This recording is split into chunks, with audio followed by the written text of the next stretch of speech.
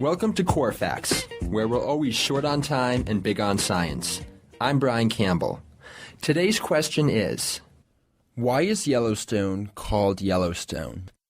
Contrary to popular belief, Yellowstone was not named for the abundant yellow-colored rhyolite lavas in the Grand Canyon of Yellowstone that have been chemically altered by reactions with steam and hot water to create vivid yellow and pink colors.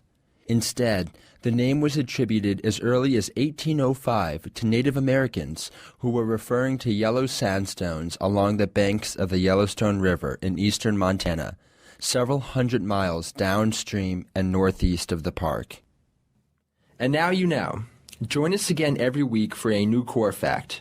For other core facts, or for Corecast, our in-depth science podcast, go to usgs.gov/podcasts.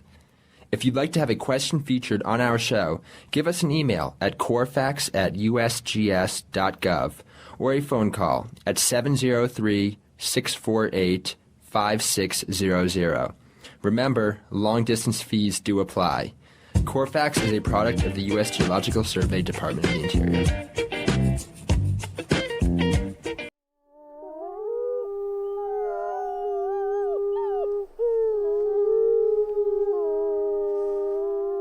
From Yellowstone National Park, this is what we do.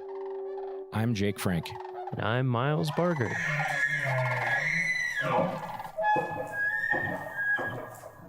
Miles, how's it going?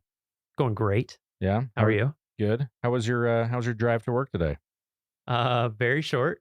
Yeah. How are the roads? Very clear and in excellent condition. That's good to hear. Honestly, yeah. So, speaking of roads, to start, I have a trivia question. I'm curious if I would say this is on the easier of some of the questions that we've been hearing, but Okay. Do you know how many miles of road are in Yellowstone National Park? 475? That is very close. 452, I think, is the number that I've been given from facilities in some of the reports that I've read. But yeah, 450 plus. And that's roughly the distance between like DC and South Carolina, Charleston, as the crow flies. So it's like multiple states. So it's a lot of roads that are in the park that we maintain In harsh conditions. In harsh conditions, On a volcano. No big deal. Yeah, yeah, so, yeah. It's either burning the road away or it's frozen and under snow, Or both. Or both. Yeah, for many. And so to talk a little bit about that, I think when people come to the park, they just drive on the roads. You kind of take that for granted, but there's a lot of work that goes into keeping those up to date. So today we're joined by Brian Batzloff. He's the engineering equipment operator supervisor for the special projects crew. Did I get that correct? You got that correct. All right. Well, Thanks for joining us. Thank you. Yeah. How are you Thanks doing for today? having me. Good. Yeah. How was your drive to work today? It was wonderful. Yeah. And when the roads are in bad shape, and you're like, man, that pothole, like what happens in your mind when you're driving and hit a pothole? I try to figure out why it's there. Who do I need to call to get this fixed? Exactly. Yeah. So, we'll go ahead and get started. When and where did you get your start in the National Park Service? Here in Yellowstone, actually. I started, got my first job here in 1998. I was a carpenter's helper in the carpenter shop here in Mammoth. And then that was my last year of college. And then I went back to school, tried out some telecom work for a little bit in Atlanta, Georgia, and then decided I wasn't a city person. So I came back here. My family's from the area here right outside the north entrance. So I'm actually a third generation to work here in Yellowstone. Oh, that's awesome. My dad and my grandfather both worked up here in the park. Actually, my grandfather's on both sides. What? Whoa. Wow. So what jobs did they do? So my grandfather, ironically, he at one time held my position for a short time, which is, I didn't know that until recently when I was going through some of my dad's stuff, and I actually found his old nameplate from his door on there. So I have it in my office now. Oh, that's actually super cool. too. But no, he came, I believe in the 50s, shortly after World War II, after he got out of there, and he came with his uncle to Yellowstone and started his career out in Grant Village, and then kind of worked his way into Mammoth here. And then I think when he retired, he was the foreman for the carpenter shop. Awesome. And you mentioned him working at Grant Village. Are on special projects that's based out of Mammoth. Yep. Have you worked at other areas I in the did. park? My first full-time position at Yellowstone was out at Old Faithful, and I was a heavy equipment operator out there for about a year. And then an opening came back with special projects, and they actually approached me for a lateral transfer for that position. So between the job that you currently have and that first job, you mentioned that you had some movement in there to get where you currently are. Can you walk us through all the variety of jobs that you've had? So, like I said, my first year I was in the carpenter shop as a carpenter's helper, and then had that year where I was down trying to do the telecom stuff in Georgia. You're Rumspringa. Yeah. And then when I came back, I actually applied for a labor position with special projects. And when I got that job, I enjoyed the work. And so I just tried to take in as much as I could with the job and everything, and saw what I could do. And then my next position with them was a seasonal truck driver, motor vehicle operator for them. And then eventually when I was able to get on at Old Faithful as a heavy equipment operator, and then transferred into Mammoth, then worked my way up to be the work lead for special projects. And then here probably 3 years ago, I was hired as a supervisor for special projects. Awesome. Yeah, it's really cool. Like a lot of the jobs in the Park Service, this is like a theme that we've noticed, I think, is that people need to move around a lot to kind of, have to find advancement. But Yellowstone, because it's big enough, that there is also that opportunity for a lot of people, that there's more linear ladder opportunities here than other parks. Like a lot of times it's just, you might be the only heavy equipment operator and it's at a certain level. And if you want to promote, you got to go somewhere else. That's correct. So yeah, that's cool to hear. Do you have a typical day? And like, I know that there's seasons, like, Sure. But like, for us, there's really not a typical day. I mean, we have our big projects, our large projects in the summer, which consist of paving projects and chip sealing projects, which are road maintenance that we have to do every year, certain sections of the road. But, there's always the stuff that comes up, and that seems to be a daily occurrence, especially with the higher visitation and use and everything. We see more and more stuff that actually wouldn't normally, be there as far as that goes. But a typical day, I try to get into work probably about an hour before our team shows up, and then get everybody rolling, as my group likes to be out the door and working. So I try to have them out the door by 7:00 on the dot there, so they can get after it. And then kind of whatever the day takes us is where it kind of goes there. So if not a typical day, do you have typical seasons of the, you mentioned a summer season. So like what sort of projects do you guys do in different times of the year? So like for the summer season, like I just mentioned, basically the chip seal and the paving projects. And unfortunately, it's the time where we hinder the most with the public and the visitors.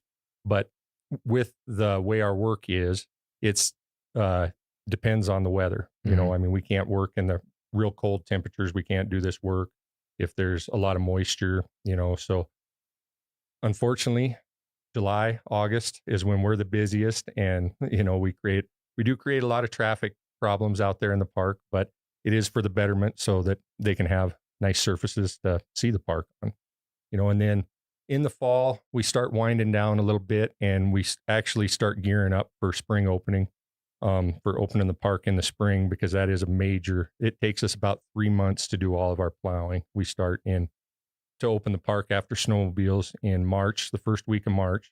And we typically don't get done until about, usually it's Memorial Day weekend is what we shoot for, but the first week of June, a lot of years. Wow. And that's because we have to cover also the Beartooth Highway, which is outside the park, but it's 11,000, about 11,000 feet, I think, is the elevation up there. So there'll be snow 30, 40 feet deep up there in early June. So for somebody who's interested in, getting into this line of work, is there a skill set or something that that is the most important to have for someone like yourself? A lot of it's just you got to be willing to work hard, and put in the time, because our groups put in a lot of time. We we use a lot of project money. So in the summertime, we have the ability to have overtime, and it takes the overtime to get these jobs done. But it'll be typical when we're on our projects. We'll work 12, 13, sometimes 14-hour days, 5 to 6 days a week if we need to, for 2 or 3 weeks at a time. And then, as we jump to the next project. So you've got to be willing to, put the time in and everything, but it pays off in the long run. So speaking of overtime, I know that your crew was responsible for the, when we had the flood in June 13th, 2022, you guys were basically the first responders, more or less to the road that is now paved. Like Sure. It was an old dirt road. What, your crews did that? Like, how much time and effort did you guys Oh man, that Seemed was like you worked around the clock. just is my memory. Just about. We were, Because we started. For people who don't remember, for people who don't remember the flood, the one developed road between headquarters and the rest of the world basically just got wiped out. So I remember you guys were on it. Seemed like instantly. Yeah, they gave us the okay. I can't remember the exact date. I believe it was 2 days after. And we needed to get the old wagon road from Mammoth to the north entrance in Gardner shaped up to where we could get access, because basically Mammoth was cut off, to everything. And at one point, both Gardner and Mammoth were cut off to everywhere because Highway 89 was also flooded out at Yankee Jim Canyon.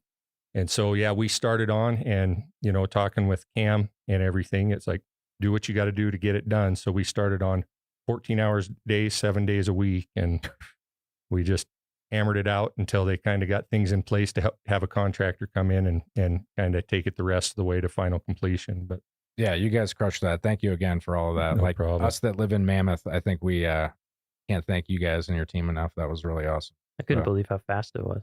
Yeah.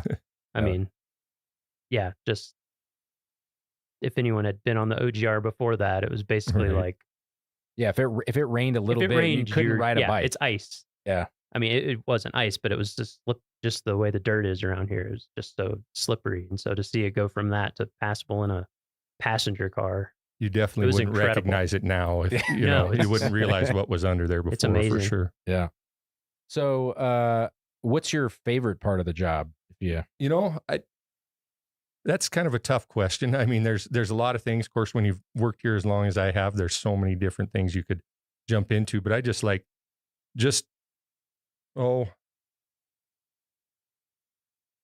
more of the challenge, of everything. And like I mentioned before, with the higher visitation, so that creates its own challenges, and to try to not ruin the visitor experience for everybody. So the challenges that go into planning the projects and making sure that everything's up and running, I think is probably what I enjoy the most of it.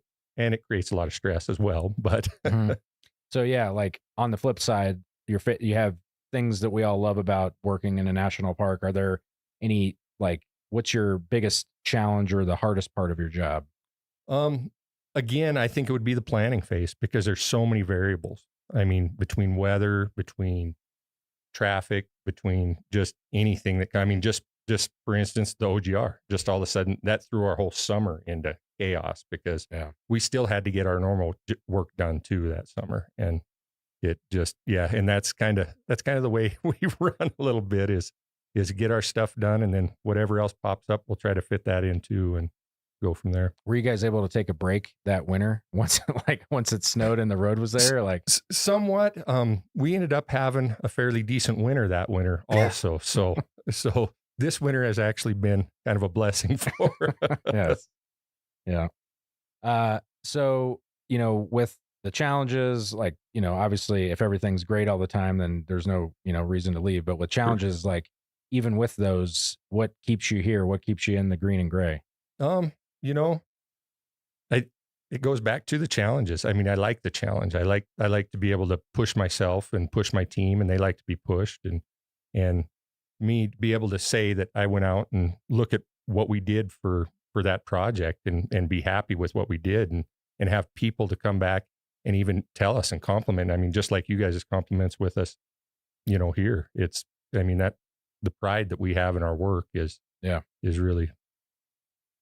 Do you have is there a moment in your Park Service career that kind of stands out as like a defining moment or something that you did, or like something that you look back on and you're like, man, we did that? Like, I mean, if you put it that way, there could be so many, just because of what we do with what we have and what we have to do.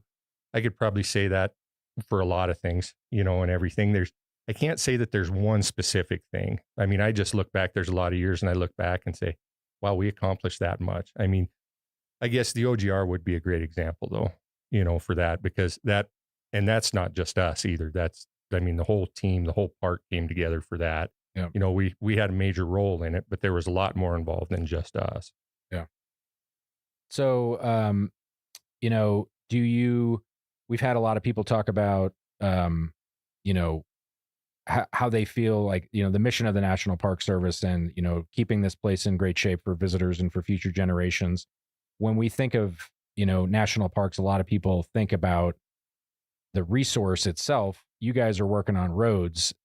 How do you see yourself fitting into this mission? Like, what is the, how do you feel that you personally and your team contributes to that larger mission? Well, the infrastructure is major. I mean, that's the major of what the visitors, that's their main travel ways, and that makes the experience of their trip to the park. If the infrastructure is poor, they might have the most beautiful scenery, but if they have to drive over terrible roads and, to get there and are miserable doing it, then, they're not going to have a good time and enjoy themselves. So it's important what we do and what we have to do here. Do you have a lot of employees that come into the Park Service from like private industry, contractors, things like that? We get a few. Because I'm just curious what the experience is like. Like it's different. I'm sure. Like you said, planning around the visitors and yep. And it's so with what we do, we're so varied in the different tasks that we perform.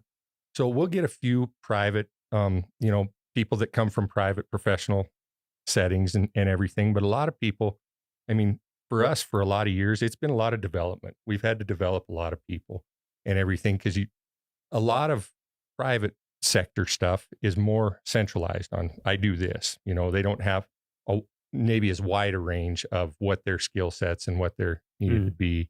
And it doesn't seem like we get as many applicants from the private sector. And I don't know if that is pay gap difference or where that comes from, but we do a lot of interdevelopment for us. And so is there like a formal training or, for somebody who is wanting to get into this, like how does one get into your line of work? So there is formal trainings out there. There's a lot of like tech schools and things like that will do the trainings, heavy equipment trainings, truck driving trainings for commercial driver's license and things like that. We don't require necessarily any formal training. We do have obviously the trainings that we do through the Park Service and that we do through our department, and everything to keep everything up. And the in-house trainings we do to develop our people is kind of the direction we go. But in order to get these jobs, obviously, you do have to have some experience, with the heavy equipment. You probably need a driver's license. And a driver's license, yes, obviously. And so we require all of our heavy equipment operators have to have a commercial driver's license, Class A Type 1. And so they have to be able to maintain one of those licenses to perform the duties. But other than that, for the most part, no formal training is necessarily required for it. Gotcha. So this is, for the people that are listening that are interested in this type of career, and if they were to go on USA Jobs and look for this, what is the series of your job like? And the people that work for you, do you have that? I believe you actually. Yeah. I wrote it down because I don't remember it off the top of my head. Well, and we're laughing with ourselves because it's like this. It's so in the weeds. You apply for it and then you're like, I forget what my job was. Yeah. So the series is actually for the equipment operators is 5716. We actually do have a couple of other series that are for our seasonals, and I think 3502 is one, and that would be kind of our entry level positions there, and those are seasonal positions. And then I think 5703 is for our seasonal motor vehicle operators that drive our dump trucks and things like that. And what grade are those entry level positions? So the entry level for the labor positions are WG5s, And then our seasonal truck drivers would be WG8s. Gotcha. Cool. So, do you have any advice for somebody other than, obviously have your grandfather work in a park and you're Sure. born into it is, not everybody can do that. But Right. now that you've been in it, you've been doing it for a while, for somebody who is, looking at, transitioning, getting out of the city and wanting to come drive a truck in Yellowstone, what sort of advice? I would say, first of all, get your license. Yeah. Obviously, your commercial driver's license, and apply. Just apply. Get out there and apply for multiple jobs. See what you can get, because there's different things. What we do might not be best suited for what you want to do, but you don't know till you get there. Mhm. I think I've heard that Yellowstone has one of the largest fleets of vehicles out of like every park. We have like 1,200 or something like that. How many heavy equipment machines do we have that you guys run? That's actually a really good question. We have probably just of heavy equipment. This isn't counting our dump trucks, our tractor trailers, our pickups, and our utility trailers and things like that. We have over 70 pieces of equipment just for special projects. Wow. Different piece of equipment. So for all the 5-year-old boys that are listening that want to know all the different pieces of equipment, can you rattle off some of the ones that you guys have that you use? Yeah, I can. So we use road graders. We actually have 5 of those just on special projects. We have front end loaders, bulldozers, rotary snow plows. That's usually everyone's favorite. I got to ride in one with you. Yep, Yeah, that was yep. awesome. Yeah. Yep. And those are pretty amazing machines. The ones we have right now will move, I think, 3,500 tons of snow an hour. Oof. And we have 7 of those. Wow. Because like you were saying before, we have over 400 miles of road in the park, and as what we plow in the spring, we have to plow over 300 miles of that in the springtime over packed snow that's been groomed all winter and packed down like concrete, basically. And we have basically 2 months to get that done. Yeah. So, Yeah, that's crazy. Have you seen the operation before, Miles? Like, have you ever seen like in person? I haven't seen the full operation. I was just wondering I've seen pictures, but I was wondering what the full cadre of vehicles is. It's pretty, if you get a chance, I think if you can look on YouTube and look up Minute Out in It. Yep. I think is what it's called. And that gives a pretty good show. It's a pretty good video of most of the equipment working. And that's our park plowing here, which that operation is a little different than when we're up on the Beartooth Pass, because snow conditions are a little bit different. But in that operation, we have one grader that has a V plow on the front of it, and we hook 2 bulldozers to the front of it, and we have to pull it through the snow, Whoa. break up the snow. Yeah, it's crazy That's to wild. see. Yeah. And then you got the cleanup crew that comes in behind Yep. and widens it. And widens everything out with Do you have a mechanic with you? we run 2 mechanics with us the whole time out Wow. there. And then we have 2 actually separate rotary plows that run in the areas when they get out in the park. So they'll split off from the main crew and they'll work in the areas, and they'll have a mechanic with them so that we can open up the areas while we're still opening the roads. Yeah, it's so I've quite had amazing. when my first year here, I came after winter and it was the spring plowing, and I had the opportunity to go out. I think we were at Lake, right? Yep, It's we like were in that. between Lake and Grant. Yep. Yeah, and Brian was running the rotary plow, and just like it like hucks snow forever. It's really cool to see that. And then I think 2 winters ago, I went up to the Beartooths. And it was like a lower snow year, but it still was like a 35-foot wall of snow. What's the name of that big famous curve? They call it the bar drift The up bar- there. Yeah, and I don't know the full history on it, but it has to do with years ago, back when the state of Montana and the state of Wyoming would meet, because the state of Montana plows the Montana side, and then we take care of the Wyoming side. They would meet up there, and then they would cut a bar into the snow out there in June or whatever, and then the town of Red Lodge would come up and they'd have a big party. And I believe, I'd have to look this up to get verification, but I believe there's some pictures out there. At one time, they even had an elephant up there which is so random.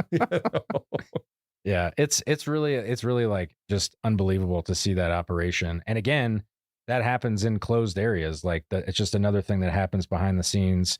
You drive through construction in the summer, but you're not driving through the plow operations. Right. And so, yeah, that's like a huge thing and the schedule that you keep. I used to work in Glacier, and they also have a road that requires crazy plowing, the Going to the Sun road. but they don't really put a time limit on it. It's Right. kind of like it's open when it's open. When we're done, Yep. you guys are like cutthroat. Like, we got to hit these dates. These Yep. are when the things open. And we're pretty proud of that. We haven't missed for the park. We haven't missed an opening date since I've been plowing out here. And I think I've been plowing since 2007 or 2008. Yeah. yeah, knock on wood. Yeah, there we go.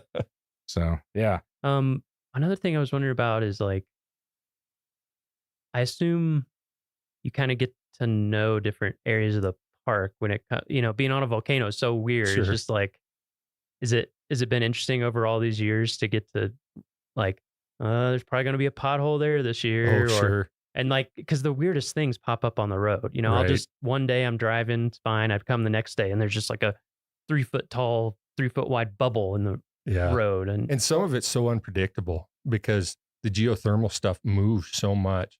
I mean, there could be an area that you've never had problems with before, and all of a sudden an issue pops up. Hmm. And it's, I mean, I think Jake was kind of saying before, we built roads on a volcano. What's not a volcano, we're on high mountain slopes Mhm. or over swamps. So we don't have the most ideal areas that our roads corridors are built on.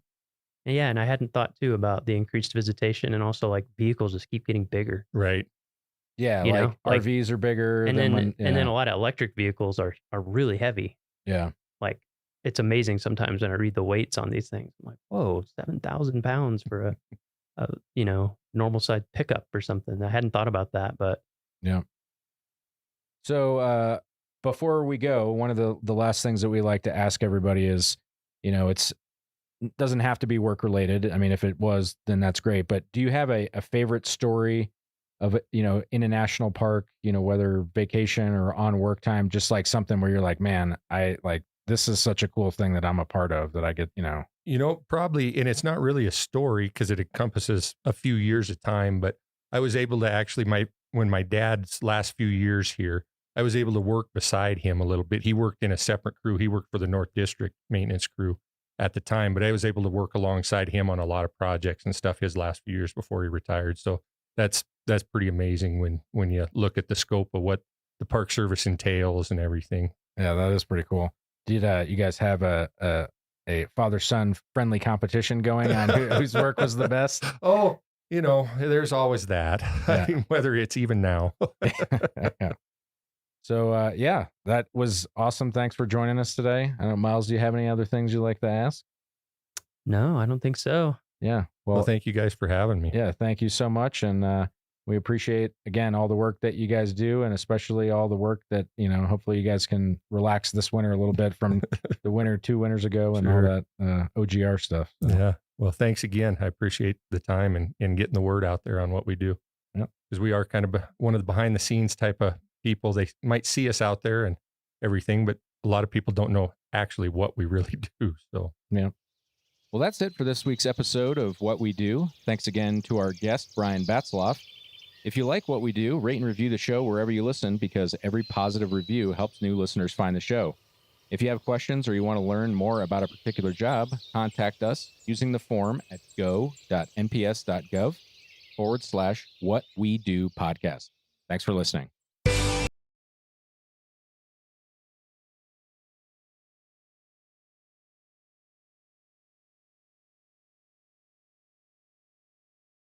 The observation platform at McDonald Creek Overlook allows visitors to get an up-close look at this beautiful and powerful force of nature. In summer, the blue-green waters run clear and inviting, but in early spring, melting snows send a torrent of water cascading down the valley as it funnels through these narrow rock walls, where it literally vibrates the viewing platform. It's easy to see the erosional power of streams from a vantage point this close. Streams also hide a more sinister side as well. In Glacier, the leading cause of fatalities is from drownings in creeks and streams. Even though the streams present a cool and refreshing appearance, please remember to use extra caution around water anywhere in the park. Stay on the paths and don't step over railings and barriers. As powerful as McDonald Creek can seem during spring runoff, it's nothing compared to the flood that came through this valley in November of 2006. Fed by huge amounts of warm rain, early mountain snows melted quickly and soon overwhelmed riverbanks throughout the park. This viewing platform survived, but just barely. Water pounded the railings and washed out and damaged bridges and roads in several areas of the park. Across the creek, huge trees left stranded as driftwood high above the creek provide vivid clues to the force of water. Glacier is a land of contrasts. Throughout the park, you will discover awesome examples of the power of nature, all set against the backdrop of some of the most beautiful scenery in the Rockies. McDonald Creek is an excellent example of massive power and delicate beauty combined.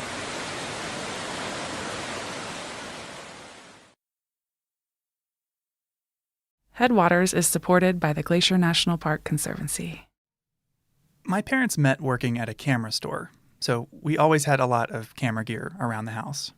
But when I was 13, my parents gave me my very first DSLR with a big chunky frame and a zoom lens. I had a tiny point-and-shoot camera before that, but I was convinced something that could fit in my pocket would not be enough camera for our family vacation to Rocky Mountain National Park in Colorado.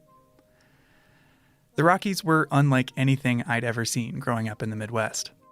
And armed with my new camera, I took pictures of everything. The view from every scenic pullout, every wildflower, photogenic cloud, or notably large pine cone. But one picture from that trip that stands out in my memory is a photo I took of a moose. The first moose I'd ever seen, neck deep in a lake, holding its massive antlers above the water as it swam from one side to the other. It was gone within a few minutes, and my photo, looking back on it, wasn't all that impressive. But I think about that moose often as one of the first experiences I had with a wild animal, at least one bigger than a squirrel. It kickstarted a fascination I still have with the natural world and an appreciation of the power that photography has to capture moments like this. Wild animals in the wild. It's no wonder that cameras are one of the most common accessories you see around Glacier today. They are the lens, pun intended, through which many of us see and remember national parks. But cameras are also increasingly being used by scientists to study the same animals us visitors feel lucky to see, especially remote cameras, which trigger when they sense movement. These camera traps, as they're called, can reveal glimpses into a side of Glacier that we can never see. How wildlife behave when there are no people around. We are in the car. Where are we going? We're driving up the road out of East Glacier that heads towards Two Medicine, looking for a camera. And what's the camera looking for? The camera is looking for moose. Largest member of the deer family, very charismatic, big noses. I feel like charismatic is debatable. I love moose.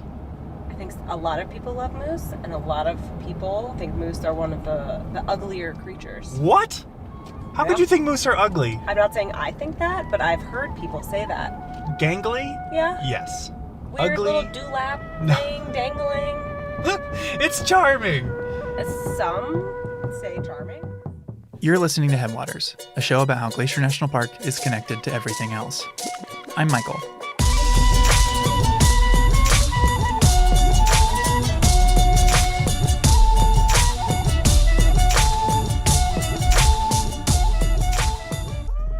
In this episode, we're zooming in on two different animals, one big and one small, one you may have seen and one you may have never heard of.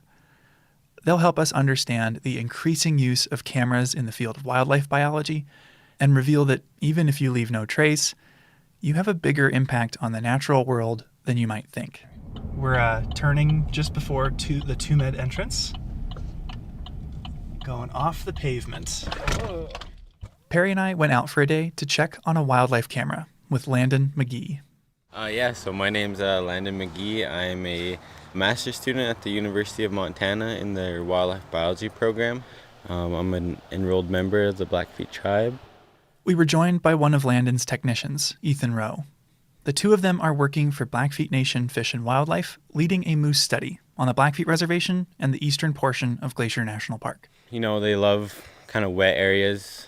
People call them swamp donkeys just because they kind of similar body structure and they like to hang out in the swamps and wade through the ponds and eat kind of some aquatic vegetation. You can find them along stream bottoms, creek bottoms, river bottoms.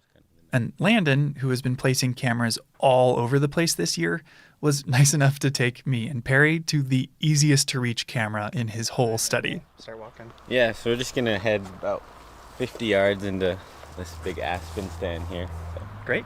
Sweet. We'll follow your lead. I mean, this looks like moose habitat. Yeah.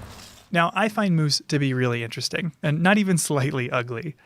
As the second largest mammals in North America, Just let them do what they need to. It's, the added stress of people trying to get up close just puts more stress on them and that they don't really need.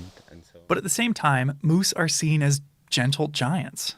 We see them as being so friendly that they usually have Canadian accents in movies. Like the Disney movie, Brother Bear.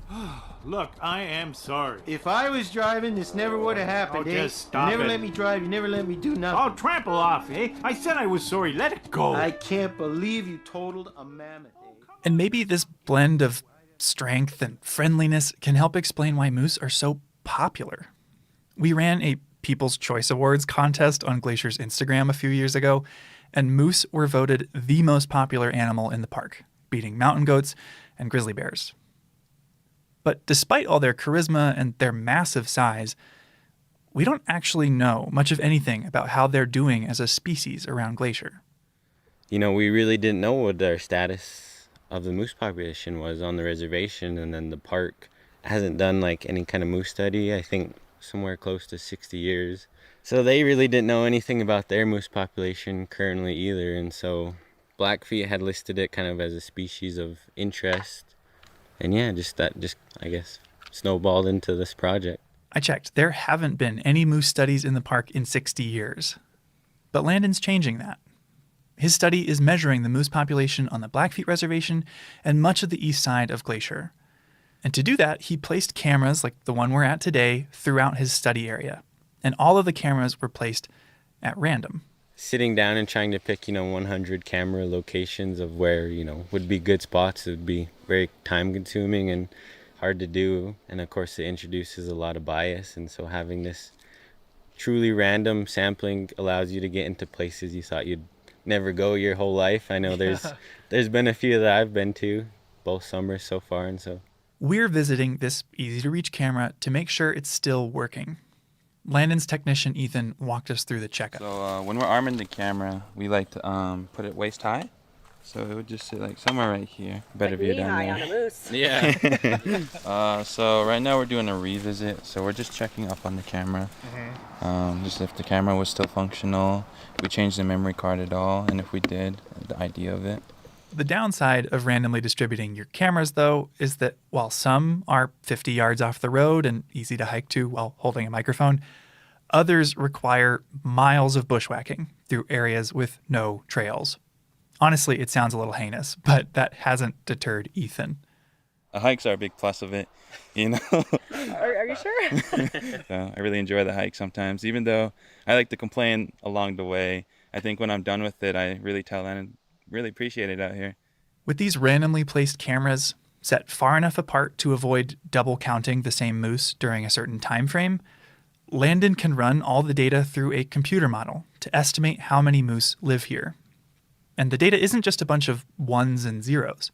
It's pictures, which for Landon has been fun to look through, but a lot of work. With, dozens of cameras out at a time, how many pictures do you capture over the course of a summer?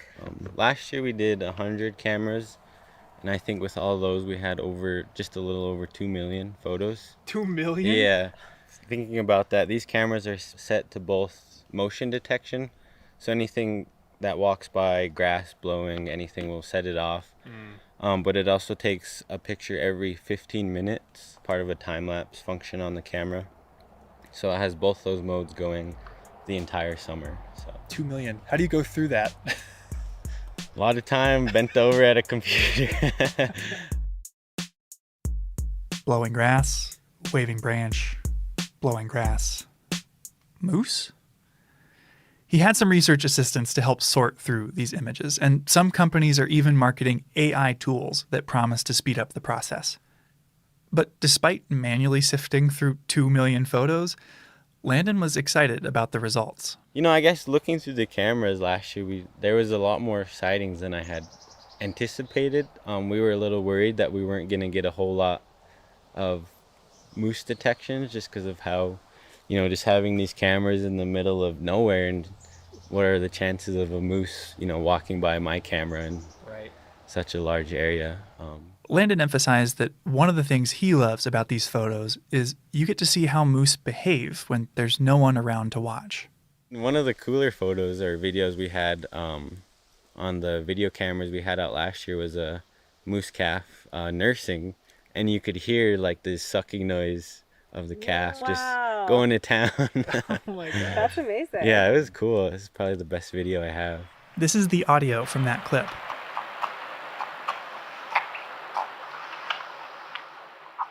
To paint the picture, the calf is mostly hidden by thimbleberry bushes as it reaches up to its mom. An adult female moose can easily be 6 feet tall and weigh 1,000 pounds, while a newborn calf weighs as much as a small dog, like a corgi. And just getting, that first-hand view into, what their life looks like when nobody's out here. There's probably been some areas where they've never seen a human or big gray block strapped to a tree, and so seeing what they do and how they interact with that's been pretty cool. I guess just as a baseline, like why use cameras as a tool in the first place instead of like going out in the field and sitting around all day? Well, I mean, a lot of the stuff that I'm trying to do can be accomplished with more invasive techniques like collaring, capturing, chemical mobilization, helicopter. All that's just really invasive, kind of stresses the animal out a lot and also costs a lot of money. As with so many things, the biggest factor is cost. There are a lot of species deserving of study and relatively little money to go around. So you have to have a good reason to get a wildlife study funded. For Landon's, it's the fact that moose hunting funds a lot of conservation work on the Blackfeet Reservation. Blackfeet Nation Fish and Game, along with Montana Fish, Wildlife, and Parks, issue a small amount of moose tags every year. Permits to hunt a moose on tribal, state, or federal land, but to be clear, not in Glacier National Park. They do an auction system, and so they bid on the tag, and I think the starting bid for moose is like $14,000, and we usually get it up to like $35,000 for a moose tag. Yeah. So, I mean, that's a huge source of revenue for the department. By better understanding the number of moose on the Blackfeet Reservation, Fish and Game can issue an appropriate number of tags without fear of harming moose populations as a whole. And on top of that, we'll also get insight into the moose in Glacier, which speaks to one of the appealing traits of camera traps. They're pretty cheap. High-quality cameras are getting less expensive every year, and the only expense beyond that is the time it takes to install and remove them. Landon, Ethan, and their small team can realistically study a huge area. Moose don't know political boundaries, so you're going to have moose that are going back and forth, and whether you're going to get them on the reservation during your time sampling is going to be difficult to predict, and so having cameras in the park kind of allows you to understand that transboundary movement. Yeah. Landon's work stands to help Glacier and the Blackfeet Nation manage moose. But his study is still underway, so there's no population estimate for him to report just yet. People always tell me that, how many moose are out there? We'll get back to you in a couple of years. Give me 2 years, I'll let you know. We'll have to stay tuned to see what Landon learns down the road. But you don't have to wait to see the results of a camera study. You just have to look to another animal.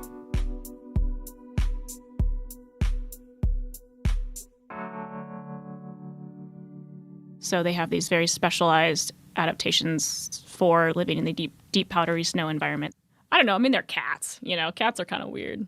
This is Alyssa Anderson. Starting in 2019 as a grad student at the University of Montana, Alyssa led a camera trap study of a mammal in Glacier that is far more elusive than moose, the Canada lynx. Have you ever seen a lynx in person? I have only seen a lynx associated with a live trap for research, so I consider that to be cheating. I did work for one winter trapping for research. You walk up to the trap, and they just, I had one lynx that literally, I think it was singing death metal to me.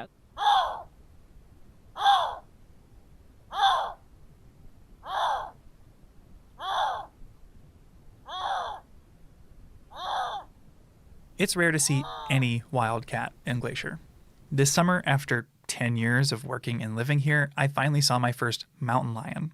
And they're 4 times bigger than lynx are. It's funny, and then you get all these tourists who go to Glacier for one day and send you these videos, and they're like, hey, is this a lynx? And I'm like, oh my God, I've hiked that trail 10 million times. You have no idea how lucky you are. But while I'd guess few park visitors have even heard of Canada lynx, they're a really fascinating animal, and they're perfectly suited to live in Glacier. They are a specialized cat species that has evolved to live in what we call the boreal forest. So, mostly across Canada, Alaska, and then the boreal forest does reach down a little bit into the lower 48. Part of their specialization is that they specialize in eating snowshoe hare. It's the vast majority of their diet. Lynx and their favorite food, the snowshoe hare, both have huge feet relative to their body weight, which allows them to run on top of deep snow. I found a great example of this in a 1976 documentary called Day of the Lynx. In the clip, filmed in the winter, you see a coyote sneaking up on a snowshoe hare. A coyote has been diligently following the trail of a snowshoe hare. It flushes, running in the direction of the big lynx. Then you see the lynx. Tall tufts of black hair on their pointed ears, comically large feet, poised and waiting. It can run atop the snow, unlike the coyote, who breaks through the crust and travels slower. The coyote stays doggedly on the trail, but he's too late. The lynx has made the kill.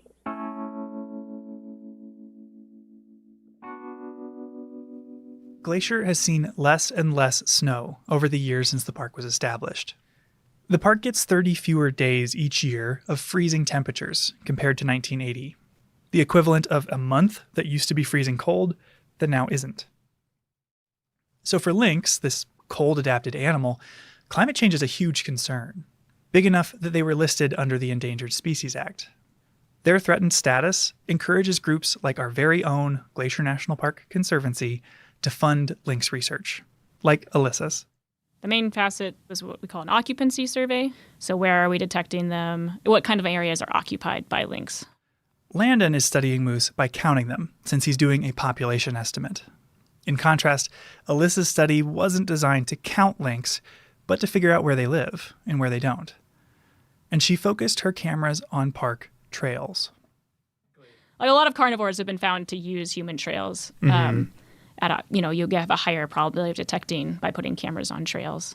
They can get anywhere much faster on trail. Yeah, and so having cameras on trail means that you can put cameras out without using any kind of bait or lure, and still have, decent probability of detecting carnivore species or these more rare elusive species.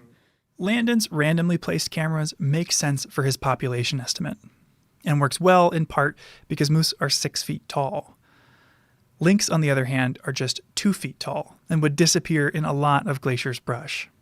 Focusing on trails is a great way to spot lynx. It works great for Alyssa's occupancy study and helps her avoid most of the bushwhacking that Landon has to do.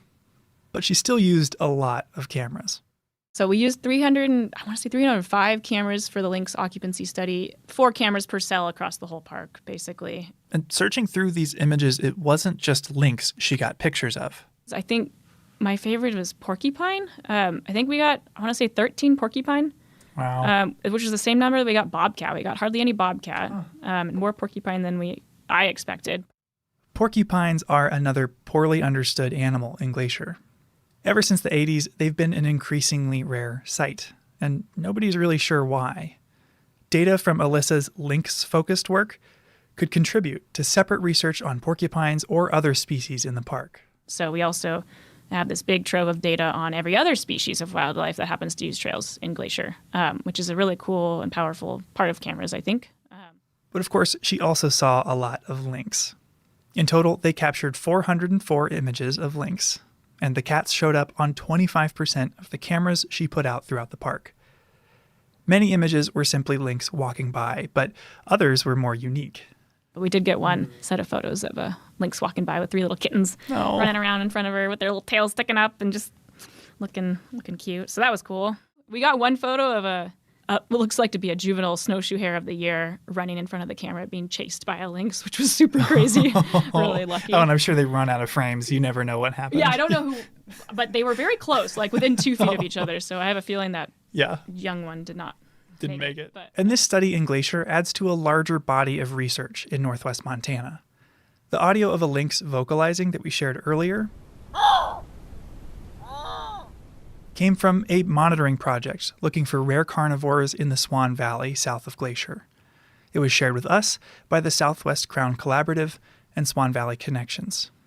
Knowing where lynx live now allows us to notice when and how they're impacted by climate change and other stressors, and that'll help the park manage for their success. And these photos have also been exciting for park visitors and employees because they're a window into the hidden lives of our wildlife. We got a handful of wolverine, I think maybe 12 or something, and that's always fun. You never see so many of these animals, or very rarely, and it's just a really cool way to just, see what all is around you and using the same trails that you're using. It's sort of funny. There were a couple times when you'd just going through the photos, blah, blah, blah, blah, blah, and organizing and be like a grizzly bear. Or even once, I think, a lynx, within minutes of a human. Really? Like on the exact same spot. You're like, wow, I wonder how that worked out. Yeah. The Day of the Lynx, during what we call the Day of the Lynx. But Alyssa's research also revealed another, more surprising conclusion. Yeah, so basically more or less half of the east side of the park stayed closed to the public in 2020. Because of the timing of Alyssa's study, 2019 through 2021, her work overlapped with the arrival of COVID-19. And because of the pandemic in the summer of 2020, half of Alyssa's study area was closed to the public. As a precaution to limit the spread of COVID, the Blackfeet Reservation shut down, and the park, who shares a boundary with the reservation, closed its eastern entrances to support that precaution. Areas west of the Continental Divide remained open, but eastern entrances like St. Mary, Many Glacier, and Two Medicine were closed. This posed a roadblock for Alyssa's research, but there was an agreement that allowed for limited administrative use, so long as nobody stopped on the reservation, even for gas. And Alyssa's research made the cut. So we were very fortunate and grateful to be able to continue our work on the east side during the summer of 2020, and it did provide a really unique opportunity, sort of more of an experimental design. It was a perfect setup for an experiment she never could have arranged otherwise. 1 year of data with wildlife and people, and 1 year with wildlife and no people. We had cameras out in the same exact location during the same time period, different years, but June 15th till August 15th or whatever in 2020, and also in a year when the park was open to the public and there were thousands of people and hundreds of people every single day walking in front of those locations. Mm-hmm. So we were able to compare wildlife activity and presence and detection in those two different scenarios. Right away, comparing the open and closed years revealed a pattern.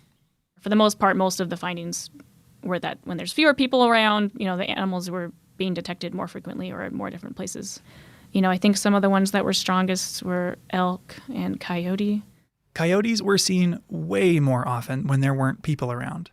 Coyote kind of surprised me, honestly, because, they're kind of a generalist species and they can, get used to stuff. And you see pictures in some communities where they're riding the subway. Yeah, right. So you'd think they'd be more kind of comfortable. Yeah, that kind of surprised me that they had such a strong negative reaction to increased human use.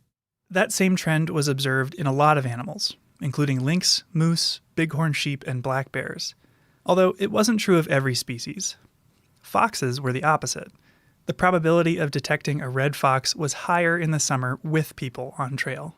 So, one theory could be we found more foxes because we were finding fewer coyotes, and coyotes are dominant over foxes.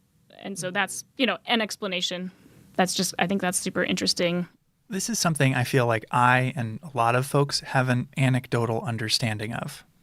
It feels like deer like to be around people, whereas you're encouraged to make noise on trail so you won't run into a bear, as bears generally don't want to be around us.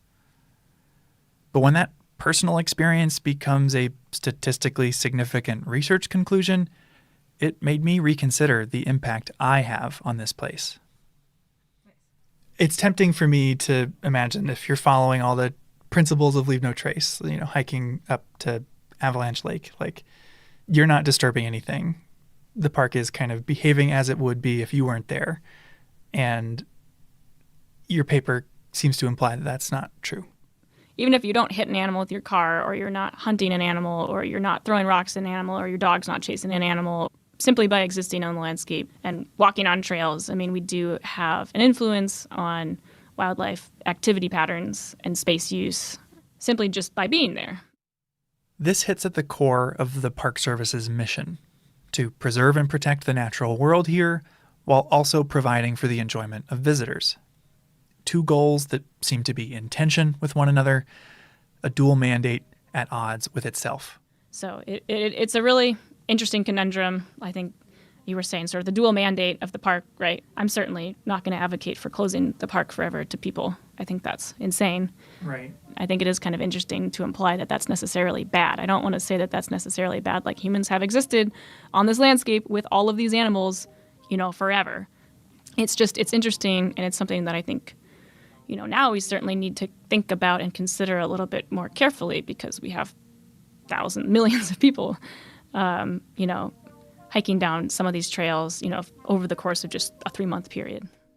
I've talked for years with visitors and colleagues about this tension in the NPS mission, but I'd always pictured it applying to large-scale management decisions, like wanting to build a new parking lot. It felt like something I could avoid on a personal level by doing the right thing, which, in hindsight, feels a little naive. I like working here because I felt like my work can have a positive impact. But Alyssa's study left me wondering if the best thing I could do for lynx and moose is leave. But at the same time, the reason I care about wildlife is because of experiences I've had in nature. Experiences in national parks, like that mediocre photo I took of the first moose I'd ever seen. And it's unlikely so many people from around the world would care about this remote corner of northwest Montana if they'd never been here, if they'd never had the chance to connect with it on a personal level, to go hiking in the mountains, to see wildlife in the wild, forming memories that'll last a lifetime. Finally, the only way for Glacier to responsibly manage animals like moose and lynx is to understand them, which takes research. Sending passionate, curious people out into the park to learn more. Yeah, that was my first camera I did by myself, I guess it's just the bird leaving the nest. People like Ethan, the wildlife tech working with Landon on the moose study. After 2 summers with Landon, Ethan is pursuing a degree in wildlife biology this fall at the University of Montana. I always wanted to be out here and doing this type of work, and I think that's a big motivation for me is that, not a lot of people are out here, and that, as me and him just trying to make a new step into history. Moose pioneers. I guess it's the idea of, do we only care about species for the viewing enjoyment of the public, or do we care about them for their intrinsic value on the landscape and also for their important ecological roles? And if you care about that, then you care about every species. Alyssa's research suggests that even treading lightly, we will have an impact on the natural world here. It's unavoidable. But if we can accept that, it encourages us to think about the kind of impact we would like to have.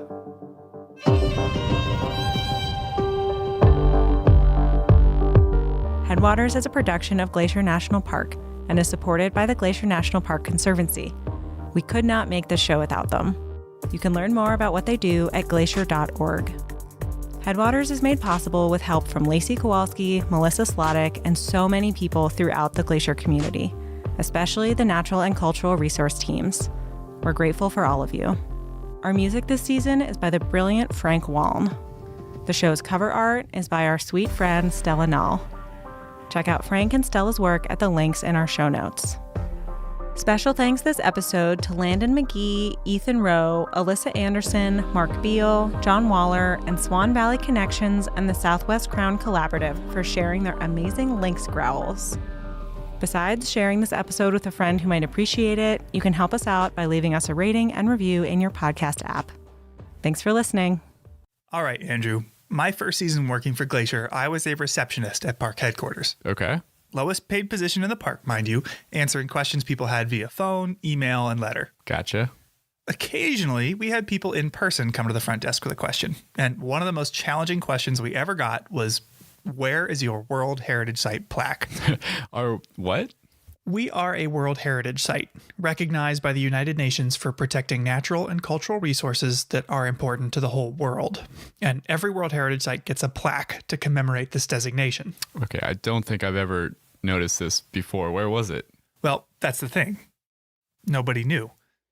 I told them I'd never heard of it, and neither had my coworker. So they described to us a 2-foot by 3-foot bronze plaque, and we started asking around.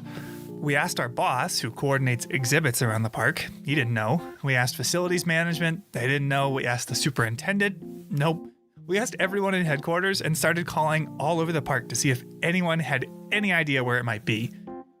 And then it turned out it was in Canada. Oh, that explains it.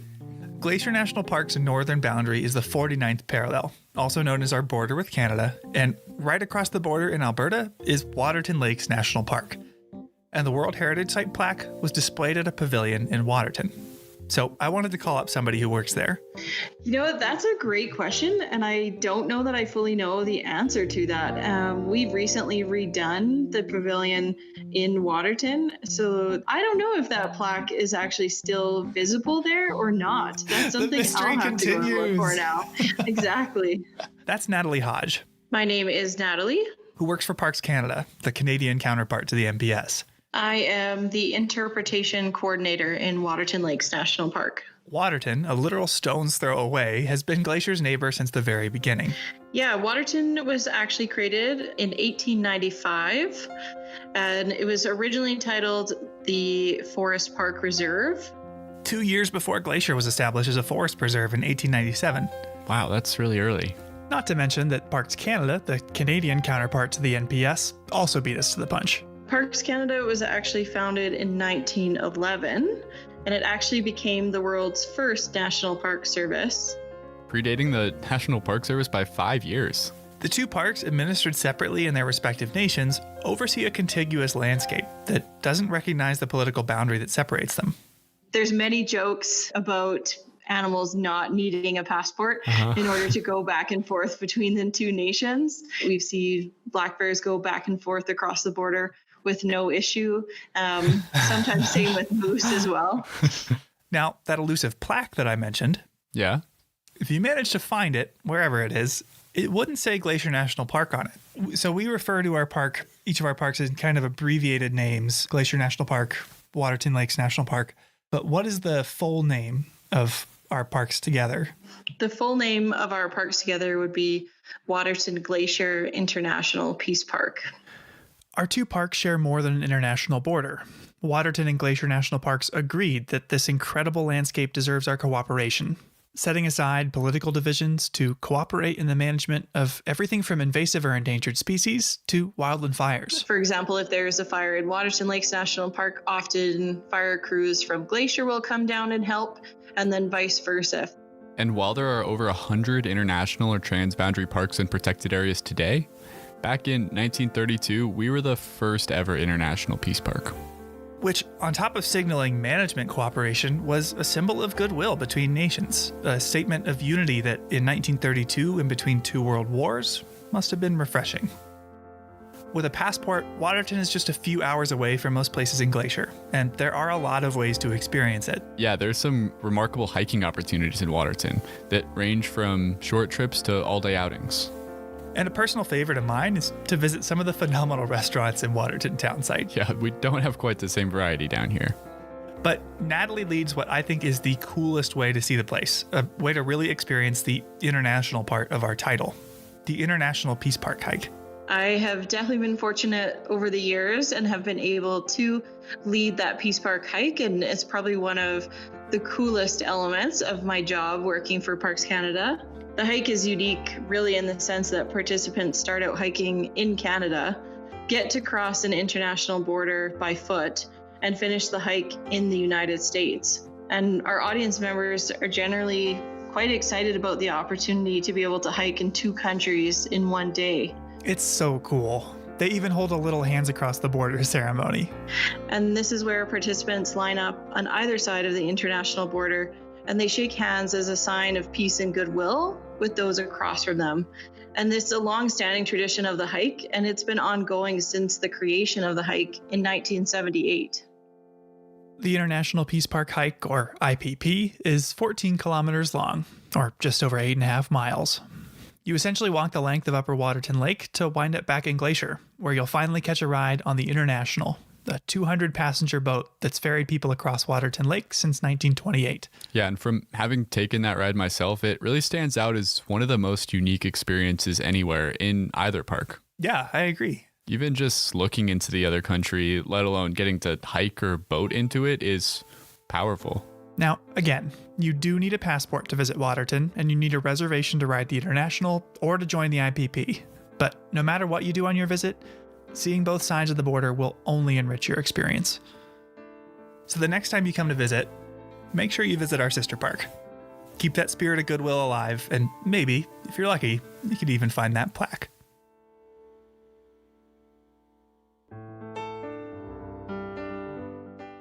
Welcome to Headwaters, a Glacier National Park podcast, brought to you by the Glacier National Park Conservancy and produced on the traditional lands of many Native American tribes, including the Blackfeet, Kootenai, Salish, and Gillespie people. We're calling this season The Confluence, as we look at the ways that nature, culture, the present, and the past all come together here. I'm Michael. I'm Andrew. And we're both rangers here.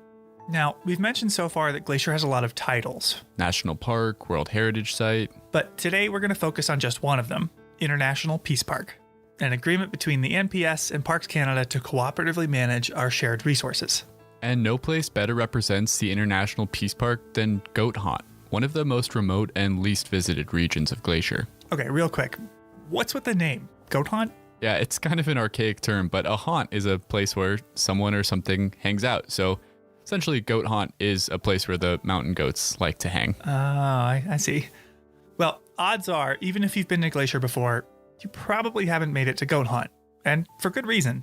Yeah, there are no roads leading to it, and the shortest hike to get there is 22 miles. Shortest hike from the US, that is. So you could either backpack for a few days south of the border, or you can drive to Canada.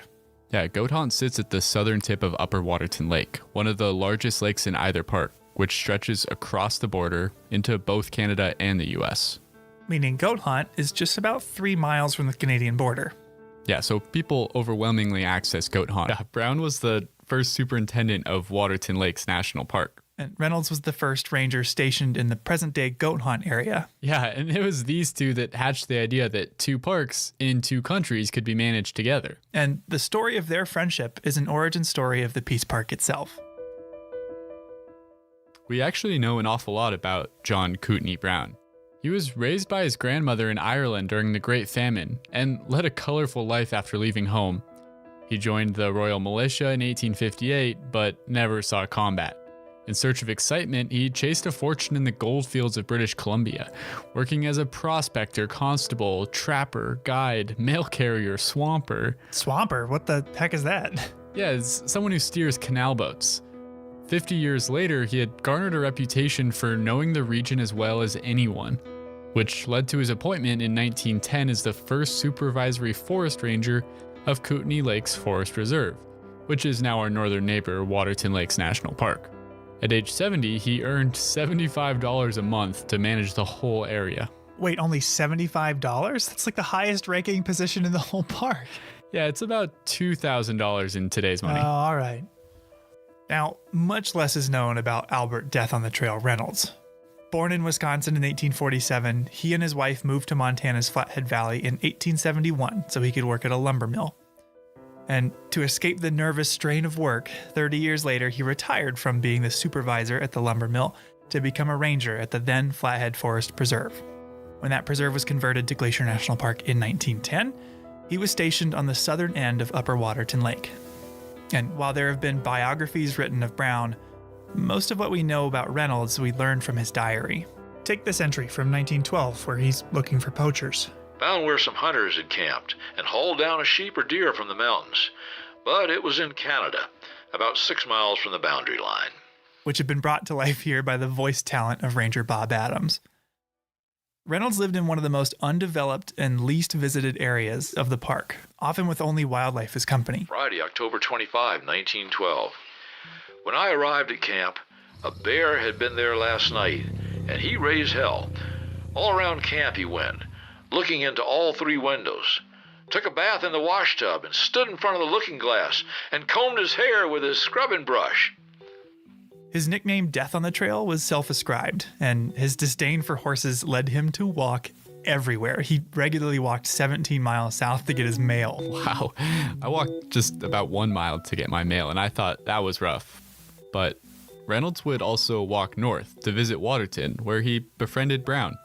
Yeah, he walked the full 12-mile length of Upper Waterton Lake, which starts in Montana at Goat Hunt and ends in Waterton Town Site in Alberta. Walking that whole way to visit his friend Kootenai Brown, unless he could catch a boat ride. Sunday, October 20, 1912. Left at camp 7 a.m. in one of Mr. Hazard's boats. Went as far as Weeks Landing, where I walked to the post office, got some mail, then went to Mr. Brown's. His duties as a backcountry ranger included looking out for poachers, forest fires, and other, quote, threats to the park. Okay, so what constituted a threat to the park? Well, in the early years, the Park Service was guided by a fundamentally different understanding of ecology than it is today. And Reynolds' writing illustrates this really well. Early park managers were especially eager to protect ungulates, like deer. He would actually follow deer in order to chase them towards better foraging habitat. Left camp as soon as I could. Went up the trail that the deer took up the mountains. I located them up on a high bench, almost to the top of that mountain. I managed to get above them. There were about 40 of them. I got above them after a hard struggle. The snow was deep. He thought he could get them to go somewhere where they'd be happier and safer if he could only jump out and surprise them. Some went one way, while others took my trail and went down. Last of them that I saw was about 2 miles and still going. They're safe. I think if I did that in a uniform today, people would think I was totally crazy. And on top of chasing deer around, he would actively hunt and kill anything that could harm them. To kill coyotes, he even enlisted the help of his friend Brown, the superintendent of Waterton. I went to one of Mr. Brown's baits for coyotes, and I found that a coyote had been there this morning and had taken a meal out of it. I followed his tracks for nearly 2 miles, and he did not show any signs of the poison, so I left. Canadian poison is no good. In the years since, we've come to understand that predators like coyotes, wolves, and mountain lions play essential roles in the ecosystem. The practice of poisoning them has long since been abandoned. It's not part of our job anymore. No, it's nice that attitudes have changed in that respect and decided that all animals have a right to be here and not just the ungulates. That's Tracy Weiss. Yeah, my name is Tracy Weiss. I've been working here at Belly River for the last 16 summers. The Belly River Ranger Station where she works is one of the northernmost in the park. In fact, to hike in to meet her, I parked at the Canadian border, spitting distance from the customs office. And while Tracy and her husband Bruce work here in the summer, Reynolds worked and lived near Goat Hunt year-round with only a wood-burning stove for warmth. It was 12 below freezing this morning, and now 6:30, it's 10 below. Even on holidays. I made a bread pudding for dinner and took a cup of cold water. That was my Christmas. I honestly cannot imagine the rangers that spent winters out here in that kind of cold and that kind of wind. Yeah. It must have just been phenomenal. But rain or shine, Reynolds would travel north to visit Brown. December 27, 1912. The snow was deep and soft. The wind was awful. Took till 4 p.m. to make Mr. Brown's. From what we can tell, the two were fast friends. Even though Brown, who wrote poetry and spiritual musings, never seemed to write much about Reynolds. Yeah, and Reynolds, in the journals of his that we have, he doesn't write about his friendship with Brown either.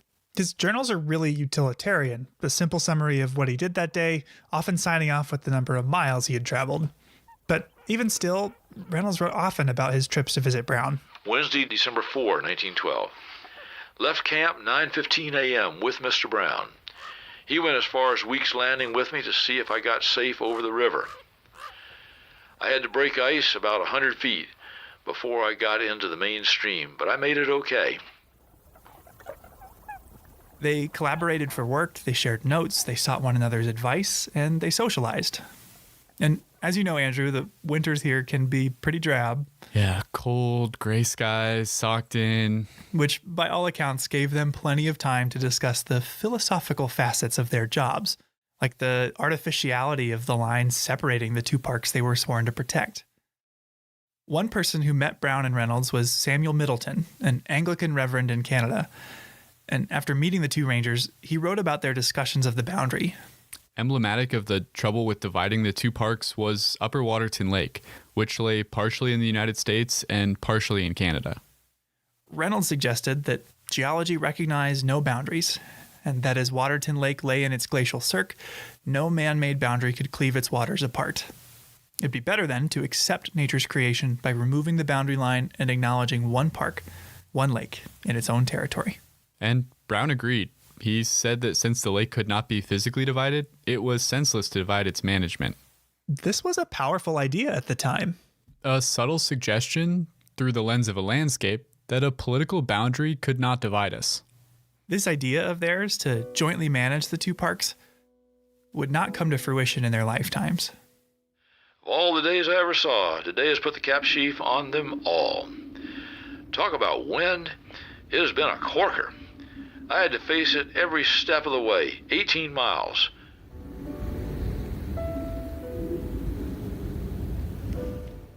"9 p.m., fearful storm raging. Don't know where from and can't open the door to look out. Snow drifts all through the house."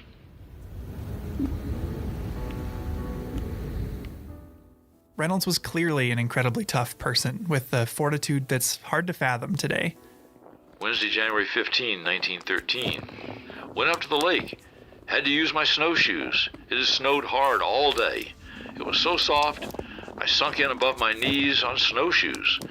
I reached home camp, found 6 feet of snow on the roof. I had to go up and shovel away from the stovepipe before I could build a fire. It took over 3 hours. Did not get it nearly all off. We'll finish in the morning. It was 10 below zero all day and snowing hard. Distance 6 miles and 1 frozen toe. But as tough as Reynolds was, the winter of 1913 began to catch up to him, and he caught a cold he couldn't shake. In one last journey, he ventured north to visit Brown, who mentioned Reynolds in his own journal for the first and final time. 4 February 1913. Mr. Reynolds. Here, 32 below zero. Rode and snowshoed west side of park to pass. Miles 20. Reynolds very sick. Up all night with him. 4 days later, Reynolds died. And 3 years after that, Brown passed away as well. Over the course of the next 20 years, the parks remained under separate management. A new Waterton superintendent was appointed to replace Brown, as was a backcountry ranger to replace Reynolds. Visitors came, people enjoyed the parks, and life continued.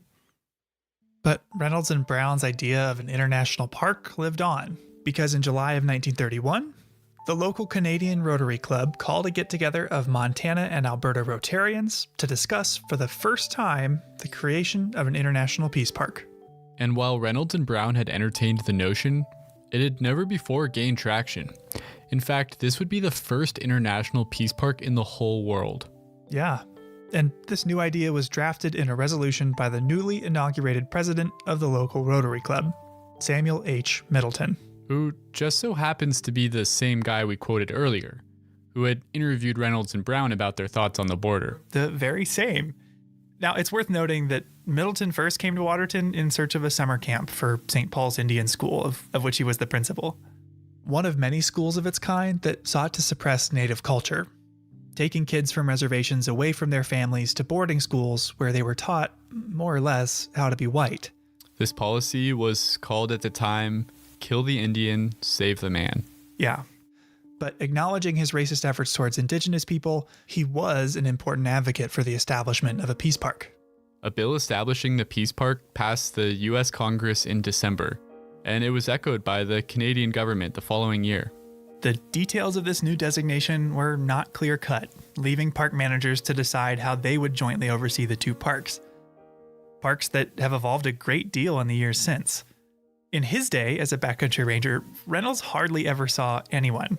But Tracy, the modern backcountry ranger working along the border, she says her main job is to work with people. I really see the main part of our job as educating people in the backcountry. Today, more people visit Waterton Glacier on an average summer day than the parks used to see in a whole year during Brown and Reynolds' time. But that hasn't changed why they're protected or why they're important. People that do come here, and they're more all the time, they're looking for something real. To go backpacking, to reconnect with nature. That's what these parks are all about. And I think every day that goes by, they're more important than they've been in the past.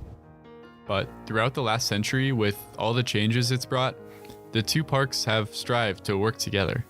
So whenever our two parks share wildland firefighting resources, whenever we lead cross-boundary hikes or boat trips, you know who to thank.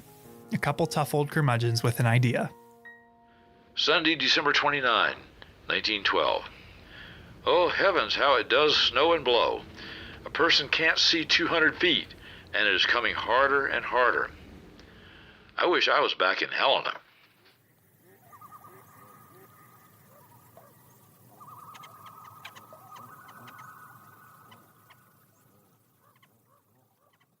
So, Michael, we've been talking about the International Peace Park today. What does Waterton Glacier International Peace Park mean to you? Selfishly, it makes for a pretty awesome place to work. You know, I've got to hang out with a lot more Canadians than I ever did. And the coolest visitor center around here is the Alberta Visitor Center. I feel like Wilson from Home Improvement, like peering over the fence at my neighbors, because from a lot of trails in the park, you could actually see Canada. So I think it's pretty unique to be part of that symbol of cooperation as an employee and as a visitor. I totally agree. It's pretty cool when you think about, the ecosystem here, the plants, the animals, even the rivers and lakes. They don't know where the border is. They don't care where the border is. They're just interacting with each other in the way they always have. And to think that we can overcome the challenges of the border to manage this place jointly and to take care of this ecosystem as a whole instead of as two separate parts that are divided, just by a line on a map is a pretty special thing, I think. Yeah, two countries, two parks kind of choosing to work around or to work through a political boundary for the joint management of a place like this is neat. Yeah, and on that note, I think we should move into our next story about how scientists from two different countries came together across the border to study some important animals that spend time on both sides of the international boundary. Yeah, but always look back Look in back there. in there. Yeah. And you're good at recognizing ducks. So It's 7 a.m., and Lisa Bate is thinking about ducks. And every year, the weather channelizes things differently. But usually this is really deep on me, the path, go through. Are they talking about walking through that water? Yeah, duck science, as it turns out, involves a lot of water. So I don't think you're going to be able to do that for safety reasons. So then you just exit and come out.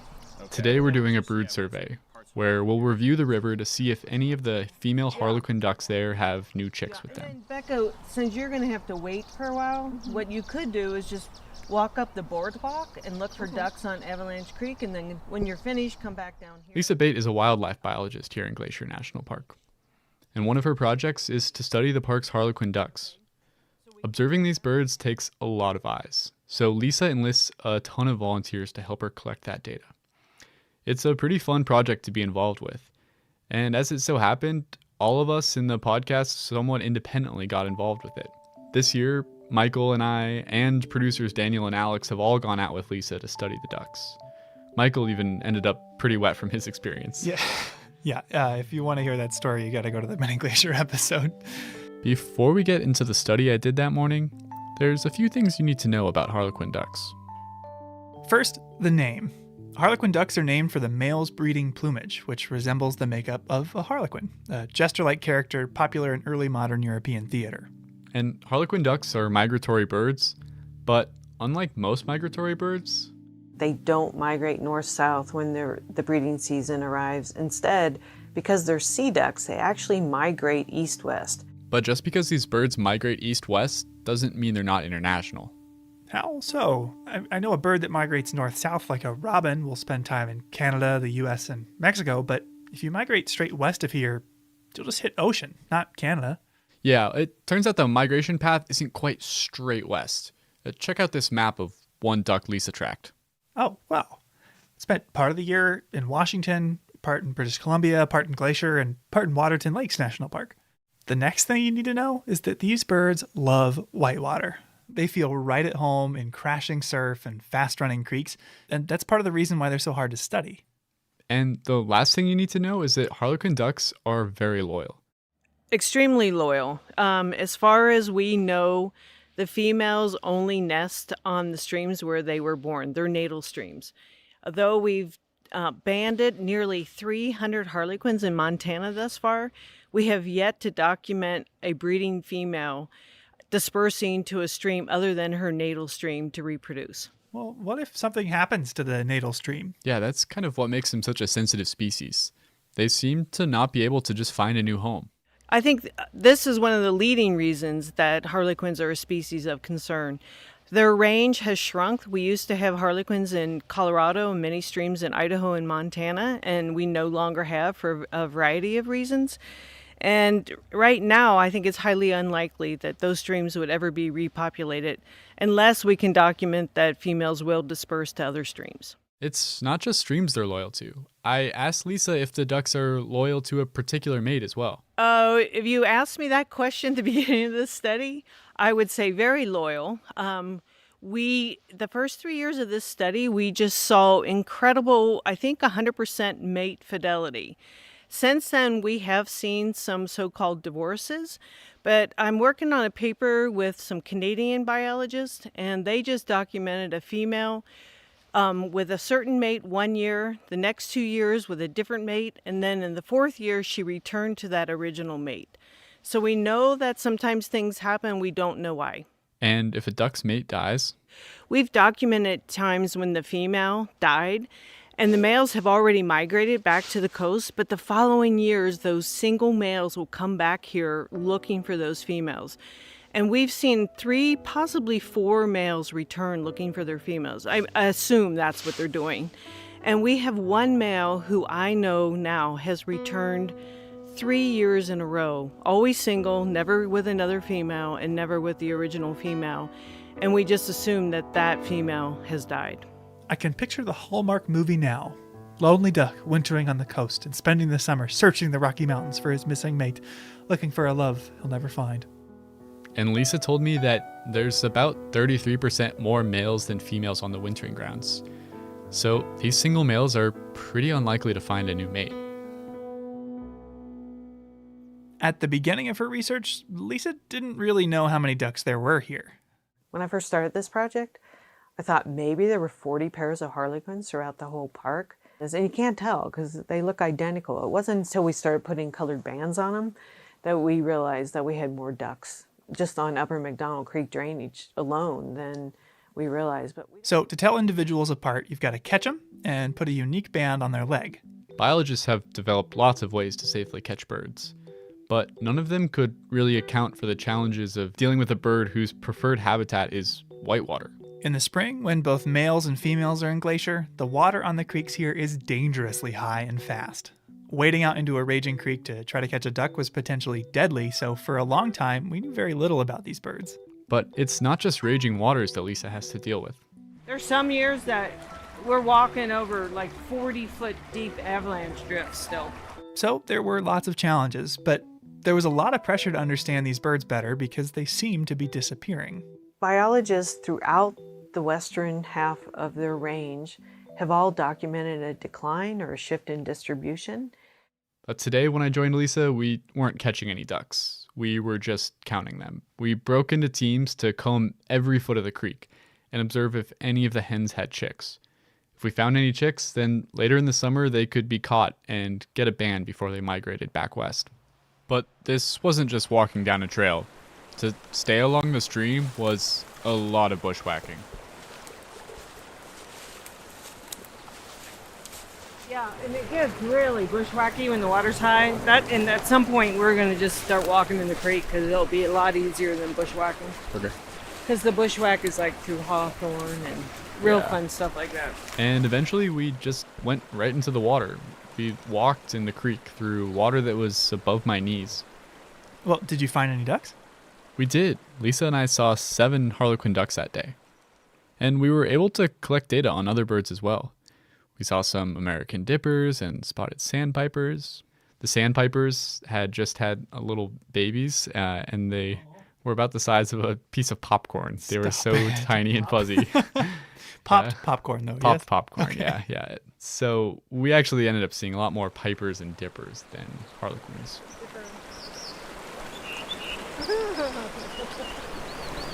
What is that? Yeah.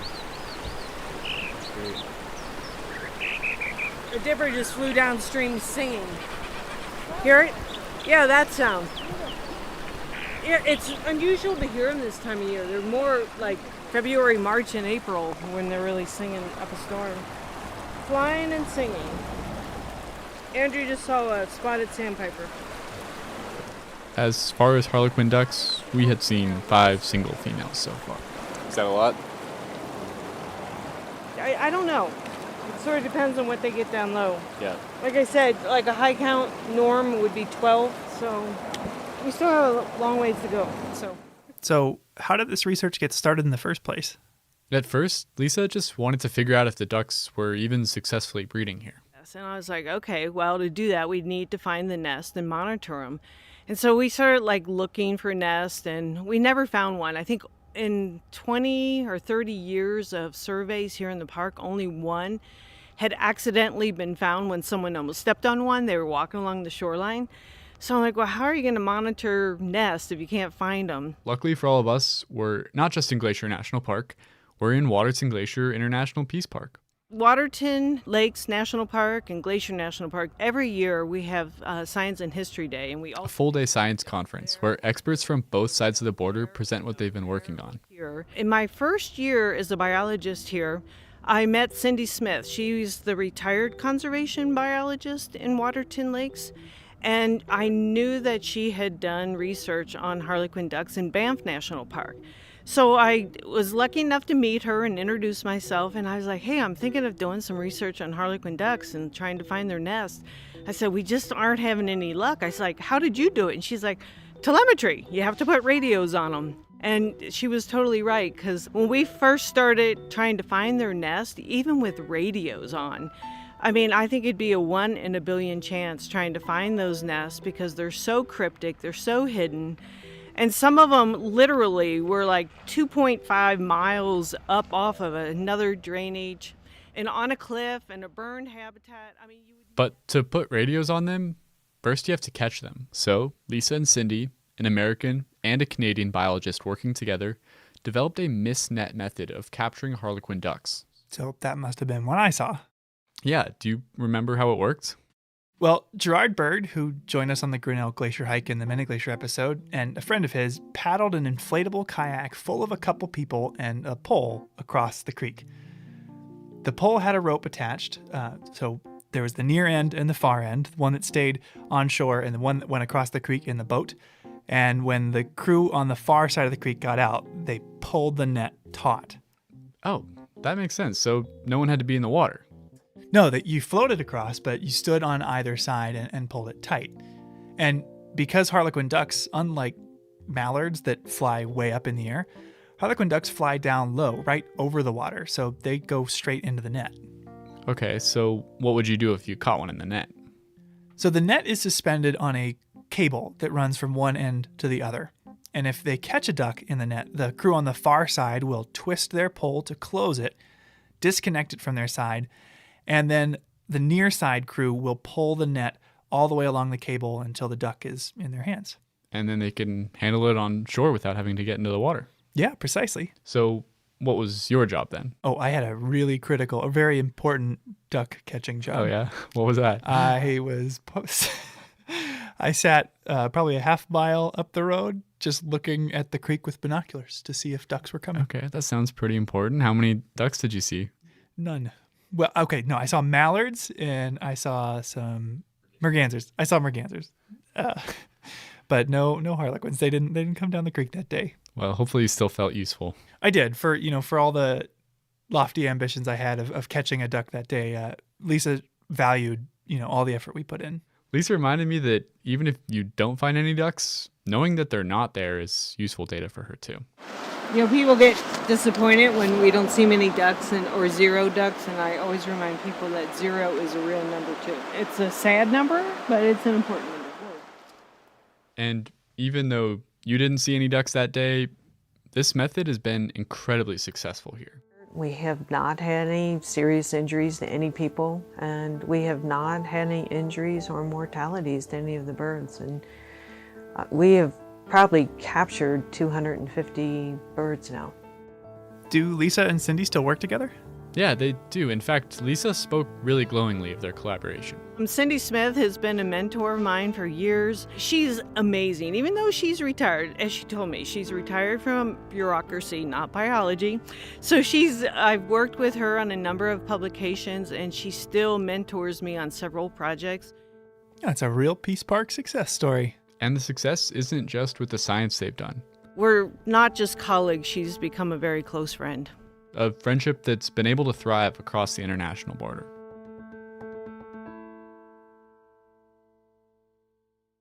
Each episode, we seem to cover at least one thing that, like this podcast, wouldn't be possible without the support of the Glacier National Park Conservancy. With the help of some friends over there, we got the number of Executive Director Doug Mitchell and decided to call him up out of the blue to ask about these projects. For this episode, we wanted to ask him about a very special bird.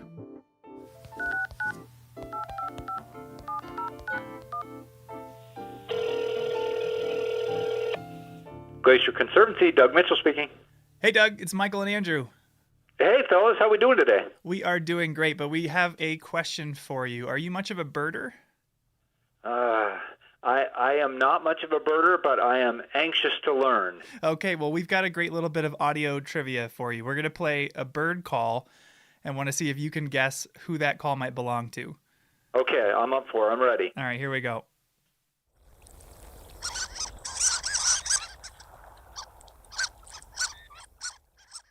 Does that ring any bells for you? I'm going to default to one of my very favorite projects in the park, and I'm going to say harlequin duck. You got it. You nailed it. How do you know about harlequin ducks? I have come to know harlequin ducks, to be honest, through my work here at the Conservancy. We actually got to see a few of them with Lisa Bate. Boy, count me jealous. I have not, to my knowledge, seen one. My wife has. She watched a mom harlequin duck kind of teach her young to navigate the rapids there on McDonald Creek. It was, as she said, a really neat experience. Yeah, they're a very, very special, beautiful animal. So are you involved with Lisa's research at all? We've been very fortunate here at the Conservancy to be able to support Lisa's research in a number of areas, including with these harlequin duck studies, and also trying to do some work repairing some of the trails. There are some social trails that can be disruptive on the McDonald Creek area. So we've been very, very fortunate to be able to be part of that process as it's been ongoing. That's pretty cool. It sounds like it might allow some more people to have an experience like your wife did when they visit the park. Yeah, I think that would be great, right? That's what we're all about at the Conservancy, is preserving the park for future generations to enjoy, and to be able to think about being able to protect this species and have people later on be able to enjoy that is really a special thing to be able to think about, right? That's work worth doing. Absolutely. Awesome. Well, thank you for taking some time out of your day, Doug. We'll talk to you later. All right. Thanks, guys. Take care.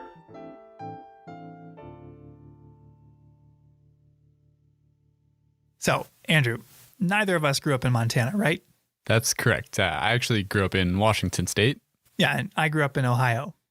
So the fact that we not only met, but became friends is something that just flat out never would have happened if it weren't for Glacier.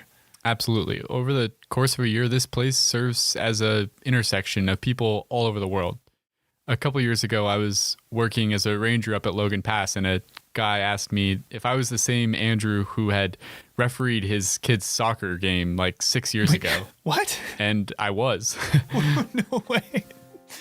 So the Peace Park provides a unique opportunity to meet other people, and experience cultures on both sides of the US-Canada border. Just by virtue of having the Alberta Visitor Center near the west entrance here, we've had the chance to meet and befriend a lot of Canadians over the years. From the little things like celebrating Canada Day on July 1st to having them go out of their way to get me Canadian candy, ketchup chips, or Fruitopia that you can't find down here. The International Peace Park is like a confluence of two countries coming together into one unique thing. I mean, it's a lot of fun. And just in this episode, we've heard a few examples of employees befriending their counterparts from across the border. But I want to close us out today by meeting some folks that took the whole cross-border friendship thing to the next level. You know, I would say we got the full story from the Peace Park perspective.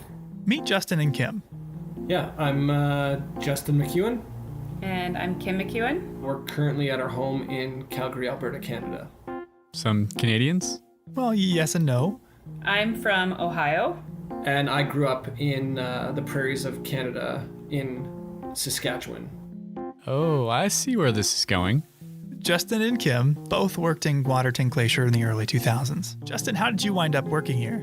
My uncle was park superintendent down in Waterton Lakes National Park, so I had some exposure of going out there and visiting him and my aunt.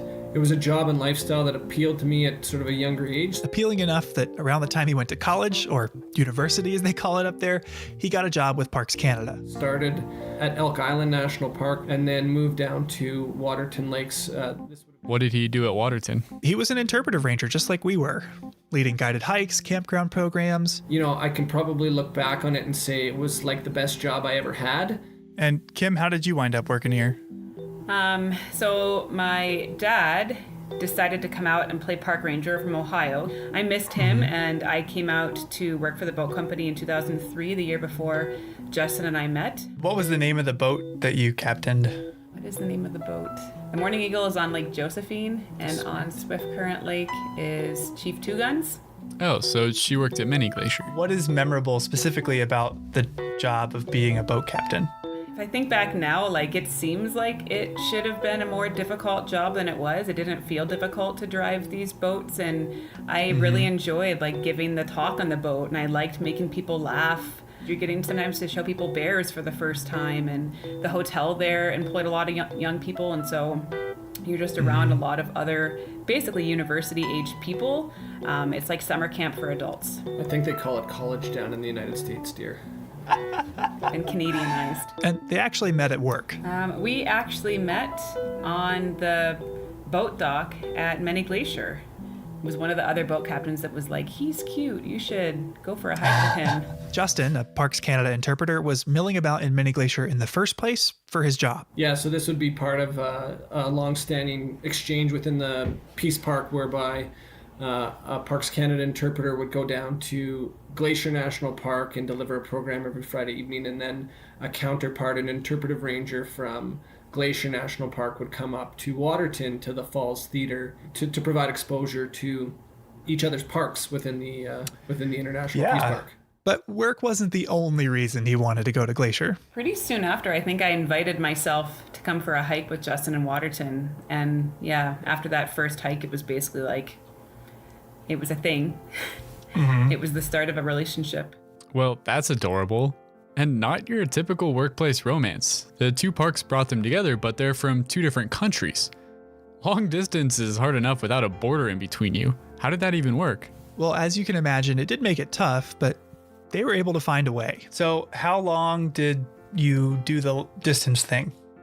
We dated cross-border for 7 years. Kim worked as a teacher on the Blackfeet Reservation living in East Glacier, and Justin could find year-round, off and on work in Waterton. Okay, that's only a few hours apart. So relatively close, but they still crossed the border a lot, to the point where Customs and Border Patrol got to know them by name. I'm wondering, when you started seeing each other, how normal in your brain was the idea of dating somebody from another country? It became quite normal. I mean, it definitely took a while, like figuring out the differences between the two countries in the early stages of dating. I remember at one point making Justin a little paper dictionary, translating Canada speak into America speak. And then Justin made me like his edition. So I think I had put things on there like, it's a beanie, but you call it a toque for a winter hat. And I don't remember that, to be honest, but I know Yeah, you've so mentioned there were this like before. lots of things like that. And eventually it just kind of melded into like, this is normal. Like my Ohio accent kind of became a Canadian accent, although in Canada for a long time, they still thought I talked like an American, but my American family would like make fun of me when I came home because I was speaking like a Canadian. Yeah. So they made it work for years. But as time wore on, crossing the border to see one another grew more and more cumbersome. We sort of recognized the fact that we were dealing with an international border, and It was really cramping our relationship style. Yes. And one way to remedy that would be to put a ring on it. And plans were afoot. You know, I realized like I wanted to ask this girl to marry me. Somebody was kind of getting impatient at some point in time. They're not thinking it was actually going to happen. So we went out on a hike some evening, sort of on the shoulder of Galway Mountain in Waterton. So it's up the Red Rock Road, and sort of found this little offshoot. Had a great view of the valley. You know, asked Kim to marry me, and obviously she said yes. So they found a local justice of the peace that liked hiking, and they hiked up Avian Ridge in Waterton with a few friends and got married. We have that date. That's our proper wedding anniversary, and we have that date stamped on the inside of our rings. And yeah. The following year, they had a full-blown ceremony in Waterton with family coming from all over. Although it was September in Alberta, so the weather was a bit of an adjustment for some. My grandmother actually came from Florida, and the wedding was in the fall, and she like moved to Florida because she does not like the cold, and my uncle as well, so he kind of had brought her. And I know that he had to go to the drugstore in Pincher Creek that morning and buy her long johns that she could wear under her dress clothes because she was too cold in Canada. It was like 50 or 60 degrees. It was a nice day as far as we're concerned, right? And I, for one, learned a thing or two about Canadian weddings. Yeah? Like what?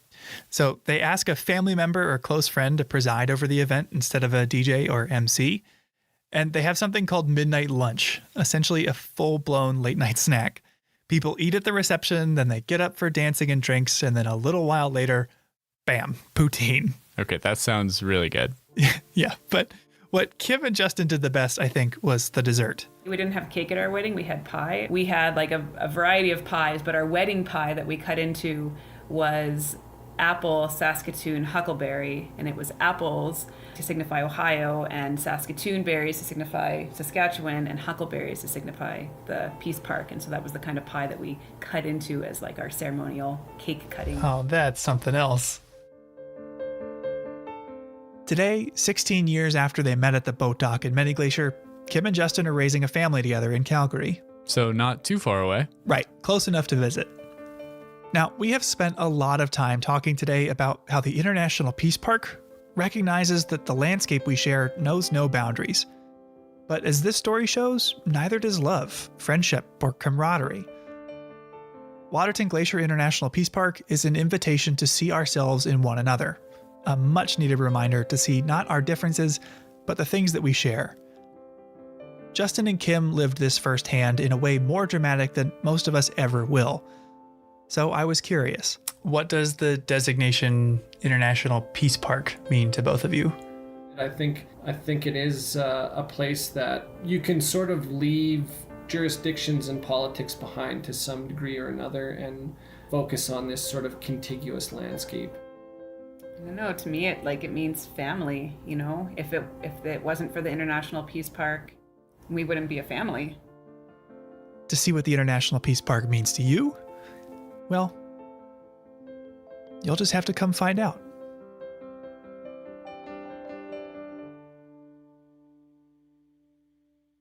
That's our show. For more information on the International Peace Park, on Waterton or Harlequin ducks, check out the links in our show notes. Thanks for listening. Headwaters is a production of Glacier National Park, with support from the Glacier National Park Conservancy. The show was written and recorded on traditional native lands. Andrew Smith and Michael Feist produced, edited, and hosted the show. Ben Cosgrove wrote and performed our music. Alex Stilson provided tech support. Quinn Feller designed our art. Renata Harrison researched the show. And narrated the credits. Lacey Kowalski was always there for us. And Daniel Lombardi and Bill Hayden were the executive directors. Support for this show comes from the Glacier National Park Conservancy, The Conservancy works to preserve and protect the park for future generations. We couldn't do it without them, and they couldn't do it without support from thousands of generous donors. If you want to learn more about how to support this podcast or other awesome Conservancy projects, please go to their website at glacier.org. Of course, you can always help support the show by sharing it with everyone you know, your friends, your family, your dog, and also leave us a review online. Special thanks this episode to Natalie Hodge and our friends at Waterton Lakes National Park, Tracy Weiss, Bob Adams, Lisa Bate, Diane Sine, and Kim and Justin McEwen.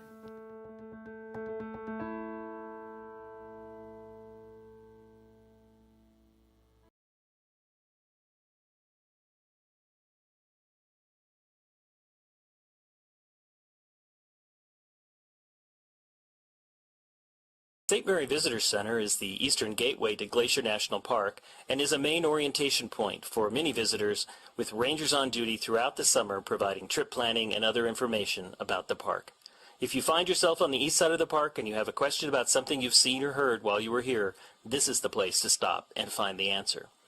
This is also the place for backpackers to obtain their backcountry permits for exploring into the depths of the wilds of Glacier National Park. Exhibits in the building explain the park's cultural and natural history, and a 15-minute film plays every half hour. Rangers present evening programs throughout the summer in the auditorium. The building itself has an interesting story to tell. In the 1950s, the National Park Service embarked on an ambitious 10-year program called Mission 66 to upgrade facilities throughout the country's parks. The St. Mary Visitor Center remains a classic example of the architectural style prevalent during this program. If you look closely, you'll notice that the building's lines reflect the mountains in the background. In the years since Mission 66, many buildings and parks around the country have changed or been remodeled or in some cases torn down. That makes preservation of buildings like the St. Mary Visitor Center all the more important. These buildings help to tell the story of one of the most significant initiatives in the history of the National Park Service.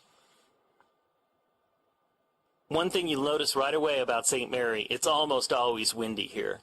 So the building needs repainting often to keep up its appearance. And over the years, the original colors were painted over in shades of tan and brown. Recently, it became time to repaint the building again, and historians researched the original records and rediscovered the original colors used during the Mission 66 construction of the building. Its exterior has now been returned to its original appearance, allowing the building to once again showcase one of the most important building projects in National Park Service history.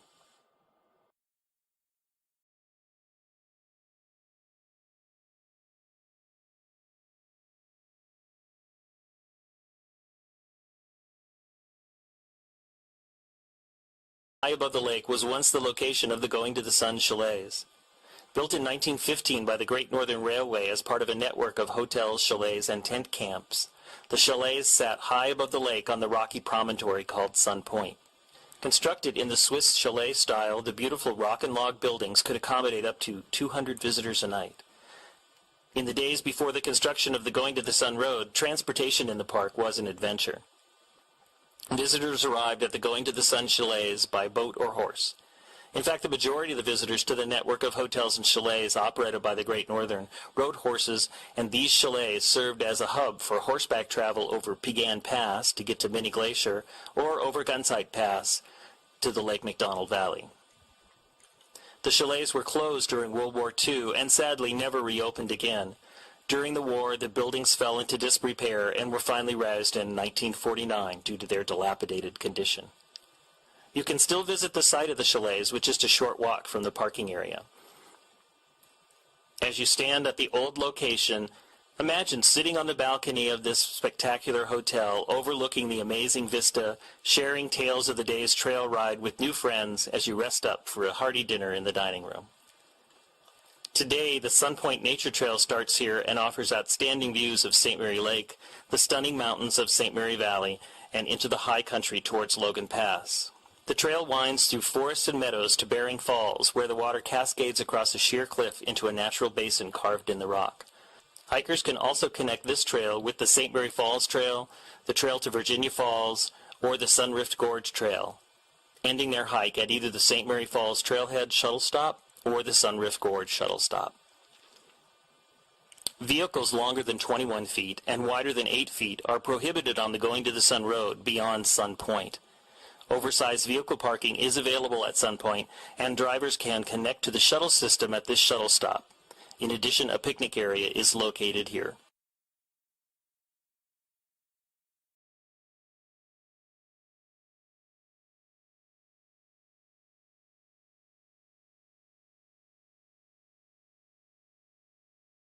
Is a wide sweeping curve about midway between the Loop and Logan Pass. Dramatic vistas of the Lake McDonald Valley and the high peaks of Mount Cannon, Oberland, and Heavens Peak make this a great place to stop and take a break from driving. Scan the hillsides for goats and the occasional bighorn sheep, although the sheep are hard to spot since they blend into the surroundings so well. Often, however, mountain goats can be seen resting on the impossibly steep cliffs overhead. Binoculars or a spotting scope will help. As you look up the mountainside, you'll notice several huge avalanche paths. The lack of trees attests to the fact that tons of snow and ice roar down these paths every year. It presents a difficult challenge to the park road crews every spring as they begin the annual plowing operations to reopen the road. Some years the avalanches are small and the snowplows can make short work of them, but often the crews discover 30 to 40 feet of snow piled over the roadbed, and it can take a week or more to plow this one short section of road. Avalanches are a real danger to the road crew as well, and USGN's avalanche specialists work hand in hand with the park to assess and monitor the snowpack and advise the staff of conditions.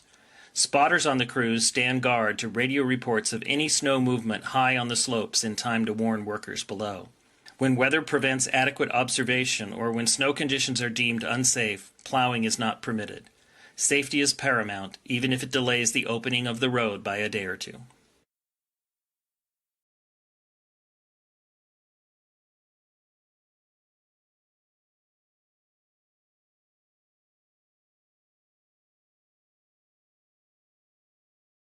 A common design feature of many mountain roads. Generally, the only way to get up and over a pass is to switch back and forth several times to gain the elevation needed. If the Going to the Sun Road had been built following one design plan, it would have had 15 switchbacks climbing up the head of Logan Creek directly below Logan Pass. Imagine trying to plow that road every spring. Snowplows would continually be pushing snow onto already plowed areas over and over again. Well, in 1924, Frank Kitteridge of the Bureau of Public Roads directed a survey of potential routes over Logan Pass. His team started in September and was able to map out 21 miles before winter closed in. The work was difficult, and men often had to climb 3,000 feet each morning to get to the survey sites. The crews walked along narrow ledges and hung over cliffs by rope to make many of the measurements. The work was extremely challenging and resulted in a 300% turnover in labor in just 3 months. But the survey work did pay off, and in late 1924, National Park Service Director Stephen Mather approved Kitteridge's alternate route. It contained only one switchback and followed McDonald Creek where it turned north before looping back on itself and continuing up the garden wall in one long, continuous path. The current route allows for greater views of the park and blends well into the landscape. The work of Kitteridge and the Bureau of Public Roads resulted in a partnership with the National Park Service to construct roads throughout the national park system. The Bureau of Public Roads became the Federal Highway Administration, and today that partnership still continues. Hello, you rockin' Rockieites. Guess what? Today is this year's autumnal equinox, which means it is officially fall. It's felt like fall for a little bit, but now it is official. And you can feel it. The aspens are turning gold like crazy at higher elevations and even some lower elevations. The air is getting more crisp and cool and is about to take a turn for the chilly.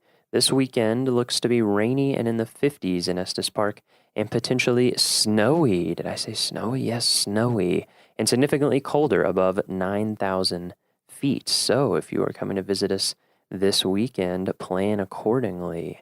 And of course, the clearest auditory sign of fall, and we love our auditory signs here in podcast land, elk bugles. In the spirit of bugle time, today we're bringing you an interview with Hannum Abules. Hannum is a landscape ecologist. Don't worry, we will explain what the heck that means. and spends much of her time studying Rocky's elk and the complex ways they interact with and shape park ecosystems. So when we want to learn about elk, Hannum is the person to talk to. We hope you enjoy this deep dive on elk, on landscape ecology, on the history of different areas in the park, especially Moraine Park, and so much more. Let's rock.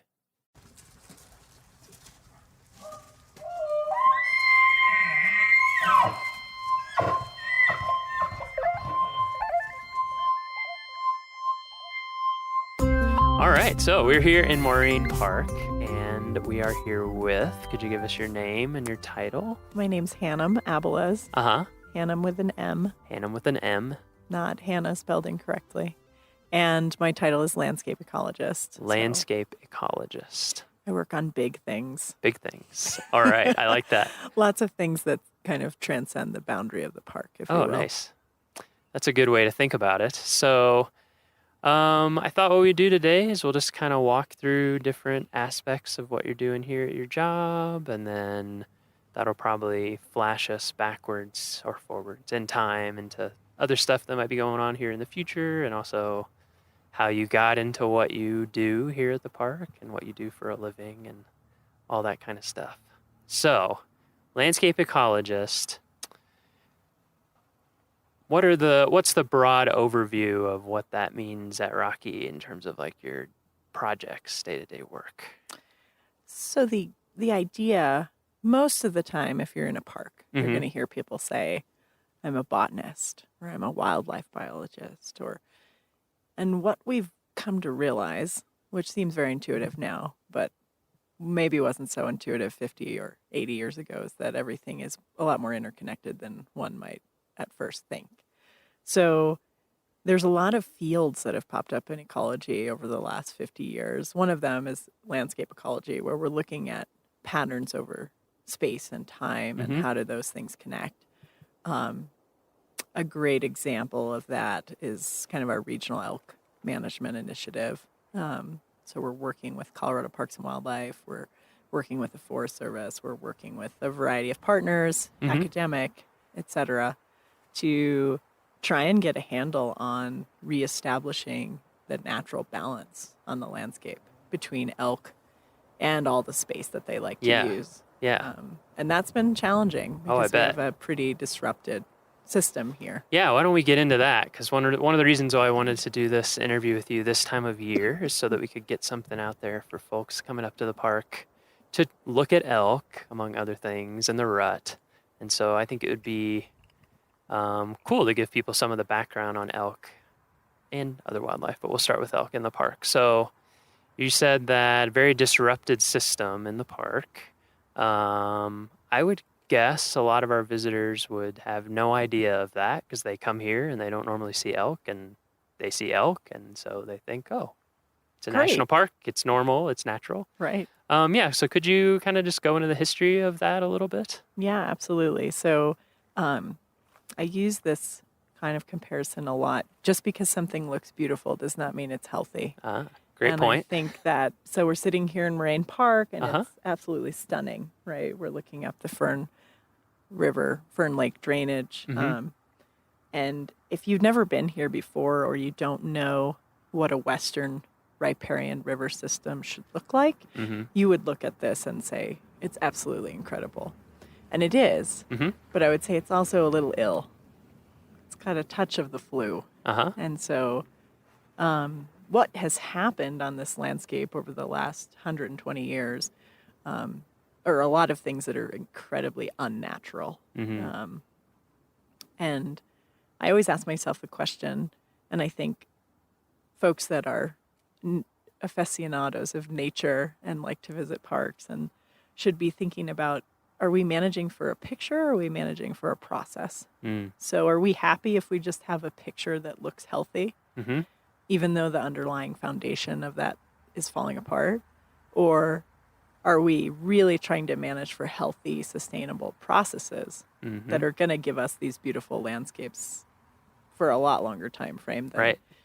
just right now for our one visit or our one experience at that place? That's a great way to put it. We Um, want to manage for pictures or process. That's nice. I like that. So I think that's an important thing to think about, you Yeah. know, because if we go the instant gratification route, well, it looks great. So, hey. Sure. So what we're trying to do is to reestablish the functionality of the ecosystem. Right. And that's hard to do. But there are a lot of things we can do to make it a lot better than it is. And so that's really was the impetus for our elk and vegetation management plan. You know, elk at the turn of the century last century were completely extirpated from the park. Right. There weren't any left, so they'd market hunted them out of here. Right. Yeah, so I think that will surprise people. So extirpated means locally extinct, is that right? Yeah. So so we had a healthy functioning elk population, then people showed up with firearms, with market hunting, with all this kind of stuff, and it didn't take very long before there were no elk in Rocky Mountain National Park area, right? Right. At all. And that was by, like you said, the early 1900s or even late 1800s. Yeah, and I don't remember the exact date of that, but somewhere in there. And around the same time, humans also got rid of all the things with teeth and claws. Right. Right? Yeah. We like to do that as well. So wolves, and grizzly bears, which again, our listeners might not know were here, just like they are in some other parks that you might go to, like Yellowstone or something like that, where people think of those animals. They were here too. So those had all been gotten rid of. The elk had been gotten rid of. Moose. So moose weren't here. Oh, moose weren't here. That's right. We're going to get into that. Moose are a whole different story. We're going to get into that later because I think that is also going to be fascinating to people, and that's something I want to educate people on. We can clarify. Yeah, that'll be great. Here, we'll clarify here for me parts. too. Yeah, what was here and wasn't here. So what was here at that time? We had elk, grizzly bears, black bears, wolves, coyotes, probably, bison. Or bison. Most people don't know. That's a big one. Also, were quite prevalent. So you had a complete system, right? You had a system that functioned somewhat in balance with itself. Sure. And you have peaks and troughs in that system, but it's what we would call self-regulating, right? Where the human doesn't need to come in and manage actively because it's managing itself. And we are just a part of that system. Right. And there had been hunting, of course, before that, but it was just on such a different scale in terms of what was being killed and taken and things, right? That it fit with, it was resilient enough to put up with the hunting that was done before Anglos showed up, basically. Right. Yeah. And so, when you start to get into this model of we're going to harvest all the animals in one area and use them to feed humans in places far away, like Denver. Right. And that's pretty much what happened. Gotcha. So you totally utilized all of the hoof stock here basically to feed folks far away, which is an unnatural thing in itself, right? All these things we think of as normal are not normal at all. And they have pretty wide-ranging impacts. And that's actually where the North American model of wildlife conservation comes from, is that wildlife is a public trust. Folks who hunt that visit the park are probably quite aware that when you do harvest animals, not in the park, but that you're not allowed to sell those animals. And that's where this all came from, is that when you use wildlife as a commodity, it typically doesn't go very well. So wildlife was being used as a commodity, hunted to local extinction, extirpated. So we have elk now. When were elk reintroduced? How did that work in the park? So they brought elk down from Yellowstone. Okay. In the 2 years before the park was created, actually. So in 13 and 14. Okay. And they reestablished a population here. But didn't reestablish predatory population, right? Exactly. So they just brought the elk back. Right. No grizzlies, no wolves. Which has been most of the story of the 20th century. Exactly. Is we hunted many, many things to local extinction in many areas of the country. And then we restocked some of those species and not others. The ones that we liked. The ones we like. The ones we like wanted. hoofed things. Yeah. We don't like things with teeth and claws. And when I say we, I mean human beings. Right, sure. As a culture, not the National Park Service or anything like that. So from those, the 1913-14 reintroduction, 1915 Rocky Mountain National Park is created. What happened? I mean, of course, there's ups and downs, but the general story over that next many decades where we didn't have hunting and we didn't have any predators in the park who could actually take down an elk. What was the kind of consequence of that? Play through that for us. So anytime you have an animal that has evolved with predation, right? The reproductive rate of that animal is going to be such that is designed to replace itself with predation. Right. So you remove what we call the top-down control. And what you have now is a reproductive rate far exceeding what is needed to maintain that population, right? So that happens, what happens there? Population goes through the roof. Sure.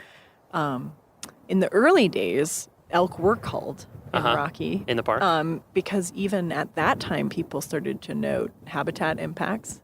Interesting. And it wasn't done the way we would go about management today, where we have extensive base of science upon which we make decisions. They just said, hey, there's a lot of hoofed animals out there. We're seeing things are getting eaten down. We're going to do something about that. We're just going to remove a certain amount. We're going to remove some animals. We're going to remove some. Just right. However many we feel like is about right. Maybe let's say. Right, and that's certainly not ideal either, right? Because we'd like to make our But that's interesting that even at that time, it's interesting that even at that time, they were seeing like, oh, this is having negative impact. We need to control this. And a lot of folks were ranchers and farmers at that time, and they're used to looking at a site maybe that they had cattle on, and they'd be able to evaluate, is this suitable, sustainable range, et cetera. Yeah. Some of those things certainly have overlap between, understanding habitat health and range condition for livestock. These are hoofed animals. They're ruminants. They consume forage. Sure. You need a certain replacement of that feed out there in order to So when did that culling stop? So or was it just kind of scattershot? Fuzzy. Okay. I don't know the full history of exactly how many times they did it or when they stopped doing it. But what I do know is that as we moved into the 1960s, and this was a nationwide movement through the National Park Service, we entered this period of what we called natural regulation. And if you read Park Service policy, you'll see it all throughout there, through the 60s, 70s, 80s, even early 90s. And I think that's a noble goal. And so what is natural regulation? How would you define that? So the idea there is that these populations would self-regulate. So we just leave them alone and it'll all come out in the end. They'll take care of themselves. Humans have mucked with nature so much. If we just leave her alone, she's going to bounce right back. Mother Nature's going to do what Mother Nature does. And it makes sense that management policy would come in because that's the same time that we're getting things like the Wilderness Act and that kind of idea that let's just leave it alone. Hands off. It'll take care of itself. Okay. Right. We've caused enough damage. Gotcha. And there's a lot of validity to that comment. There's also issues with it in practice. And the issues, I always like to tell the story, if I came to your house and I totally wrecked your car sitting out in your driveway.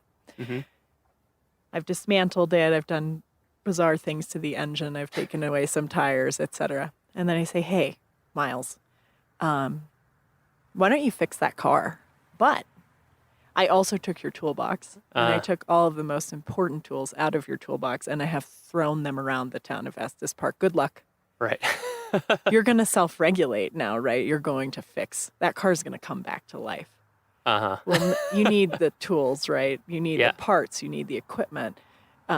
With Mother Nature, when you take away predation, which is a critical tool in a system, when you take away habitat availability, right? These animals now are pushed into a much smaller area than they would have had access to, right? If we look at the larger landscape of how disturbed the area is around Rocky Mountain National Park, you don't have habitat connectivity. It's harder for animals to move around. You don't have the habitat quality that you had. So you don't have your predators. And then another big thing is that we don't have beaver on the landscape. So at one point there were hundreds and hundreds of beaver here in Moraine Park alone. Just here in Moraine Park? In Moraine Park. Wow. That's amazing. Engineering the system, repairing it, packing every little hole in their dam with mud. What's the aggregate of all that effort? It's a wetland. You know, a complete functioning regenerating wetland system on this river. Yeah. And when you take that keystone species away, so you Yeah. took away all Mother Nature's critical tools, and then you said, hey, fix it. And what Right. we found was that didn't work very well. That's really interesting. Yeah, the beaver thing. I remember when not too long after I came to this park, and I don't know why I hadn't thought of it, but I hadn't. And someone mentioned that, like, just a moraine park alone, probably hundreds of beaver. And then I thought about, like, when I was working up in Alaska and Denali, and tons of beaver. I don't know, impacted isn't the right word, but they're there, and they're doing their work. Right. And it's so different looking. Just the amount of, like you said. Hopefully our speakers caught that. That was a little bugle in the background. So different, just from the shape of the stream to, there I noticed it a lot because there's really no trails, and so you're bushwhacking through everything. Yeah. And the vegetation that you're bushwhacking through is so different and difficult to bushwhack through. Yeah. And the kind of game and wildlife trails and things that you see is so different. Okay, so that's really interesting. So we have all these tools removed. We thought, even without these tools, we're just going to let it sit and recover. So what did that do in terms of the elk population in the park and the effect that it had on the landscape? We can talk about in general or moraine park in specific, however we want to do it to help kind of paint the picture for people. So, with this concurrent decline in beaver, you also had a dramatic increase in the elk population, a completely unnatural increase. And so by saying we're going to let nature take its course and we're going to let it be natural. Yeah. And I still hear that a lot today, let it be natural. And I say, well, what is that? In my mind, that's the proper functioning of a system, not an elk roaming around without a GPS collar on it necessarily. So if we think on a macro scale, what is natural? And so we ended up on a very unnatural trajectory, and we ended up with the most concentrated, highest density of elk ever recorded in a free-ranging population. Whoa. Right here in Moraine Park. Wow. And so it looked like a feedlot population out there. numbers do we know at that There were, time? at different points, there were over 3,000 elk between the Winter Range in Rocky Mountain National Park and the town of Estes Park. Wow. That's a lot. That's a lot. Yeah. And the habitat could not sustain that. So the combination of not having beaver on the landscape, constantly planting willow, constantly digging side channels and maintaining dams and ponds. When that landscape dries out, and we did things to help that along. When I say we, I mean humans. Yeah. Right. We ditched and drained Moraine Park. It was a golf course at one point. Most people don't know its history. And do we think that that's what contributed to that rapid decline in beaver population, or was it because they were actually being trapped and specifically removed from Moraine Park? So they were being trapped and specifically removed both prior to the creation of the park and after. Okay. And that was prior, the fur trade, and then after just a lot of folks thought of them as a nuisance species, and they can be, certainly. Oh, sure. Yeah, depending. Yeah, exactly. When they're doing their industrious things where we want them to be doing them, they're fabulous. When they're doing them and flooding your roads and your house, not so great. Yeah. So, and that's our job too, as wildlife ecologists, to understand that balance. Sure. Right. Humans are in the landscape, and we need to work with that. But so we ended up with these incredible densities of elk, and the way that Moraine Park looked at that time, it was transitioning to a dry upland grassland, and you can make that decision. You can say, hey, we're going to let this go. But what are the costs of that? And the costs of that are dramatically decreased biodiversity. When I talk about biodiversity, I'm talking about all the other plants, animals, fish, things that contribute not only to the function of the ecosystem, but to your experience when you come here to Rocky Mountain National Park. Do you only want to see one charismatic megafauna, or would you like to see that charismatic megafauna in its natural environment with all the other plants and animals that would normally accompany it? I hope the latter potentially is what we're going for. Yeah, exactly.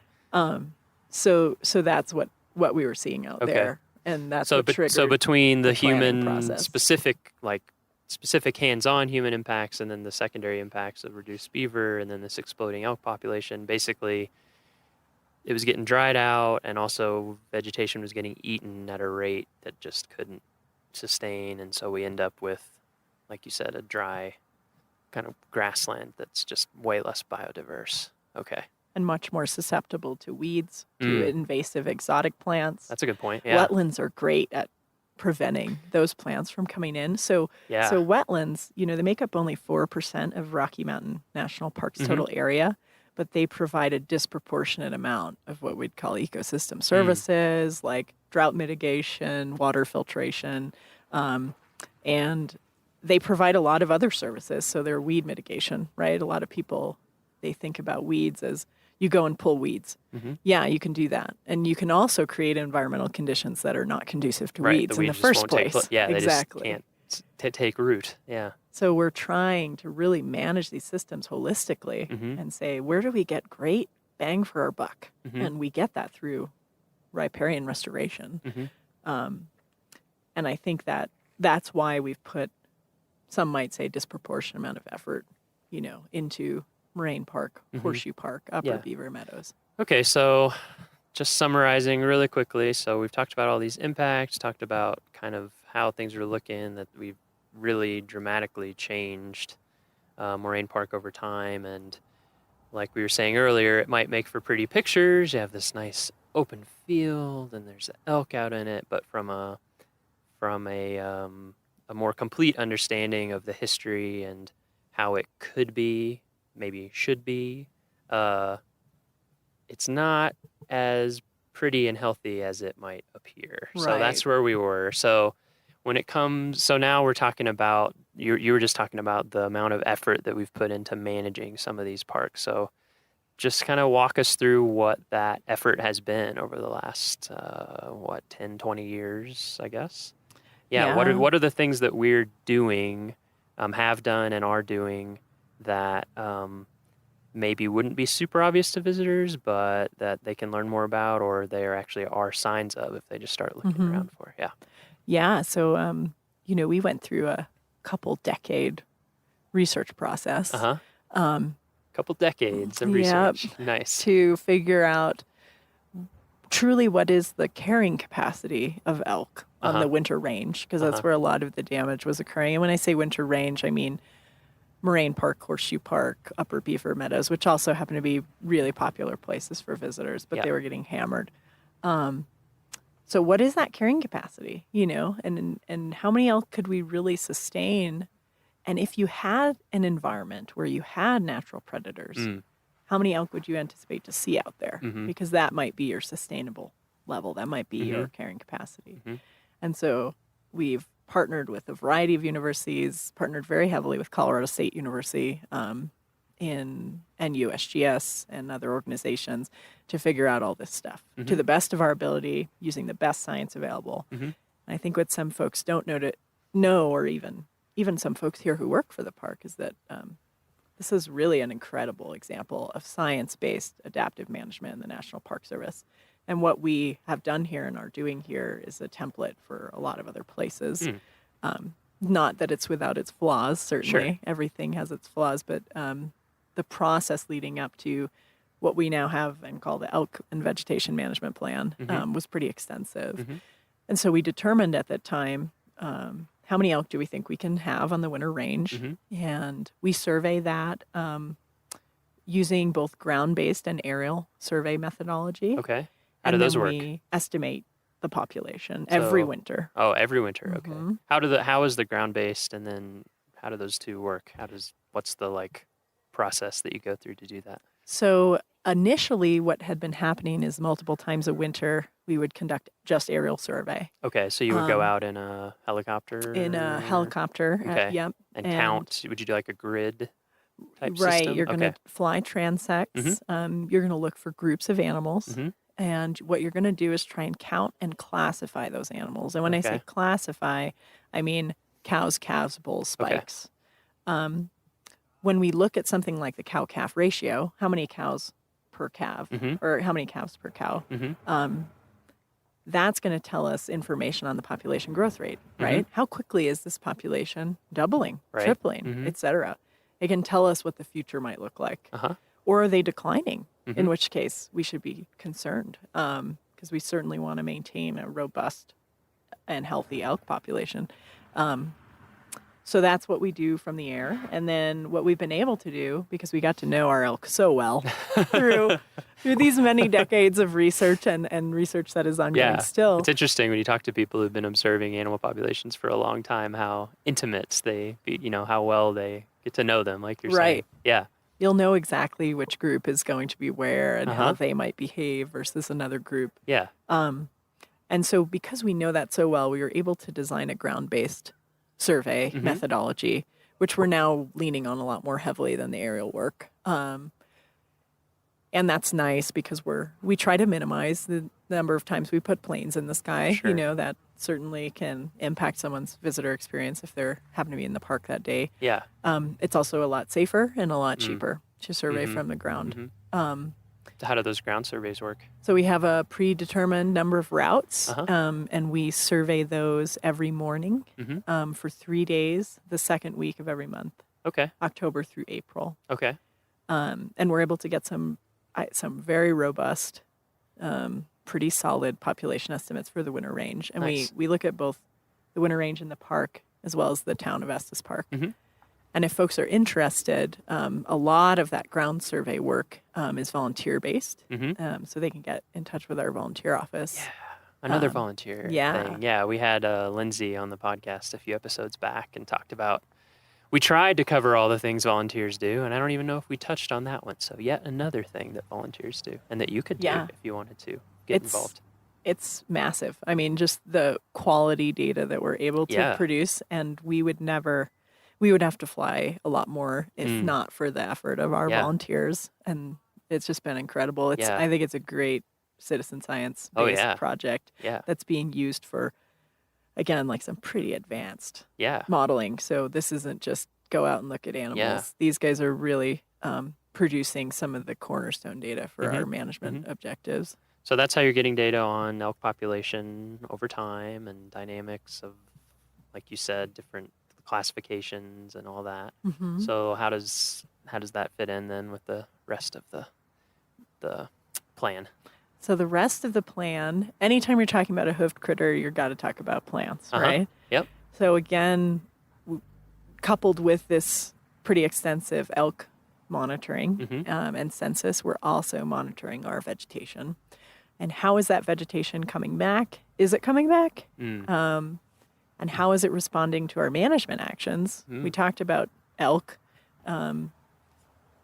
What we didn't talk about were the habitat fences that you see behind me. Right. Yeah, we're sitting right in front of one. Yeah, you can definitely talk about that if you'd like. Yeah, so good opportunity. They are certainly were controversial at one point, and I can understand why. It's not something you're really excited to come to a national park and see a fence. Sure. But what we can say now with confidence is that these things are working. So the idea was that we would protect some of the most vulnerable areas and eliminate elk browse from those areas entirely, because our models showed that if we didn't do that, we would lose our aspen and we would lose our willow and they would not come back. Wow. So aspen are a part of this as well. So these fences that people see out and about, we call them exclosures. And that's because I guess a lot of fences keep things in and out, but these are meant to keep out elk and any other large... Moose. Yeah, elk and moose. To keep them out, but to allow space, depending on the fence, you'll see different techniques, but between the size of the fencing or space under the fencing to allow other animals to move in and out. But it's basically protecting the vegetation inside of the fence from being browsed by elk and moose. Yep. Okay. And makes sense. So every year we collect data on that to make sure that the decisions we've made are actually working, which sounds very intuitive, but monitoring programs are very expensive. Sure. And they take a lot of effort to implement. So what you'll see a lot nationwide, globally, people will implement a conservation project, but they don't have the resources to try and monitor that afterwards to see, is that really working, what we did? And we're hitting that side of things hard. And what we can say is, yeah, with the aspen fences, it's working really well. We're getting great recruitment, meaning little youngin trees are popping up all over the place in there. And Willow, you can see that for yourself. Yeah. Oh, I yeah. mean, when you, if you haven't yet, listeners, when you go around the park, look for some of these fences and look inside of some of them. And I mean, the difference is, you don't have to be a scientist to see the difference in a lot of the fences at this point. Of course, you're monitoring it, like you said, from the very beginnings of these things all the way up and doing it much more detailed. But it is cool that you can even just see it with your naked eye. Yeah, I think, if you go up above Horseshoe Park and look down at Horseshoe Park, I mean, it's just incredible. Yeah. The different meadows are in different states of, we're in different states of decay and decline when we went in and put some of these exclosures in. So in Moraine Park, we've had a little more struggled response. And so one of the things you'll see out there if you walk around in Moraine Park, and we've certainly had a response in the fences, but you'll see that if you look at the Big Thompson, it's extremely incised. So cut into one narrow channel. Right, cut down into one narrow channel. Whereas before, with beaver and everything, it would have been just all over Yep. Moraine Park, just meandering side streams, Right. wet areas, almost standing ponds, all sorts of stuff. Okay, so cut down Yeah. into one channel. Yep, and Yep. so you've got maybe 3-4 foot of bank that river Yeah. needs to overflow. I mean, again, a very unnatural situation that was created, over 100 years Yeah. of decay.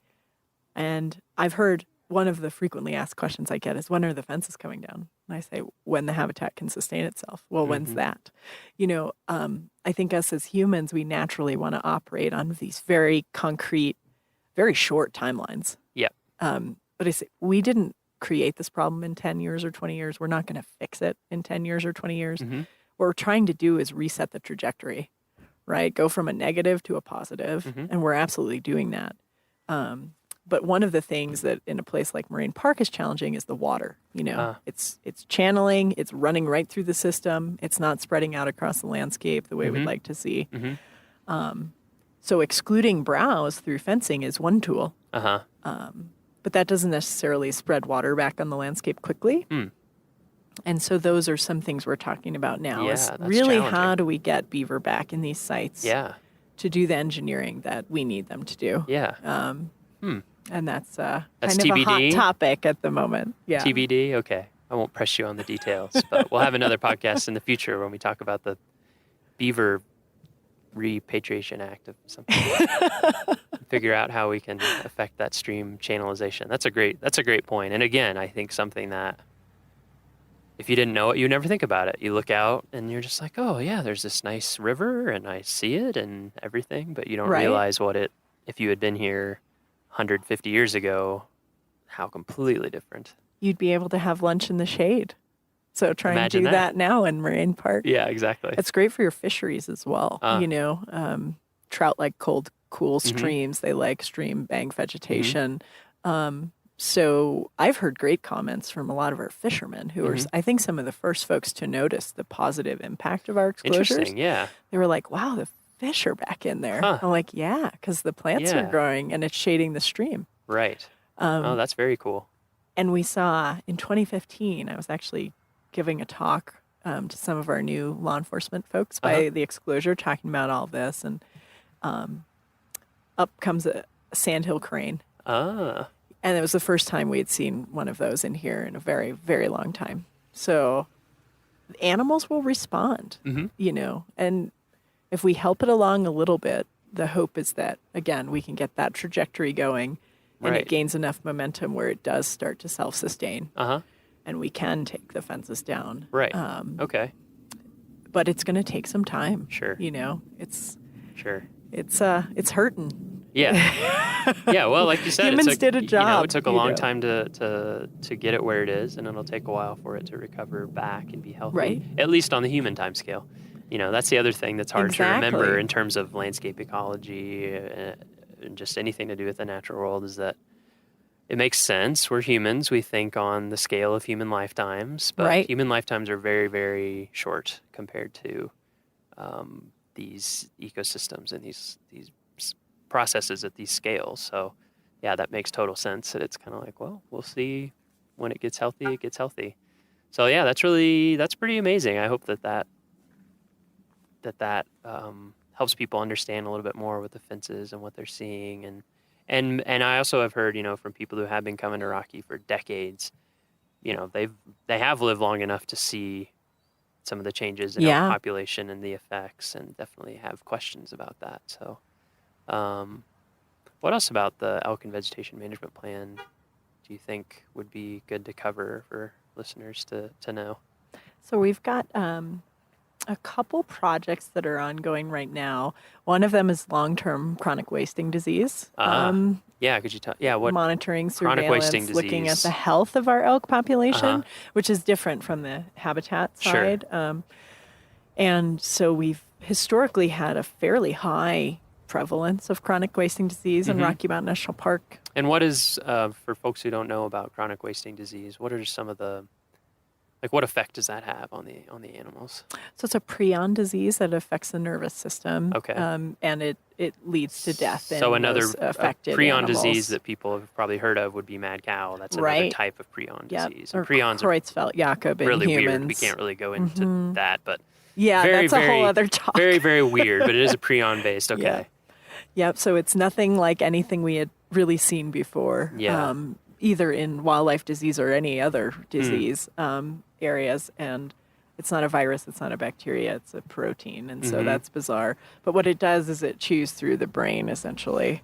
And so if you see an animal with chronic wasting disease, or CWD, as you'll hear us call it most often, that animal's going to get thin. They might be drooling. Their head's going to be low. Their cognition is not very good. They're having nervous system impacts. And so those animals aren't going to last too much longer if you see an animal in that condition. And we've been an epicenter for research on this because we are the first place that we had this disease occur in a wild population. Really? And it's interesting. And we've had fairly high rates of it compared to the surrounding area. And there's been a lot of discussion over why that might be. At this point, we don't have great data to back up the whys. Yeah.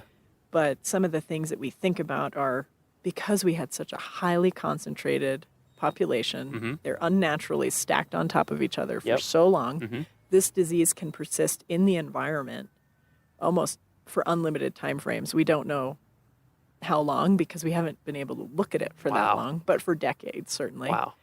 So if you put a whole bunch of animals in a contaminated space, what might happen? You know, so that's another typical issue when you have overpopulations of species is you end up having disease issues, right? Because the rates of transmission are just much higher. Yeah. Makes sense. And so we don't know that that's why. But these are just some things we talk about. This is great. I'm glad we're talking about this stuff because this is another thing that I love in general. I mean, just for my own personal edification, but I think it's great for visitors to realize with parks or with any kind of science is like there are some things that we're pretty confident about and we're, and then there's things where we don't know. Yep. And that's why we're doing science because we're trying to figure it out. And so I always think it's cool to remind people that like it's not a done deal. We can't tell you all the answers to everything in the park. There's plenty of stuff that we're trying to figure out too as it goes along. So it's really interesting. Absolutely. So chronic wasting disease is a component of this and is something that is being studied. Right, and we look at how might that affect our population levels over time. Is there a time in the future where you get to a space where you're worried about elk populations? Right. Yeah. That conversation has been had in other places.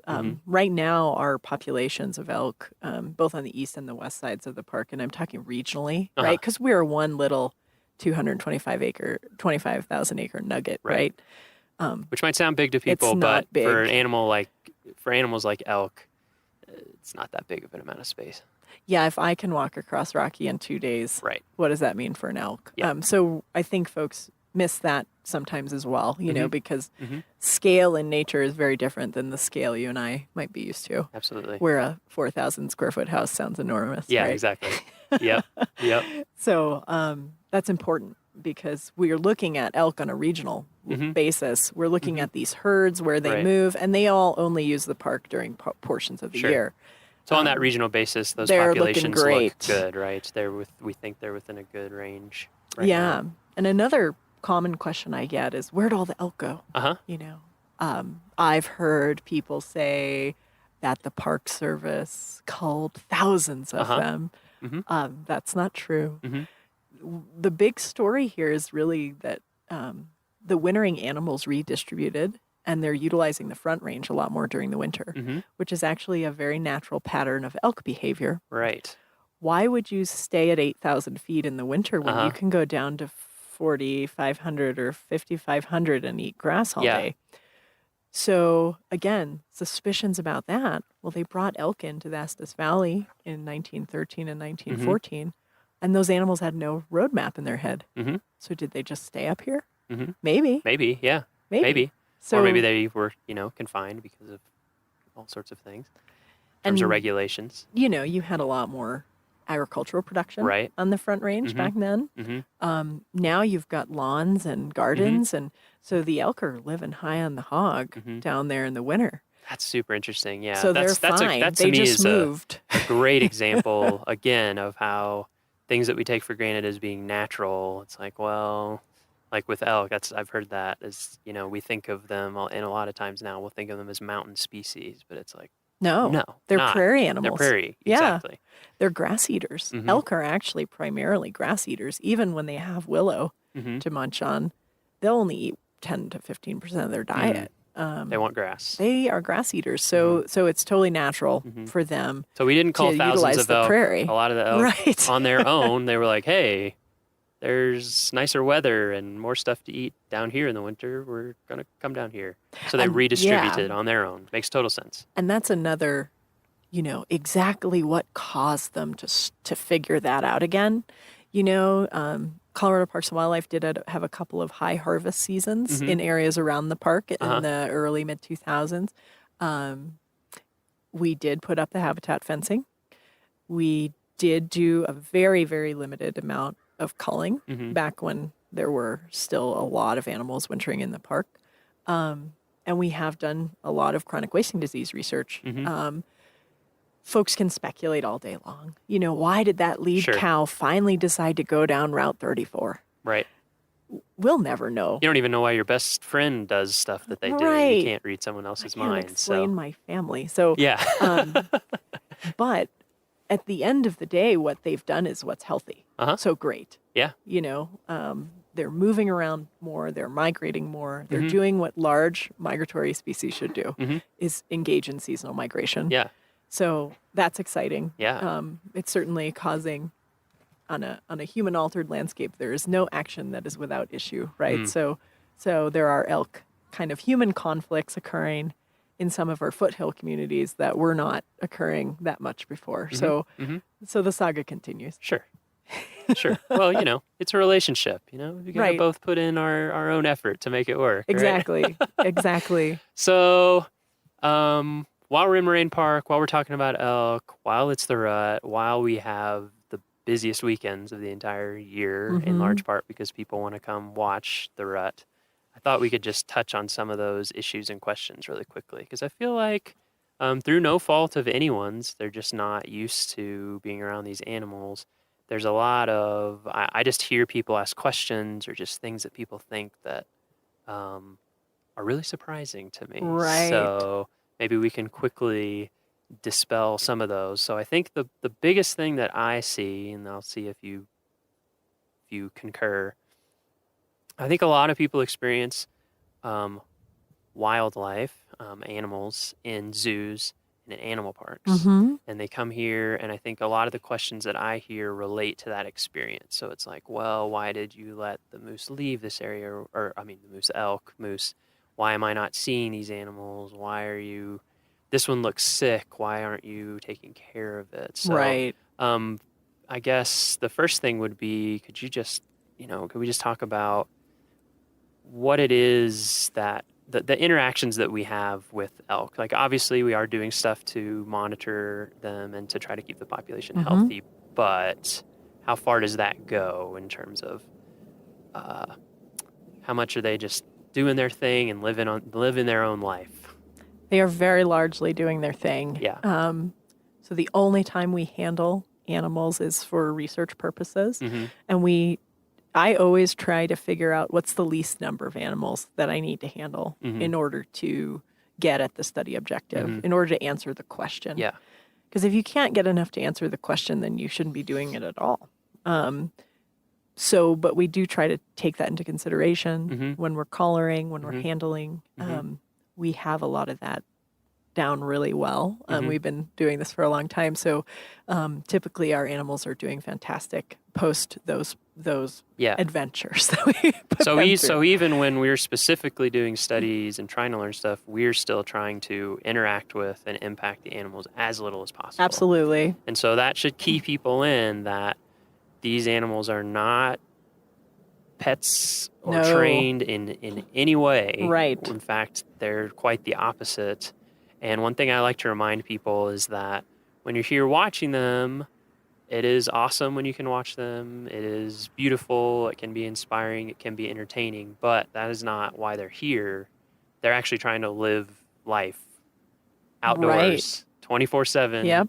No matter how hard the weather is, no matter how good or bad the food, the browses in that year, the grazing, no matter what, they're just out there trying to live. Mhm. And like the rut is a very serious thing for them. Oh, yeah. That, it's not an entertainment spectacle. Yeah. And I think the reason that we try to emphasize that to people is not to spoil their fun or anything, but to keep the elk healthy and safe and let them Mhm. do what they're going to do, and to keep people healthy and safe, because these are like big animals. They're extremely big animals. And when you think that, a big bull can have 40 puncture wounds in his hide after the rut, I mean, I don't want to be one of those puncture wounds. Yeah. We actually, a lot of times I try to avoid, if there's any reason for handling bulls, we try to avoid doing that during the rut. It's a stressful time for these guys. They're expending an incredible amount of energy. Yeah.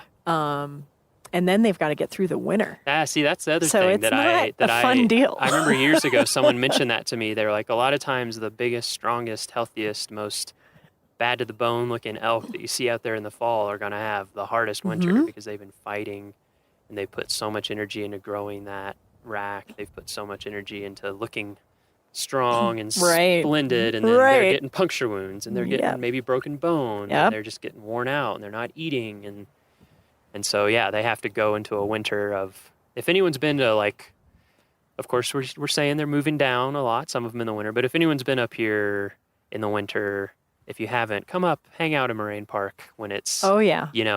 howling wind. Mhm. And I mean, just getting out of your car for 2 minutes to take a picture, like, oh man. Yeah. And they're out in that all day. So We actually good thing have to remember. a group that winters up on the tundra. Oh, what? I didn't realize that. That's yeah, crazy. About 40 animals or so. So again, as Wow. much as you can try to Amazing. explain behavior Yeah. and what they're going to do, and there's always anomalies. There's Yeah. always somebody who's saying, "I'm doing Yeah. my thing." They found some niche Yeah. that's working for them, Yeah. for that group of animals. But I think people really need to be respectful of these animals, respect their space. Yeah. We don't manage them in the sense of zoo animals or Yep. perhaps, your livestock that you have Right. at home. They don't go in a corral. Right. They don't get fed. We don't They supplementally feed them. Right. If they get sick, They are sick. they're sick. Yep. If they get injured and they're going to die, they're going to die. They are wild animals. Yes. And so a lot of folks, I hear comments kind of like, we want to have it both ways, and we need to keep our wildlife wild. If we do have a really, really rough looking chronic wasting disease animal, sometimes we may make the decision to euthanize that animal. Just to put it out They of its might misery. only have a couple days to live. Yeah. But that's rare. I've had incidents with vehicle collisions where people, we should euthanize it. You'll be amazed at how tough these guys are. Mm-hmm. We want to give them every chance to live their life the way they would have. Mm-hmm. So typically, unless they're having a really hard time eating, getting up, Mm-hmm. performing basic life functions, Sure. we're going to let that animal have a shot Yeah. at doing what he or she was going to be Yeah. doing. So what are the other things? So I mean, the biggest thing, that we tell people is to keep a safe distance. It's hard to give an exact number. We actually do have a legal minimum number now in the compendium just this year, which is 25 yards. But of course, that, like we were talking about earlier, they're wild animals. That varies. So in terms of people keeping a safe distance, how would you like them to think about it? And a hoofed critter, and I'll talk about moose too, and I'll just lump them in here because they're going to be rutting after the elk. Mm-hmm. And they're even bigger. And typically even less tolerant. Yeah. They can cover 25 yards awful quick. I have a lot of experience conducting ground capture of these animals, and that's not a lot of space. It's not a lot of space at all. So I think keeping note of the animal's behavior and their demeanor, if they start to pay attention to you, you're too close. Yep. And that could be 40 yards, Mm-hmm. especially with moose. Mm-hmm. But with these bulls that are in the rut, Mm-hmm. whether they're elk or moose, and they vary behavior just like we do. Absolutely. Yep. So you can have one person with an incredible amount of tolerance, Mhm. right? Mhm. They're from New York City and they're used to being on the subway with 8,000 of their closest friends. Yep. Or, you could have someone that has pretty wide buffer around them where Sure. they feel comfortable. Yep. And these animals are the same way. Yep, they're all individuals. Yep. They're individuals. They're going to make different decisions. Mm-hmm. And folks are used to their dog, Right. very expressive, right? Mhm. Hoofed animals are not so expressive. Mhm. If you're used to being around horses, maybe you might be Right. able to pick up on some of these things. They do similar things. They might just lay back an ear. They Mhm. might just kind of clench up their Very jaw subtle. a little bit, and they might stop chewing. Mhm. If those things are going on, they're noticing you, Mhm. and it's probably not for a good reason. Mhm. So it's wise, just be cautious, have Yep. a good time, don't Yep. get hurt. Yep. Um, And lest people think that people don't get hurt, they do. We had people get hurt in the town of Estes Park Yesterday. yesterday. Two different people. Two different So- people were hurt. I don't know all the details, but Yeah. it didn't sound good.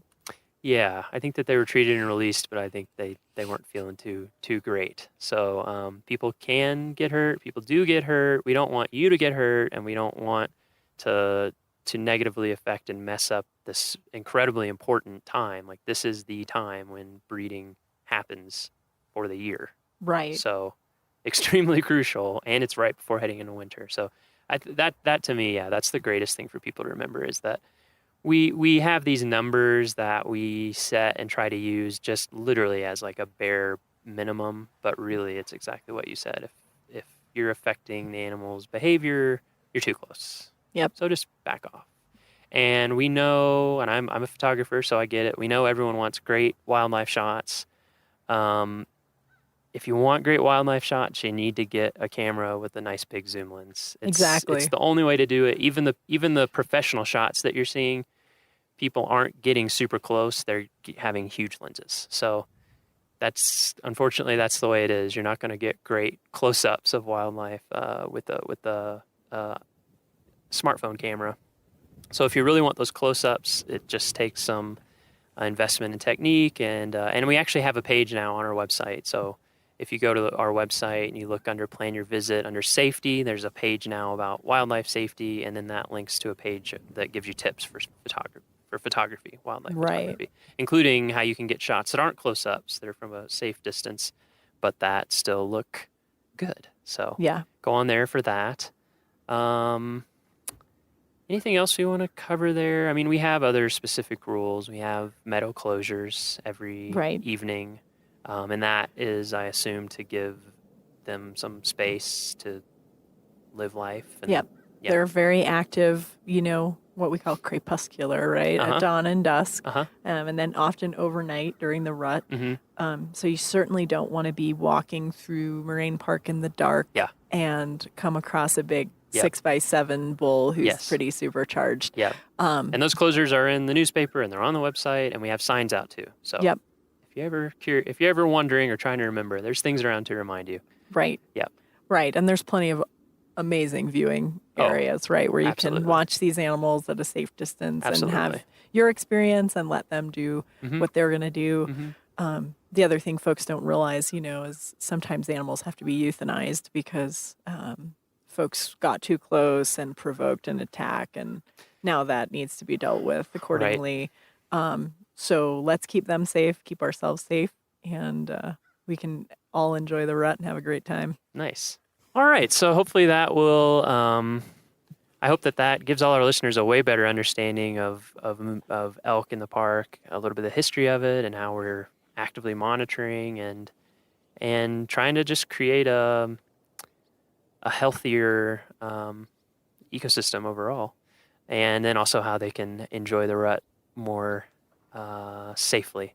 So earlier I mistakenly mentioned moose being around 100 years ago, and they were not, as you informed me, which you'd informed me before, but it takes a few times.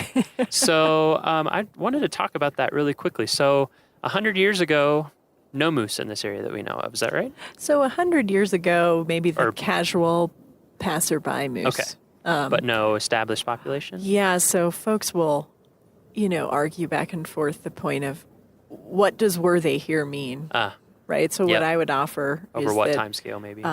We didn't have, as far as every piece of information we've been able to review, everything from historical accounts to the fossil record, we did not have established breeding populations of moose. And as anyone knows today, that's very, very different. We have very established populations of moose. Most of the female moose I've seen have calves, if not twin calves. Yeah. So definitely established, definitely breeding. Yeah. And they're a beautiful, fantastic, charismatic animal. But they were introduced to the west side of the park, west of the park in the North Park area by Colorado Parks and Wildlife in the late 70s. Okay, I didn't realize that. So they were introduced from Wyoming and Utah. Okay. And so then there were several other introductions at different points in the state. But what we've got now is, a very robust, rapidly expanding moose population. Yeah. And again, kind of regardless of if they were here or not, because folks can get really hung up on that conversation. Sure. We still don't have predators on the landscape. Yep. And we have a very damaged wetland system. And that's what moose love. And moose are wetland, what we'd call wetland obligates for much of the year, where they exclusively utilize, they are browsers, right? Yes. Not grazers. Yes. And if you look at their face, you can kind of see some of the unique adaptations there. So they're experts at stripping aspen and willow. And those are, of course, the two species we've focused on for restoration. Yep. That are kind of cornerstone species of wetland systems. Yeah. Riparian systems. So we don't know much right now, but in order to know more, we're kicking off a 5-year research study. Cool. That's going to look at Yeah. not only estimating the population, it's going to look at what are the home range of these animals, what does their seasonal movements look like, what's their baseline health condition. So we'll be testing for chronic wasting disease, which is very rare in moose but can occur. We're looking at body condition score. We're doing some blood work. So we're starting a pretty big study on what is the status of our moose in the park. And that just started this fall, is that in right? August? In August. Yep. Nice. So we have a few animals collared on the west side of the park and an animal collared on the east side of the park. And we're going to get kind of a lot of that seasonal movement information. Very cool. So in technology. 5 years, we're going to know a heck of a lot more about moose in Rocky than we do now. Yeah. And we actually talked before the podcast. We're thinking about ideas for future seasons of the podcast. And so we think one really cool thing might be to do a kind of a mini series inside of the series about the moose study next year, where we can really get into detail and even go out in the field and get a lot more info for that. So if people will bear with us, we're going to not go into super detail on that now, but we just wanted to let you know that obviously whether or not they were here in the past, they're certainly here now. Right. And exactly. we have tons of questions about the moose population in Rocky that are unanswered. And Hannum is leading up the effort to try to answer those questions, and it's going to be super interesting. So we will check back in on that as we go along. Another thing that I think we'll wait on for that is some of your background, because it is very interesting, I think, in terms of other jobs that you've had and how you got into this field. So I think that we'll be able to cover that then, if you're okay with that. Sure. Sounds like a plan. So we'll keep this one elk specific for the most part, but I want to wrap up with bigger picture stuff. That's what we usually like to do. We go big picture at the end for at least a couple questions. So this is probably a tough one to answer, maybe, but as a landscape ecologist, what is maybe the one or two biggest things that you wish you could go around and tell visitors all the time, but you're busy doing research and work and in the office and can't tell them? Like, what's the kind of big, one or more big ideas from your field that you think would really inform people's visit when they're here in the park and they're seeing all the amazing things that they're seeing? I think we have to constantly remind ourselves how interconnected everything is, because we don't operate that way. Humans do not operate that way. We have a really hard time thinking on a 50-year, 100-year, 200-year time frame. We have a really hard time thinking on a multi-state spatial scale, a continental spatial scale. But that's how nature works. So we can either start to try and think that way a little bit more, because these efforts, I can spend 14 hours a day working on this stuff, but I can't do this by myself. Sure. Maintaining healthy landscapes, restoring unhealthy ecosystems, maintaining healthy wildlife populations, which are really a very rich heritage in this country.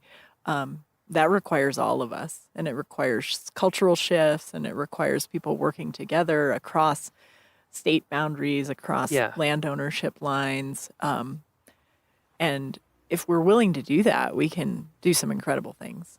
And if we're not willing to do that, we risk losing a lot. Yeah, that's a great point, and I feel like that's something that has started to emerge in terms of communication with the public to national parks, but I think it's great to emphasize more and more, which is if you come to Rocky, if you love Rocky, it's not a contained thing. Right. Everything that happens around it matters. If you live near here, it matters. If we want to keep it as healthy and beautiful as it can be, we have to think way outside the boundaries, and we have to partner with everyone down to the individual level. So awesome point. Yeah. And then the last big picture thing that we like to wrap up with is, how long have you been at Rocky Mountain National Park now? Almost 2.5 years now. Okay, so similar to me. So it's interesting. We've had some people who've been here for 30 years who've asked this question, and some people have been here for a year and asked this question. But so far, your time at Rocky, what has your time at Rocky, or what does Rocky mean to you? What has it been like in terms of, it can be your professional life, personal life, both, whatever. What has Rocky meant to you so far in your 2.5 years? So Rocky was actually the first big Western park that I'd ever seen. Oh, when was that? And that was in 2005. Okay. And I was driving out to go work on a ranch north of Steamboat Springs from the East Coast. So I'd traveled all over the world, but I'd never come to the Western United States. And it just blew my mind, right? Sure, I always say I was a young kid with an old truck and a new pair of boots, and it really stuck in my mind, and I never envisioned that this many years later I would be kind of heading up, some of our pretty keystone adaptive management projects. Yeah. And I think that's really what drew me back here, out of a myriad of different opportunities, is that, again, something I think even folks who work here don't realize, some of the stuff that we're working on in terms of ecosystems management and long-term recovery is really a template for a lot of other places. And we have a really strong science base for what we do, which, as we talked about earlier, that wasn't always the case, right? folks would say, "Oh, Yeah. there's too many elk. We'll shoot some elk." We don't do that sort of thing. And there are a lot of places around the country and around the world that are trying to engage in this adaptive management model where we feed science into our decision-making process, and we're actually making decisions based on data as opposed to what we think might be happening. And so for me, that was really a big draw to come back here. So both the sentimental piece and then great professional opportunity. Yeah. And I work with just some incredible people who are highly motivated both here and at our partnership organizations. So that's really energizing. That's awesome. Well, that's pretty amazing that it was able to come full circle like that at this, that you're, the first place that kind of blew your mind, introduced to the West is where you find yourself doing your professional work. That's pretty awesome. Right. So we will check back in with you soon. Listeners will get to learn a lot more about these innovative studies that we're doing and about various staff that you work with and about the whole program in the future. So look forward to that. Thanks so much for joining us. Thank you, Miles. Yeah. All right.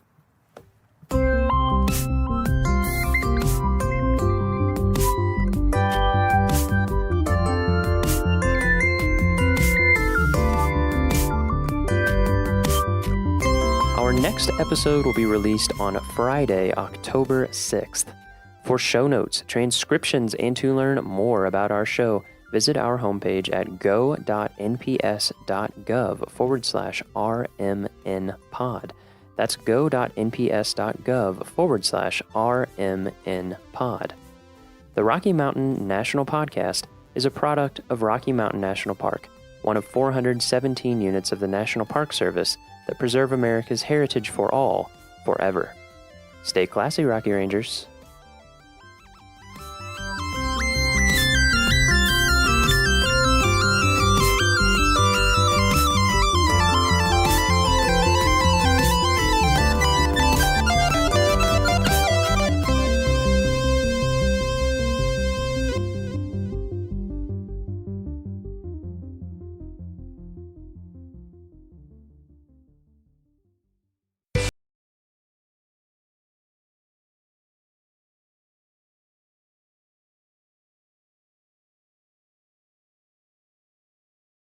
Two million visitors will come to Logan Pass during the short 2 to 3 month summer season. This shuttle stop is literally the high point of the Going to the Sun Road, as well as the high point of many visits to the park. The pass sits along the Continental Divide at 6,646 feet and treats visitors to sweeping vistas of mountains and subalpine meadows full of colorful wildflowers. The rangers at the Logan Pass Visitor Center can assist with answers to questions about the area and information on plants, wildlife, and hikes.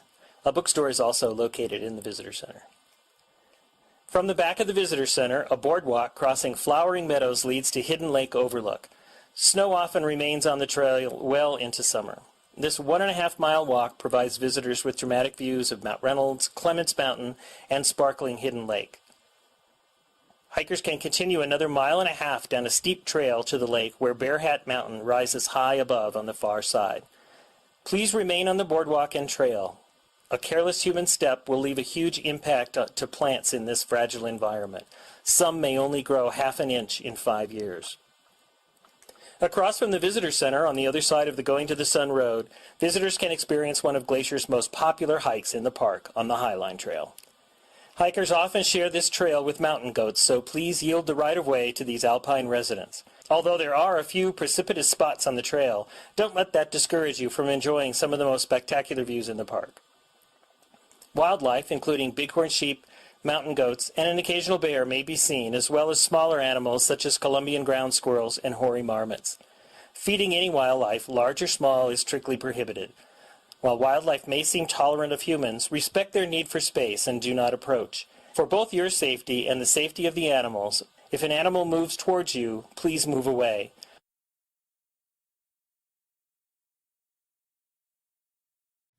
One spring, shortly after I first came to Glacier National Park to start working as a ranger here, I made my first trip up the Going to the Sun Road.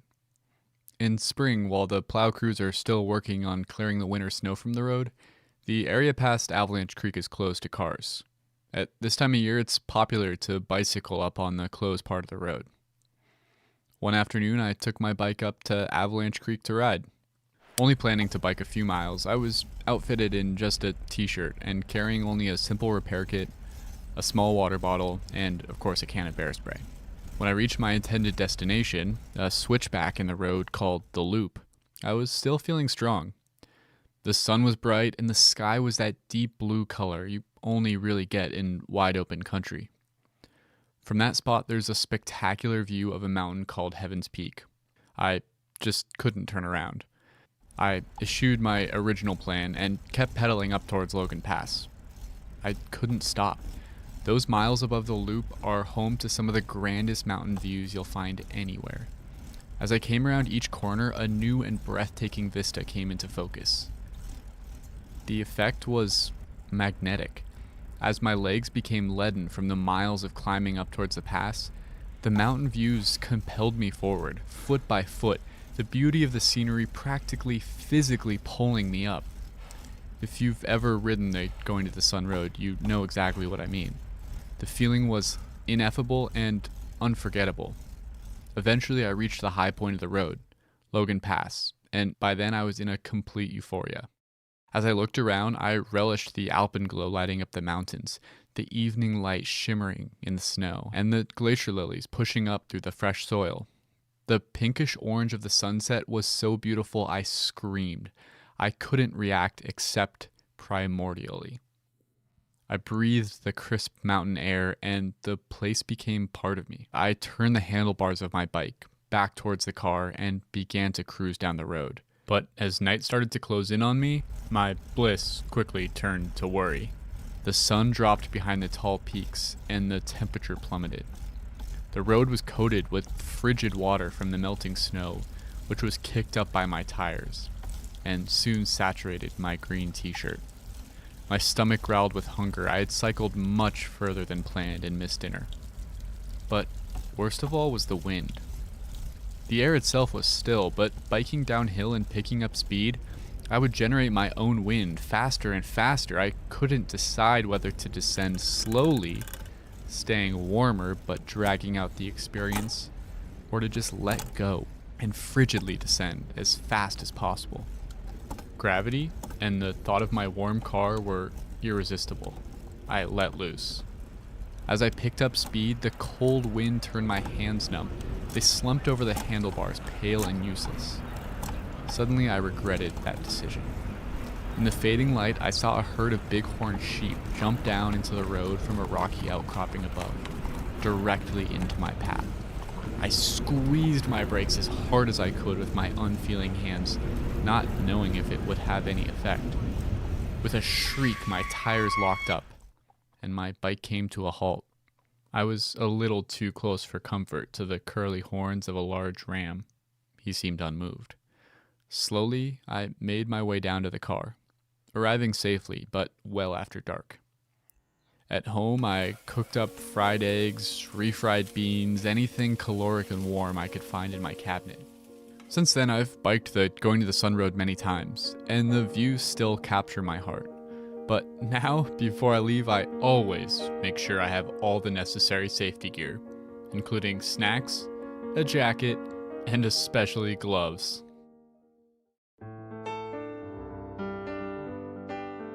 Welcome to Headwaters, a Glacier National Park podcast, brought to you by the Glacier National Park Conservancy and produced on the traditional lands of many Native American tribes, including the Blackfeet, Kootenai, Salish, and Gillespie people. We're calling this season The Confluence, as we look at the ways that nature, culture, the present, and the past all come together here. I'm Michael. I'm Andrew. And we're both rangers here. And today we're at Logan Pass. And after a brief description of the place itself, we'll hear some stories about what makes it so important. As the highest point on the Going to the Sun Road, Logan Pass is a place of extremes. One extreme is visitation. This is the starting spot for two of Glacier's most popular trails, the Highline and Hidden Lake, and has some of the most coveted parking spots anywhere. To get one of the 234 spots here on a summer day often means arriving before 7 a.m. Logan Pass is also home to extremes of weather. Once, wind speeds of at least 99 miles per hour were recorded for 12 hours straight. It can snow any month of the year here, and often there's still 10 plus feet of snow on the ground into July. As crazy as this may sound to listeners from warmer areas, if you show up to hike at Logan Pass in July, don't wear your sandals. You'll likely be walking on snow. Because of the extreme geography and weather here, there's really only a short window to visit. Crews start plowing the Going to the Sun Road every year at the beginning of April, but it's a monumental task. The plows will have to maneuver through avalanche chutes, manage extreme weather, and finally tackle a section simply called the Big Drift, where snow often blows into a pile 80 feet deep. They do all of this on extreme terrain, and it all has to be finished before the road can open to the public. Typically, the Going to the Sun Road opens for the season in late June or early July, but the opening date will depend on conditions. So if you're planning to drive to Logan Pass, don't plan your trip any earlier than that. If you want to bike like I did, the road will be available for biking before it opens to cars. But you're not allowed to bike in the immediate vicinity of working plow crews for obvious reasons. To reach Logan Pass, you'll need to bike after hours or on the weekend when crews aren't working. Once Memorial Day hits and car traffic really ramps up, there are more restrictions on when and where you can bike on the Going to the Sun Road. You'll really want to consult the park website or newspaper to read all the details. It's only a few short months before winter makes its return to the pass. Winter storms have ended the Logan Pass season as early as September in recent years, but mid-October is more typical. It's a narrow window, and that's not accounting for wildfire or other natural events that can lead to unplanned closures. But Logan Pass is a magical place, full of wildflowers, wildlife, and unsurpassed views. The wild and rugged nature of this place, which makes it so appealing, can also make it unpredictable. It's good to keep in mind that some things you plan to do just might not be available. Be flexible and have a backup plan. There's always something fun to do if you're creative and prepared. With all that in mind, let's move into our first story of the day, about how workers in the 1920s and 30s were able to build the engineering marvel that is the Going to the Sun Road.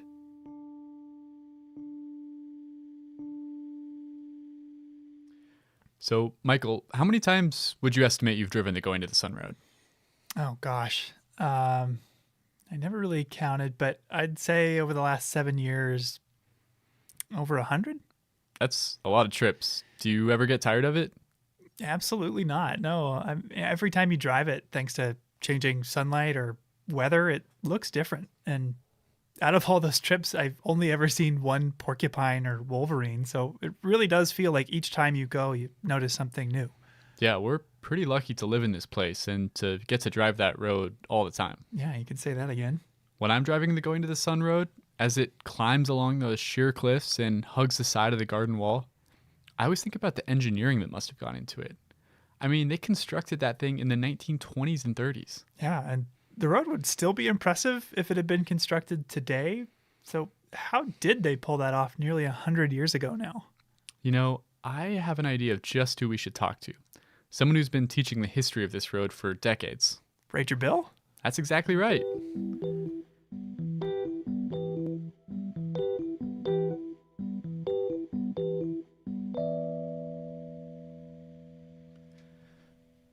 Bill has been working here for a long time. Well, I started in Glacier National Park in 1966. I worked for the boat company, and then in 1988, I was lucky enough to score a job with the National Park Service, and up until this year, I think I had 32 years in. If you're lucky enough to meet Bill, you'll find that he's got a ton of stories about the park throughout the years. When I asked him what he'd say to someone about to drive the Going to the Sun Road for the first time, he didn't undersell it. Well, first of all, I would tell anybody that I was talking to that they're in for probably one of the greatest experiences of their life. In Bill's reckoning, the road really democratized Glacier National Park. It made it a place accessible to a lot more people. It allowed everyone that came to the park, whether you're young or old, or if you're from a different country, it gives you the opportunity to get up very close and personal with one of the finest wilderness areas in the United States, as well as alpine scenery. According to Bill, the Going to the Sun Road's origins go all the way back to the inception of the Park Service. It came back to Stephen Mather, who you probably know was the first director of the National Park Service. The National Park Service came into existence in 1916. Stephen Mather, within a year, became the director Okay, what about the route? I mean, it seems obvious now. It's absolutely spectacular, but how did they decide where to put it? According to Bill, the routing we have today was not even the one that they had originally planned on. The first architect, landscape architect that was involved in the road was a guy by the name of George Goodwin. And George Goodwin proposed 15 switchbacks over that 3,500-foot climb up to Logan Pass. And Stephen Mather came out and he rode up to the area where he proposed the 15 switchbacks. And Goodwin's whole thought process was he wanted to show the human spirit and what the human spirit was capable of doing. And he felt that a road like that would definitely be there for all time to come. Oh, really? The road was supposed to have 15 switchbacks? I mean, it only has one now at the loop, right? Yeah, fate intervened and the 15 switchback idea was shot down. But along on that trip was another younger architect by the name of Thomas Vint. And Thomas Vint said, I don't think that's a good idea. And Stephen Mather also said he didn't think it was a good idea, that they would ruin this incredibly beautiful scenic part of the park. Okay, yeah, I know. I've got to agree. That does not sound like a good idea. 15 switchbacks would have covered like the whole area in pavement. So Vint proposed a different route instead. One that only had a single switchback. One where the road would blend into the landscape, emphasizing the natural scenery rather than the human engineering. It sounds a lot more like the road that I know. Yeah, Stephen Mather preferred that proposal as well. He wanted the road to lie lightly on the land, to emphasize the natural over the human. So what was the next step to take it from drawing board to asphalt? Well, they had to do a survey of the route. And they finally decided that it was going to be a one switchback road. A civil engineer out of San Francisco by the name of Frank Kittredge came in and hired a group of 30 men. And he'd had a lot of experience building roads along the ocean. Michael, you know how steep and cliffy that terrain is. Well, surveying it was so terrifying and challenging that a lot of people simply quit. Turnover was so high on these survey crews that Kittredge had to have 3 crews simultaneously. One that was actually working. Then he also had to have one crew coming and one crew quitting. And the ones that quit said that it wasn't worth it to climb up and down those cliffs and put your life in the hands of a rope. I don't blame them. That sounds terrifying. Yeah, to be out on that crumbly sedimentary rock, no thanks. They finished that survey in 1924, and the next year the contract to build the west side of the road was given to a company out of Tacoma, Washington, called Williams & Douglas. When they came in 1925, instead of starting from the bottom and working up to the high point, Logan Pass, what they did was they established along the west side 5, maybe 6 different camps, and they would work from there. They would work in both directions until they ran into the other camp that was coming their way. Oh, that's clever. So they were able to work on a bunch of different sections of the road all at the same time. They estimated that there were 300 men that worked on the road. And, you know, there was no OSHA, there were no hard hats, and there you know, the kind of clothing they wore, that wasn't such a big consideration. And the amazing thing about that is there were only 3 deaths. It's really pretty humbling to know that 3 people died working on that road that we all enjoy so much. I can't even imagine what it'd be like to be part of those crews. No, I don't want to either. Yeah, I asked Bill what some of maybe the biggest challenges they were facing were. I think the biggest thing was safety. You can see guys rappelling down off the sides of very steep cliffs, you know, with a 1,000-foot drop below them.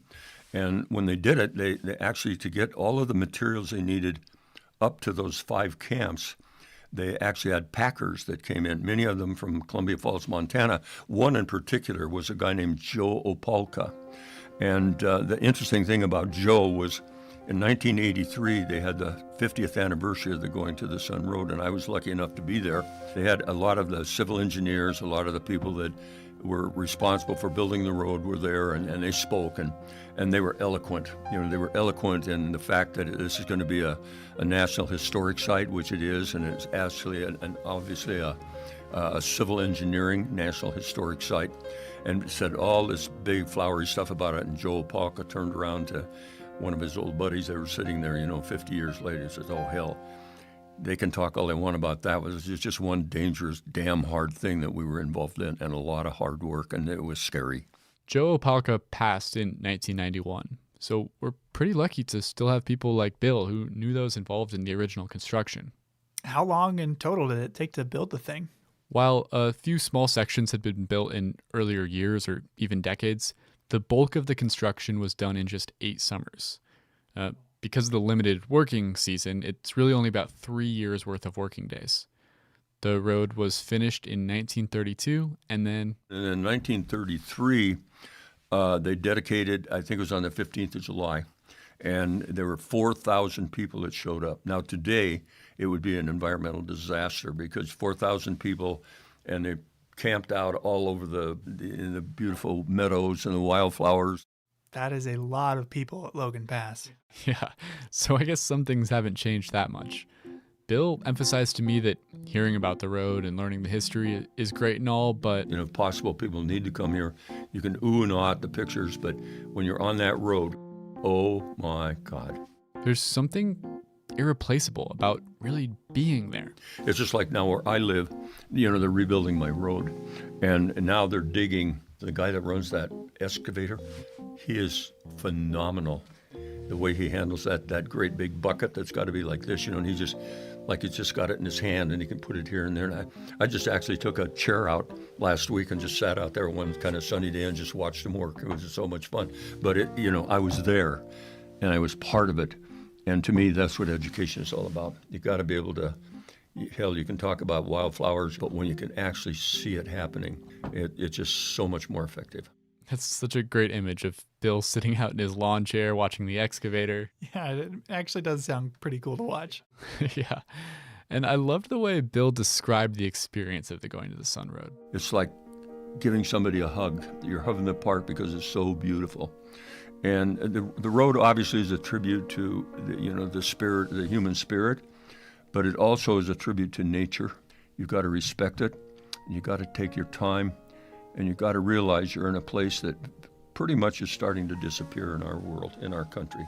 When you think about all the industrialization that's gone on, but Glacier is a place where you can come and it still relatively is untouched. He told me about an experience that can really only happen at a place like Logan Pass. When I was working up there a couple of years ago, and there was a mountain sheep, beautiful mountain sheep, just this big, huge horns guy. And he was looking at us, and it was just like a statue. And the guy came up to me and he said, "Geez, Ranger," he said, "I swear to God, that same mountain sheep was standing in exactly that position 20 years ago when I came here." And I looked at him and I said, who knows? Probably not, but the park is just exactly like it was when you were here 20 years ago because it was set aside to become a national park. And how fortunate we are to have places like that. We'll be right back after this break with a story about some of the interesting steps the park has taken to deal with the impact of visitors at Logan Pass. Each episode, we seem to cover at least one thing that, like this podcast, wouldn't be possible without the support of the Glacier National Park Conservancy. With the help of some friends over there, we got the number of Executive Director Doug Mitchell and decided to call him up out of the blue to ask about these projects. For this episode, we wanted to ask about a very special ranger you'll sometimes see at Logan Pass.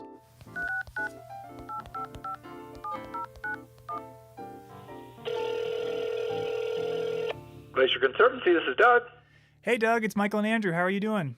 Michael and Andrew, what a treat to hear from you today. Likewise. Well, we're calling because Andrew and I have both worked at Logan Pass as park rangers, but no matter how good a rangers we are, most visitors who come up to us are asking for a different ranger, one special ranger. Do you have any idea what ranger that might be? I have a feeling that it is our own four-legged ranger, Gracie the Bark Ranger. Would I be correct? You're absolutely right. Can you tell us who Gracie is and what she's doing up there? Yeah, sure. So Gracie is an amazing addition to the team at Glacier Park, an especially trained animal who helps separate the public from wildlife. Gracie and her handler, Ranger Mark Beal, have won a bunch of national awards for the work that they've been able to do in Glacier to be able to keep wildlife and people interactions safe. So basically, Gracie the Bark Ranger is a specifically trained wildlife dog that the park uses to mitigate human-wildlife conflicts at Logan Pass. When you say Gracie's helping maintain a safe distance between animals and visitors, is it usually visitors approaching animals, animals approaching visitors, or a little of both? It's a little bit of both. So, Obviously, as unfortunately we know, animals are attracted to salt, which can come from the bottoms of our cars, and so they can end up in the parking lot, and either people can get too close to them, in which case Gracie will gently nudge her way around both the people and the animals, and generally shoo the animals back to the other side of the road where they are safe and sound and out of harm's way, as are the people who may not know that you just don't get within 5 feet of a bighorn sheep. That would be a bad idea. Yeah, bighorns have a few big reminders on their head to keep that distance, but it's nice to have a charismatic ranger doing the extra work. I think generally in the name big and horn, you just would get the idea. Yeah, it's always fun to hear about the special projects the Glacier National Park Conservancy funds and supports here in the park. And it's always fun to hear your guys' latest podcast. Thanks for the work you're doing. Great. Well, we'll talk to you soon, Doug. All right. Thank you. Bye. Bye-bye. Welcome back to Headwaters, a Glacier National Park podcast. In this episode, we are at Logan Pass, and for this next story, I wanted to talk to someone who had worked there. On an average summer day, how early would you say the parking lot filled up there? Normal, probably 7:45 was about average. Okay. It's when I first started working there in 2013, it was probably closer to 9 o'clock. Wow. So it started, people kind of got the idea that they need to get there early. That's Emlyn Stanton. Emlyn Stanton, and I was the visitor service assistant for Logan Pass. Who spent 7 years more or less managing the whole area. You're one of the people that would make the call to close the parking lot right when it's full. How do you know when it's time to do that? Normally for closing it, if there's more than 20 cars circling, is normally when we made the call to close it. In the summer of 2019, Logan Pass was open for 86 days. And 3/4 of the time, the parking lot of the visitor center was full by 9 a.m. And from having staffed that visitor center, it's worth noting that Emlyn or another ranger who's making the announcement that it's full, they don't live up at Logan Pass. They have to drive up in the morning like everyone else. So if the lot is actually full at 6:30 in the morning, it won't get called in until Emlyn arrived at work. Yeah, you're right. So what would your advice be to somebody who didn't find parking at Logan? Just go down the road, try to find a legal pullout, and have them just take the shuttle back up. Now, on a personal level, I don't think anyone, when they visit Glacier, is excited to have to jockey for parking or deal with congestion. I mean, it's just not fun. But there are some other concerns that park managers have when they see crowds like this at Logan Pass. Yeah, you've got to think about, can an ambulance get up here? Are people going to be forced to walk on the vegetation? Are we getting too close to the wildlife? Is someone going to get gored by a mountain goat? Things like this are often cited as proof positive that our national parks are being loved to death. And while that might be a little hyperbolic, they are great examples of the difficult nature of carrying out our agency's mission. Now, the mission of the NPS is beloved, but actually implementing it proves challenging, thanks to what's known as its dual mandate. Could you describe the dual mandate? Sure. Well, the mission statement says that places like Glacier are to be preserved unimpaired. But you're not going to set a glacier aside in a museum or hermetically seal it only to be viewed at a distance, because the mission also states that they're to be preserved for future generations to use, for people to enjoy and learn from. Yeah, and that balance between protecting something as it is and allowing for others to enjoy it, that's a tightrope walk. Too far to one side and you'll preserve it so well that nobody could ever see it. Too far to the other, you build enough roads, resorts, and attractions that you built a theme park. Yeah, you've got to find a middle ground somewhere. Logan Pass, as we've said, is a place of superlatives. It's the highest point on the Going to the Sun Road with some of the park's most extreme weather and abundant wildlife. But it's also a case study in how, in the face of extreme visitation, Glacier has grappled with this dual mandate. And none of these concerns are unique to Logan Pass. Destinations all along Going to the Sun Road seem to grow more and more popular each year. But as the literal and figurative high point of many people's visits here, Logan Pass has been at the center of both the visitor experience and park management for a long time. And if you look at its history, you'll find some of the most misguided, controversial, and just downright bananas attempts the park has made to define our relationship to this place. Today, I'm going to share 3 examples of times that our favorite alpine playground was nearly loved to death. Now, the Logan Pass Visitor Center was built as part of Mission 66. a massive National Park Service program to expand and standardize infrastructure at park sites all over the country in preparation for the 50th birthday of the NPS. Andrew, could you describe the Logan Pass Visitor Center? Sure. It's built into a hillside, and it's got this big sloping roof that kind of matches the contour of the hill. It's made with stone walls and big windows everywhere to enjoy the views. Yeah, it's beautiful, it's visually striking, and I think really complements the scenery well. But as with any construction project, it disturbed the ground it was built on. This is my first story of management foibles and folly at Logan Pass, and I'm calling it The Cover-Up. But first, Andrew, could you describe what the meadows are like? There's all those subalpine meadows with glacier lilies, monkey flower, all sorts of grasses. Exactly. By the time construction had finished in 1965, pictures of the building show barren dirt all around it. But the same photo just 2 years later shows lush green vegetation all around the building. Wait, what? This seems impossible. Yeah, no, look at it. Things don't usually grow that fast up at that elevation. They don't? Those meadows are covered in snow for like 8 months of the year, so I would expect it to take decades for all those plants to grow back. Yeah, you're right. And here's how they did it, if you could read this excerpt from a newspaper article at the time. Sure. Okay, park officials decided to gather alpine turf elsewhere and transplant it around the visitor center, exactly as one might in developing a new lawn in the city. The source of the alpine sod, unfortunately, is a short distance from the visitor center, just out of the line of sight. Collectively, the sites represent an area as large as a football field. Wait, they just stripped away plants from another spot and replanted them there? Yeah, and they didn't try very hard to hide what they were doing either, because hikers on their way to the Hidden Lake Overlook just behind the building immediately noticed patches of barren dirt, like 200 yards from the visitor center. Oh no, that's pretty egregious. Yeah, and so management caught some flack for that, as seen from that article you just read from. But what came next was an attempt to actually protect the meadows. Okay, that seems like a good thing. In a story I'm going to call The Toxic Trail. Well, that doesn't. The hikers that noticed the sod stripping were on their way to the Hidden Lake Overlook, 1.5 miles southwest of the visitor center. Now, today, if you were to hike there, what would you be walking on? It's mostly on a boardwalk. Yeah, a raised wooden boardwalk. When the visitor center opened, it was just a regular trail. So let me guess. After they built the visitor center, it got a lot more crowded up there, and the park was worried that all these people would start to stray off trail and walk on the plants. So they built a boardwalk to try to keep people on the trail. It's almost like you work here. But you're right. A boardwalk was proposed for that very reason, but it wasn't a popular proposal. It was widely criticized, notably by the trail crew members that would be tasked with its construction. In a letter to the editor of the Hungry Horse News, they opposed the boardwalk for 4 reasons. Now, I have them here. Can you read them? Yeah, sure.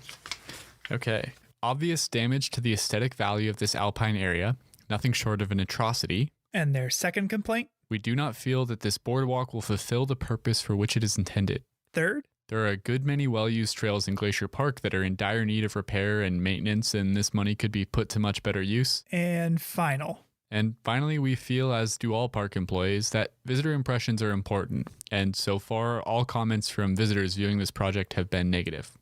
A pretty thorough rebuke. Yeah, but there actually is a boardwalk up there today, so they must have changed their minds? Well, park management actually dismissed both the feedback and the employees who gave it. The trail crew members who spoke up were actually fired. Wait, really? Yeah, the park superintendent at the time, William Briggle, was so insistent on finishing this project despite widespread concerns that the trail crew was replaced and work began immediately on the boardwalk.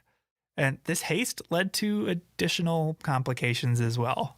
The wood initially used was treated with pentachlorophenol, a petroleum-based solvent that pretty much right away began to leak out onto plants. Oh, no, that's not good. Yeah, and folks that were there at the time observed the death of trees or grasses growing alongside it, but it also made it slippery and toxic for us to walk on. What a mess. Yeah. Needless to say, they got a lot of flack for that as well, and replaced all the wood with environmentally friendly wood at great inconvenience to visitors because it stayed closed for longer and at great cost to the park. But I saved the best for last. The most absurd story of visitor management, in my opinion, anywhere in the park, centers around the toilets at Logan Pass. Oh no, this can't be good. We often advertise that the park is home to over 1 million acres. But we don't advertise that we've got over 300 toilets. 300? Not including lodges or hotels. Does that count all the backcountry campground toilets too? Yeah, vault toilets, pit toilets, flush toilets, outhouses, lowriders, visitor centers, campgrounds, you name it. Waste management is kind of a great unspoken truth of civilization. When you've got to go, you've got to go, even if you're miles into the backcountry. And remote restrooms like some of them here are met with a unique set of challenges. Sperry and Granite Park chalets, which you reach after hiking thousands of feet up from the trailhead, get enough traffic that their pit toilets rely on barrels that are sealed and flown out at the end of the year by helicopter. And I think I've heard that there used to be a solar-powered composting toilet somewhere. Yeah, there was, until it was destroyed by an avalanche. That sounds like a huge mess. And I even ran into a backcountry toilet this summer that had been completely torn off its foundation by a curious bear. Oh no, that also sounds messy. So one of the reasons we don't advertise that we have over 300 toilets is because they're kind of gross, but it's also because nobody seemed to know the number offhand. I had a series of really humorous emails with facilities management to try to track down that estimate. But the whole reason I started looking into toilets and waste management in the first place was because I learned about our third and final story. A story I'm going to call The Fleeting Fountains. Coinciding with the new visitor center, a new waste treatment facility was installed at Logan Pass, one that promised to capture and treat waste with a septic system that filters out liquid waste in a 17,000-gallon tank before spraying clean water out of nearby nozzles. Nearby as in out onto the meadows at Logan Pass? Yep, watering the plants, so to speak. The only problem was, after this 17,000-gallon septic tank opened to the public, it got 5,000 visitors and 20,000 gallons every day. Oh no. That's what, 3,000 gallons over capacity? Yep.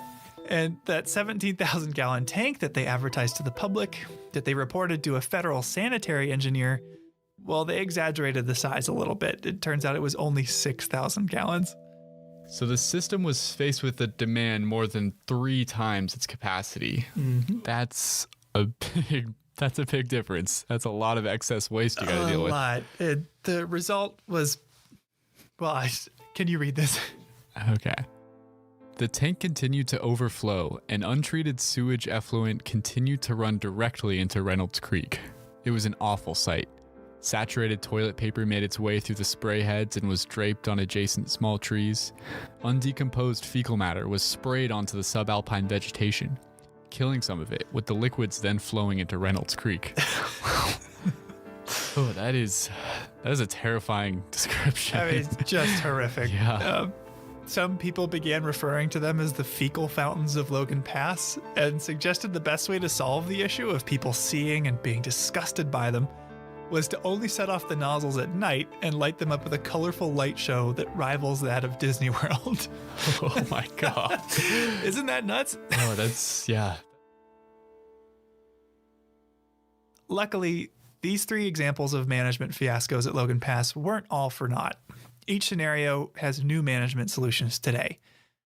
Take the sod stripping. What do you think we'd do in that situation today? Well, rather than pull up plants that are already doing fine in the park, we'd grow new ones in the native plant nursery. Yeah. In the case of disturbances like construction, we can replant vegetation using local seedlings collected and raised by our nursery staff. Now, in the case of the boardwalk, there are systems in place now to evaluate potential development or construction before it happens. Yeah, and it's not unique to national parks, but any project like this boardwalk would now require an environmental impact statement. Or assessment. Which would detail all the ways that the project would impact the environment. And finally, the toilets. Yeah, I don't think we use that system anymore. No, we don't. We've got a new system. Wow, it is a beautiful day. And one morning this summer, I drove up to Logan Pass to meet with one of the folks that helps this system work. I feel absolutely puny in my little sedan behind this thing. The fecal fountain fiasco was a huge black eye to the park, ultimately attracting national attention. In a letter to the then senator from Montana, the assistant director of the National Park Service wrote the following. Here, one last thing to read. Okay. Sprayfield on Logan Pass is being eliminated, and there will only be holding facilities. Next summer, Logan Pass sewage will be pumped into tank trucks and hauled to lower elevations for disposal. This will make unnecessary any additional engineering improvements to the existing system and will obviate further intrusion on the natural environment. What's your name and job title then? Jeff Hoyt, equipment operator. Awesome. I met with Jeff outside these vault toilets at Logan Pass after he drove one of those tank trucks all the way up here. Do you have a name for this thing? No, it's the bigger one. That's either the big pumper or the little pumper. That's what's in the tank. And they are as noisy as they are enormous. How big is that tank? Huge. You know how big this tank is? It is a 3,500 gallon. Wow. 3,500 gallon. That tank could hold 18 hot tubs and when full would weigh as much as 7 bull moose. Now, all of the waste at Logan flows into a storage tank, which is periodically vacuumed up into tank trucks like this one before being trucked down to a waste management facility near the entrance. On a busy season, we're usually 3-4 loads minimum every day. Wow.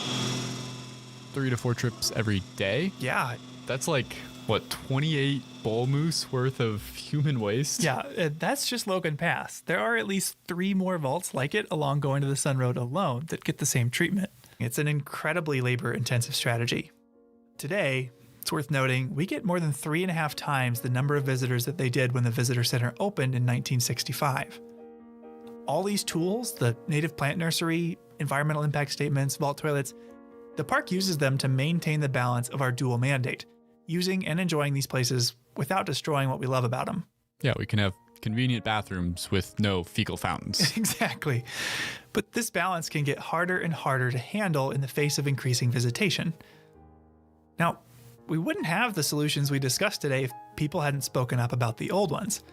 It was the voices of visitors that raised awareness of sod stripping and put pressure on the park to fix the boardwalk. The most effective management tool a park could hope for is a community of people that support it, that care for it, and are conscious of their impact during a visit.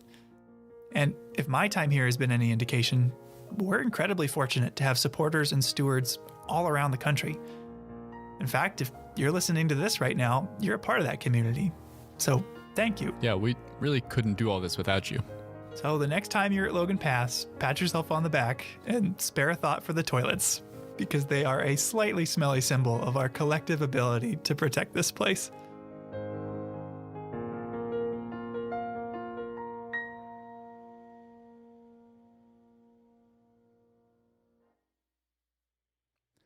Okay, all this talk of toilets has got me thinking about the smells here. There are so many things to smell. Do you have any scent-related memories here, Michael? Yeah, I remember the second summer I came out here to work, I noticed how much I associated the smell of the forests around park housing with the park itself. I remember calling my family to let them know that I made it safely to Montana and mentioned that I realized how much I missed that smell. My sister Katie thought it was hilarious. Like, what do you mean you miss the smell? Bringing it up on phone calls from time to time. But when they finally got the chance to visit, I remember her apologizing. I know what you were talking about now. It smells great. Yeah, that's a great story. And you're definitely not the only person who's ever been teased for their interest in the smells here. I want to play you a clip from a conversation I had recently. I got so much grief from my colleagues, just kind of jabbing at me, smellscapes, are you still doing this? What are you talking about? Smellscapes, that can't be real.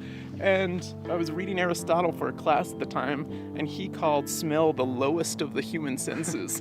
And it's even he's beating up on smells. We've never given smell its due, whether it's in the parks or just in culture. I mean, that sounds a lot like what happened with me and my sister. Who is that? That's Will Rice. He's an assistant professor at the University of Montana's Department of Society and Conservation. Did I hear him use the word smellscape? What is that?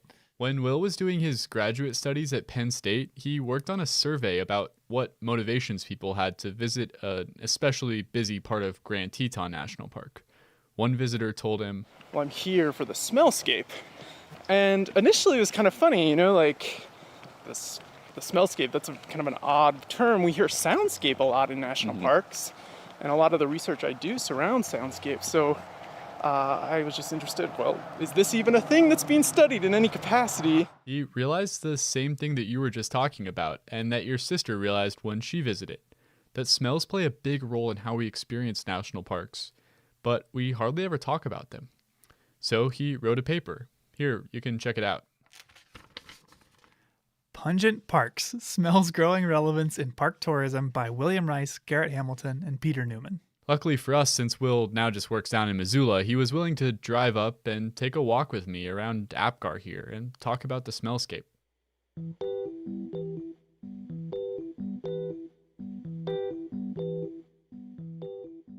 So first of all, Will, can you tell me what is a smellscape exactly?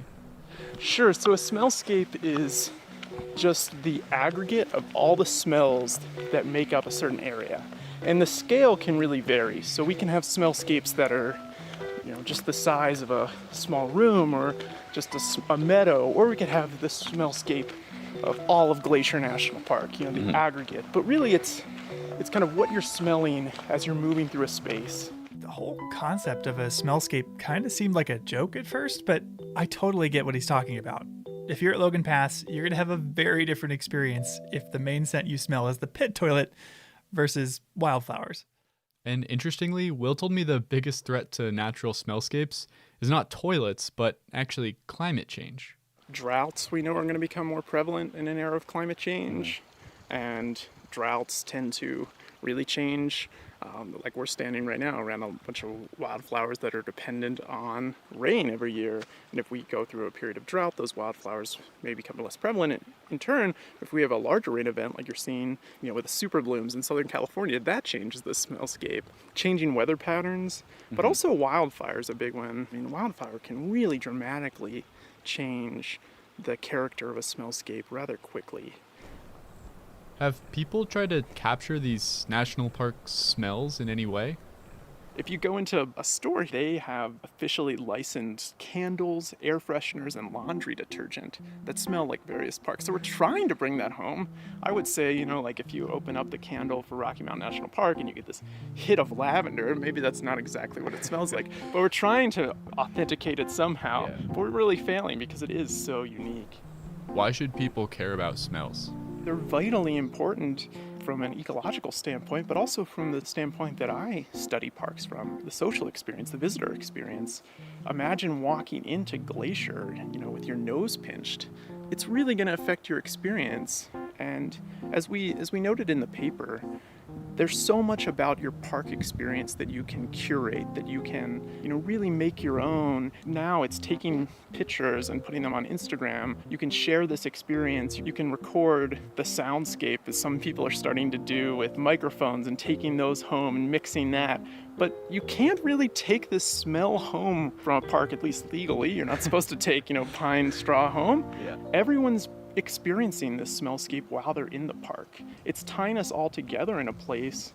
And so we're left with this really authentic experience. Thanks so much for joining me today, Will.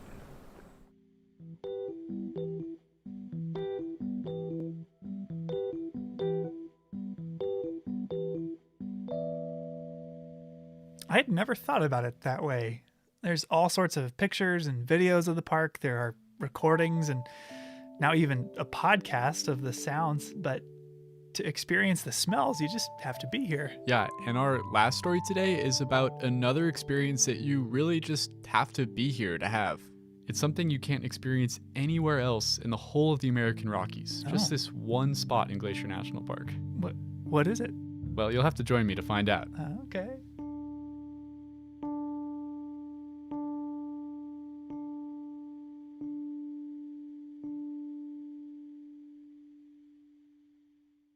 Okay, you've really got me on pins and needles here. What is this experience you were talking about that's rare? Well, I think we should replicate the journey of one Marcus Jones. Who's that? Jones was a botanist. He worked in Montana in the early 1900s. He was pretty prolific. In his career, he documented and even named a ton of plants. So he was a really great botanist, but he's actually best known for his roasts. Wait, so he's a botanist that moonlights as a roast comic? In a sense. He was a pretty prickly guy, and in fact his views were so unorthodox that by the late 1920s he was shut out of most of the botany journals. So he just took matters into his own hands. He bought a printing press, taught himself to typeset, and he started putting out his own botany journal called Contributions to Western Botany. With no one to edit or censor him, Jones just took to excoriating those botanists he disagreed with. I had a friend dramatize a few of his comments for you. It is a common comment of workers in the gray herbarium that Fernald is becoming a common scold. He needs to be taken out in the woodshed and given a spanking. It is to be hoped that this will be done before he gets to the Bronxian position of seeing nothing good in the work of outsiders. Wow, he really doesn't pull any punches. Yeah, and the next one's probably even worse. There have been several notable deaths in the botanical world since my last contributions. Green, the pest of systematic botany, has gone and relieved us from his botanical drivel. They say that the good that men do lives after them, but the evil is interred with their bones.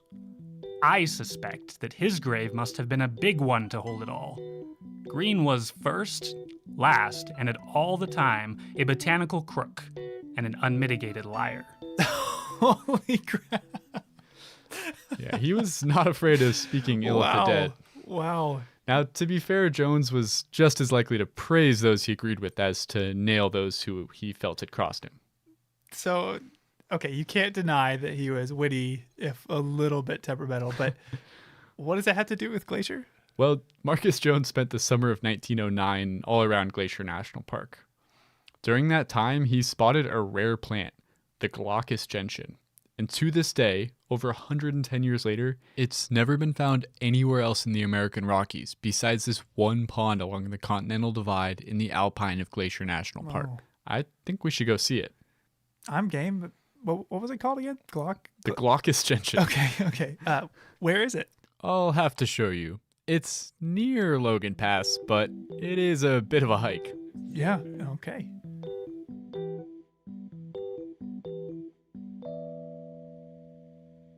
Okay, so yeah, we've hiked just over 10 and a half miles already this morning, climbed 4,700 feet, and now I think we're within like 100 yards of our gentian. We're getting really close. I'm pretty excited to see it in a minute here.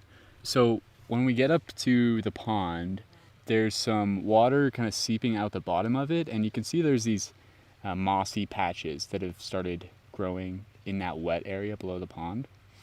That's our habitat. So we're gonna walk down there.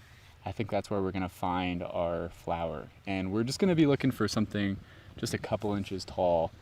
It's a pretty tough hike up here, so I was glad to get a little break while you explain some of the background of the flower and why we're up here in the first place. So he discovered the Glaucus gentian, the gooseneck sedge. Did he name all these things? He didn't. The Glaucus gentian was named actually all the way back in 1790.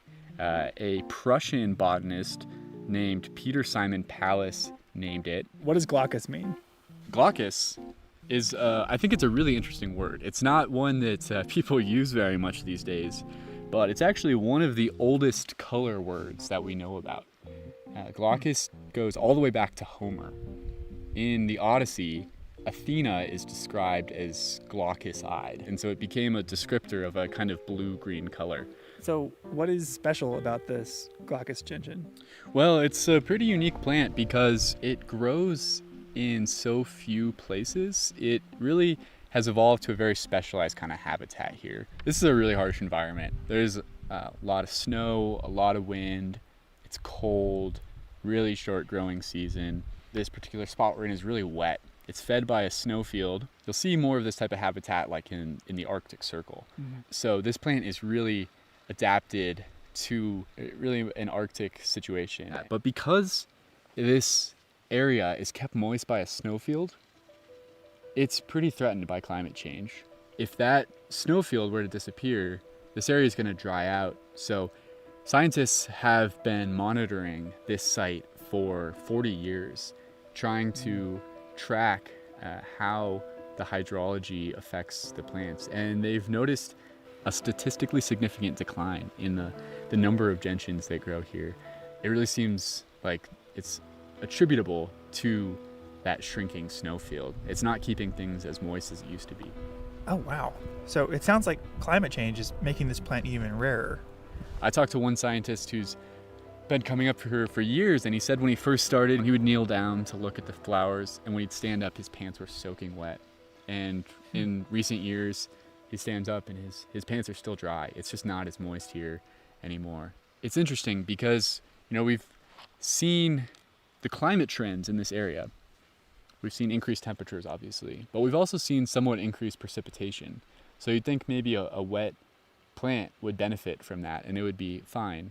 But because that summer heat is so intense, it starts so early. It's warmer in March, April, and May. Often it stays about freezing at night in May. Things are just melting out faster and it doesn't stay wet late enough into the season. So it's less about the amount of moisture, but about the consistency. The timing, yeah. It doesn't stay all summer anymore. So we're gonna keep monitoring this site and see what happens to the gentians, but they're really a signal for us to the health of our snowfields and the changing climate up here. Oh, and there's a mountain goat. Well, I'm excited to try to find it. Should we go head down there? Sure. Okay, it's been about 30 minutes now. I really actually thought we would have found it by now, but no sign of it so far. The search continues. Spotted saxifrage, buttercups, and lots of moss. But no gentian yet. All right, we're hitting the 1 hour mark. Still no sign of the flower. Bit puzzled. Thought we definitely would have found it by now. Oh, big pile of bear poop. Okay, we're approaching 2 hours. I'm starting to wonder if this thing is even here anymore. I really don't know where else to look, but I think we're gonna give it just a little longer, maybe another half hour. I think Andrew just found it. I heard him shout. I have like the biggest smile on my face right now. It's so nice to find it. That feels so good. We've been looking for a couple hours at this point. Yeah, 2.5 hours of just combing every square inch of this area. But it's here. It still exists. It was as glaucous as advertised. Yeah, when you said blue-green, I was picturing more blue than green, I think. But it definitely was hard to pick out from everything around it.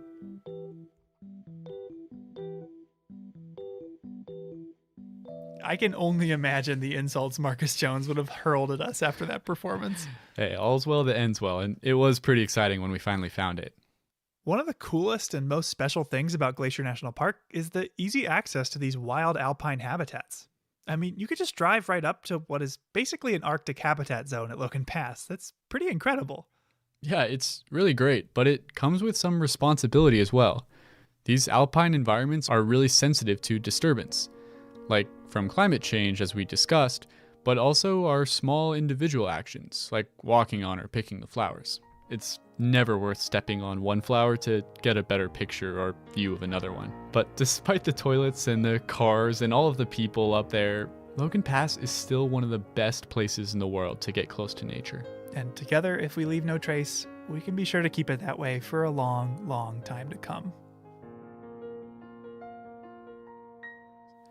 That's our show for today. If you're interested in learning more about visiting Logan Pass or how to leave no trace when visiting any natural area, you can find links in the show notes for more info. Thanks for listening.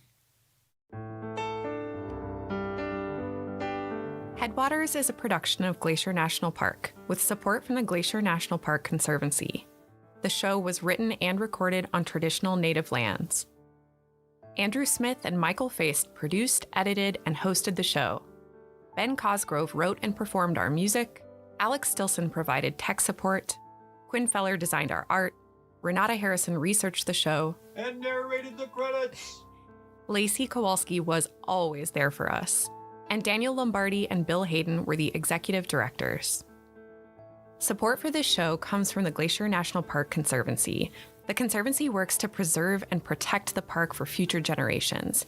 We couldn't do it without them, and they couldn't do it without support from thousands of generous donors. If you want to learn more about how to support this podcast or other awesome Conservancy projects, please go to their website at glacier.org. Of course, you can always help support the show by sharing it with everyone you know, your friends, your family, your dog, and also leave us a review online. Special thanks this episode to Bill Schustrom, Emlyn Stanton, Will Rice, Darren Lewis, and Jeff Hoyt, along with the entire facilities crew here at Glacier.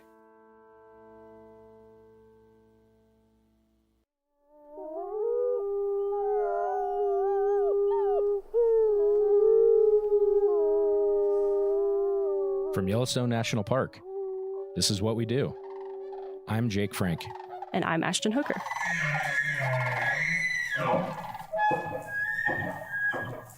Ashton, Hey, Jake. how are you? I'm doing pretty good. How about you? We're in Yellowstone. Life is good. It's another day, another Yes. great day in Yellowstone. Did you by chance happen to see the email that we got about the edits to our spring newspaper? I did, actually. Did you get your edits in yet? No. All right, well, make It's on my list, though. make sure to do that. Yeah. Speaking of publications, do you know how many publications that Yellowstone National Park manages? Ooh.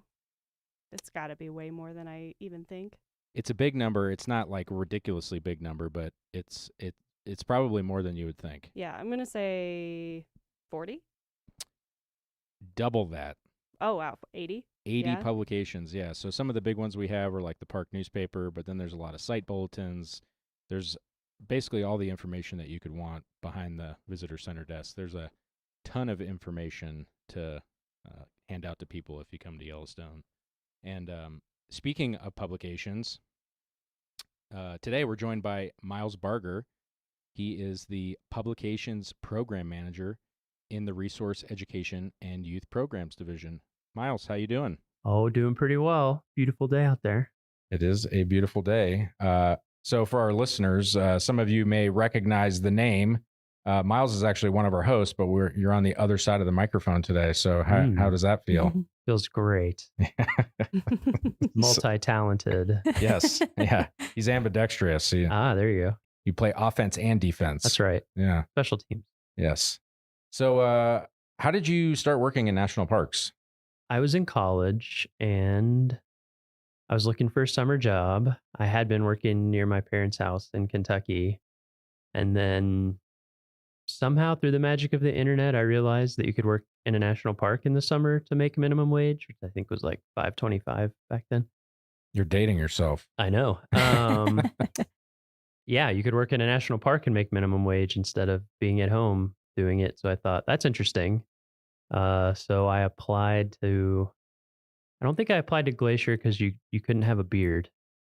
At that time, whatever the concessioner was. What a terrible idea. I know. So I was like, well, I'm not doing that. But Yellowstone, I saw some jobs. So I applied for a job with the concessioner operating the hotels, which was Xanterra back then, as it is now.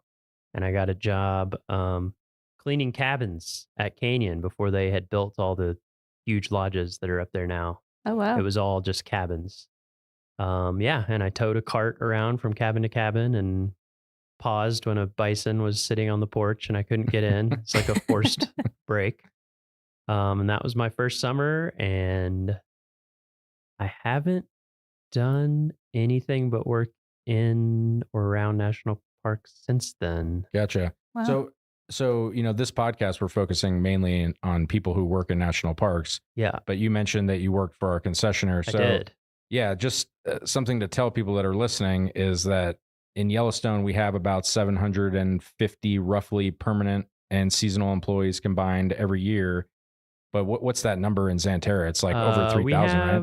I actually was just looking at this number for one of our publications. It's about 3,200 seasonal concessionaire employees in the summer. So many more. Yeah, it's like 5 times more employees. Yeah. So for people who want to, if your main goal is to, like what you were, is to live in a cool place. Yeah. In addition to Park Service jobs, there's the Xanterra, there's Delaware North. If STGI runs our clinics, and then Yellowstone Forever. So it seems like all of those different entities. A lot of my jobs were with nonprofit partners. Like I worked for Alaska Geographic. Yeah. I worked for Denali Education Center, places like that where they're not a National Park Service job, but you're affiliated with the park, working with the park. Yeah. So how did you make the switch? How did you go from one to the other? I was working in Denali in Alaska, and I noticed that a lot of the people who worked there year round had master's degrees. So I thought maybe I should do that. Yeah. And I didn't have anything to do in the off season anyway.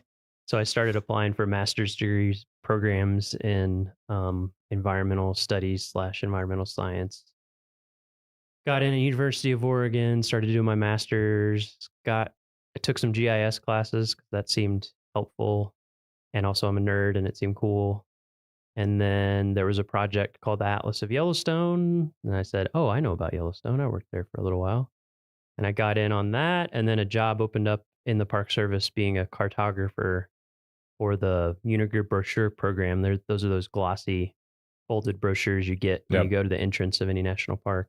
Mm-hmm. And so it was they're like highly sought after. Highly sought after. Mm-hmm. Yeah.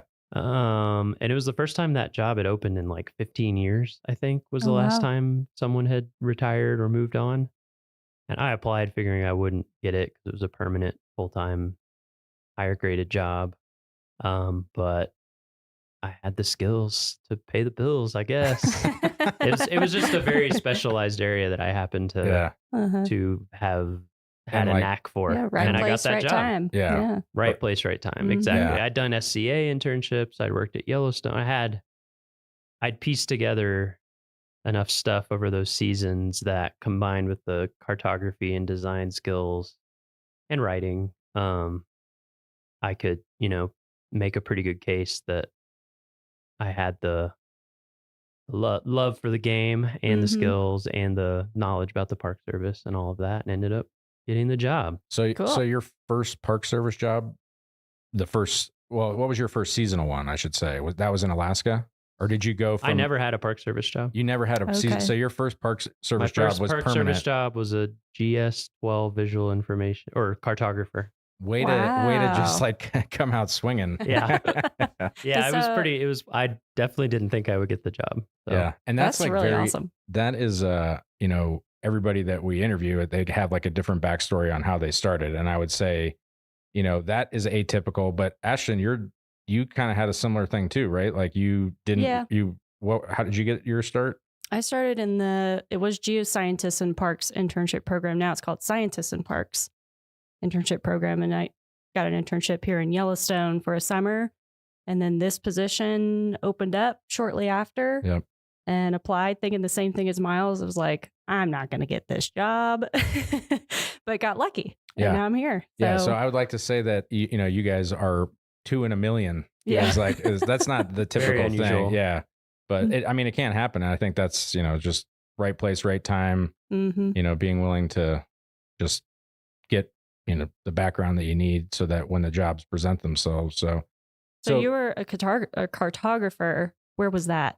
Harper's Ferry Harper's Center. Ferry. Okay. So it's the kind of graphic design center for the National Park Service. I would say that's becoming more distributed over time, but things were super spread out in DC, is my understanding, in like the 50s and 60s. And then there was a push to consolidate everything somewhere. And Senator Robert Byrd was very good at getting things built in West Virginia. And so, Harper's Ferry, West Virginia is literally as far east and close to DC as you could possibly be in West Virginia. So it's right on the corner. It's like the lowest elevation point in West Virginia. It's a beautiful spot. It's where the Shenandoah flows into the Potomac. yeah, but Right. I've sat on the confluence there and had lunch. It's Yeah. very pretty. And so it's a building full of people who do. That's where the brochure program is, waysides, exhibit design, AV, all sorts of stuff. So between that job, your first Park Service job, and now the publications program manager, did you have some things in between, or did you go from I did. I was there as a cartographer for almost 4 years. And basically I missed being in the Western US and I wanted to get back into a park and operations. The cartographer job was cool because I got to see like the breadth of the Park Service and how many different types of parks there are, and worked with every kind of park you can imagine, from like a tiny Civil War, not even Civil War, tiny Revolutionary War battlefields, all the way up to huge parks. And there was a job in Rocky Mountain National Park as the visual information specialist there. And I applied for that and got that job. So I moved to Estes Park and worked for Rocky for 5 years. And then this job came open and I applied for that. And came here in 2020. It was basically during the pandemic when the job opened up. Yeah. Well, so kind of getting more into your current job now that you're here, do you have a typical day or a season? Like what's your workload look like? I definitely have a typical day, which is come into the office and sit down at my computer and work on my computer. Can you expand? Yeah, so being the publications program manager here, I'm in charge of not all the printed stuff, but the majority of printed things for visitors and for staff, like internal and even concessioners. We make stuff for them as well.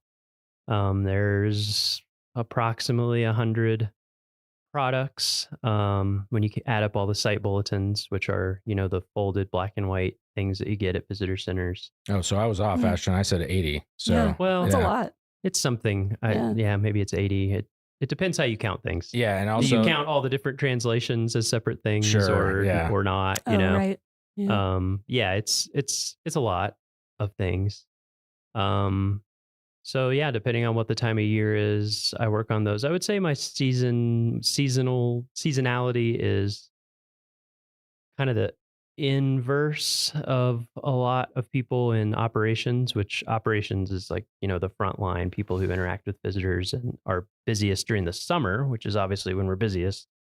But I have to write, edit, get reviewed, and get ready for print, which printing takes a lot longer than putting things digitally.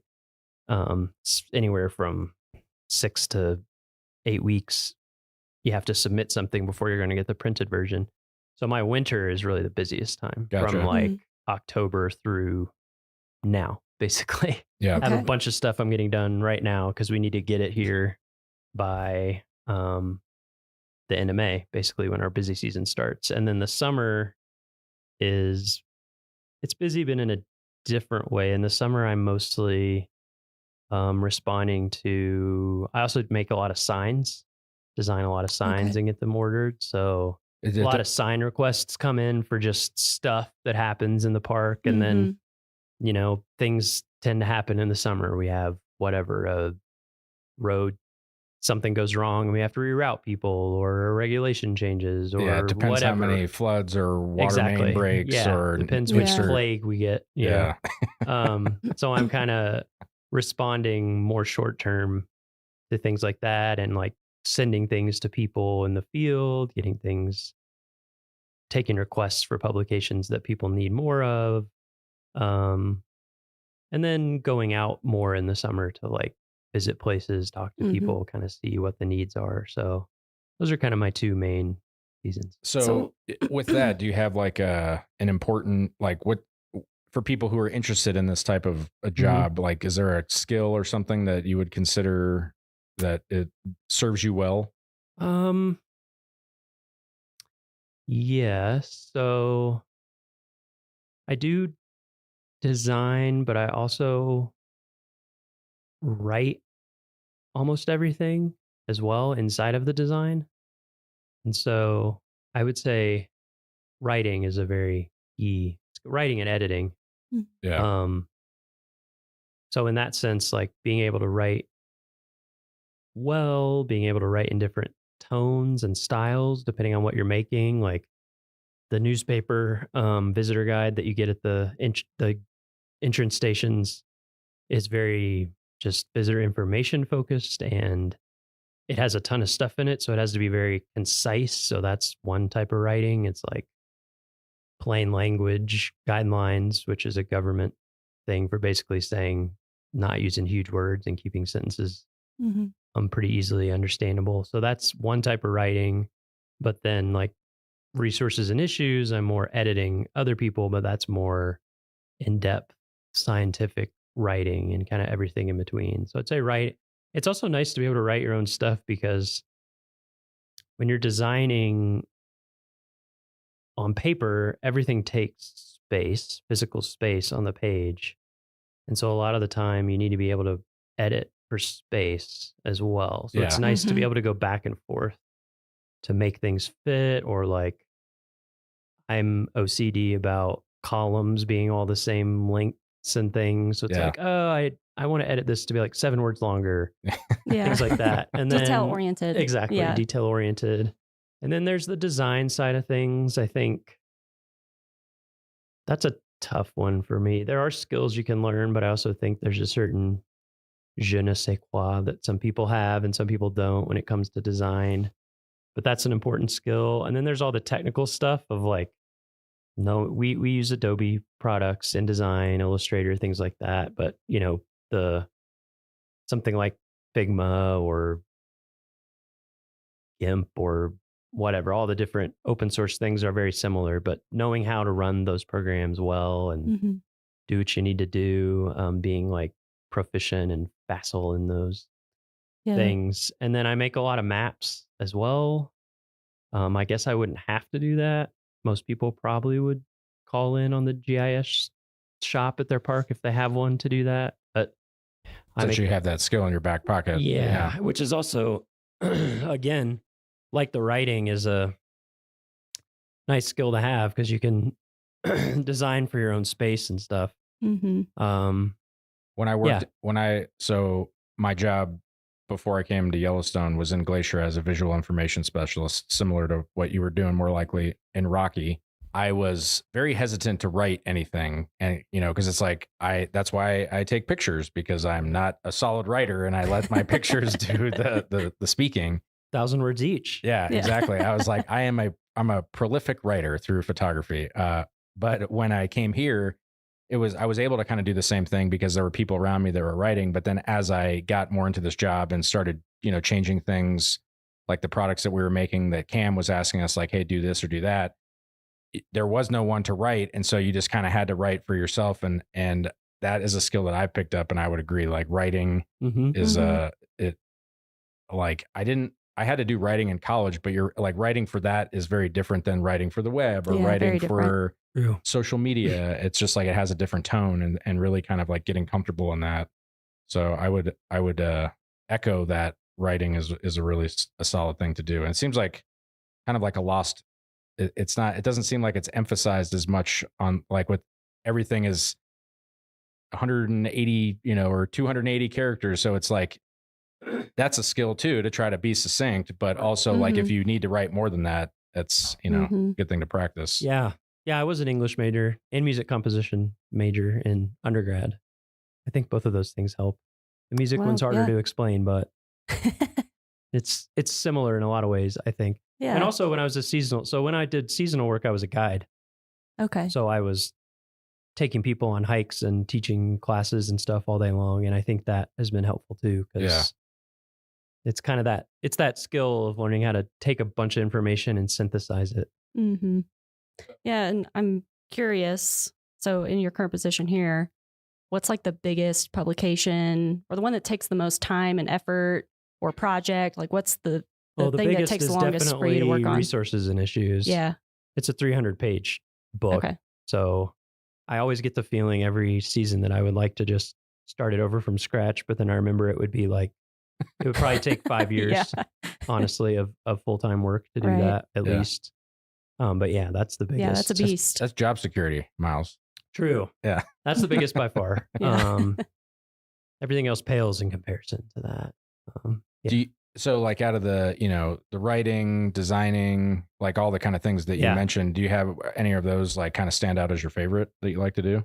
Making maps is my favorite. And I love when I get the chance, which is not very often because of time, but I love just like starting something over from scratch, just like forget that it exists and make it brand new. So I guess I would say like, what would that be? It's almost like book design, kind of, where of course we don't choose the fonts because we have the fonts, but you're kind of choosing the architecture of things, like what kind of columns am I using and baseline grid and designing all the styles and all that kind of stuff. I think is probably my favorite.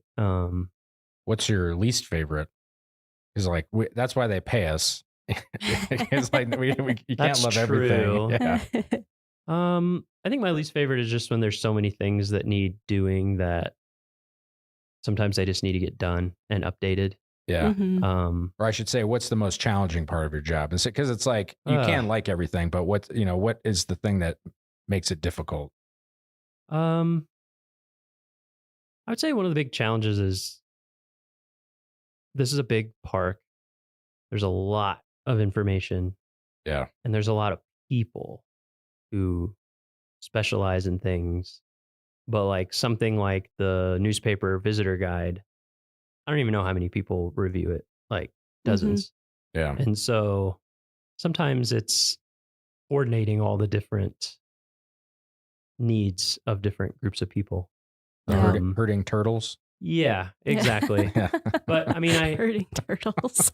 I wouldn't say it's difficult, but I also enjoy it because you get to learn a ton about the park. Like you get to learn about all the not different only all these perspectives. different subjects and information, but also the different Mhm. perspectives. Like Yeah. the language on a sign for visitor resource protection or law enforcement purposes is very different from, like, if you have a sign about fishing or a wayside, the fisheries biologists have very different goals for that than the people who like want to enforce regulations versus Mhm. the interpretation side of it. So Yeah. I enjoy it, but that is definitely a skill that I've had to learn.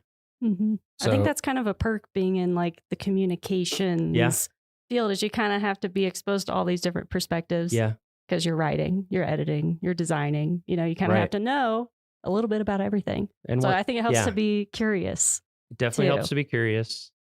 I also think that there's a lot of things about my job that I've had people say, like, how do you stand that? Or I'm making a thing and there's going to be 200,000 copies printed of it. Pressure of that. And to me, I'm like, whatever. So I think, but there's other people's jobs that seem super stressful to me. And they're like, oh, I love Right. it. Yeah. It's just whatever you're used to, it seems like. Yeah. And like what you enjoy. So I would say that's one tip is like find the things that you enjoy that other people don't.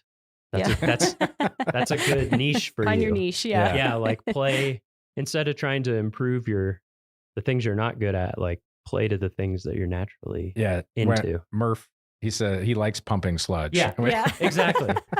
Yes. That is pretty niche. Yeah, when we said, what's your favorite part of your job? And Murph said, pumping sludge. Yeah, you're like, all right. Wow. Yeah. Okay. Job You're in the right security. job. So, how do you feel that your job contributes to this larger mission that we have here? You know, you don't get to interact with people on a one-on-one basis, but do you kind of scratch that itch? Yeah, sometimes I have to remind myself because I am sitting in front of a computer mostly and it's a little abstract.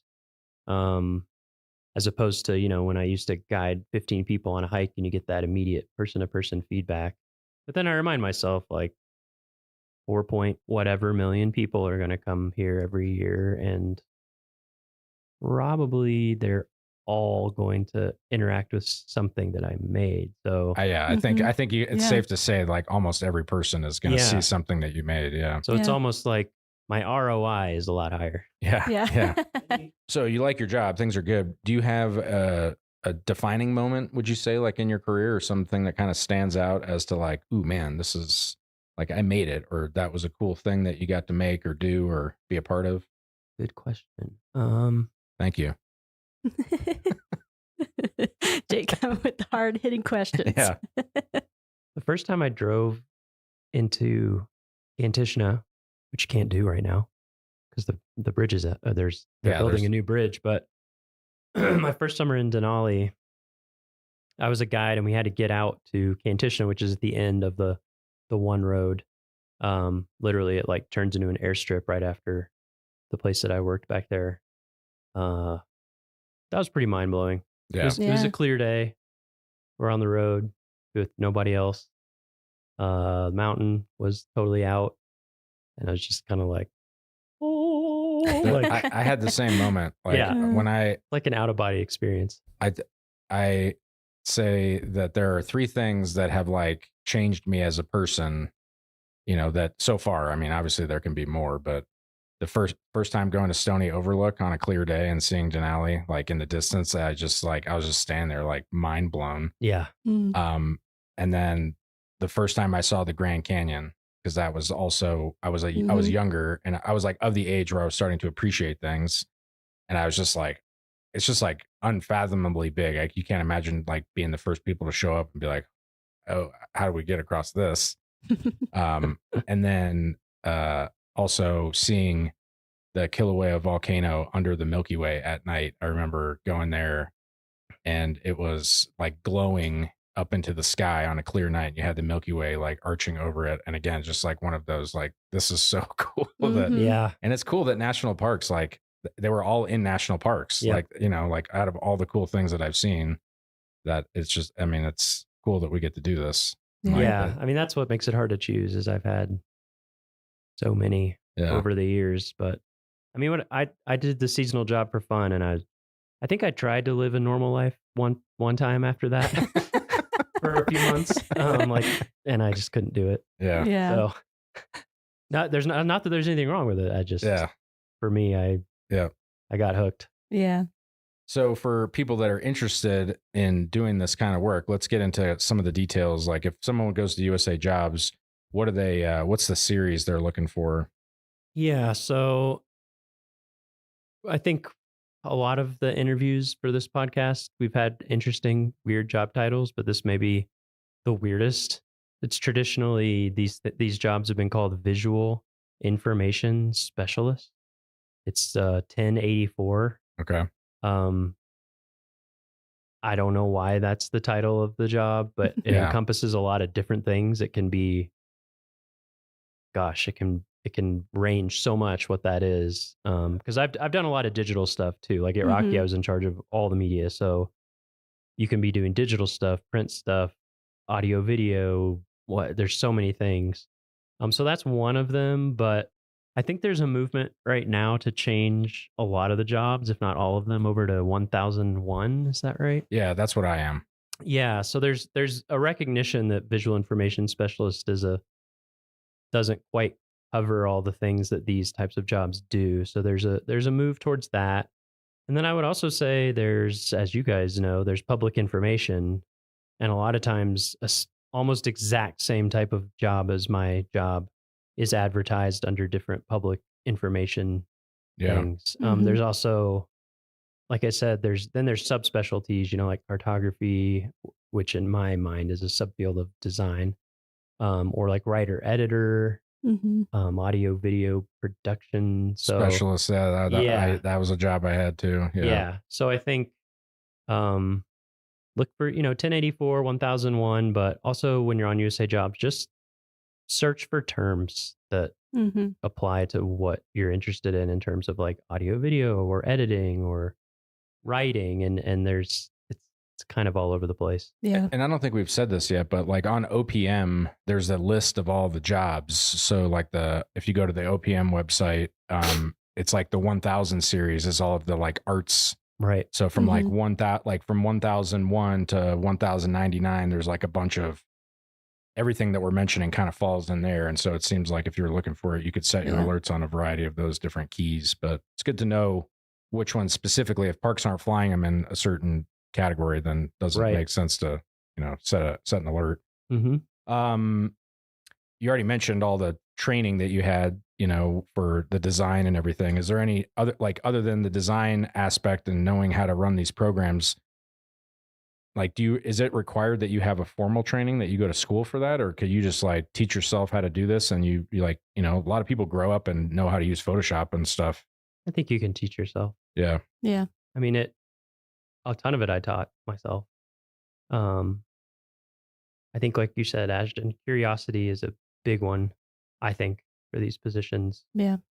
Curiosity about different types of design work and audio, all that kind of stuff, but also subject matter. I did tons of personal projects, like I'd say I probably did more personal projects than work projects to get into this kind of stuff. Like whenever I was just seasonal, took a ton of photographs and had a blog and made books for friends and family that they didn't want that I thought were cool. Yeah. So it seems like you were interested in being creative, and you just happened to find a job that it's just allowed kind you to of do that. Yeah, it's just kind of who I am. I Yeah. think. Yeah. That's cool. Do you have any advice for people that, if they're looking to get into this career, just general advice? Make your own stuff.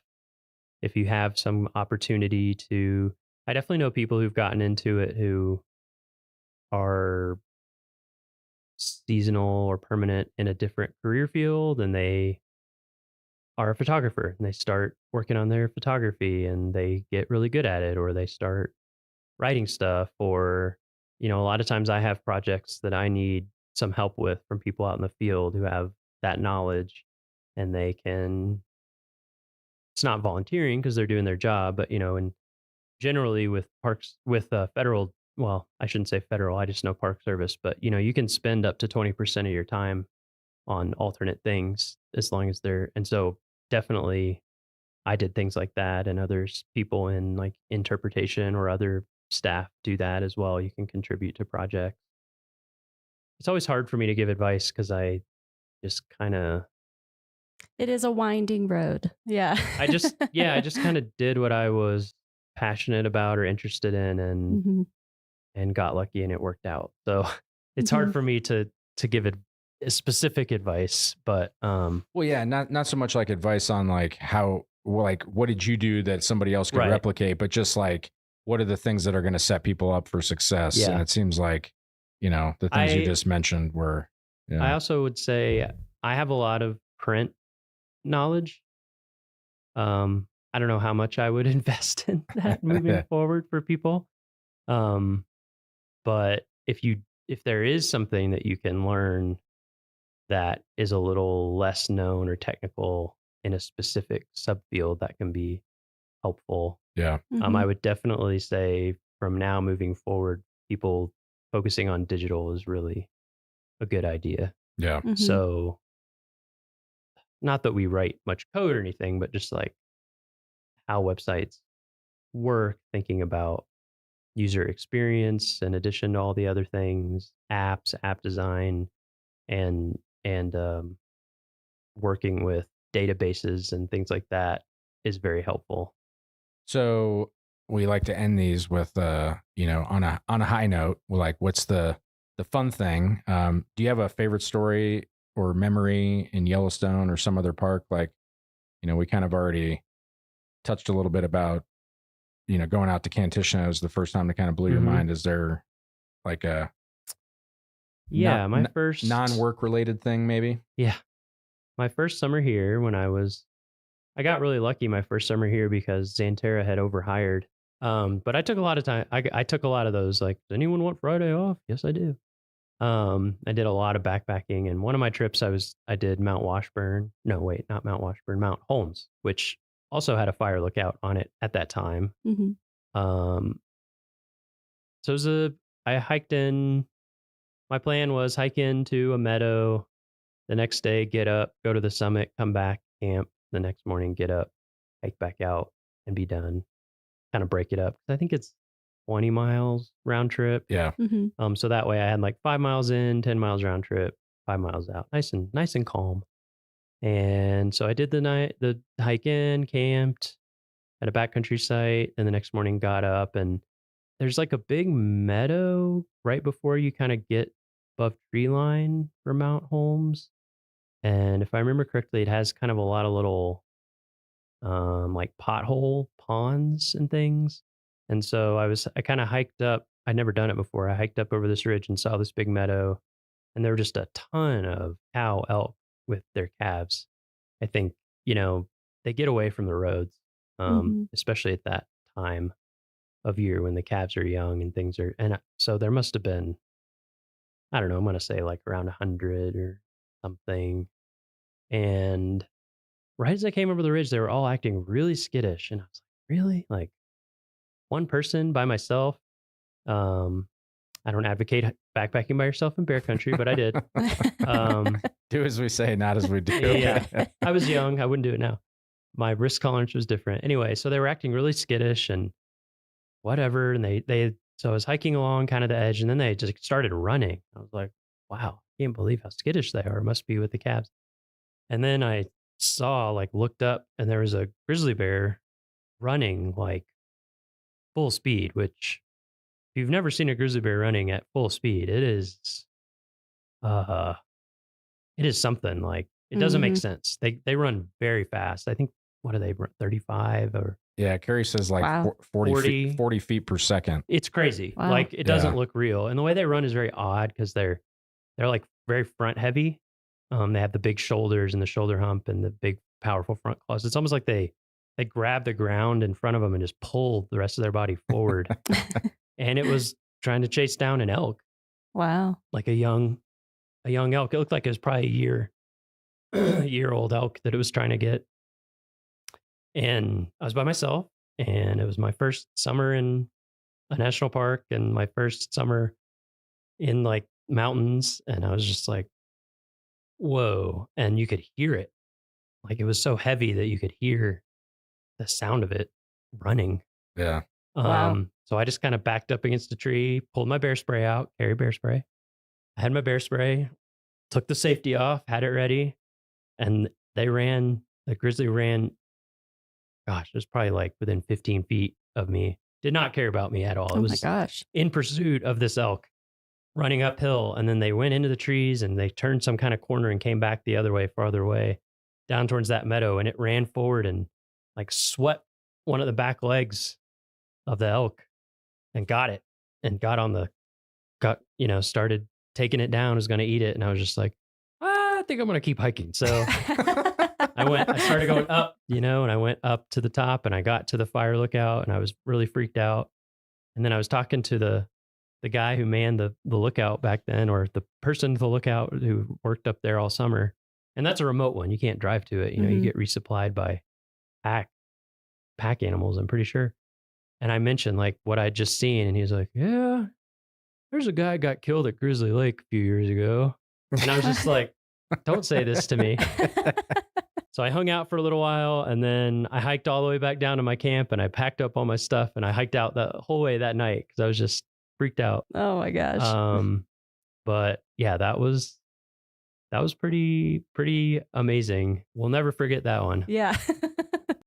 Probably set me up well for risk management going forward. I was a lot more aware of what can happen, which is anything. Anything can happen, which is why it's exciting. And for people listening, just a friendly reminder that we encourage people to hike in groups. Yes. Make a lot of noise. Yes. Carry bear spray and know how to use it. That's how to proactively stay safe. Yes. Well, Miles, thank you for joining us today. It's been interesting catching up and hearing about your job and what you do and all that. My pleasure. Ashton, did you have any other final questions for Miles? No, I don't think so. Thanks for joining us, Miles. Anytime. Well, that's it for this week's episode of What We Do. Thanks again to our guest, Miles Barger. If you like what we do, rate and review the show wherever you listen, because every positive review helps new listeners find the show. If you have questions or you want to learn more about a particular job, contact us using the form at go.nps.gov/whatwedopodcast. Thanks for listening.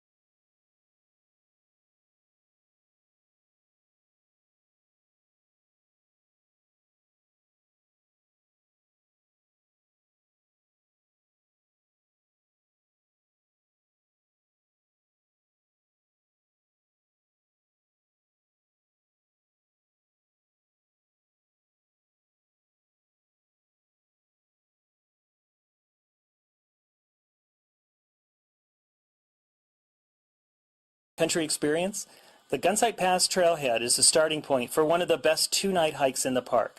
This 18-mile hike has always been a great trip, but in the past, getting from the end point of the hike at Lake McDonald Lodge on the west side of the park back to your car over here has always been a hassle. Now that the new shuttle system is in place, hikers have free transportation back to Gunsight Pass trailhead to retrieve their car. Or, an even better idea is to leave your car at the end point of the hike and take the shuttle to the beginning point here at Gunsight Pass. That way, when you're done with your hike and tired and dusty from the trail, your car is there waiting for you. However you arrange it, the hike from here to Lake McDonald Lodge provides a classic Glacier National Park experience. The trail winds in and out of dense forests for the first few miles to Gunsight Lake and continues up subalpine meadows to Gunsight Pass. Dramatic views of Gunsight Lake on one side and Lake Ellen Wilson on the other are your reward as you stand on the Continental Divide and enjoy the scenery. The trail then drops down to Lake Ellen Wilson before climbing Lincoln Pass over to Sperry Chalet and the Sperry Glacier. Sperry Chalet is one of two remaining backcountry chalets still in operation today. From the chalet, the trail drops steeply down to the McDonald Creek Valley below and ends across the road from Lake McDonald Lodge. Backcountry campers are required to obtain a permit prior to their trip. Stop at one of the permit offices or visitor centers and ranger can give you guidance and assist in trip planning. Along this route, backcountry campgrounds at Gunsight Lake, Lake Ellen Wilson, and Sperry Chalet provide a range of choices for camping, and the chalet provides overnight accommodations that include meals as well if you want to experience the backcountry with just a touch of rustic luxury. Reservations for the chalet is a must, and reservations are recommended for backcountry campgrounds as well. Okay, Andrew, it's summertime as we're recording this. Yep. But I want to rewind the clock to mid-May of this year. Think cool air, drizzling rain, spring. Okay, I'm with you. This May, I volunteered with the Harlequin Duck Project, and we were trying to capture ducks on Upper McDonald Creek. And as we talked about in the Goat Hunt episode, you catch them by stringing a net all the way across the creek and trying to catch them as they fly down. But with all the melting snow in the spring, that creek is flowing too fast to safely walk across, so a few people and one end of the net get carried across to the other side in a raft. So did you get to go across the creek? Well, no, I stayed behind to help spot the birds with binoculars, but at the end of the day, everyone on the other side had to come back, and I volunteered to help catch the raft and pull them to shore. The raft, really conveniently, has a handle on the bow that helps you grab it. And I leaned over to grab it, totally missed, and fell face first in McDonald Creek. Ouch. Yeah, I was totally soaked. Well, it's pretty cold in the spring. Did you have a change of clothes? Well, yes and no. It was very cold, but I didn't have any spare clothes. But the volunteer paddling the raft that I failed to catch had a spare pair of long johns, and despite my insistence that I'd be warm enough, made me go change into them. So you had warm legs and a bruised ego, but isn't this episode about many glaciers? Okay, let me finish. That volunteer's name is Gerard, and I'd met him before because he drives a school bus for some of the local students I've led on field trips, but through the Harlequin Project, I got to know him a little better, and a few weeks later, I had the chance to get him in the studio. Yeah, my name is Gerard Bird. I'm born and raised about 9 miles from Glacier National Park in a little town of Martin City. He's the sort of wonderful person that seems to know everyone and can do anything. What were you doing just before this interview? We were helping band songbirds, trapping and banding. I think he volunteers with every single wildlife research project in the park. We started about 12, maybe 13 years ago, helping out with the Wolverine Project, got involved, and we put in roughly 175 backcountry miles. Did you make him come into the studio just to return his long johns? No, he's got wonderful taste in long underwear, but that's not why I wanted to talk to him. I wanted to talk to him about a trip he did with the Glacier Institute in 1986. Glacier Institute was founded in 1983, started working in 84. I came on board in 85. I'm a school bus contractor. They were looking for someone to transport students around the park, specifically up over Logan Pass. Wait, so what is the Glacier Institute? The Glacier Institute is one of the park's 3 official partners. They offer hands-on, field-based learning opportunities for both kids and adults all throughout Northwest Montana, and they do a lot of work here in Glacier. There was grizzly classes, flower classes, and then some geology classes, which included glaciology as well. And this one particular class, we were hiking into Grinnell Glacier, and it was a geology class, but one of the founders had wanted us to go and meet this gentleman that was given, I can't remember where he was from now, but anyway, he was giving a speech on Grinnell Glacier. And so the guy's name was Bob Anderson, and he was a geologist with the California Institute of Technology. And he wasn't just giving a talk on Grinnell Glacier, he was giving a talk in Grinnell Glacier. He had an access point that we were able to enter underneath this glacier. Into an ice cave. It was about maybe 3 foot high, and it kind of went back maybe 20 some feet. And the times I've spent in other park units like Mammoth Cave National Park, one of the biggest takeaways was just how dark it got. Like, what was the lighting? Oh, straight up. I mean, it's no different than a regular cave. If there were human bodies blocking that entrance, yeah, it would be no different than being in an underground cave. As I looked around, there was probably 20 of us crowded into this small space, and there was a flash photographer taking tons of photos. Leaned over, and I said, Lex, how come this is so obnoxious? He goes, Gerard, National Geographic's in here doing a photo op here under this glacier. National Geographic was there? Yeah, they published a 20-page article not long afterwards, which really reads like an introduction to Glacier, where it is, what it's all about, a harrowing search and rescue tale. And here's the one photo they used from the ice cave. Wow, this is crazy. So this is under Grinnell Glacier? Yeah, the photo, it's really dark. This guy's wearing bright yellow pants, sitting on the ice. And yeah, it's in Grinnell Glacier. I've been to Grinnell Glacier a handful of times, and this looks nothing like anything I've seen up there. It's like a totally different world. Yeah, and it's hard to tell in the photo. I asked him what the weather was like outside, and he said it was sunny, but doesn't look at all like that. It just looks dark. Cold.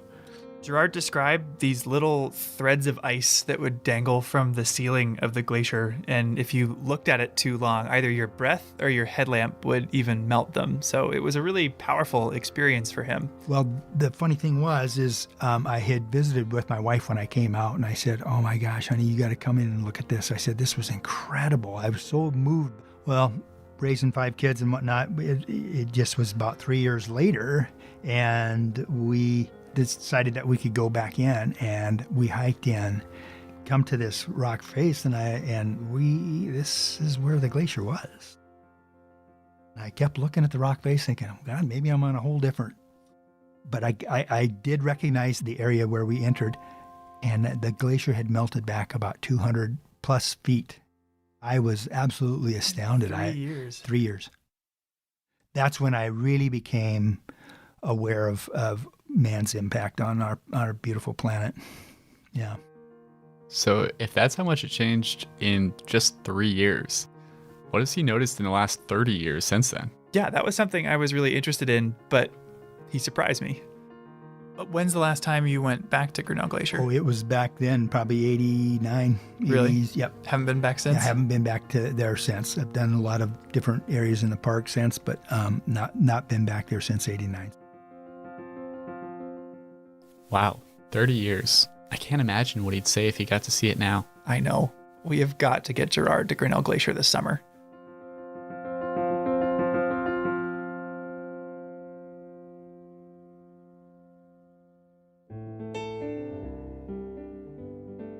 Welcome to Headwaters, a Glacier National Park podcast, brought to you by the Glacier National Park Conservancy and produced on the traditional lands of many Native American tribes, including the Blackfeet, Kootenai, Salish, and Gillespie people. We're calling this season The Confluence, as we look at the ways that nature, culture, the present, and the past all come together here. I'm Michael. I'm Andrew. And we're both rangers here. And today we're going to be taking you on a journey to the Many Glacier Valley. Nestled in the northeast corner of the park, Many Glacier is one of its most spectacular destinations. I know every time my family's come to visit, we've made a point of taking Highway 89 on the east side of the park just to get there.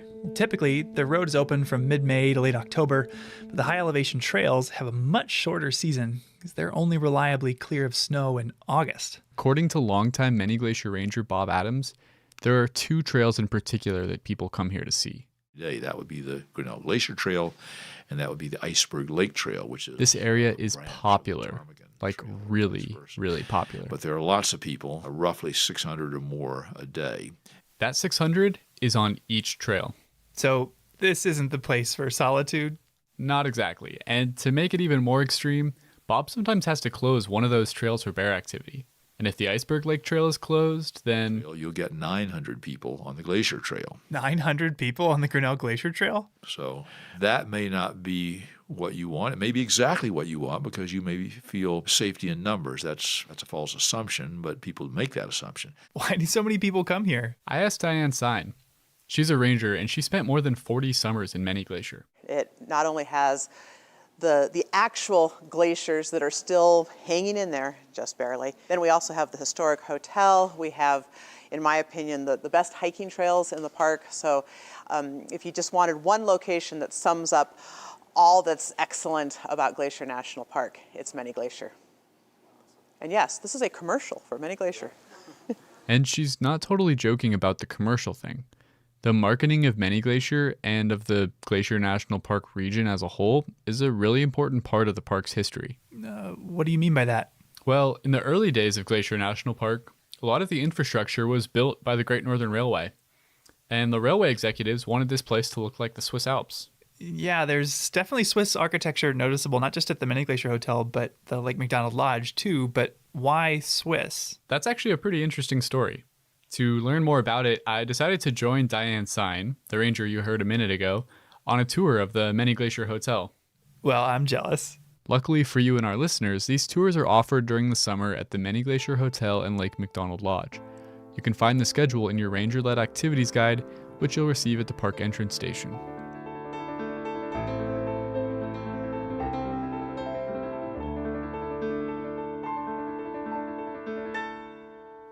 Well, welcome. My name's Diane Sine. I'm a seasonal ranger here with the National Park Service. I have done this for a whole lot of summers. This is our daily walking tour of the historic Many Glacier Hotel. So before I start... She told us about how she first fell in love with Many Glacier as a child on a family camping trip. And all through college, worked here in the summers as a singing waitress. Wait, she was a singing waitress? Yeah, as she tells it... In that era, all the employees at the Many Glacier Hotel were hired to staff the regular hotel positions because they all had music or drama backgrounds. And as a little girl, just starting out as a cellist, I thought, that's what I want to do. Why do they do that? Well, in those days, the Many Glacier Hotel was a bit beat up and weathered. So, to attract guests, the manager decided to use music. Well, why have I never heard Diane sing at the hotel? Well, she's not a singing waitress anymore. After those summers singing and waiting tables, something changed deep inside of her. After having worked here for 4 years for the hotel, my life was warped. I was hooked on this place, and I figured out how to become a park ranger. And once Many Glacier wormed its way into her life, it never left. Along the way, I met my husband, who was another ranger here. We got married at Lake Josephine, had our wedding reception here at the dining room of the Many Glacier Hotel. My stepdaughter met her husband here as well, and the tradition has continued. So, Many Glacier. But this is all a bit of a digression because although this place is important to Diane, the Many Glacier Hotel is considered to have national significance. It has value to the American story as a place that ties us to the past, not only the past with visitor experiences, but the past with the early development and advertising of national parks. Diane told us about the construction of the building in the winter of 1914. When temperatures hit 40 below. Okay, we've both been here in the winter, and 40 below is cold. It's very cold. As Diane described it, the workers the Great Northern hired were hardy Scandinavian descendants, and they could withstand hardy winters. And the story is... The finished hotel was pretty impressive. Paint a picture for me. Well, as you approach the hotel, a friendly bellhop, clad in Alp-style lederhosen, opens the front door and offers refuge from the harsh winds of the valley in the warmth of the lobby. Wait, okay, lederhosen? We'll get back to that in a minute. Okay. Once you're inside, the lobby is vast and echoey with a hodgepodge of different styles. A massive copper fireplace anchors one end, while the other opens up to an elegant spiral staircase. Naturally, your gaze will be drawn up as your eyes trace the giant Douglas fir beams towards the ceiling. And dangling from that ceiling is an impressive array of Japanese-style paper lanterns. Okay, so I'm standing in a Wild West Montanan Swiss chalet with Japanese paper lanterns? Now you're catching on, that's right. But even though there's a lot going on, the thing that really pulled me in was those giant Douglas fir beams.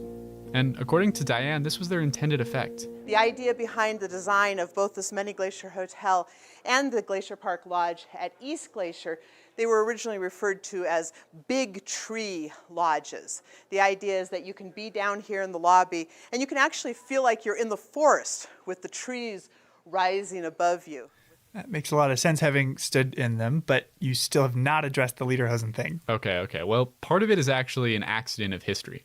In 1914, as construction was just about to begin for the Many Glacier Hotel, World War I cut off Americans from some of their favorite European vacation destinations.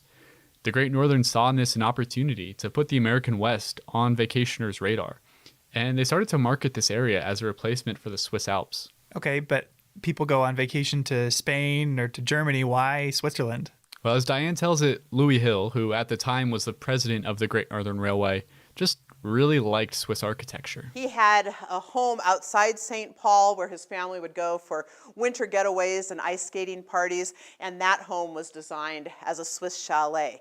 But he also had a winter home at Pebble Beach, California.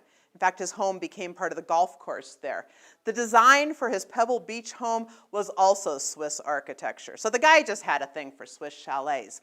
How'd the Great Northern get word out about the area? Well, they decided to do this big advertising campaign called See America First. See America First. Huh. And the idea there was to try to convince Americans that vacationing in the national parks was the patriotic thing to do. They also gave artists free trips out here. And as you can imagine, once those artists saw this place, they took the idea of See America First and just ran with it. One of these artists was the writer Mary Roberts Reinhardt. She was a very well-known writer of the time. She went on to write a couple of books about her experiences in Glacier Park. She said, "I have traveled a great deal of Europe. The Alps have never held this lure for me. Perhaps it is because these mountains are my own in my own country." So that was her idea. Be a patriotic American, see America first, come to the Switzerland of North America, come to the Many Glacier Hotel.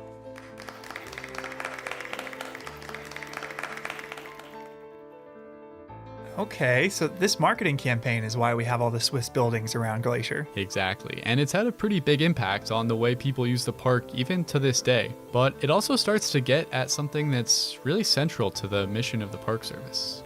What do you mean? Well, we're supposed to be preserving these places for future generations, but our mission is also to allow for their enjoyment today. That can be a tough act to balance. Okay, I see what you're getting at. People come to Many Glacier to see the bears and the glaciers and to feel a sense of wilderness, but their very presence alters those things. Right, the Many Glacier Hotel and the marketing around it got a lot more people to come out and enjoy this area. But it also changed the character of the valley. When people and nature come together, both are changed by the encounter. But that's not always a bad thing. Certainly not. Encountering the natural world is an important way that we can learn and grow as people. I know that hiking here in Many Glacier has changed both you and I, but in our next story, I'd like to look at a way that we collectively as people have changed Many Glacier as well, although we might not have meant to.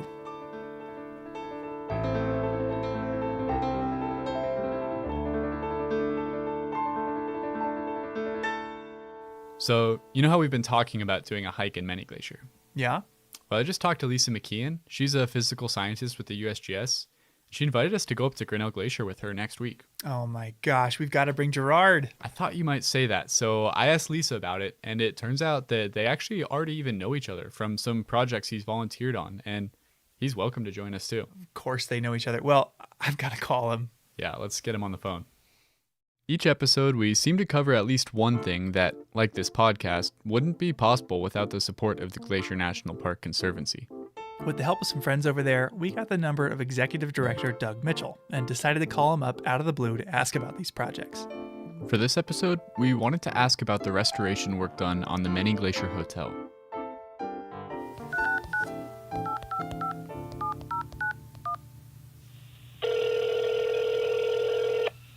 Glacier Conservancy, Doug Mitchell speaking. How can I help you?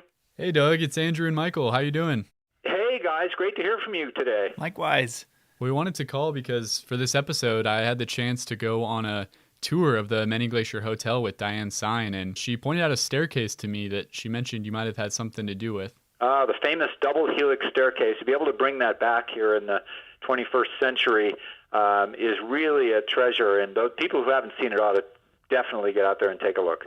Yeah, it's pretty remarkable, this magnificent, as you said, double helix, like kind of DNA strand staircase. Yeah, we joked a little bit around here that they need a T-shirt for the lodge that says history, it's in our DNA. And history really, and historic renovation is in our DNA here at the Glacier Conservancy as well. And that is a property at Many Glacier that had fallen in disrepair. And actually some had talked about tearing it down. And what a great decision not to. Absolutely. Has the Conservancy had a chance to be involved in any other historic preservation projects in the park? We really have spent a lot of time and focus on that because really our future is part of celebrating our past. There's a lot of different kind of places that we've been able to help, like the Wheeler Cabin and the Sperry Chalet, of course, and the Walton Ranger Station. And those kinds of historic preservation projects are ones that we've been very proud to be involved in over the years and really, we think, add to the fabric of this great tapestry that makes up Glacier National Park. Well, thanks for making the project possible in the first place, and thank you for taking some time out of your day. Absolutely. Thanks, guys. Call anytime. All right. Bye, Doug. All right. Cheers. Before the break, I found out that I had a chance to get Gerard back to Grinnell Glacier for the first time in 30 years. So I called him. Naturally, Gerard's a busy guy, so I didn't get a hold of him the first or second time I called. Hey, Michael, Gerard here. Yeah, I haven't forgot about you. I had you on my list. But after playing voicemail phone tag, I reached him and invited him to join us. Well, we're going on Tuesday with Lisa McKeon, so you're certainly welcome to tag along on that if you want. I would love to. I'll have to look at my calendar to see what's on there, but that would be a wonderful invite. Thank you. The next day, he shot me an email. He could make it. So we had everybody meet at park headquarters and wasted no time getting going. Because if you're headed to Many Glacier, you should plan on an early start. Whether you're looking for a parking space or a campsite, everything fills up early. Like, really early. And on top of that, it's not especially close. It's the farthest main entrance from the airport, and from the west entrance alone, it takes about 2.5 hours whether you take Go Into the Sun Road to St. Mary or Highway 2 onto the south end of the park. But we found a spot and set off on one of the crown jewels of Glacier's trail system. Now, the trail is popular not just because of its destination, but because of the scenery along the way. If you're not looking at wildlife, you're looking at towering snow-capped mountains or crystal clear lakes. Round trip, it's 11 miles and you gain 2,600 feet of elevation, so it's not an easy hike. In fact, one of the fan favorite ways to do this trail is to actually skip the first few miles entirely. The Glacier Park Boat Company offers historic wooden boat tours, and some of their tours include a hike to the glacier. And taking that boat shuttle shaves off nearly 4 miles of the hike, but none of the elevation. If you're interested in boat tours at Many Glacier or anywhere else in the park, it pays to plan ahead. We didn't catch a boat, though. We just hiked. And you don't have to hike too far before you stumble into one of the most famous views in the whole park, a bright blue Grinnell Lake tucked into the mountains. And if you've ever seen a poster of the park, odds are it was a picture of Grinnell Lake. In fact, Lisa McKeon told us she had a poster of the view in her college dorm room. Yeah. I've been up this trail so many times, I never thought about that. Oh, good. But, the classic Grinnell view. Good right story. Here. Yeah. When I worked for a different agency in a different state, that same poster was on the wall in the office next to me. And I had a funny experience with this view as well. When I got hired, I was in college and I was so excited about it. I'd never been here before. And so I Google image searched Glacier National Park, downloaded some cool pictures for my phone background. And I didn't ever really look up where it was, but I was hiking up here for the first time and I'm like, oh my God, this is the view from my phone. Yeah. So I took my own photo from that spot and I still have it as my That's still your background? Yeah. This whole time. Good story. So That's great. I was like, oh, this is it. This is why I came here. And it is so easy to get swept away by the beauty of this trail, by the wildflowers, by the wildlife, whether it's mountain goats or bighorn sheep. But the entire time I was distracted, wondering how Gerard was going to react once we finally saw the glacier. And the trail does a really good job at building that anticipation because you can't really see it until the very end. But after a few hours and a few thousand feet, we made it. We crested that final hill and were able to look down at Grinnell Glacier. And it was the first time any of us had seen it that year, but for Gerard, it was the first time seeing it since the 80s. All right, Gerard, what's the big reaction to this big view? That's our producer, Daniel. There was just more snow and ice here. Right here, there was no snow. Gerard's a guy who always has something clever to say. I had never seen him at a loss for words, but he stood there for a minute, stock still, staring out at the ice in disbelief. Holy cow.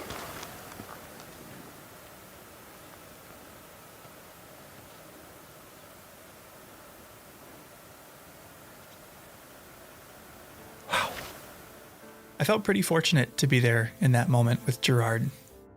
It left him totally speechless. And experiences like his are as powerful as they are rare. In the grand scheme of things, most people are lucky to see a place like Grinnell Glacier once in a lifetime, let alone have the chance to revisit it. I mean, growing up in Ohio, I could have driven in any direction for several days and never seen anything quite like it. And that's where Lisa's work comes in. Lisa McKeon is a physical scientist with the USGS, or United States Geological Survey. And over the course of her career, she's taken experiences like Gerard's and made them a lot more accessible. No, I agree. I mean, we've got, area change data, we've got some volume estimates, we've got mass balance, we have a lot of quantitative data looking at change. Most people can't relate to that, and they can look at a pair of images and go, wow, something's happening there. Yeah. The USGS's Repeat Photography Project is an effort to visualize glacial change not with graphs or charts, but with pictures. By retaking historic photos of glaciers throughout the park, you can see the change that's happened in the intervening years with your own eyes. And Lisa's been involved since it got started in 1997. Yeah, I got swept up into doing repeat photography right at the very beginning. Jerry DeSanto had brought in this repeat pair early in the spring and showed Dan, and we had decided, oh yeah, let's do some of this. Let's document glaciers in the park with photography. And then later that summer, Vice President Al Gore decided to come out and have a little event here at the glacier. And he was talking about climate change. Like right then at 1997, the media came out and we had taken a few repeat photos and they couldn't get enough of them. It was some of the first really visual evidence that people could relate to with this idea of climate change. But it struck a chord as soon as you started. Because they're so easy to... Yeah, they answer themselves. Yeah. You don't really need any text, nothing. It's just... And it's not... A picture really is worth 1,000 words. Because I could read through statistics about how Boulder Glacier's area today is 35,298 square meters when it used to be 829,577 square meters. Or I could show you a picture. Well, not really, this is a podcast, but you could find the photo from a 1932 horse packing trip to Boulder Glacier, where 80% of the frame is filled with ice, and 4 people stand there staring into the mouth of a towering ice cave. When Ranger Jerry DeSanto took that same photo just 50 years later, the frame was empty. The ice had receded, revealing only barren rock and the distant mountains. These repeated photos have made it possible for people, no matter where they are or when they are, to make sense of this change. But while these repeated photos are easy to understand, they're quite difficult to capture. Some of them take quite a while. Some are, much harder than others, but it's been amazing. Sometimes when you think, oh, I know where that one is, and you go, oh no, I guess that's not it. Oh, it's up here. So then you climb up. Oh, wait, no. It was down quite a bit. And it can go up and down, up and down. We've gotten better at it for sure. They don't physically mark any of the sites, so they rely purely on perspective to initially find the right spot. And one thing that's helped a lot is technology. It's been really helpful with Google Earth now because you can kind of go in the landscape and line up the peaks pretty well that way before you get out in the field. The next part of our day was actually taking a repeat photo. And while Lisa had taken this repeat photo before, had seen it on Google Earth, even had the GPS coordinates, she gave us the authentic experience. Using a printed photo, we had to line up what we could see, boulders in the foreground, mountains in the background, with the landscape in the picture, which was easier said than done. Over that ridge. So I think we gotta go further that way. Yeah. We knew from the picture that we'd have to go up, so we started up this moraine or hill of loose rock, feeling pretty good about it until it dropped off and we had to climb down the boulder field and scramble around until we saw this snow patch, and then we had to go over the snow patch. Needless to say, it took a while. And as we were searching, we had to be very mindful of timing, because a lot of factors go into a successful repeat photo. The time of day can cast shadows off the mountains that make it harder to see the ice. And on a larger scale, the time of year is important. Seasonal snow is a huge obstacle to taking a good photo. You have to wait so long. I have people in June asking if they can come to the park and take some photos for me. And I have to say, well, you can't really until, the end of August at the earliest, maybe, or in September. So you got to wait for the snow to melt so you can see the actual margin. So are we seeing snow there on top of the... Yeah, it's mostly. And even we were cutting it close, right? Yeah, quite honestly, our trip was really more about getting a behind-the-scenes look at the process, and not necessarily because Lisa needed to repeat this particular photo. The thing is, though, we don't have the moraine in front. No? Because that's going to be... Once you finally find the place where the photo was taken, your last step is to get the camera set up and line up the shot. Yeah, so I'm just putting the camera on the tripod, and then I'll just kind of start lining things up and slightly overshoot it so I can crop it down a little bit, but I try to match it as closely. I haven't taken any photos all summer, so half the battle is remembering how to use this camera. No pressure, you just got... Yeah, right, yeah. I'm not even, paying attention to that. You should be. Yeah. Once it's all said and done, you've got the photo. If it's good enough, Lisa will line it up next to its historic reference photo back at the office and upload it onto the Repeat Photography Project webpage, where you can access all of them. And at the time of this recording, at least 80 photos have been repeated of 20 different glaciers throughout the park. But after spending the day playing research assistant to Lisa, we wanted to take a repeat photo that had never been done before, one that had her in it. In the summer of 1988, the year before Gerard returned to the glacier with his wife, a teenage Lisa McKeon had hiked with her parents up to Grinnell Glacier. When they got to the top, Lisa posed for a photo. With a white tank top, yellow shorts, and some very 80s sunglasses, Lisa stepped out onto Grinnell Glacier for a picture. With a grimacing smile that screamed, "Mom, please don't make me take another photo," Lisa unwittingly created the perfect opportunity for a future repeat picture. So, Michael, when I pulled out that photo of Lisa up at Grinnell Glacier, that was your first time seeing it, right? Yeah, no, it was. And it took me a second to even figure out what the photo was of, let alone who was in it. Do you recognize Lisa in them?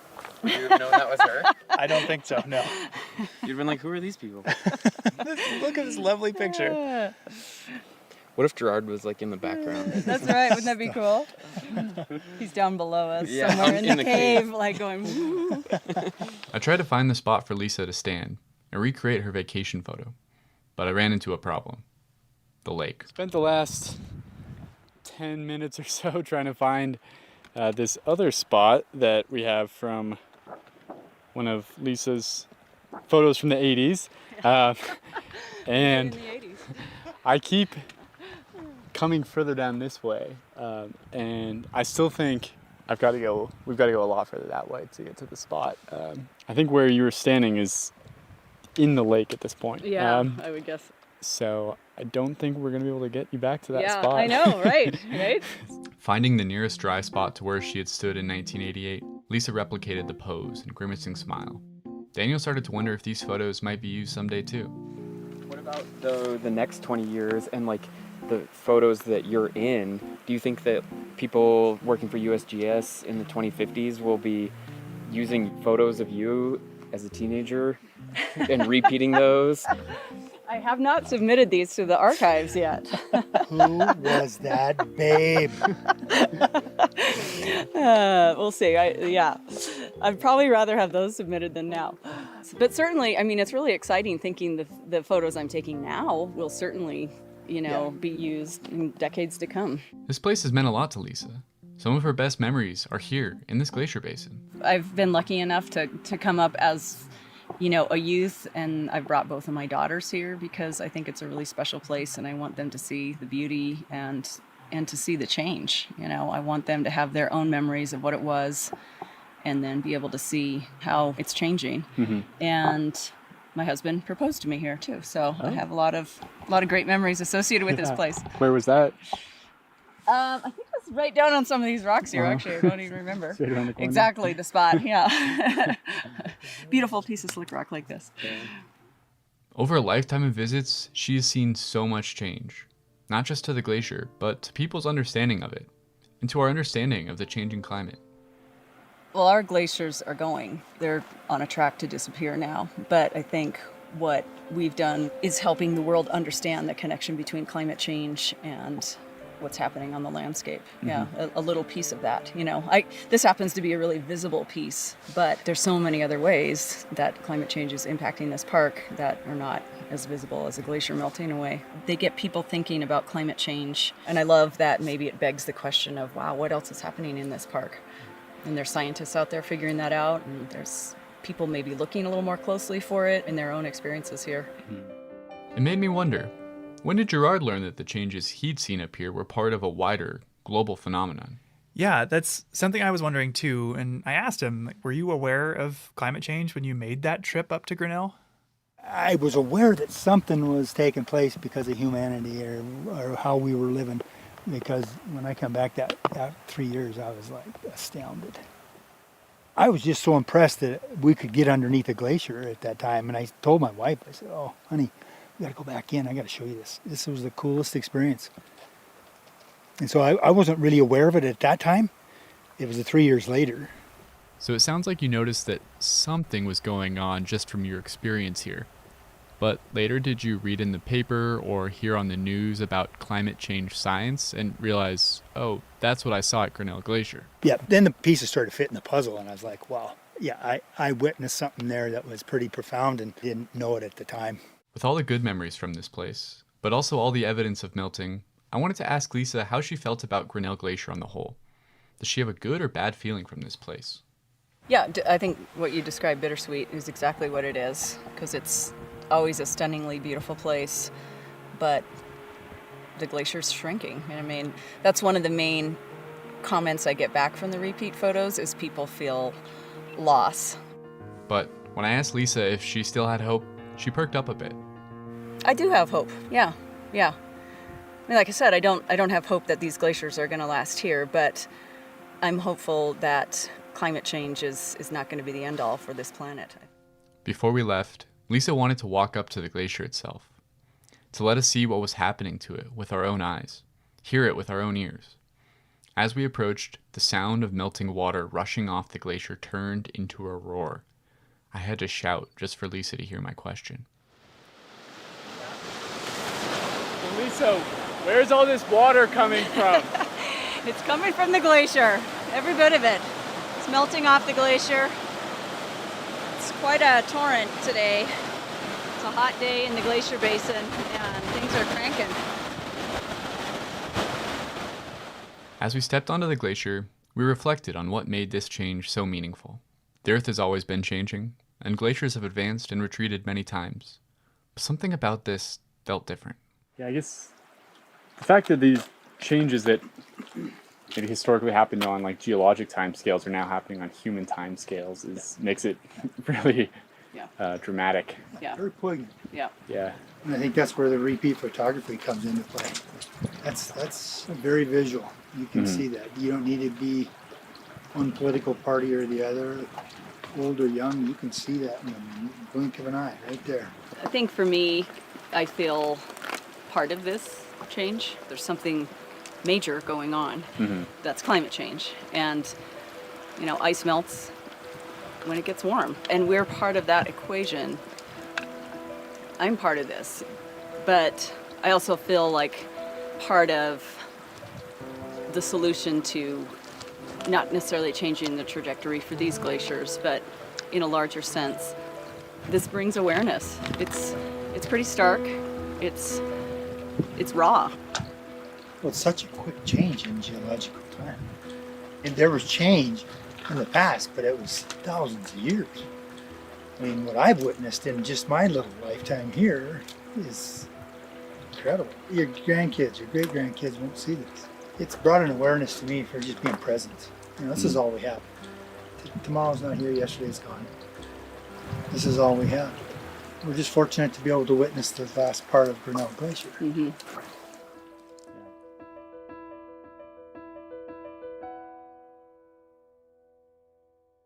That's our show. If you're interested in learning more about the USGS Repeat Photography Project, climate change, or interested in getting to Grinnell Glacier yourself, we put links in the show notes for more info.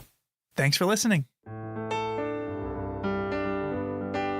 Headwaters is a production of Glacier National Park with support from the Glacier National Park Conservancy. The show was written and recorded on traditional native lands. Andrew Smith and Michael Feist produced, edited, and hosted the show. Ben Cosgrove wrote and performed our music. Alex Stilson provided tech support. Quinn Feller designed our art. Renata Harrison researched the show. And narrated the credits. Lacey Kowalski was always there for us.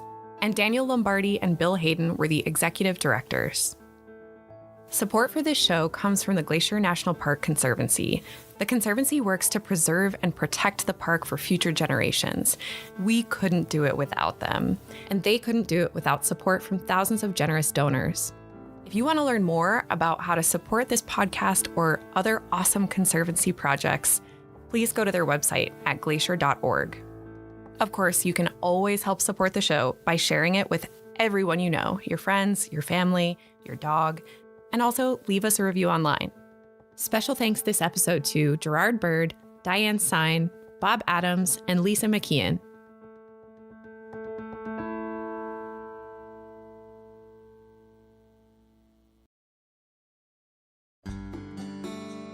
In 1872, the United States, a country that had not yet seen its first centennial, established Yellowstone as the first national park in the world. President Ulysses S. Grant signed Yellowstone into existence, and a new concept was born. And with it, a new way for people to preserve and protect the best of what they had for the benefit and enjoyment of future generations. Yellowstone Lake is one of the largest high-altitude lakes in North America and is centered over the Yellowstone caldera, the largest supervolcano on the continent. In the southwest area of the lake, the West Thumb geothermal area is easily accessible to visitors. Geysers, fumaroles, and hot springs are found alongside and even in the lake. The federally funded Hayden Geological Survey of 1871 provided the most detailed and scientific descriptions of Lake Yellowstone in the pre-park era. The Hayden Party, 34 men in all, launched Annie, the first boat to sail on Yellowstone Lake, and began exploring the islands and shoreline. The first photographs of the lake were taken by William Henry Jackson, and paintings by Thomas Moran, along with the Geological Survey, played a prominent role in convincing the U.S. Congress to pass legislation creating Yellowstone Park. Yellowstone Lake is the foundation of the Greater Yellowstone ecosystem, the largest remaining nearly intact ecosystem in the Earth's northern temperate zone. It provides the key ingredients to a large and complex food chain that sustains many of the animals for which Yellowstone is so famous. In 1894, the Lacey Act was passed by Congress, giving full protection to wildlife in Yellowstone Park, with the exception of wolves and coyotes. This act paved the way for future wildlife and environmental movements. From the days of the Hayden expedition to the present, Yellowstone Lake continues to be a source of rich, diverse, and sometimes surprising information that is rare among the world's Great Lakes.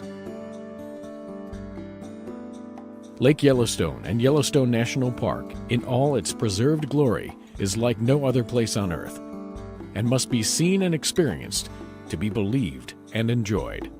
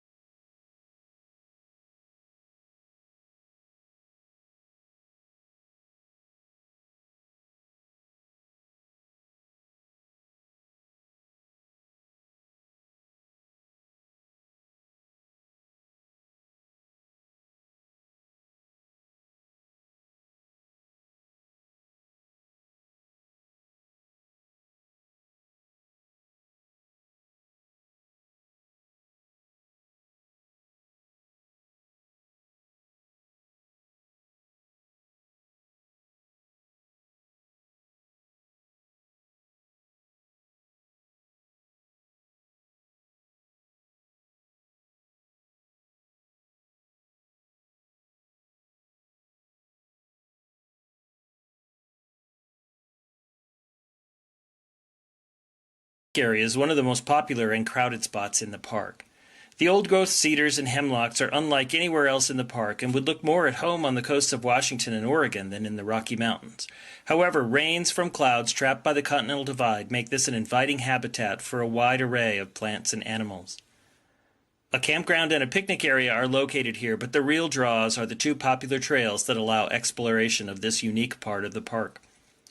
The Trail of the Cedars is an easy 1/2 mile wheelchair-accessible loop trail into the cool and inviting old-growth forest.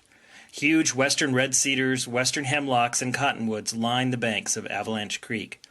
Ferns and other shade-loving plants thrive in the filtered green light that penetrates the forest canopy. About halfway along the trail, a bridge crosses the creek and provides a stunning view of Avalanche Gorge. Centuries of water gushing through this narrow gap has rounded and smoothed the moss-laden walls. Hikers may continue back to the parking area at this point on the loop, or venture off to the Avalanche Lake Trail.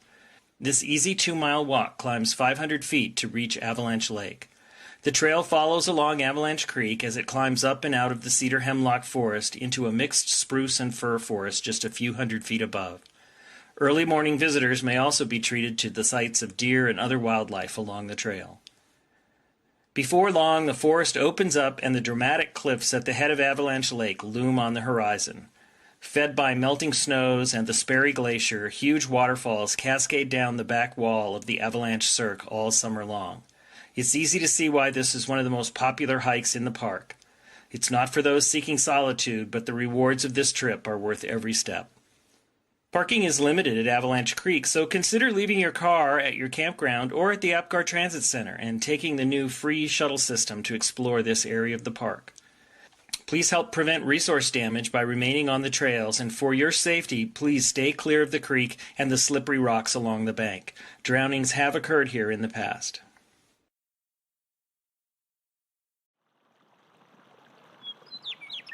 For Yellowstone National Park and the Acoustic Atlas at Montana State University, this is telemetry.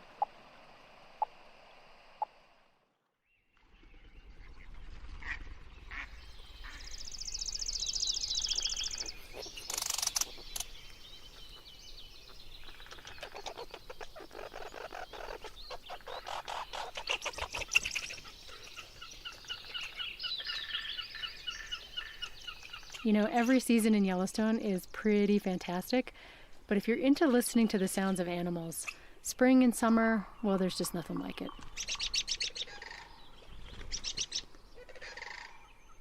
And while most creatures in Yellowstone are busily singing their hearts out this time of year, there's one animal that actually gets a little quieter in the spring and summer.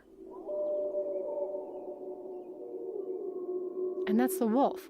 You see, there's a seasonal cycle to wolf howling. Howling ramps up through the fall and it peaks in late winter. Then comes springtime. Howling abruptly drops off, and this is caused by the female choosing a place to den that they really want to keep secret, if at all possible. That's Kira Cassidy, research associate with the Yellowstone Wolf Project. Choosing a den site is extremely important for a wolf pack. It's going to be their hub for the entire summer. It's the house of the entire next generation. And it has to be protected, of course, because the tiny, helpless pups are going to be there for several months. We've had cases where a pack has attacked another wolf's den and even killed the pups in some cases. They don't really want to let other packs know where they are and what they're doing. And in order to avoid that, they keep quiet. Now, it's not only the frequency of howling that changes throughout the year, but the type of howling shifts too. Wolves howl for a couple of different reasons. Some of that would be within the pack, so to keep track of each other, say if they've been separated. And even though they're doing a lot less of it, this is the kind of howling that tends to dominate in the spring and summer, wolves communicating with their own pack mates. They also howl to let other packs know where they are and to kind of establish a territory. Wolves will often have these howling bouts with other packs. The two packs will howl back and forth as if to say, this is our turf, our territory. And it's that howling for territoriality that grows in the months leading up to the winter breeding season. Howling really tracks the hormones as the wolves are Getting ready for the breeding season, testosterone will start to spike, howling starts to increase. It's kind of a stressful time in some ways. They do a lot of howling during the breeding season.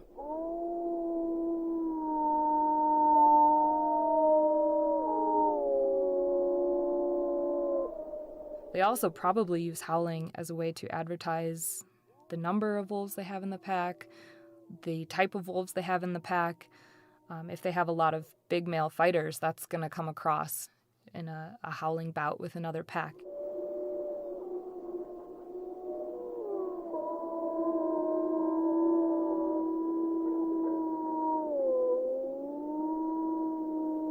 And in some ways, wolves may be able to use it to avoid a fight with another pack too.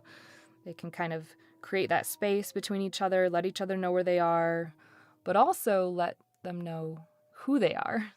Kira's specialty is looking at territoriality in wolves and interpack aggression, basically when two packs come into contact with each other and fight. Sometimes wolves will fight until one pack or one animal displaces the other, and sometimes they'll fight to the death. This running into other packs is so vastly important to a wolf pack. It's, of all the wolves that live in Yellowstone that we've radio collared, some of them disperse outside of Yellowstone, of course. But if they live their whole life in Yellowstone, 2/3 of them end up being killed by other wolves.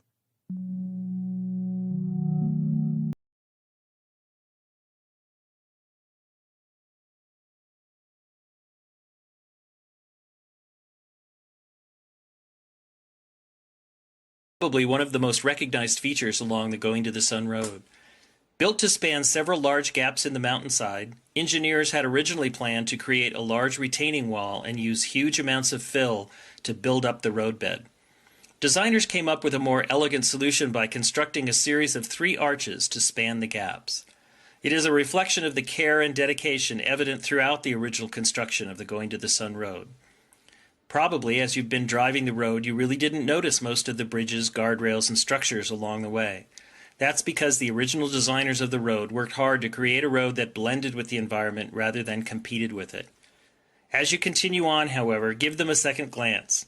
Even simple culverts in many locations are beautiful creations constructed of the same multicolored rock from the surrounding mountains. The Going to the Sun Road is one of 6 National Historic Landmarks in the park and one of a very few roads in the country to make that list. Today there is a massive rehabilitation project in progress along the entire length of the Going to the Sun Road. Engineers and contractors are working hard to ensure that the historic features of the road are maintained while creating a road that meets modern safety and traffic requirements. It's a challenging job and will take several more years.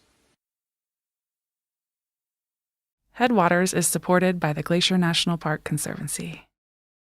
My name is Elise Bowman, Sergeant, Troop K, 9th Cavalry. Today the sun come up, and it come up strong, burning through the treetops, and it lit up the world around me. And I saw the trail ahead of me, and I'm riding like we always do. And there was just the wind. Just the sound of the wind in the sky and the sound of my horse and me breathing as we moved along the trail. And I started thinking that this is what freedom must feel like. Never felt freedom when I was a sharecropper growing up in South Carolina. Never knew about freedom when my mother and my daddy had been enslaved. Freedom was this wind. Freedom was this rain. Freedom was being pushed up into the sky by these mountains beneath my feet and the rain coming down. That was freedom. I couldn't find it in South Carolina. I couldn't find it where I enlisted in Nebraska, but now I got it, and I don't know if I could ever let it go. How do you let go of freedom when you hold it for the first time? Welcome to Headwaters, a show about how Glacier National Park is connected to everything else.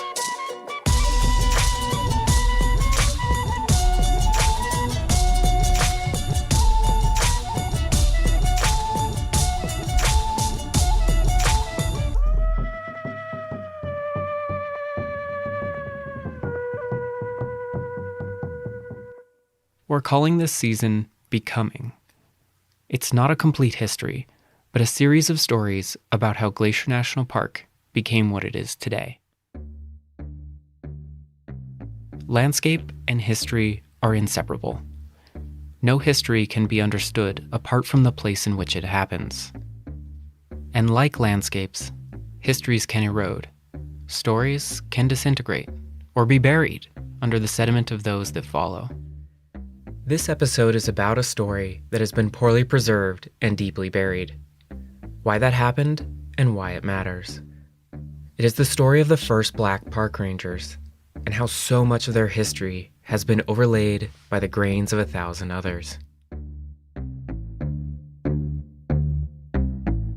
Perry, this episode is about the Buffalo Soldiers here in Glacier. Yes. Get us started. So when I think of the Buffalo Soldiers, I think of our Park Service uniforms. You guys all have one, right? In my closet. Of course, it's pretty iconic and not very breathable, but the gray shirt, green pants and sweater, and then the big flat hat. Well, did you know that those are based on the hats worn by the Buffalo Soldiers? No. And just to spell that out, Buffalo Soldiers were regiments of African American soldiers in the Army. Right, and they were essentially the first park rangers in the years before the Park Service was formed. And we still wear their hats. Huh, I didn't know that. So, give us the background. How did these Black regiments of Army soldiers come about? Well, basically, segregation. After the Civil War, the Army created regiments for Black soldiers to serve in, and they had to be separate from the ones that white soldiers served in. But still, I suppose they were led by white officers, right? Yeah, although there is a famous exception, Charles B. Young. He was a West Point grad who was acting superintendent of Sequoia National Park in 1903, and he's the first Black superintendent of a park. So they're soldiers in the Army, but they're working in the national parks because the National Park Service, it doesn't exist yet. Right. And so there are national parks, Yellowstone, Sequoia, Yosemite, Glacier. But there are no park rangers yet. And that doesn't happen until 1916 when the NPS is formed. So, what were they doing in parks at the time? Well, they were doing a lot of similar things to what park rangers do now. They built roads and trails. They did firefighting work. They kept out vandals and poachers, all that kind of stuff. But outside of those park ranger duties, I'm sure they had other missions, right? Right. But back in those early days, this is post-Civil War, the racial climate back east isn't great. So for the most part, they were sent on assignments out west. Okay, so the thought was less people, less prejudice, I guess, right? Yeah, for the most part. But that doesn't mean it wasn't complicated. And so in addition to being proto-park rangers, a lot of their assignments were in the Indian Wars in the late 1800s. So they're fighting against indigenous people who are resisting being confined to reservations. So, there's just a lot more to this story than meets the eye. Right. They also did peacetime and exploratory missions too, including spending some time here in Glacier. Really? Yeah, they were here in 1910 fighting fires during the Big Burn, and they were also part of a couple early expeditions before this was even a park, including the Ahern expedition. One of the best surviving accounts of this expedition is from G.E. Culver, the geologist they brought along, who starts his report by describing the group. The party consisted of 2 mountaineers, 2 prospectors, 2 Indian guides, a squad of soldiers, black as ebony, and the rider. All were mounted and well armed. 30 days' rations were carried. So Culver, this guy is your main source for this story. He was the team's scientist, and he kept a record of the trip that you're looking at. Yeah, he recorded kind of the broad strokes of the adventure, but it's 2 pages of adventure and 15 pages of geology. But through his writing and his sketches of the mountains, you can start to reconstruct where they went and why. I had an actor read some excerpts from the report. The object of the expedition was to find, if possible, a pass over the main range, farther north than any then known, to map the course of the streams and the principal Indian trails. So roughly, they went up the east side trying to find a pass over the mountains. They tried Many Glacier with no luck and then kept trying further north. I'm not surprised they had trouble finding a pass. the mountains here. They're glacially carved. They're famously steep. Yeah.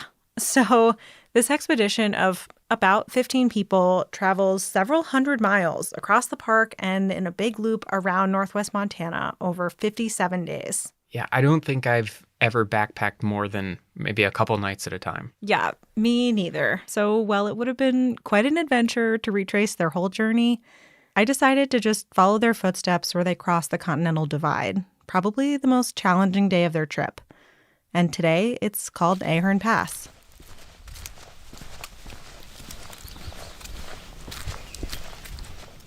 It takes a solid day of hiking to get to Ahern Pass, if not a couple days.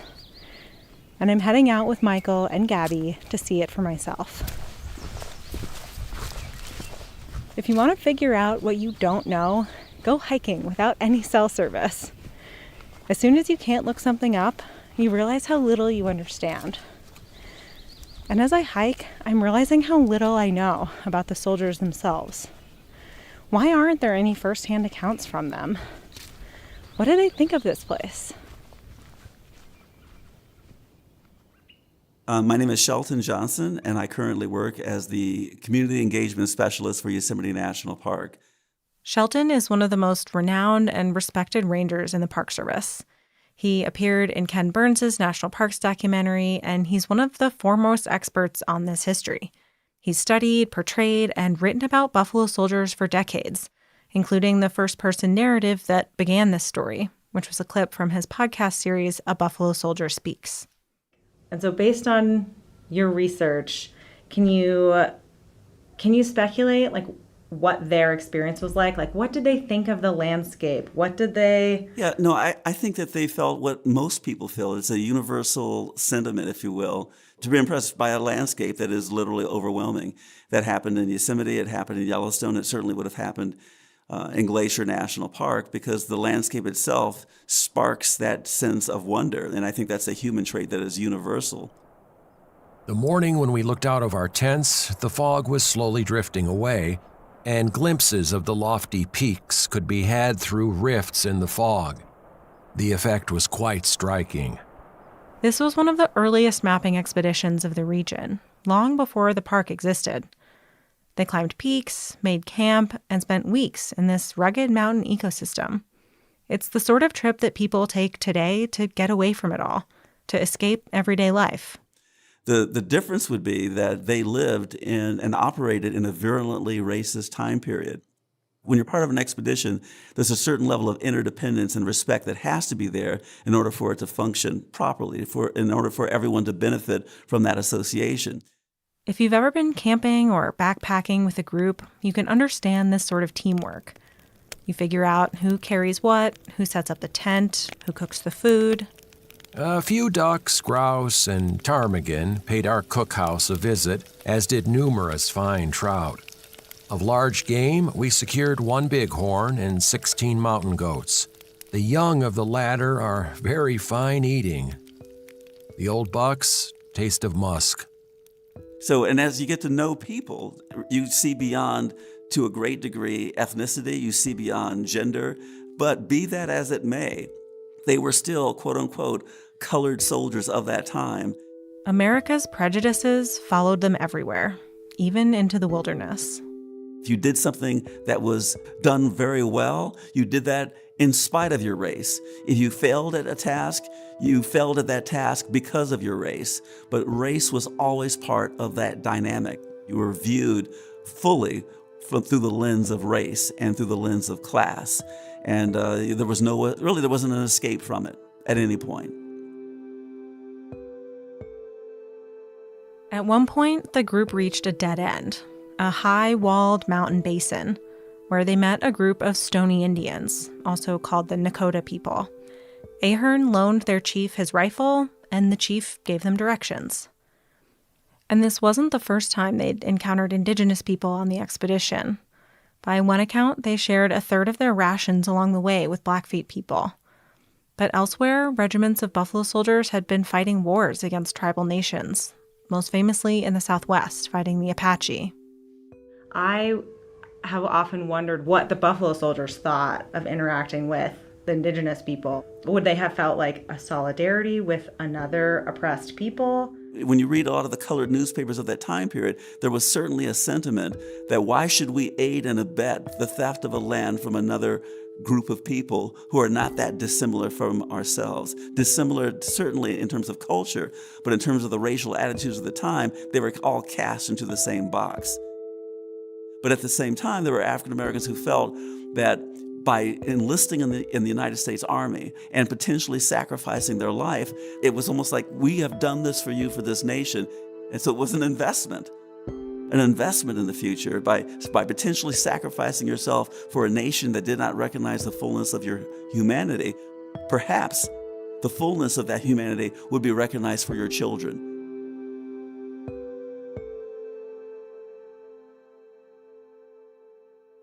While this expedition was a peaceful one, it was still dangerous. Following the advice of the Stoney Indians, the party set out to climb the Rocky Mountain Pass ahead of them, Ahern Pass. Here's Lieutenant Ahern's report from that day. August 22nd. As I led the pack train out this morning, I felt extremely anxious as there were several places on the trail where a misstep meant certain death. At one place, we climbed a narrow and very steep rock 15 feet high in which we had to cut steps. We led our most troublesome animals over this.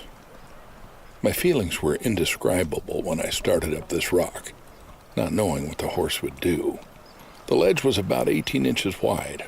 On the lower side was a fall of 1,900 feet. I can only imagine riding a horse through this kind of terrain, but Shelton doesn't have to.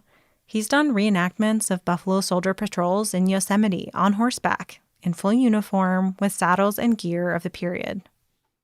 Why did you choose to wear the uniform, to ride on horseback? Why was that important to you, and what did you learn from it?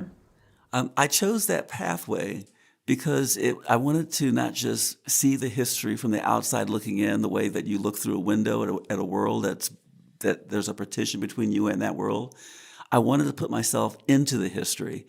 And the best way to do that would be to do what they did and to wear the uniform that they wore, to ride a saddle that they might have ridden. And when you're on a horse and you look straight down, all you see is the horse. The horse is blocking the view of the ground beneath your feet. And when you're 12 feet above the ground and you look over, you just see an abyss if you're going on a trail along a canyon wall. You can talk about it, but it's better if you live it. And if you live it, then you really feel it. And if you feel it, then it's you. You've become the past that you're interpreting. And that's what I wanted. That's why I did that. And it did deepen my experience, and it did deepen my perception of this entire history. To deepen my experience and perception of this history, I have to live it. I wanted to go to Ahern Pass. The Indians called us Buffalo Boy. Buffalo Boy. Buffalo Boy.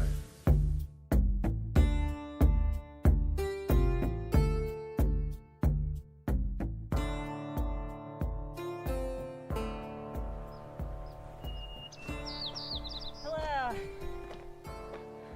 Hi. Where are we? We're almost at Ahern Pass. Very close. But not quite. How are you feeling right now? Tired, hot, a bit out of breath. Pretty excited about the view. It's been a long hike, but since I'm being recorded, I'm trying to act like I'm not too out of breath. Look around. What do you see? I see a snowfield, this flat, grassy pass. Sheep! There's oh my God, there's like a dozen of them. Are those little baby sheeps? I love them. We finally made it to Ahern Pass. The mountains on either side are towering and impenetrable, but the pass itself is a low point between them. A small meadow full of wildflowers and tiny trees with a view down to Helen Lake and the plains beyond. There's even a trail up here now on the west side, but that's not the side the buffalo soldiers came up. How steep do you think it is down to Helen? I don't know. Let's go peek over the edge if we can not fall off of it.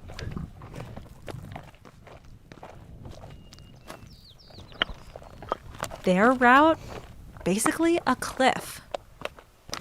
Ooh, this is very steep. Ah! Michael! Don't go so close to the edge. Oh my God. Oh! I know. No way. I'm flabbergasted at trying to take horses up here. This is absurd. That's a lot steeper than I expected. Yes. I thought there would be these sort of grassy green slopes with bare grass, and that can be tough to traverse. And there was maybe one rock ledge that they had to climb over or something, and that's what they cut steps into. But this is just a vertical cliff. Glaciers carved this valley, leaving behind a steep rock wall below the pass. It's perfect for cliff-dwelling bighorn sheep, but a terrifying place to take a horse. The slope rises sharply from the lake, turning into a network of ledges covered in crumbling rock that clatters loose at the slightest nudge. Ahern Glacier looms to the north, and the landscape feels alive, the geology an active force. We're looking down at Helen Lake, and I see Elizabeth Lake in the distance. And I mean, Ahern Pass is 2,000 feet above the lake at its foot, and the summit wall on either side of the pass was estimated to be at least 1,500 feet more. The entire force had worked 2 days in making a trail from the foot of the talus slope to the summit of the pass. The ascent is very steep and was made with difficulty. I did not imagine it would look like this. Well, knowing that they had horses and stuff, I definitely imagined it to be a bit more gradual. Yeah. Like if I looked at this, like could I get down this or up this? I'd be like, I don't know if I really want to do that. I would definitely need a helmet. I don't know that this is the most hopeful way to get across. No, I'd be like, maybe let's try Canada instead. How about Logan Pass? It definitely gives me a newfound respect for what they were doing here and their skill to navigate in a place like this.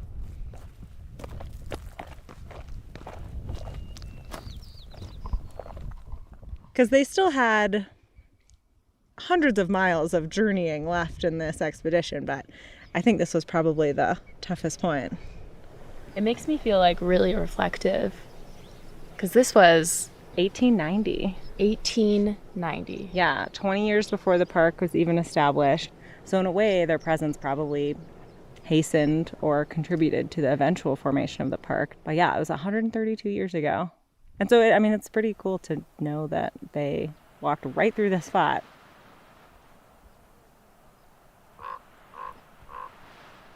Visiting Ahern Pass was the first time I felt close to this story that so far I'd only read about.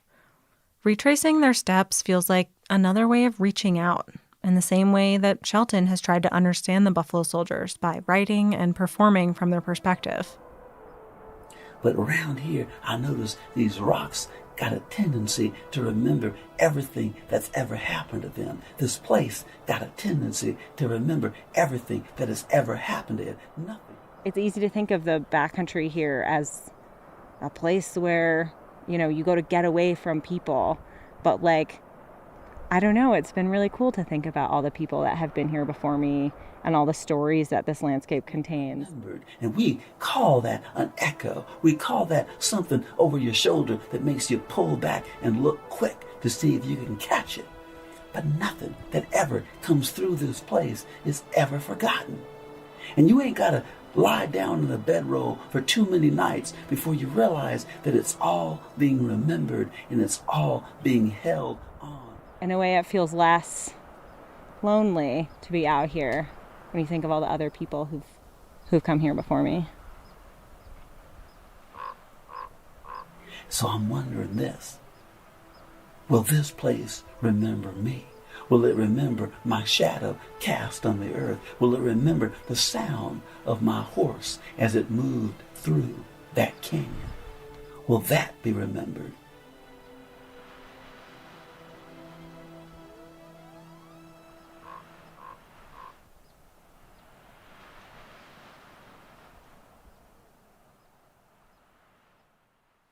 Every place has a history, and history has a place too.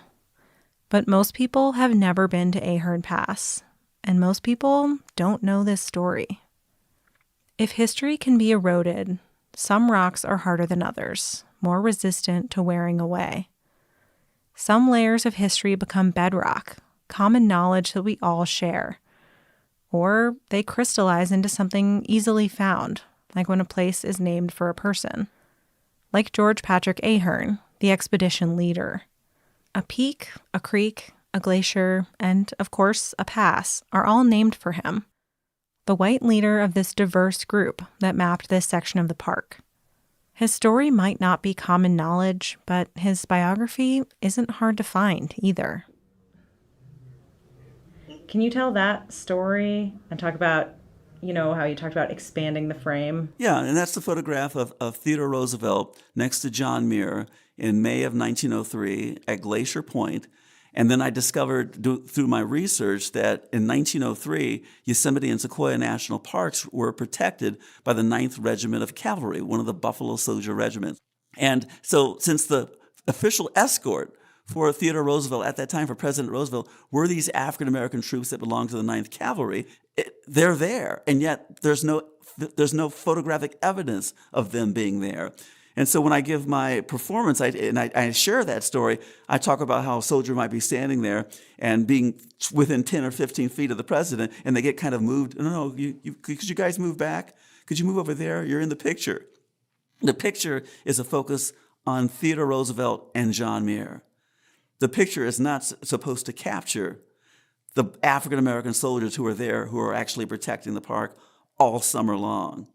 And so the question then becomes, who also, throughout history, who are the folks that have been pushed away to the boundaries, to the frontier of that light that tries to capture a moment in time? And frequently, it's women, and frequently, it's people of color. And that's how history is lost. What I like about kind of how you tell that story is that you don't need to rewrite history. You're expanding the frame. You're expanding our understanding of what happened in these moments that we think we already know about. Yeah, that's what it really is. It's if you look at it from the point of view of a tapestry, the threads, those colorful threads of ethnicity, were always there. It's just that the perception that we have of that tapestry has literally been put into black and white. And the black part's not there. The red part's not there. The yellow, these other colors that were always present weren't there. And if that became and established the template for our perception of who was in the West at that time, then we've been gifted with a distortion. Buffalo boy. Buffalo boy. The Indians called us Buffalo boy. I was also curious about some of the structural reasons that this kind of distortion might happen again and again. I reached out to Anthony Wood, a historian who has focused on Black history in Montana. I started by asking him why stories about people of color, like the Buffalo Soldiers, and especially the ones on this expedition, can be so hard to find in history. And because that's one of the things I've been wondering about with the Buffalo Soldiers is we don't really have many of those primary sources. So it's what existed in the first place and what is preserved over time or not. So in this particular case, I'm fairly confident in saying there is a high likelihood that everyone involved was probably literate. There are obviously a handful of Black soldiers from these divisions that were very eloquent writers and more so excellent storytellers. But those are stories that certainly were existing. The primary sources, the letters of this is what we did today, even if they were short, certainly existed at one point, probably on a fairly large scale. So then what affects whether those are preserved over time or not, whether we have those today? Right. Well, there's the very practical matter of whether or not families, a lot of working class, people did not keep papers in the same way that wealthier or upper class people did. But it's also probably something else. I think that by the time you get into the 20th century, the narratives, the stories that have been taken up and carried about what types of people went out and, quote unquote, conquered the untamable wilderness and so on, and the role that soldiers often played in this is a very racialized one, and it's predominantly the figure of a white, hyper masculine, man who's going out and is that mountain man. That mountain man. And so you're kind of saying that, like, if people had these letters, maybe they were their parents or their grandparents from when they were in the Buffalo Soldiers out in the West, that wouldn't seem like it would fit into the narrative. It wouldn't seem like something important that maybe they should preserve, that it wasn't part of that history. Right. Yeah. So one way that some histories erode away is when the keepers of those stories don't recognize their importance. Sometimes because the stories don't fit into the dominant narrative. Anthony has studied the Black community of historic Helena, Montana, but since there are so few firsthand accounts from early Black Montanans, he's often looked to other sources, like Black-owned newspapers.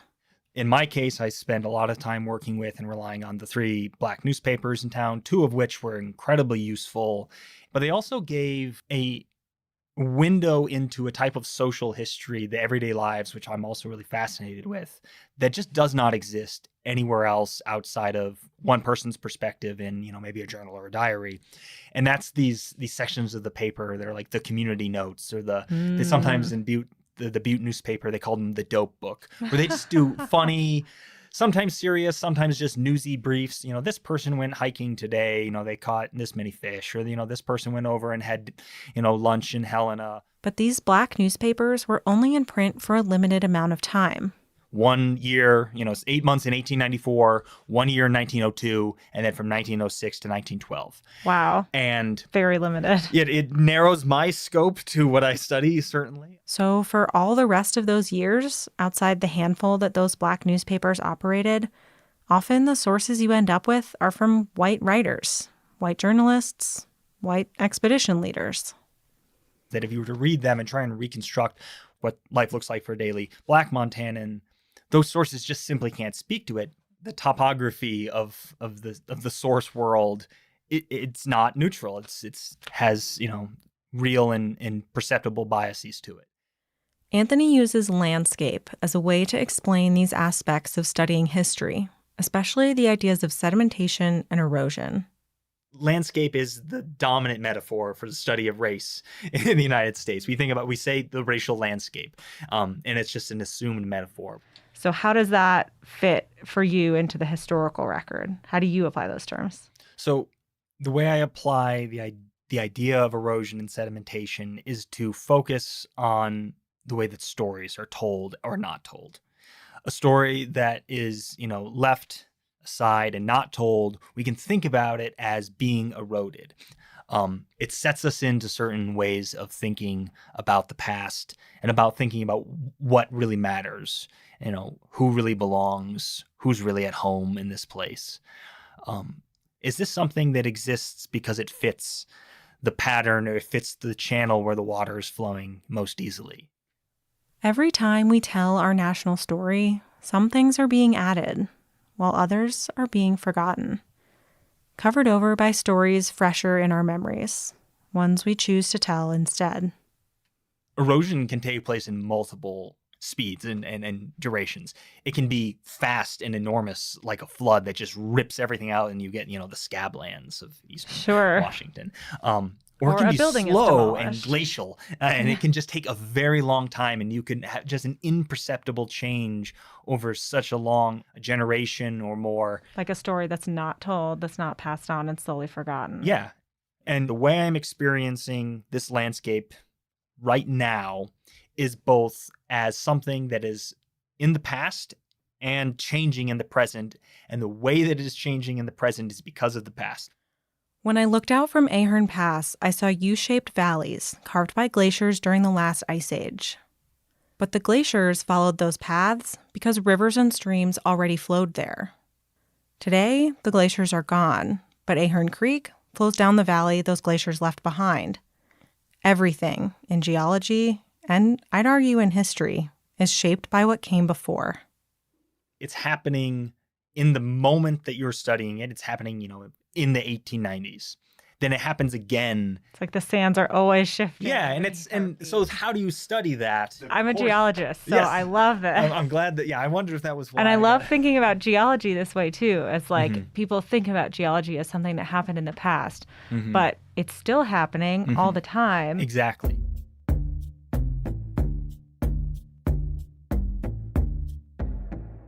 So many of these choices happened in the past. What sources or places that people and institutions choose to preserve, which stories are told or not told. So, what are the consequences of forgetting them? The past isn't dead. It isn't even past. That's the William Faulkner quote that I've often used. It lives on into the present. And that is one of the problems that we have today, is that we do not fully see the challenges and the iniquities that exist in the past, which is why so many people do not understand the anger that exists today, that you see and hear in the newspapers among people of color, among African Americans in particular, but also among Native Americans, is rooted in the iniquities of the past.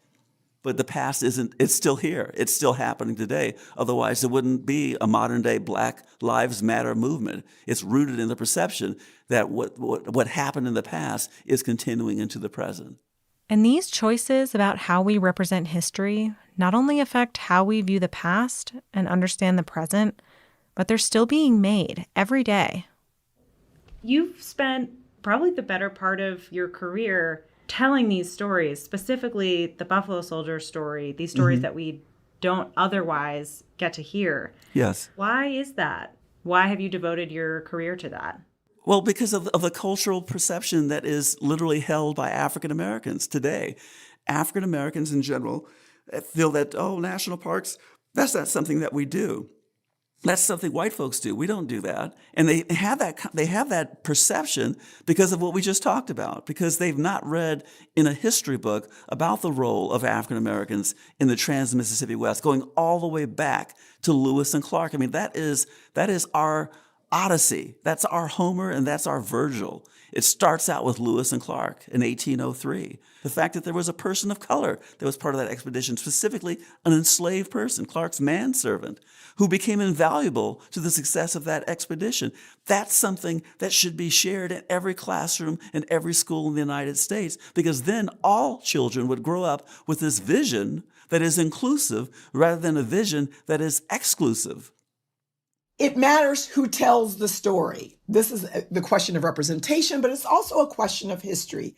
This is Dr. Carolyn Finney. I call myself a storyteller, in part because I stand at the intersection of the arts, education, and lived experience to talk about issues of race, place, belonging, the environment, justice, all the good stuff, and a few things that are hard. I wanted to talk to one more person to bring this story into the present day.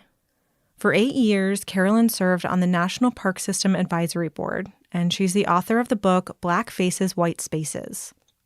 There's a quote in her book that says, "The power of representation lies in its ability to shape today's reality through the reality of the past." Dr. Finney explained that if you exclude the histories of certain people from national parks, then you're less likely to see those people in national parks. And so I can't talk about the past without talking about the present. There could be 100 reasons for reasons why the Buffalo Soldier story took so long to come to light. Yeah. Yeah. Part of it is going to be Jim Crow. Part of it is going to be we're living in a country where, and I'm only talking about Black folks here, that Black folks weren't seen as fully human, until sometime in the last 50 years, but not just Black people. All kinds of people from all walks of life have been challenged in terms of their skin color, their gender, where they live, how much money they have in their pockets, their religious beliefs. I mean, we're still doing that today. And that's going to matter. So when I look at the history of Buffalo Soldiers or any group of people and wonder why it's taken this long for them to get there, I understand, the first question I ask is, well, who was doing the telling? Mm-hmm. Representation is important. If you leave a whole lot of stuff out, then I'm only getting part of the story. Mm-hmm. And somewhere that means I am only partially who I can become. What do you think the role of national parks and public lands is in interpreting history and in exploring this relationship of people to place and landscape and land and environment? Well, public lands for whom? That's why I say it's really, and I always tell people it's not like you crossed over into a public land and suddenly there was no racism. Mm-hmm. And people carry those beliefs with them, whether they work in a park or are visiting a park or not, right? The public lands are for everyone is a really nice sentiment. Yeah. Who are you talking about? Who's claiming that? Where is that? I think I understand the common good, the idea of land being for the public. This is for all of us. And I think it sits on a complicated history of blood, sweat, and tears for real, And I think the only way that public lands can really serve us all is that we engage that blood, sweat, and tears as part of the story. This is where our redemption lies. For me, the beauty of public lands is that we can actually find redemption in who we've been and who we are right now. The public lands give us that opportunity. To keep these histories from eroding, we need to do the work of preserving them. I think when I look at the Buffalo Soldier story from the inside out, what becomes obvious to me, what becomes perceivable to me, is that there are so many stories involving women, involving other people of color, other communities, that are not told or not heeded, and that those stories could have a profound impact on how we see ourselves and how we see our own country. I think in parks like this, the history is often left out of the landscape. A big, beautiful park like Glacier that people think of for the mountains and the rivers and the bears, all of those things are part of the story, and so are people, and so are the history. Yes. Yeah. All those stories need to be told because we are not the America we think we are. We're still on the road to becoming the nation that we think we already are. We're not there yet. And people who feel that we are there yet do not understand the fullness of our history.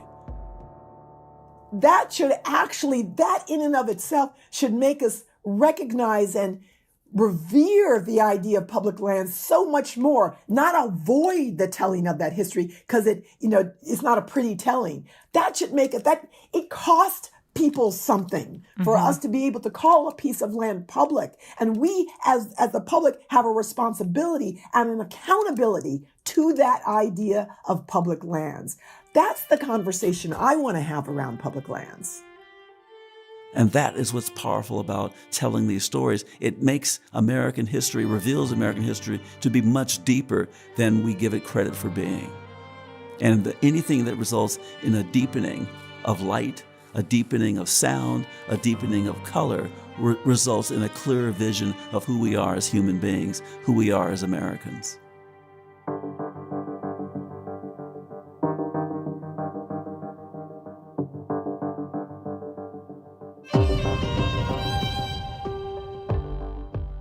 Headwaters is a production of Glacier National Park with support from our partner, the Glacier National Park Conservancy.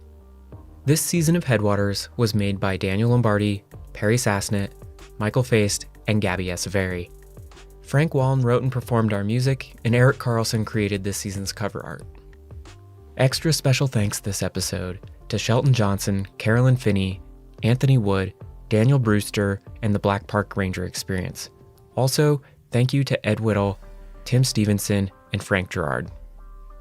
We could not have made Season 3 without Lacey Kowalski, Melissa Sloddick, Sierra Mendelko, Brent Rowley, Darren Lewis, the Glacier National Park Archives team, and we relied on so many great resources from the Montana Historical Society, so thanks to them too.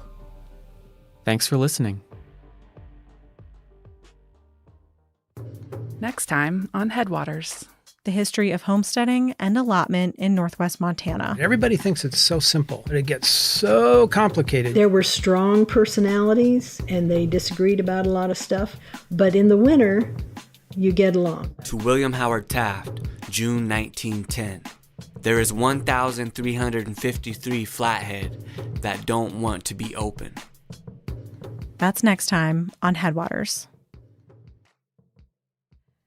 So, Andrew, Yes. Headwaters couldn't happen without the support of the Glacier Conservancy. Mm-hmm. But you guys also help with so many other projects in the park. Yeah, one I wanted to talk about today is the project to build an accessible trail around Swift Current Lake.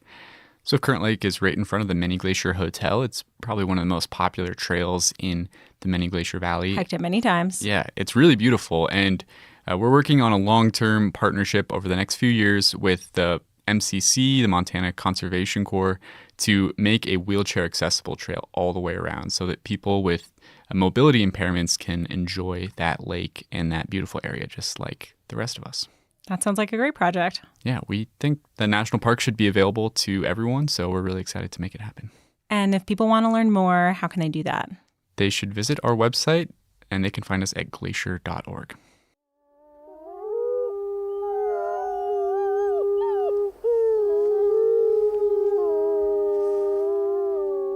From Yellowstone National Park, this is What We Do. I'm Brett Rayburn. And I'm Miles Barger. So I have a quick question for you before we get started on this week's episode. Have you ever hiked with a llama before? I have not hiked with a llama before. Is that because you don't want to, or is that because you've never had the opportunity? I think it would be awesome. I've never had the opportunity. I've definitely seen them around at other parks, but I've always wanted a trail goat. You know, that's a thing. Some people hike with trail goats. Yeah.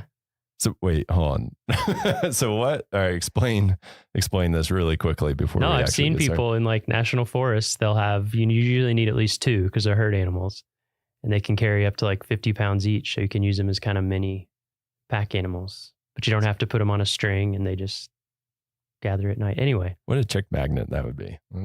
That'd be a conversation starter right there. Well, so my trivia question today doesn't have to do with goats. It does have to do with llamas. So do you know how many llama outfitters currently have contracts to do business in Yellowstone National Park? I do not. I will guess 11. It's actually 3. So you had a string of doing really well on these trivia questions that might have come to an end here. Failure. So there are 3 outfitters currently that would let you go hiking with a llama. So it's possible. Maybe a bucket list item here. Our guest this morning is someone who probably would have known the answer to that question. So she's Becky Wyman, a concessions management specialist here at Yellowstone National Park. Becky, have you ever hiked with a llama? I have not. No. So it sounds like we need like a work trip. I think so. To come out of this summer, because I love nothing more than hiking and not carrying my own stuff. It makes it quite nice. That sounds awesome. Well, it's awesome having you here today. So we didn't invite you here to just talk about goats and llamas exclusively. Although, you know, if they come up more, I'm totally fine with that. We invited you here because you have a super important job in the Park Service that most visitors would know nothing about. You work a lot behind the scenes. And before we get into the details about what you do, as a concessions management specialist, actually, could you give us like an overview of what concessioners and what CUAs, commercial use authorization holders, like what are all of those things? Because a lot of listeners probably just have no clue what that is. So our office oversees all of the commercial operators in the park. We have category 1, 2, and 3 contracts, plus our commercial use authorization program. The category 1 contracts include our large concessioners, currently Xanterra, Yellowstone General Stores. They do the lodging and retail type of operations in the park. We also have our service stations. Our CUA program oversees or has our fishing guides, photo tours, environmental education tours, that sort of scope. And then we have our category 2 and 3 contracts, which include our over snow operators in winter. We have a bear spray rental. We have stock outfitters that do day and overnight trips in the park. Llamas. That include our llamas, as well as a ski camp in winter that is located at Canyon. Awesome. So the Park Service doesn't actually have, like, we don't run hotels or things like that. That is correct. We have contracts that allow other operators to run those, and we oversee those contracts. That is a lot. How many are there? Just like a rough ballpark. It's always changing, right? The number. Well, all of our contracts pretty much stay the same. We have the 3 large Category 1 contracts. Like I said, the hotels and retail, general stores, and our service stations. We have 38 stock contracts that include the 3 llamas. We have 23 over snow contracts and 1 bear spray rental. And then I believe the number of CUAs exceeds 400. Yeah, that's a lot. So yes. That's a lot that you're overseeing out of the concessions office. It is. Okay. Well, thank you. Yeah, I just thought that would be a good overview of like what your job entails before we kind of dive into the background, and then we'll kind of come back to a typical day of what it's like working as a concessions management specialist. So do you mind telling us a little bit about where and when you got your start in the National Park Service? So I came to Yellowstone in 1998. I was a bright-eyed, bushy-tailed fisheries technician. So I started my career with the Park Service at Lake in Yellowstone, and I have never left. So it hooked you. It hooked me. No pun intended. Anyone get it? And how'd you hear about that job? I think I heard about it through USA Jobs. Awesome. Yeah, we have. And for those of you who don't know, who are listening to this and don't know what USA Jobs is, we do have an intro episode that kind of explains that, as well as some of the other jargon that we might talk about here. So just refer back to that if you have any questions. So you saw it on USA Jobs, you applied and you got it, and the rest is history. And I drove my car out from South Carolina, and I've never left. Wow. Okay, so you're from South Carolina. So you're an East Coaster. I am. Okay, that's me too. And then you found the mountains, and then I found the mountains. Gotcha. Same. So how did you get from that job, which is very different from what you do now? What was that transition like? It is. So I worked for fisheries for 3 years. Then I moved to the bison office to follow my husband up to Mammoth. And then I just became a flexible park employee and did a variety of administrative roles. I was the natural resource admin assistant for the Center of Resources, which led me to a detail with at the time, it was the Planning, Compliance, and Landscape Architecture Division. So I was their admin assistant, where I made connections with people in that office that eventually would lead to my transitioning over to the Commercial Services Division in an administrative role. And then I just worked my way up. I oversaw the Commercial Use Authorization Program for several years before I got my current job overseeing the Category 2 and 3 contracts.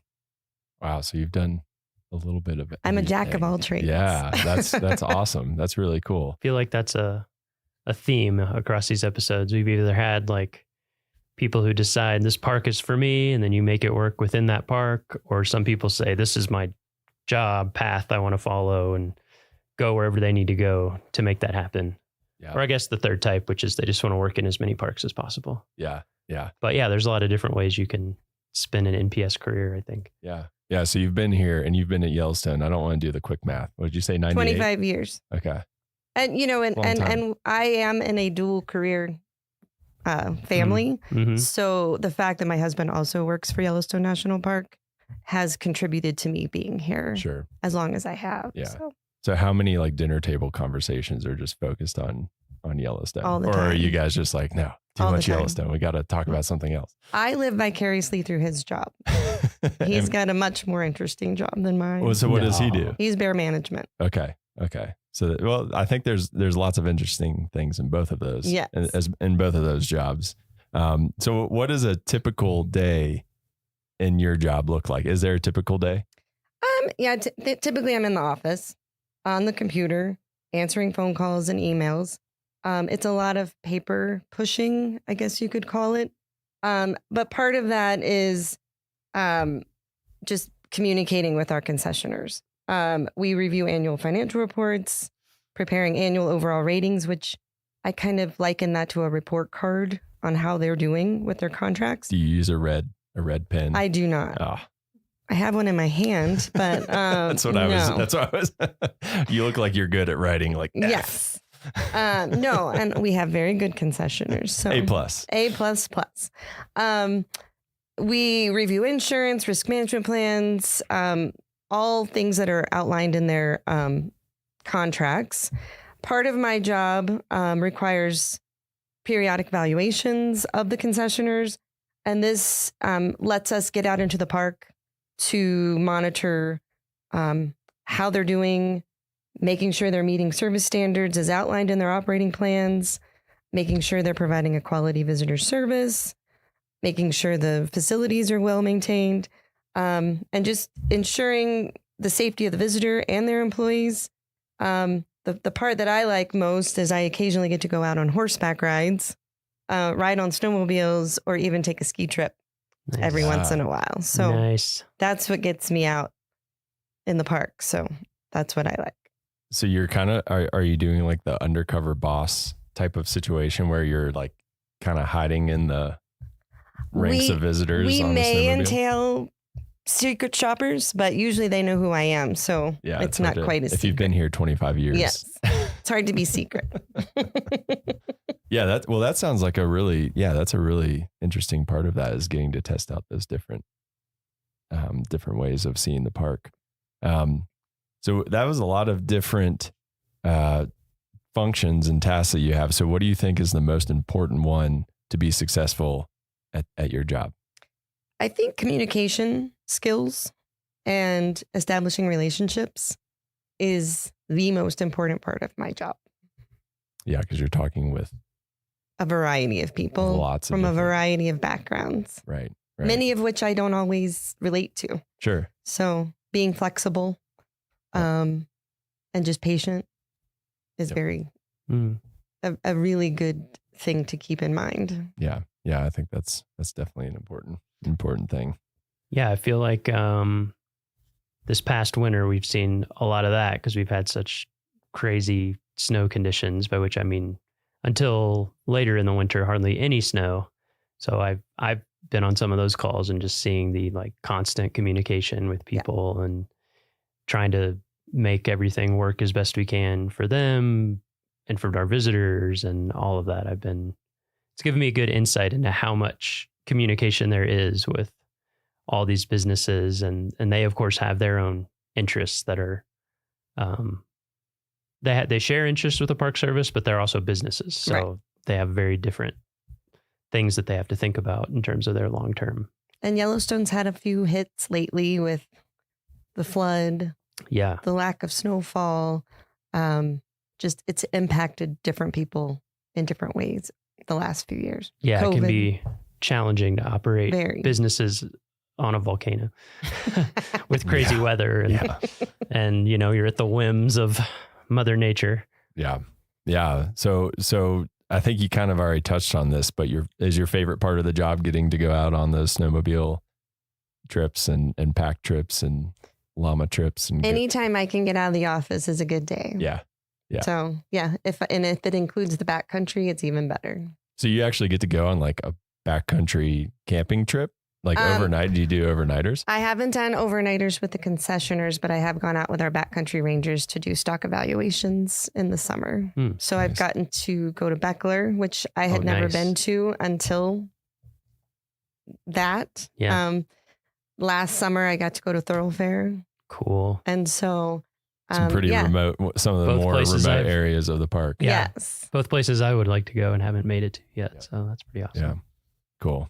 Yeah, that sounds awesome. And I guess on the flip side of that, what's the toughest part of your job? I think the toughest part of my job is just keeping up with everything. Even though Yellowstone is closed in the spring and fall, we're always preparing for the next season.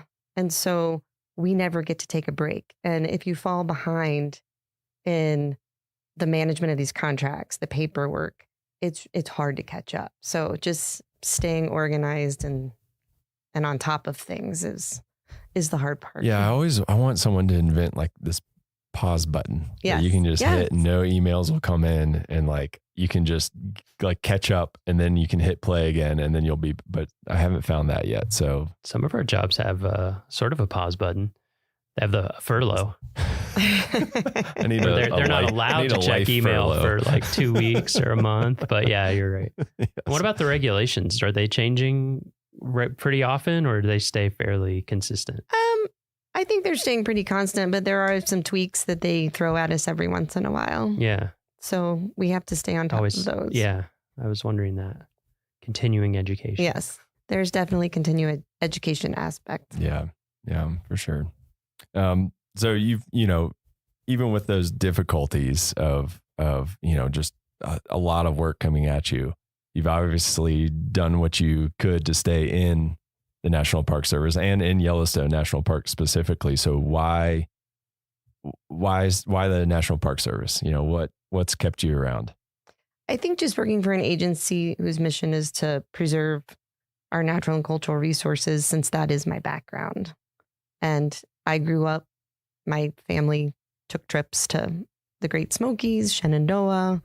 And so it's just been part of who I was prior to the Park Service. And so it just made sense when I landed here that I would stay.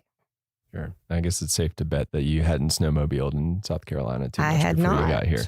There was many firsts out here. Yeah, that's one of the cool things about this place is there's always a new experience kind of right around the corner that keeps you motivated, right? Yes. Yellowstone just gets some people, and you just can't leave. Yeah, literally, you can't. They just don't want to come back. No. Yeah, literally, they won't. None of us ever want to.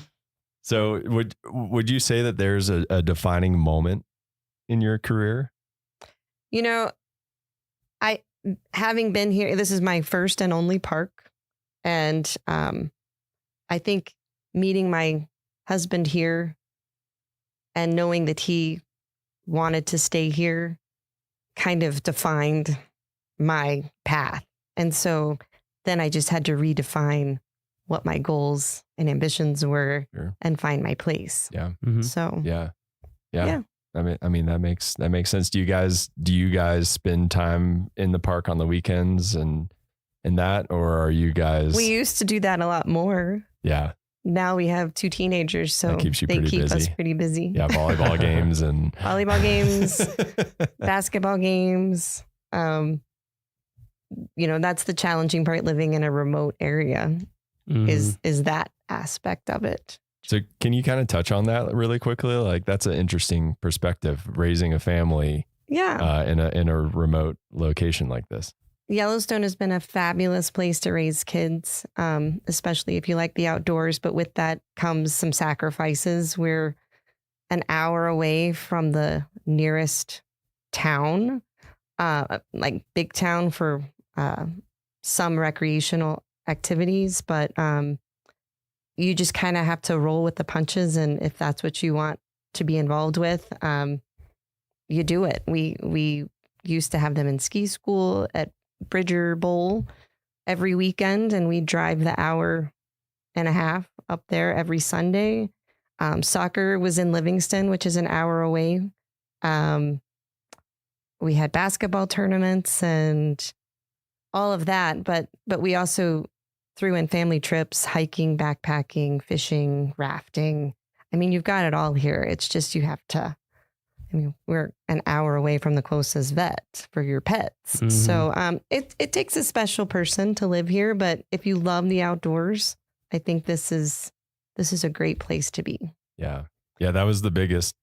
Miles, you've lived on the East Coast too. So like that was the biggest adjustment for me is just how like no one bats an eye when they're driving an hour and a half somewhere. That's like nothing to them. And I'm like, whoa, that's very far to me. When I first came here, that was like a weekend trip. Yep. Was an hour and a half. And so doing that just to go to the store is definitely an adjustment. And I think, like all of the parents that I know and have grown up with here, we all pitch in. We have daycare, we have preschool, we have grade school. Mm-hmm. And we all just probably have to do more here to be involved than you would on the East Coast or in larger metropolitan areas, but it creates that community as well. Yeah, you probably don't find community like this in a lot of, I mean, this is pretty special. It is pretty special. That just can't happen otherwise because people are off doing their own thing, driving all over the place. Yeah, there's no one else to do stuff for you here. Yeah. So it's like you kind of have to hang out. Yeah, like my son's been in preschool the past 2 years, and I've been on the board because it's like only so many of us have a kid in preschool, and I've been there, done that. Yeah, I've heard lots of people here told me that when I was moving here. They were like, "Well, you'll be involved in a lot of things because you have to be, and also everyone will try to recruit your kid for everything because they're a precious commodity. They are. They're a limited supply." We need more kids. Yes. Yeah. No. So getting back to your job. So the Park Service mission is to, like you alluded to, preserve the natural and cultural resources for the enjoyment, education, and inspiration for this and future generations. Those kids we were talking about. So with that in mind, how does your job contribute to that mission? Well, I keep going back to when I was first interviewed for my administrative assistant position in the commercial services office, and Mary Murphy, who was a longtime employee of the park, made a comment that stuck with me, and she said, "Our division touches everybody's vacation. It impacts their experience." And so coming in, that's kind of motivated me to make sure that what I'm doing with our partners are contributing to that experience. Yeah, for sure. I mean, if someone has a bad experience, that they associate that with Yellowstone National Park and the National Park Service potentially. And then also we work with our interpretive division to help educate our guides to be better educators for their clients that they take through the park. So it's a group effort. Yeah. Yeah. I mean, something I've thought about a lot. I don't know how to quantify it, but I would guess that all of our concessioners spend more, certainly like longer term hours with visitors than any National Park Service employee. Absolutely. Because I feel like most people, if they interact with a National Park Service employee, it's going to be as a visitor center desk, maybe for like a few minutes because we are busy and there's lines and people have questions. Or maybe they get to go on a ranger-led walk or talk. I mean, that's a small percentage, but even those maybe are going to be 30 minutes, 45 minutes, whereas concessioners, it can be all day or multiple days. It can be a really close relationship that people form. So I think about that a lot. I think in every park that I've worked at, that's been the case, that those really quality hours are often with a concessioner. So they're like a huge, not just an extension of what we do, but they contribute big time to that mission. Yeah, for sure. So for someone who's listening to this and is like, man, that sounds like a cool job. I like a challenge. I like to go snowmobiling every once in a while. What's the series? Do you know your series in USA Jobs? It's an 1101. Okay. So that's what people can look at if they're interested in those, and that's concessions. It's a concessions management specialist. Okay. And I believe they start at a GS7 and go all the way up to supervisory positions. There are, I don't know what the series number, but there is a concessions management assistant that might be like a 6-7. But yes, we're all over the Park Service in every park. Okay. Yeah. And that's the other great thing is that every park has those types of jobs. So if you want to move around the country, you can do that pretty easily. Absolutely. That's another great part of that job. And every park is different in the contracts and commercial use authorizations and activities that they offer. So pick your park, pick your activity, and there's probably something out there for you. Yeah, for sure. Mm-hmm. And do you need formal training to qualify for those positions? Obviously not. Just lots of experience. I come from a wildlife biology background. I think a business, accounting, finance experience would be beneficial. I've kind of had to learn on the job. But one thing that's helped me in Yellowstone is just my varied experience working here, and knowing people and programs and the willingness to be flexible and patient. It took me a while to get where I am. And I made some choices for my family that kept me from taking certain jobs. And there were certain jobs I didn't want. But I think those type things would be beneficial for someone looking at this. I don't know that you need like an accounting degree, but I definitely think, people that have run small businesses or worked in, we have one of my coworkers worked, in a cell phone company, just having that knowledge of other business, having that acumen would be helpful. That's where I've been lacking. So it's taken me a few years to train myself. Sure. And so is your advice would that be your advice for someone wanting that position? Just kind of be opportunistic and take what you can and kind of it'll work its way. Yeah. And there's been several details that come across that I would encourage people to take advantage of to gain experience. Once you get into the program, our Washington office offers annual trainings with asset management, pricing and evaluation, financial management, commercial use authorizations to kind of bring everybody up to speed, because it is kind of a different aspect of the Park Service. And especially for those people in parks that have collateral duties, you're a superintendent, but you also have to manage the commercial services. It helps with those type things. But I do think there's some introductory trainings on DOI talent that anyone can take. Like, I think there's an introduction to commercial services, just to give you some background on the program. Yeah, that give you that solid foundation to get started and kind of learn more about it. Well, that all sounds, that's great advice. I think super applicable to a lot of people listening. Do you have a favorite, before we let you go, do you have a favorite memory in Yellowstone National Park? I'm guessing you have a few in 25 years. But you can only pick one. That's my rule. Okay. Well, very strict. After 25 years, I have too many.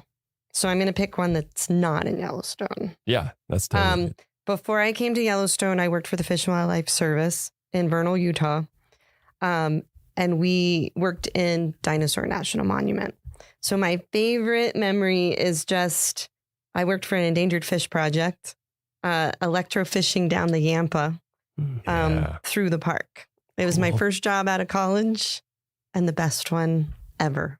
Can you describe to those who don't know what electrofishing is? Because it sounds like some heavy metal band from the 80s or something. Well, we had a raft with electrodes that came out from a boom on the front of the raft, and it had a platform, and we turned the generator on to create the current, and we would go through the rapids with the electricity on, and the fish would get stunned and float to the top, and we'd have large nets hanging off the front of the boat that we would scoop the fish up and bring them in and tag them if they were the right type of fish. And no fish are harmed in that is correct. They are okay for our listeners out there. Did you get any like really weird random species that kind of floated to the top? No, it was an endangered fish project, so we were looking for specific fish. Okay. And so they were few and far between. Yeah. But you just got to make sure that you don't fall in the water when those electrodes are on. That's one of the most amazing rafting canyons. It's beautiful in the country. It is beautiful. Yeah. I would love to go back. That's another group trip that we can take. Did you go through the gates of Lador? That's the one section I have not done. Gates of so Lador, yeah. I have my father-in-law's that on my done list. it, and he's says it's unbelievable. Yeah. And it's a great name. Yeah, exactly. Well, Becky, thank you so much for joining us today. It's been awesome learning a little bit more about what you do and how you contribute to the National Park Service mission. So just thanks for taking the time to talk to us and teach us a little bit more about it. My pleasure. All right, that's it for this week's episode of What We Do. Thanks again to our guest, Becky Wyman. If you like what we do, rate and review the show wherever you listen. Every positive review really helps new people find the show, so we appreciate it. If you have questions or want to learn more about a particular job, contact us using the form at go.nps.gov/whatwedopodcast. Thank you.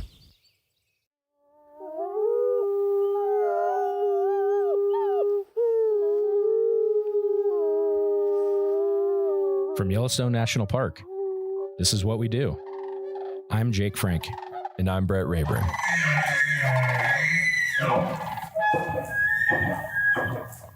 Hi, Brett. Hey, how's it going? I am great. How are you? I'm good. I had a good weekend. Yeah, that's good to hear. Hey, how are your pipes in your house doing? You like that transition? Have you flushed your toilet today? My pipes, I think they're good. Do you know something I don't that I don't know?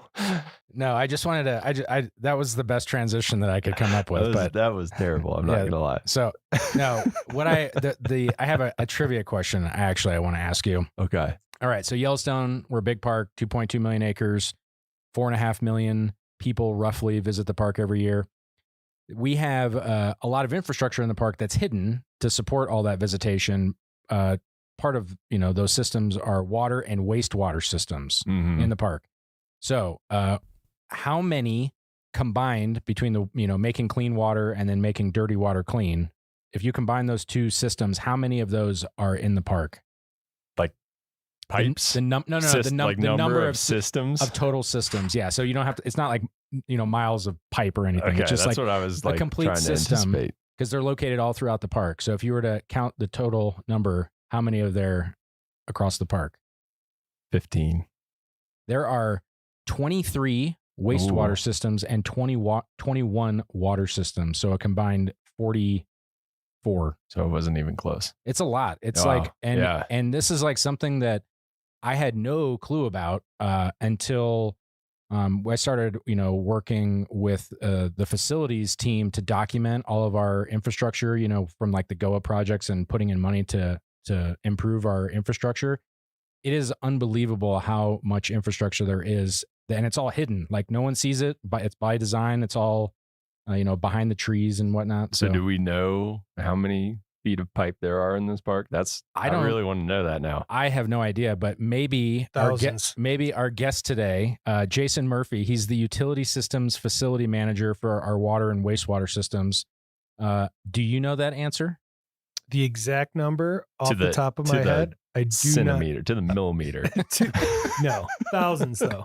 Yeah. Between water and sewer, it's thousands. Yeah. There's over 500 manholes. That one sticks in my head from from that spec sheet. But wow, yeah, that is crazy. That's a lot. Water and sewer. That's a lot. Well, speaking of water and wastewater and manholes, how are you today?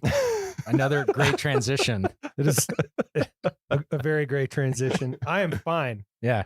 Well, thank you for joining us today. How are your pipes? Our pipes are good. Yeah. Toilets are flushing. Great. That's a win. So, why don't we just kind of dive in? How did you get into the Park Service? Did you start in the Park Service, or did you even before then? Just how'd you get here? My first Park Service job, I applied as a summer seasonal in 2001, and I was picked up as a wage grade 3 garbage truck operator, and not the driver, but I rode the garbage truck. We had ride-along garbage trucks in Canyon then. We had about 300 of those swinging bear cans, and I rode the garbage truck for that summer, picking up garbage in Canyon. That seems like a fun job. It was a very fun job. So like on the outside, like you're the one hanging on the outside. That is cool. Mm-hmm. That's like the one that all the little kids want to be when they grow up. Correct. Yeah. Yeah. We've taken that away. Now they have mechanical arms that do that, but it was a very fun job. They always got to ruin all the fun stuff.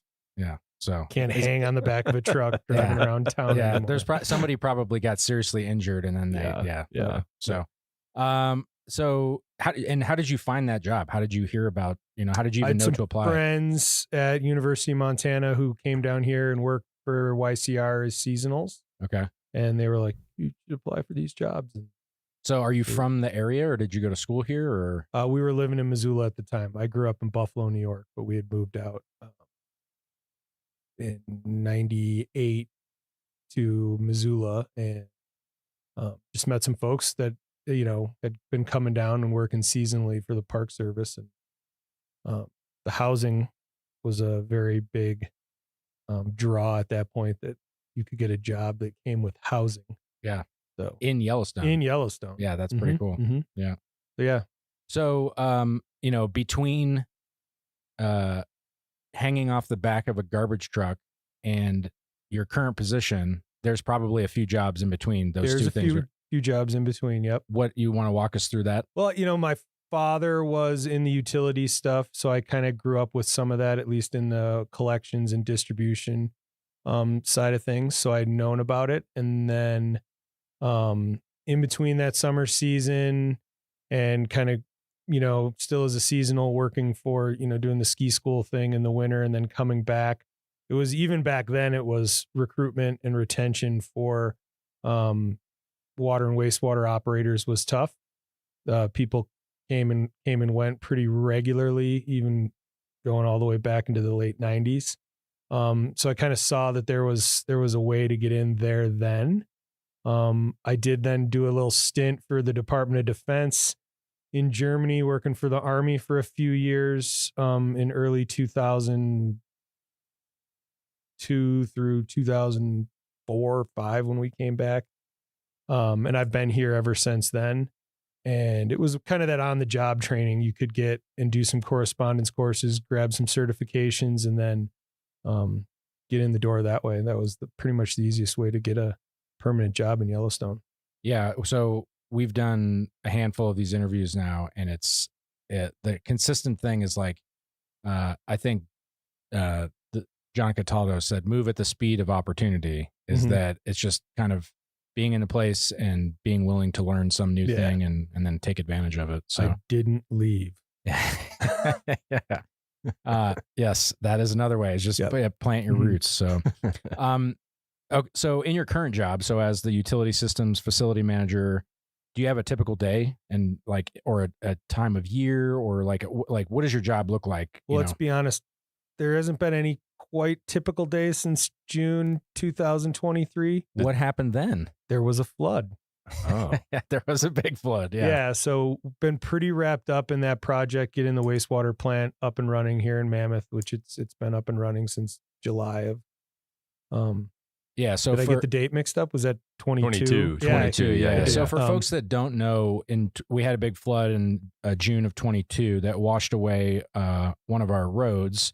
And in that road was a wastewater line that would take our sewage from Mammoth out to the town of Gardner, where it was processed. And then when that line severed, we basically had to build a temporary wastewater facility in Mammoth. We resurrected a facility that was last used probably in the late 60s, within a matter of 48 hours after we lost the main line down to Gardner. It was like a zombie facility. Yeah. Came back from the dead. Mm-hmm.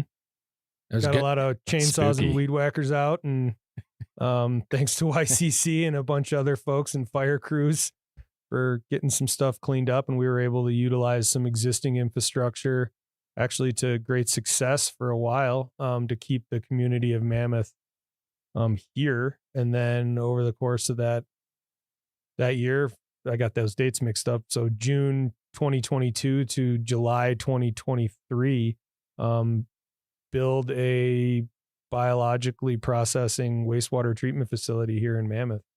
It's been that crazy. Wasn't on your radar either. It was like just like, oh, by the way, I know you have this to do, but this is a new thing that you have to do starting now. Yeah. And living in Lower Mammoth, looking down and seeing that thing go up, and just how fast, there's always speed bumps in the road, but I mean, with the government building things like building a wastewater facility in like less than a year isn't a typical timeline. No. Yeah. So I'm guessing that's been your primary thing to take care of is here in yep, being on site. There's a few other folks like Molly, our park civil engineer, who's very critical in getting that up and running. We got great support from Denver Service Center, and then the contractors and stuff that stepped up to get it all going. So with, all of the things that you're mentioning, is there like a skill set that you have that you found that has like kind of allowed you to be the most successful in your position? I feel like I'm pretty adaptable, flexible, kind of got to roll with the punches. And you need to be creative and use what you have around you. Like I said, there's some folks here who have been here for a while. So when the flood happened, we reached out to a few people that have been here for a while, and they were like, if you do this, and you got to have a good network of people to get all that information across and then implement. So being able to strategize quickly and then implement that plan. And that's kind of the general thing with utilities is stuff's going to happen and you're going to need to figure it out kind of on the fly. And you don't always have those parts on the shelf, or even whatever it is. If it's a water main break or something like that, you've got to really be able to react quickly, but yet systematically and approach to keep everyone safe and to get the job done. Yeah, it's one of those things too that's like everyone's looking at you, waiting for you to figure it out too, because they're like just holding their pee over there, waiting to use the toilets again. Like, yep. It's a high stress. And I think situation. The park had a great team response too from the whole flood. That I don't think anyone was holding it too much. I had my wag bags ready. Yeah, right. You bust out the groover. We're going on a raft trip.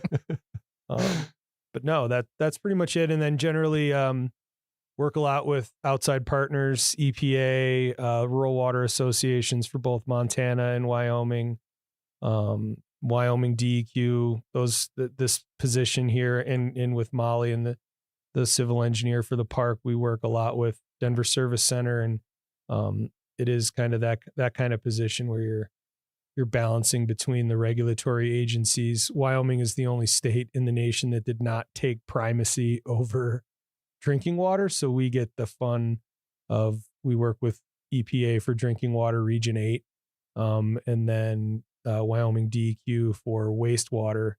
But yeah, and Wyoming DEQ also has everything to do with construction and permitting and things like that. So, well, that's also the benefit. But the majority of our infrastructure is in Wyoming, right? Like we do have a little bit like that does bleed into Montana, but the majority of it's Wyoming. So, do you have a favorite part of the job? Like what do you wake up and enjoy doing? I like pumping sludge. Yeah. That's kind of like my favorite part of when I get out of the office, or those kind of things. Pumping sludge is very rewarding. Do you put that on like the calendar on the days that you get to do We're it? doing It's just it a like lot pumping more sludge. than we ever have now with this new treatment facility. So, it's gonna be a good it's day. The closure of the wastewater loop. So where does the sludge go? Right now, it's going to the compost facility at the landfill in Logan. Okay, and they'll use it. They use it in the landfill. They mix it with wood chips, and most of the municipal wastewater treatment facilities in the area, Livingston, Bozeman, even Three Forks, and some of the other ones, they all use the compost facility too. So they use it in the as they layer things in, and when they close cells and in between intermediate stuff in the cells, they put that layer of that material. They mix it with wood chips and other things like that. So if pumping sludge is your favorite part of the job, what is your least favorite part of the job? That's a loaded question. What are some of the challenges that you face in your job? That's a better way to ask. Yeah. I think right now recruitment and retention is definitely a challenge. Finding certified operators nationwide is a challenge. I think through that whatever happened a couple of years ago, we don't want to talk about the pandemic, but yeah, we did lose a lot of that knowledge base and some of those older operators, and we're we're struggling as a profession nationwide from coast to coast. Well, and you mentioned it even in your, when you were at Canyon doing garbage, that you noticed that it was hard to recruit and retain people back then. Is that just like, does anybody have an idea as to why that is? Is that just like the hazards of the profession, or is it like? Yeah, and I think, it seemed kind of clear back then that, people with families, being someone who's experienced that, staying in the interior of the park and that remote duty station is difficult. No pun intended. No pun. Yeah. DOODI. That's just a struggle, even when we had children, and that was kind of my exodus from the interior after being out there for 8-9 years was, you want to be home, and that makes it difficult. Can you kind of go into why, like, what are some of those difficult things that you have to school? Yeah. I mean, what does that look like, getting your kids to school? We didn't. Or homeschooling. Yeah, that was not an option. Yeah. I could see like kindergarten, we could do blocks and, music and all the fun stuff. But no. Teach me trigonometry. My wife worked for the park for years, for 20 years, homeschooled. Yeah. So we decided not to do that. She was here in Mammoth at the time. And I was able to come into Mammoth and work out of the plumbing shop for about 10 years, doing some HVAC stuff and just all kind of project work and things like that before this position came up. So now that you're, in your facility manager position, and I'm guessing you supervise a handful of people, with all those challenges and trying to recruit and retain people, I mean, why do you stay here? What keeps you with the National Park Service? Well, I've always loved being here. I feel like that's, as far as recruitment goes, when you're looking for people who want to be here, you want wherever they are, whatever job it is. If you're in, Michigan or Florida or North Carolina, I would think anybody who you're recruiting for any job, you want the person to want to be where they're at least at that time. So I've always wanted to be here. I was in love with the park. Be honest, I was in love with the skiing in the park for a long, long time. I still am, but you just don't have that kind of time. I was going to say, that anymore. sounds past tense. Well, life, adulting, kids, there's adulting. So yeah. And just the idea of, and I always thought this, it might sound a little cliche, but you get to do some of that mission statement stuff, the stewardship model. Take Canyon Wastewater Treatment Plant, for example. It's the only treatment plant in the park that discharges directly into the Yellowstone River. So I always thought, even going back to 20 years ago, that you had a part of that kind of responsibility and stewardship. And plus you're doing a little bit of science. There's some science to it. And I just thought that was the best part of working in the park. And you can only, I was never going to be in REYP or anything like that. So it was just, for me, it was part of that. You could see that in the mission. Yeah. Well, relate to it. And, 2001 is when you said you got your first job here. Mm-hmm. Is there, between then and now, has there been some point in your career that you kind of identified as like a turning point or a defining moment that you're just like, really stands out to you? I think there's a lot, and not to talk, the flood was definitely one 2 summers ago now. I think a defining moment was, getting that first permanent job, because that was a roller coaster. And then even progressing up and moving from the interior to Mammoth. That was a big deal.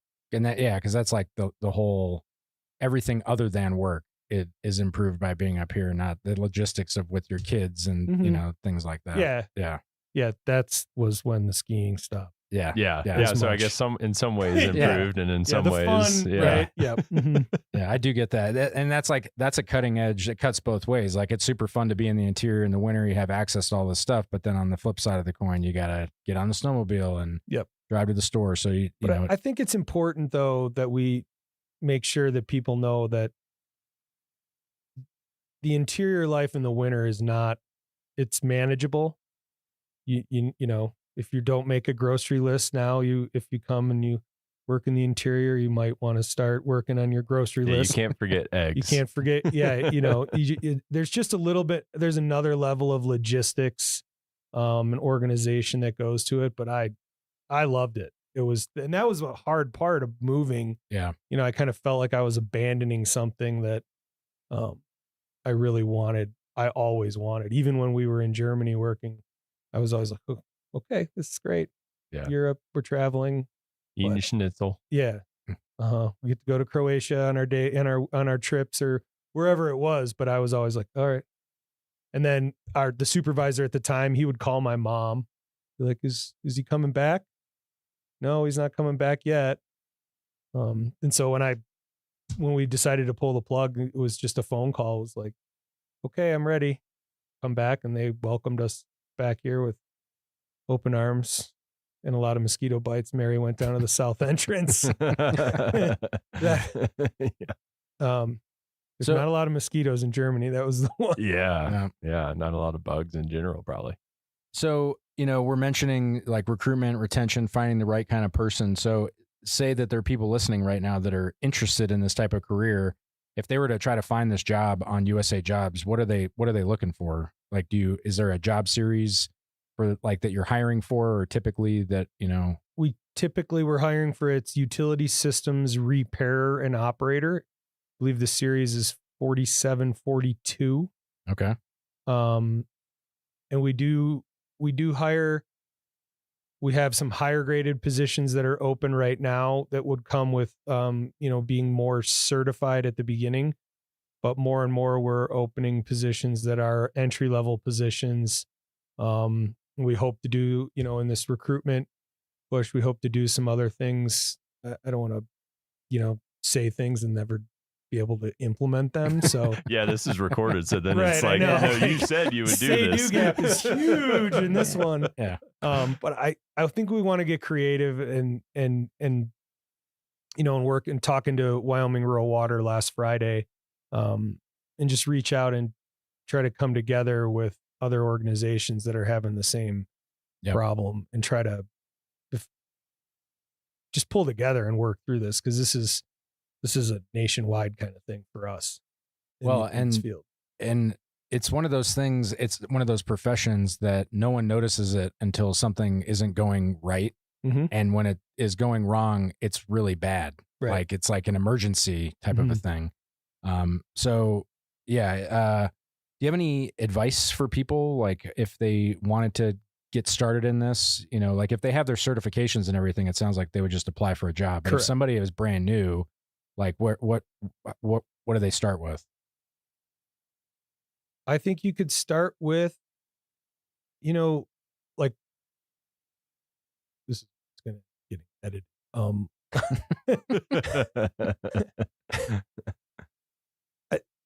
Even that quick Googling, like Water Environmental Federation or American Water Works Association, starting with that, I feel like a lot of things just start with that basic research, and then reach out.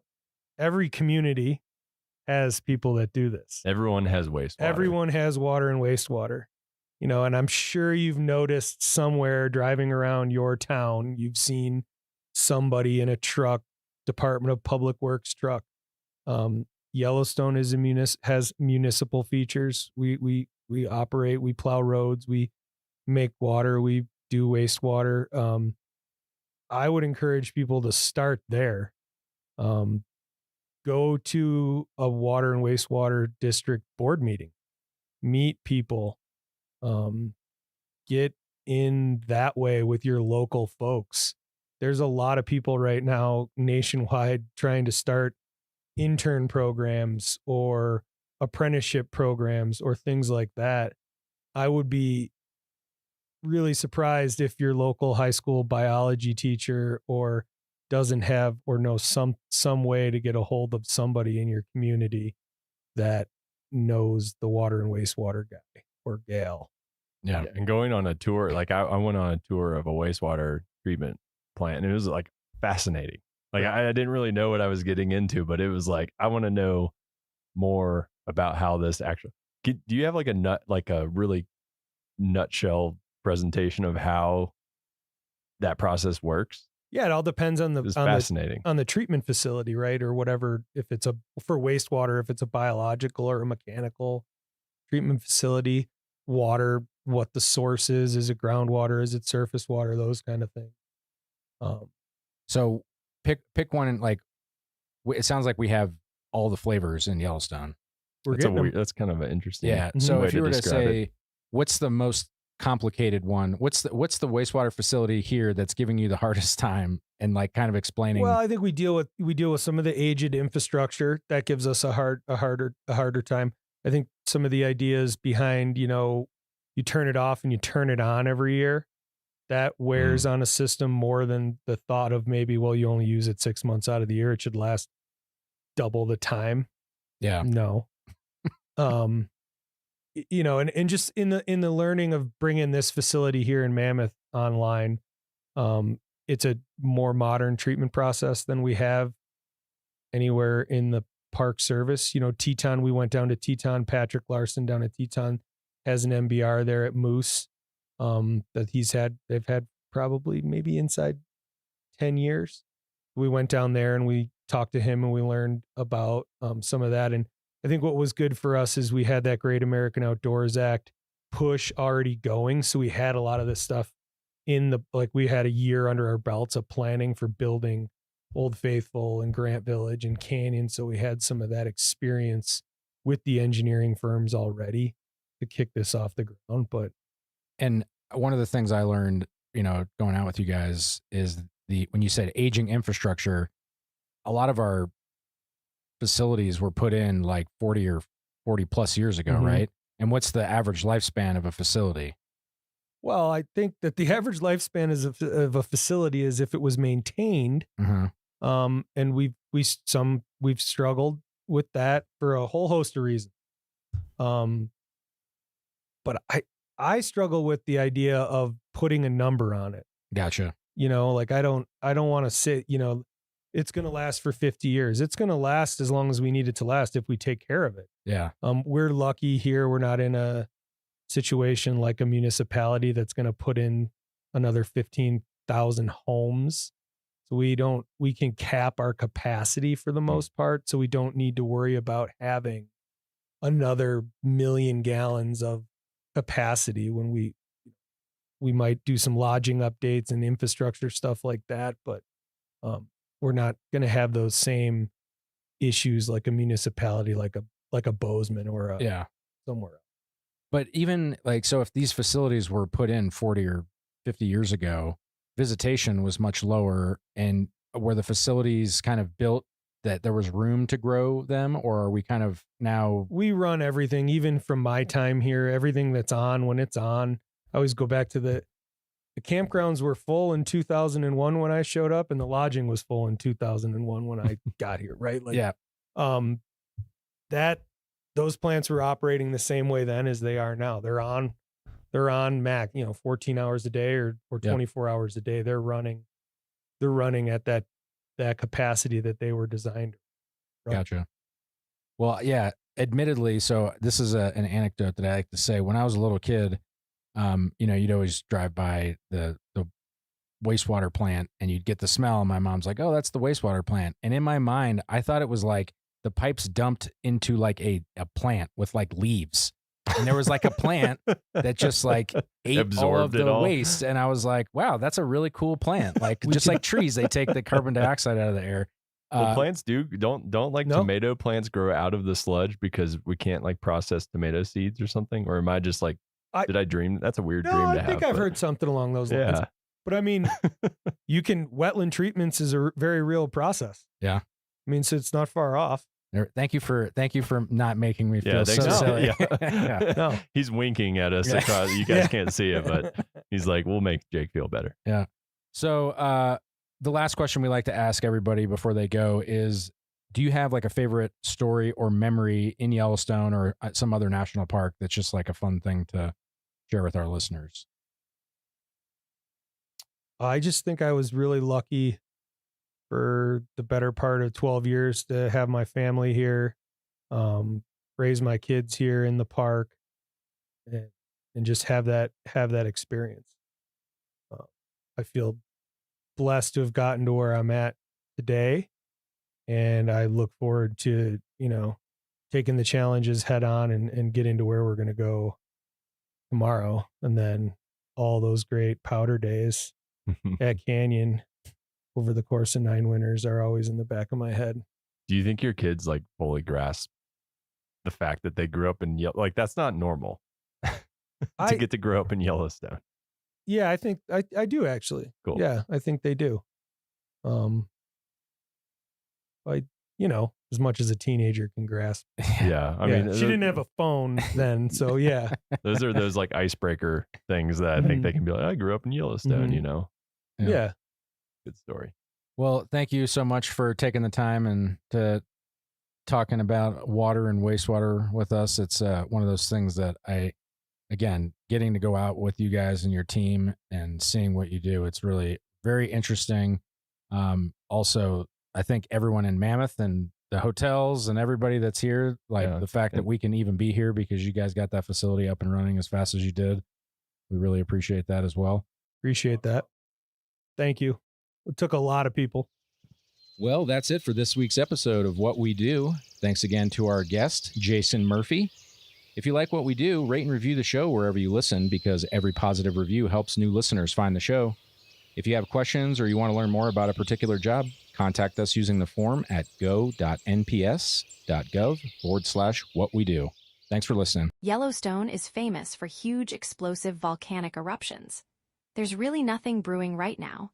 The magma chamber is mostly solid, but there have been quite a few hydrothermal eruptions and small explosions in both Biscuit Basin and Norris Geyser Basin as water in the hydrothermal system flashes to steam. Curious new blue water pool formed in Norris Geyser Basin in late 2024 to early 2025 via a series of small explosions that threw out rock and excavated a small crater.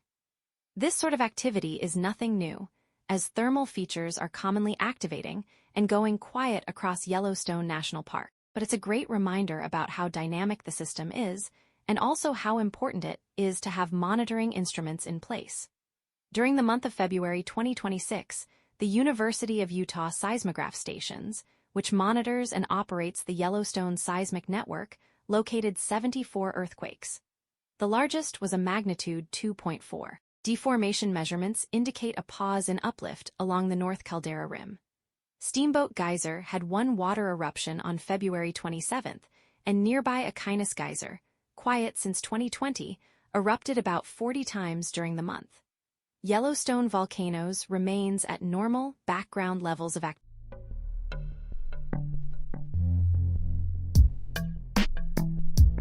Hi, I'm Gabby. You're listening to Headwaters, a podcast from Glacier National Park. Hey, Gabby. I'm Daniel. Hi, Daniel. And this is the mailbag or Q&A episode. We're answering questions. Yeah, so listeners have provided questions for us over the last week or so.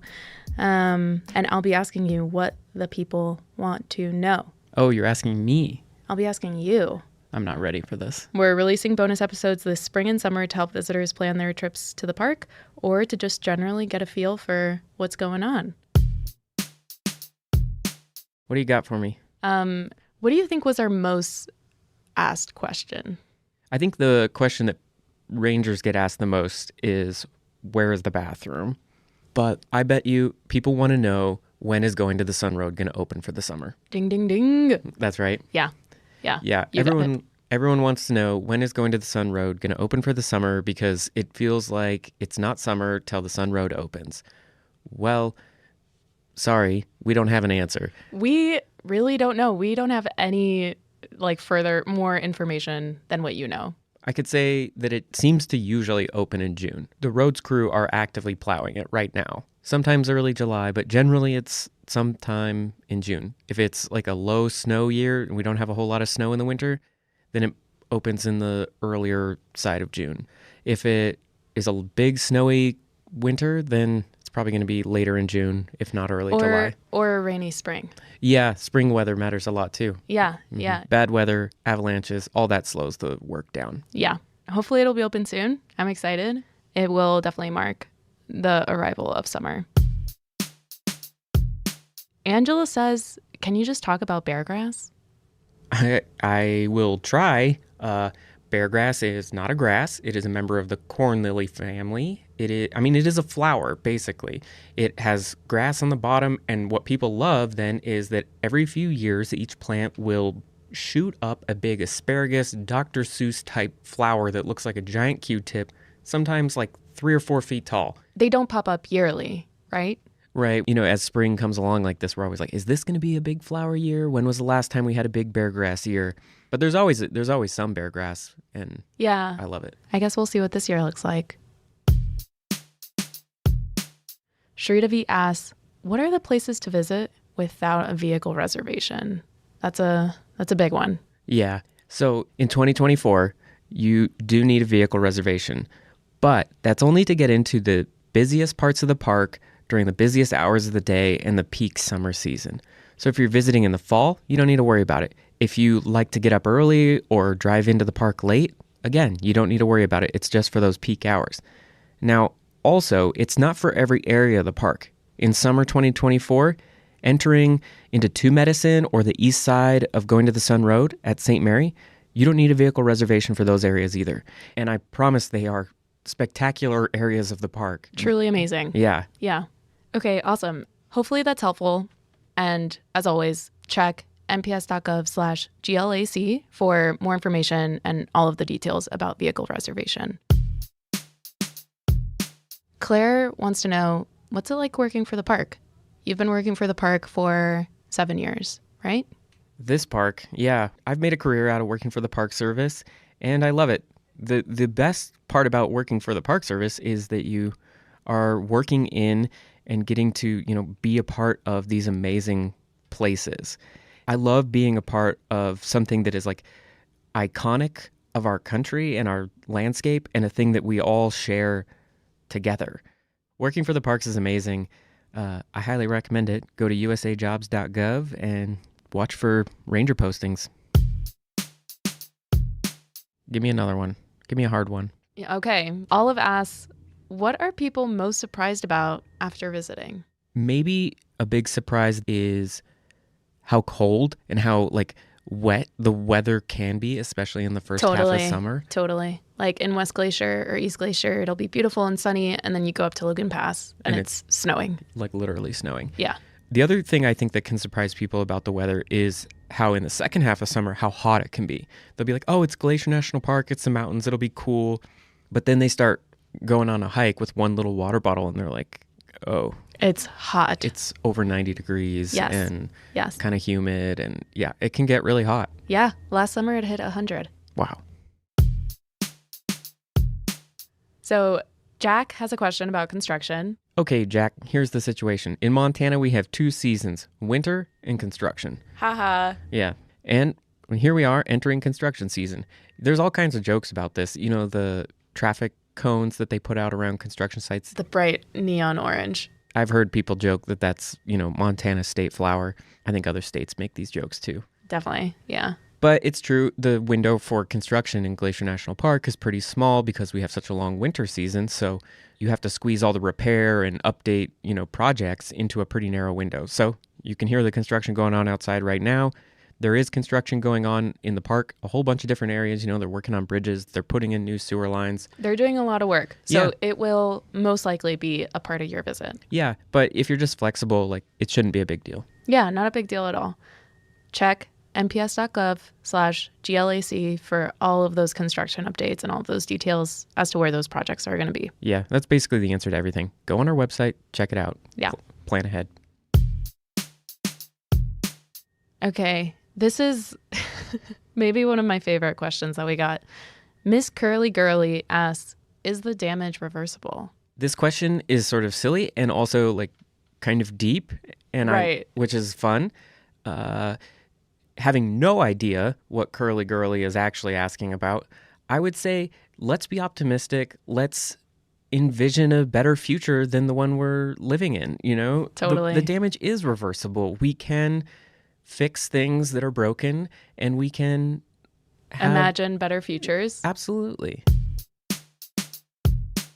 This is a little bit of a history question. Are you ready for this? I'll give it a shot. Zach wants to know, how did the whole Glacier-Waterton connection come to be? Well, that is a good question. Basically, there was a Rotary clubs. These are like community social clubs, and they started talking about how these two national parks that share an international border could be and should be an example to the world about international peaceful cooperation. Mhm. And they sort of developed the concept, and everyone liked it, got behind it, and in the 1930s, the world's first international peace park was born. Glacier-Waterton. Well, technically, it's Waterton Glacier International thank you. Peace Park. And Zach, if you want to learn more, I would recommend going back to season 1 and listening to the Goat Hunt episode, where Michael and Andrew dive deeper into Waterton Glacier International Peace Park. Yeah, that's a good idea. I thought you were going to say go to the website. I'm like, oh, people are going to be tired of hearing that. Oh, no. Yeah. I think, But it's yeah. also true, though. I have 3 from Elizabeth. I didn't know 3 questions was allowed, but okay, let's hear them. What do we do when we see fellow tourists not following leave no trace principles? Ooh. Yeah, that's hard. I mean, it's not your job to police other people. That said, I feel like if you have the social skills and the situation allows for it, find a way to be friendly and encourage. Be curious. Yeah. I would say ask some questions before we make assumptions as to what Mm-hmm. people are doing or if they're doing something quote unquote wrong. Yeah. Yeah. I mean, if you see something dangerous or blatantly illegal happening, you definitely tell a ranger. But trust that everyone's doing their best and that Totally. Being friendly goes a long way. Absolutely. How do we convince people that nature is worth protecting as much as people? That's a good question. I like that one. You know, people are nature. Mm-hmm. The national parks operate with the belief that a really important part about getting people to care about the world around them and to care about this country's history and making the world a better place is learning and experiencing and making connections firsthand. So that is a really central part of the mission of the National Park Service, is to give people an opportunity to come visit natural places like Glacier National Park and make those connections and realize why that's so important to protect and cherish and preserve as well. and Mhm. honor. Mm-hmm. Yeah, totally. Okay, Elizabeth has one more question. Oh, is it what's my favorite beetle? I knew it. That's exactly right.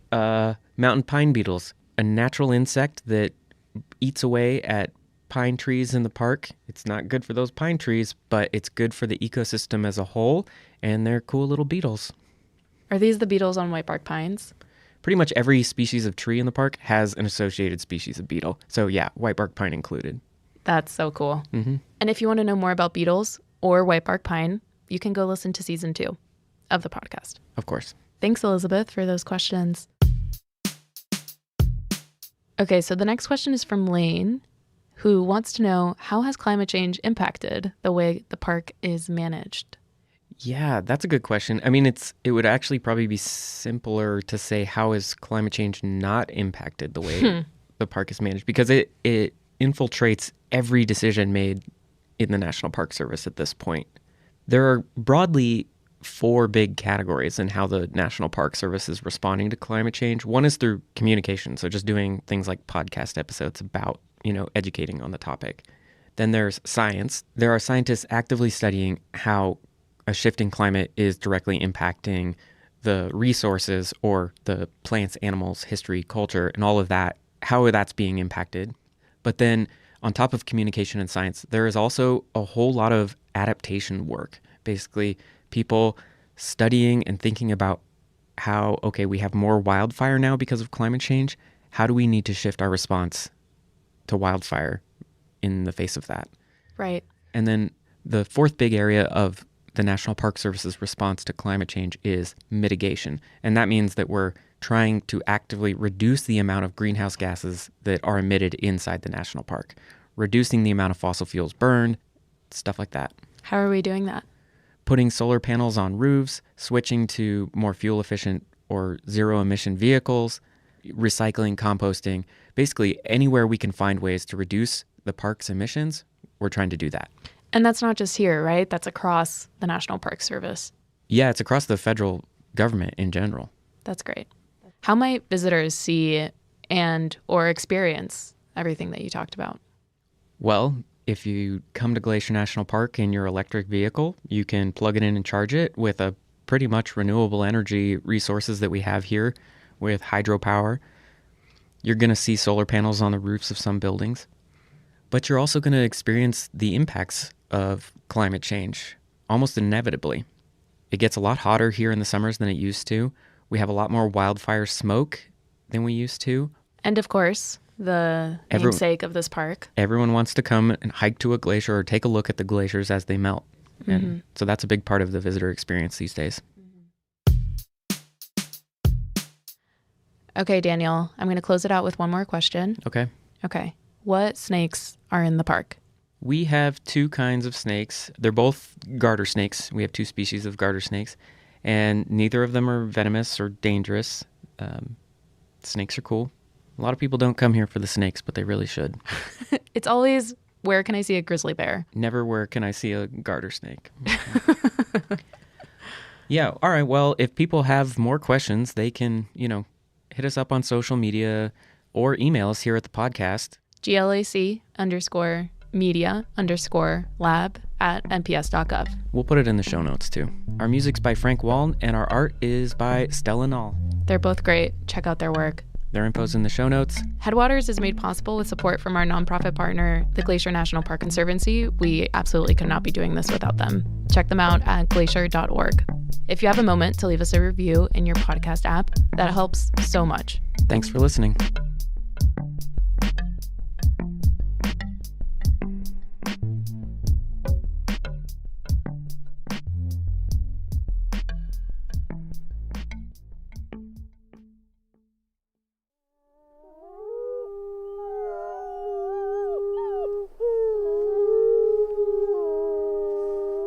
From Yellowstone National Park, this is What We Do. I'm Miles Barger. And I'm Jake Frank.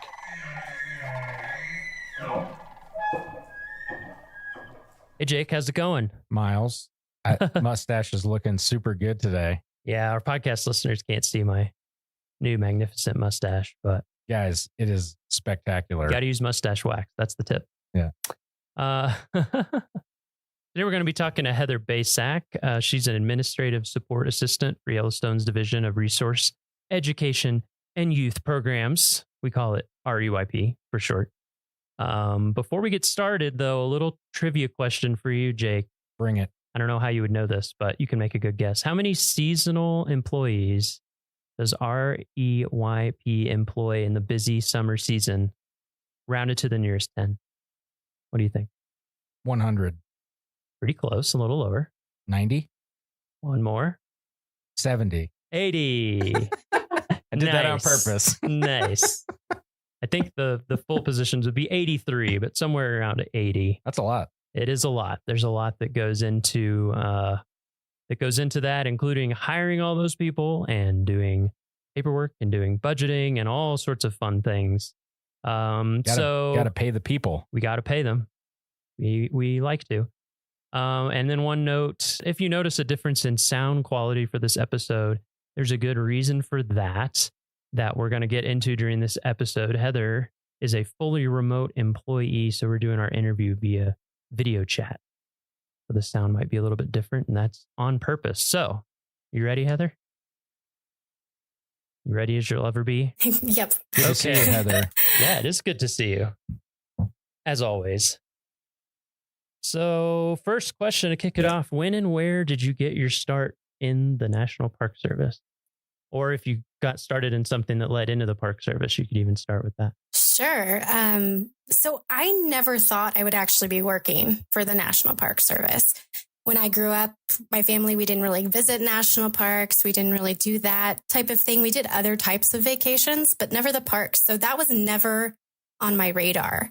And it wasn't until I was in college that I visited my first national park, Big Bend National Park in Texas. And it was a wonderful trip. I had a blast. It was beautiful. But again, didn't put two and two together. Never thought that I would work for them.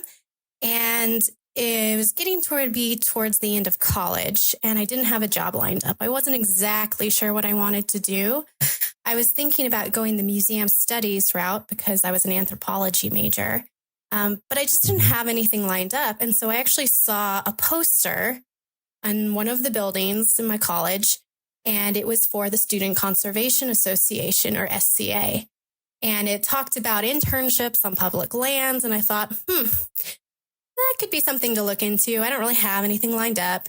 I'll look into it. So I went on their website, and it was a ton of internships. It was with like U.S. Forest Service, Bureau of Land Management, National Park Service, doing a lot of the park servicey, park ranger type jobs. But then there were other internships like archaeologist or curatorial intern that was really interested. I was really interested in, because that's the route that I thought I was going to take. So I did my first internship with a National Park Service site in Kansas called Fort Scott National Historic Site as a curatorial intern. And I was working a lot with their museum collections, taking care of that. And I really enjoyed it. But other part of that internship was doing guided walks around this old military fort. And I got to do a little bit of living history. And I thought, this is pretty cool. This is pretty fun. Maybe this is something I want to look into more. So then I decided to do a second internship after that through the SCA, this time with Denali National Park and Preserve in Alaska, actually where I met Jake. We worked together. And it was really there that I thought, okay, this is something I might want to do for the rest of my life. There were amazing people to work with. There were just beautiful things to see and do. It was, I never would have experienced that. I never would have probably visited Denali without first going to Fort Scott and doing some other internships. And I thought, this is something I really, really want to do. And so then just to be sure, I did one more internship with SCA, this time at Big Bend National Park. Nice. Back to where you started. Yeah, exactly. So it kind of feels like I came full circle. Like it was the first national park I visited. And then it was the national park that kind of really was like, yep, this is definitely what I want to do. It was such a unique experience. I got to do it visit as a visitor and then also be an employee or an intern there. And so I thought, this is it. This is what I want to do. And then from there, I made the jump to actually Fish and Wildlife Service and then National Park Service. Worked a couple seasonal positions at different national parks, and then eventually made the slide into a permanent position in Yellowstone, and now as an administrative support assistant. So I have a few. That was a varied background. So a couple things. You mentioned living history. Did you get to wear like period appropriate? Like, I don't know, is it costumes is the right word, or clothes? Yeah, it was a while ago, so I'm trying to remember everything that happened, but it was this very special service. It was called Fort Scott by Candlelight, and it was close to Christmas time. And they had like different vignettes in all these different military buildings where we would act out scenes of what would have happened in these different buildings. And I got to be a military laundress. And so I got to be wear kind of more or 19th century garb and pretend to be doing the soldiers' laundry. So that was pretty fun and unique. It was really great. Yeah. And then the other thing, she mentioned that the people she worked with in Denali were really great. I just want to concur that I am very great to work with. That is true. Get that on the record. I think, when were you guys there? I was there 2008, 9, 10. 2012 was when you were there, right, Heather? Yes, it was my 2012. second summer there. Yeah. Yep. Okay, so I missed you. I was a little earlier. Yeah, there is like all the best people for in our Denali. listeners. There is like a legit. If you've worked in Alaska, you have like a camaraderie with the people in Alaska because it gets into your bones. Like such a cool place. Like, yeah, you can tell from Heather. She's like, I went to Alaska and then I realized this is what I wanted to do. Like, it's really cool. Yeah. Yep. So. I resemble that remark. So out of all those jobs that you did to get you to Yellowstone, all the seasonal jobs, did you have any repeat jobs, or did you move like every season? Was it a different job? So good question. I worked for Fish and Wildlife, had a very similar job. I was a park ranger, interpretive park ranger for them. And I worked with preschool kids and did a preschool program for them, and then kind of translated that into the National Park Service. I did interpretive park ranger jobs. So a lot of the guided hikes, the guided, talks and walks, that type of thing, working in the visitor center, helping plan people's programs. But then I worked also as a campground ranger in Great Smoky Mountains National Park. Got to help people check into their campsites, go over campground rules, walk around, talk to them, educate them about the park. And then I went to Yellowstone and worked as a remitter. So I worked in what's called the cash room, and counted all the money that comes in from the entrance stations and the visitor centers, reconciled all that money, and then got it ready for deposit. And then also worked in the visitor services office in Yellowstone, helping people plan their trips and then work on some special use permits. So I did move around a little bit, but I might have been in a little bit different boat seasonally, because I was with my husband, who had a permanent job at some of these places. Yeah. So I stuck around in some of these parks probably a little bit longer than other seasonals do. They might tend to move around a little bit and follow their job, while I was more in one area for a longer period of time. Yeah, I was asking because until I got my first permanent job, I moved 12 times in 6 years. So it was every 6 months I was on to something else. So like that is part of the lifestyle until you're permanent. Okay, so where are you joining us from right now? So I work fully remotely from Boise, Idaho. Mm-hmm. And how long have you been working fully remote? Has it been 2 years? Oh, that's a great question. It's been probably about 1.5 years. Okay. So what do you have a typical day? What does your typical day look like? You have a typical day? So I don't think there ever really is a typical day for an administrative support assistant, because so many things get thrown at us, and there's so many things that pop up last minute that we have to take care of, that I don't think any one day is completely the same. But we do have a lot of like reoccurring tasks that happen every 2 weeks. And so we'll do a lot of the same stuff. Every 2 weeks, but it may not just be every day. Like we have to get payroll done. That's kind of the big one. Everybody wants to get paid. It's pretty important. So that's kind of one of our, Thank you. You're welcome. One of the biggest tasks that we have. But we also arrange travel for a lot of our NPS employees. If they have to go to meetings that's outside of the park, any trainings, go to other parks to assist with anything, we help arrange that travel. You can think of us kind of like a travel agent in that regard. We deal a lot with HR. So we're kind of an HR liaison. So anytime there's personnel actions for hiring somebody, all those 83 seasonals, we put in hiring actions for them.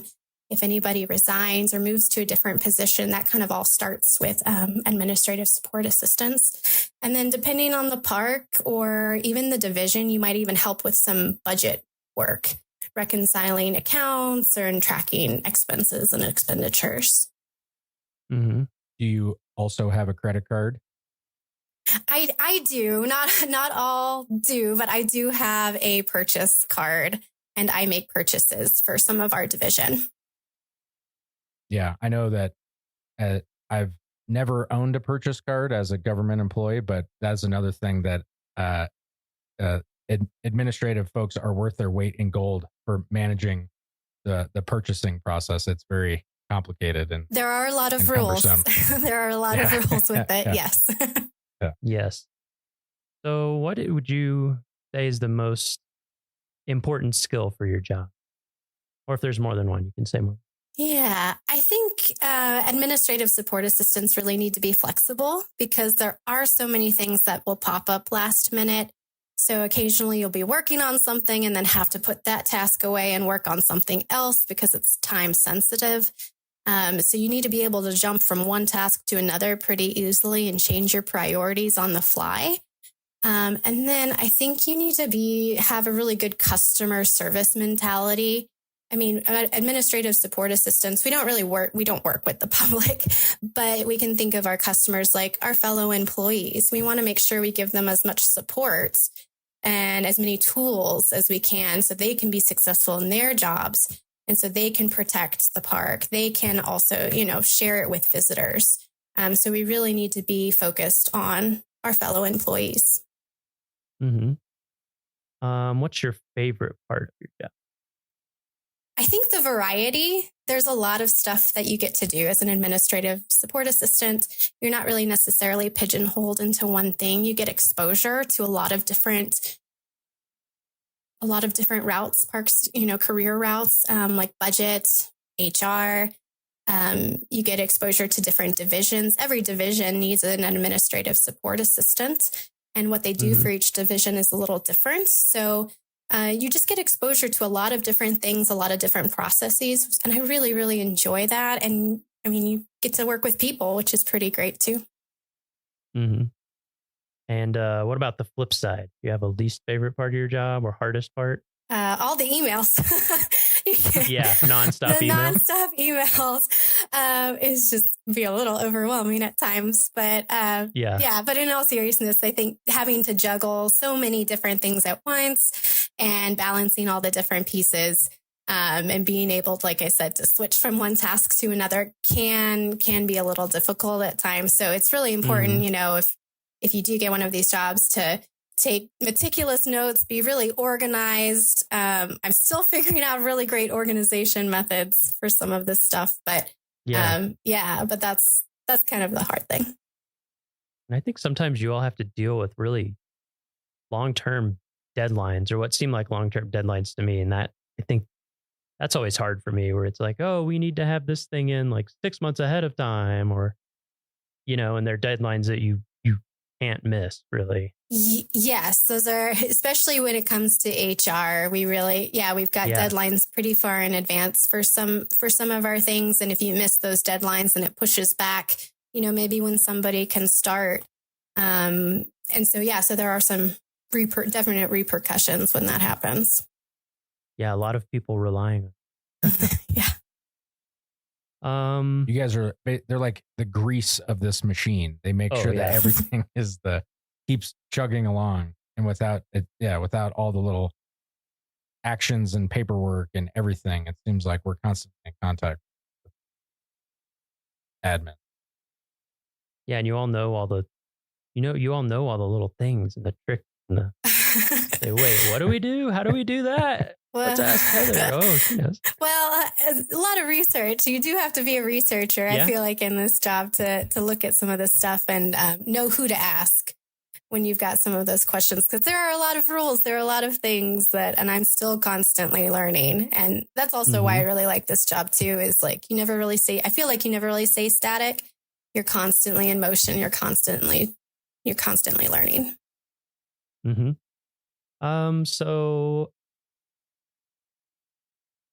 you mind if I ask you about when you're talking about moving with your husband and everything? Mm-hmm. Just because I think that would be interesting for people who are thinking about NPS as a career. It can be challenging, I think, for, long-term partners to work in the service. Like, I've known people who are married and live apart for a long time, sometimes like a really long time, or they date and are long distance for years before finally, and things like that. So I don't know, just like, how did that play into your career and your husband's career, and how life has gone for you guys so far? I mean, it seems like that's probably part of the remote position or some of the flexibility, but I don't know, just anything you would want people to know about your experience with that, who might be thinking about the Park Service. Yeah, that is a great question, because there are different routes that people can take, because I have also known couples who have had to be apart for a little while, each working separate parks, and then making their way to each other. We've been fortunate enough that where my husband has gone, I've been able to pick up seasonal work. I know that's not necessarily in the cards for everybody, but thankfully I was able to. And that's kind of also the reason why, I didn't just stay in one career path. Like I've done a couple different things, and that was to really, I kind of took a job where I could, but I really liked that. I think that's made me a little bit more well-rounded. Really appreciated that. And then thankfully, when my husband moved to a different position away from Yellowstone, I was able to go remote, especially with some administrative work kind of leans more towards that. You can't do that with every job in the Park Service. There's so many that have to be in park. But thankfully, this job allowed me to have that flexibility, and my supervisor was very, very supportive. And I was able to get a remote job that way. So that's really helped with us. Yeah. Yeah. Yeah. I mean, not that we need to dive too deeply into it in this episode, but it is interesting. I think a lot of people would be surprised to learn that, number one, if you work for a national park, it doesn't mean you're going to get like housing in the national park. In fact, it generally means you're not going to. And that it's not just Yellowstone, but like a lot of parks, it's becoming harder and harder and harder to find places to live right by the park, just because of how the real estate and things have gone as well. And then sometimes with some of these parks that are really remote, there's situations with like school for kids or extracurricular or all sorts of things. So, that's part of why one of many reasons why we wanted to talk to you, is just to let people know that is something that remote positions are something that parks are utilizing for the right positions and the right people. Like you had already been at Yellowstone, so the park, people here. I just think it's cool that that's been able to work out well for you, and it has worked out well for us as well. Well, kind of I'm not a everybody. very big fan that Heather is remote, but other than my personal opinion that we don't get to see her in person. Yes, I agree with tease that. her in person. But. So, even with the, I'll say, difficulties or challenges of, managing relationship and career and all different parks, and the tough things about jobs and the good things about jobs, what has kept you working for the National Park Service? Like, what has kept you knowing that your decision, this is what you're going to do, is the right one for you? I think that's a good question. I think, it really goes back to when I did that internship, or a couple of internships, and you just see it and you just feel it. And it's just, I just believe in what the Park Service stands for. And I've just met so many great people along the way, both, fellow employees, peers, as well as visitors, that it just makes it, it just makes it worthwhile. I actually have in my office here, I worked with a school group when I was in Yellowstone from Lowell, Massachusetts. They came all the way out to Yellowstone, and I actually have a picture of those kids. The teacher gave it to me. I have this picture of those kids on my desk, and that kind of just reminds me, I'm part of something bigger, and it's really awesome to feel like I make a difference. And so I just believe in the Park Service mission quite a bit. Yeah. Same. I think I kind of had a similar experience. I think a lot of us do, where it's like, I think my first summer in a park was here in Yellowstone, making beds at Canyon. But then, I did a couple SDA internships, and at some point you're like, can I go back to a normal lifestyle? I don't know if I can. And then the mission, and just to remind everybody, the mission of the Park Service is to preserve unimpaired the natural and cultural resources and values of the national park system for the enjoyment, education, and inspiration of this and future generations. So, like you said, even if sometimes a day might be filled with like a checklist of what might seem like mundane tasks or something, I think for me, and it sounds like for you, having that bigger mission that you're working for really does make a difference. So a question that I have, like with that mission, I think a lot of us, when we have the rough days that like physically work here, you have the rough days, but then you go outside and you hear the wolf howl or you see Old Faithful erupt. Like, how's that transition been for you going remote? Like, and, you know, keeping yourself, like, how do you remind yourself that, you know, when it's not in your face, like it was when you were physically working in the park? Yeah, so it has been a little bit of a transition to remote. I very much enjoy it, and the flexibility it has given me to be, you know, still continue to work for the Park Service and be with my family. I think it becomes more about the people, and than necessarily, I do feel a connection to the place, but I feel a connection to the people even more. And so to me, Yellowstone has not just become like the first national park, an amazing place to experience geysers and hot springs and wildlife. It's really become like a community. And it's about a people connection now for me as well. And so that's kind of helped. Yeah. Yeah. Hashtag Team Yellowstone.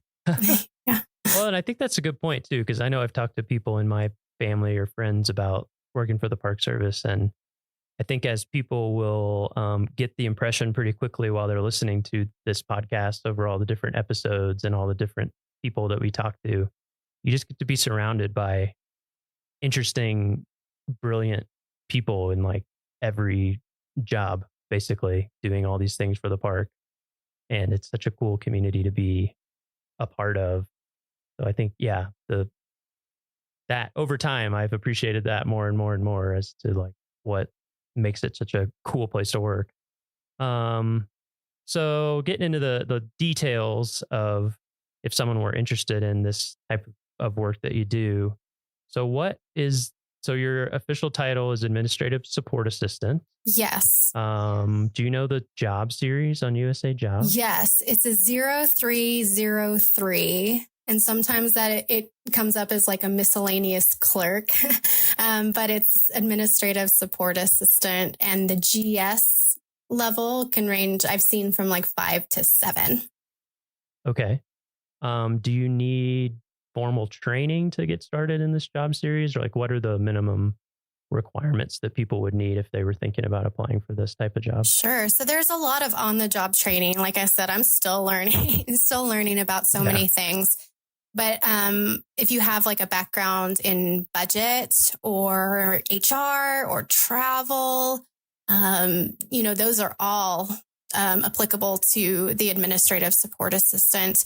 A lot of times how I, you know, came up through it is I just worked my way as a GS5 and seasonal interpretive park ranger, and then switched over to a visitor services assistant as well. So, I mean, if you work seasonally in the Park Service, getting your time and grade in, I think just even that experience can help you along too. But if you could take any, even if it's like informal trainings on budget, purchasing, HR, anything like that, you know, put that on your resume as well. Because a lot of things you may not think apply do, because administrative support assistants are in every single division. And I think if you work your way up kind of through the division as well. So if you're a seasonal maintenance worker, like, you know what seasonal maintenance workers need, and you know the support that they need. So you may not think it applies, but it probably does.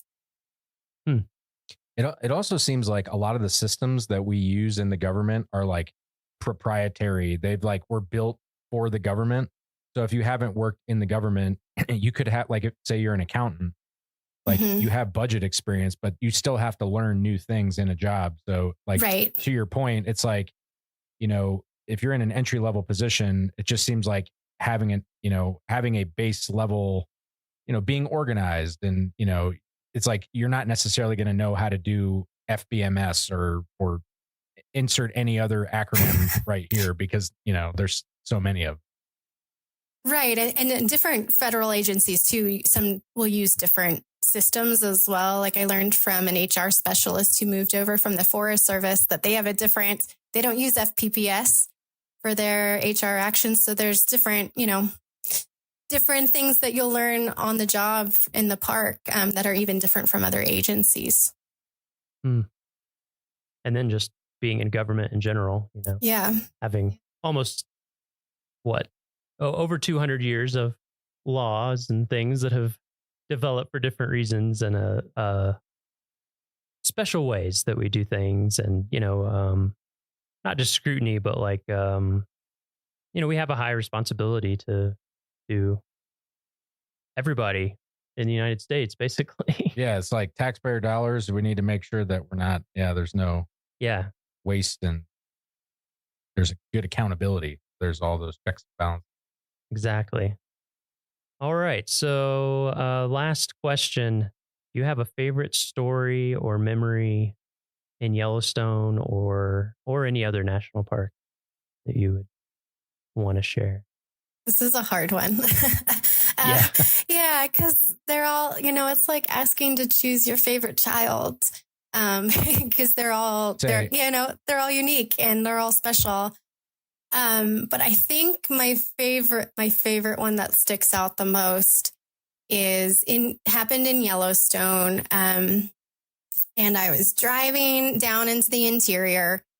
It was late in the season. There was snow on the road. I was the only one on the roadway, in between Norris and Canyon. I think that's where we were. My son, who's like 1, was in the back seat. And we went around, I think, a curve, and all of a sudden there were wolves all over the road. I had never seen so many wolves in my life. And I've got a video because I slowed down, pulled over, and I whipped out my phone and I took a video because I was like, this will never, ever happen to me again. And the wolves, I remember it was a black wolf walked within 3 feet of my car door, and it looked at me and I could see its eyes, and it just kind of continued walking off. And I was like, oh my God, I get to experience this with my son in the backseat. Of course, he's 1. He's not going to remember this. He has no idea what's going on. But I was like, oh my God, we got to do that together. And I know he won't remember it. I mean, of course he won't remember it. He was 1. But to think that he got to be there and I got to share this special moment with him that will never, ever happen to me again in my life. And to be able to experience Yellowstone in that type of way and feeling that wild with him was really neat. And it's something I'll be able to show him the video of and tell him about when he's older. And then hopefully, when we go back to visit Yellowstone, he could have a similar experience. I still can't believe it actually happened. It was just absolutely incredible. Very cool. Okay, well, I think that's it for this week's episode. Yeah, thanks for joining us, Heather. Thanks so much for joining us. Thank you for having me. When are you coming back for a visit? When are we going to see you in person again? Not soon enough. I don't know when, but hopefully soon. Righty. Well, we'll keep in touch virtually until then. Sounds good. Thank you.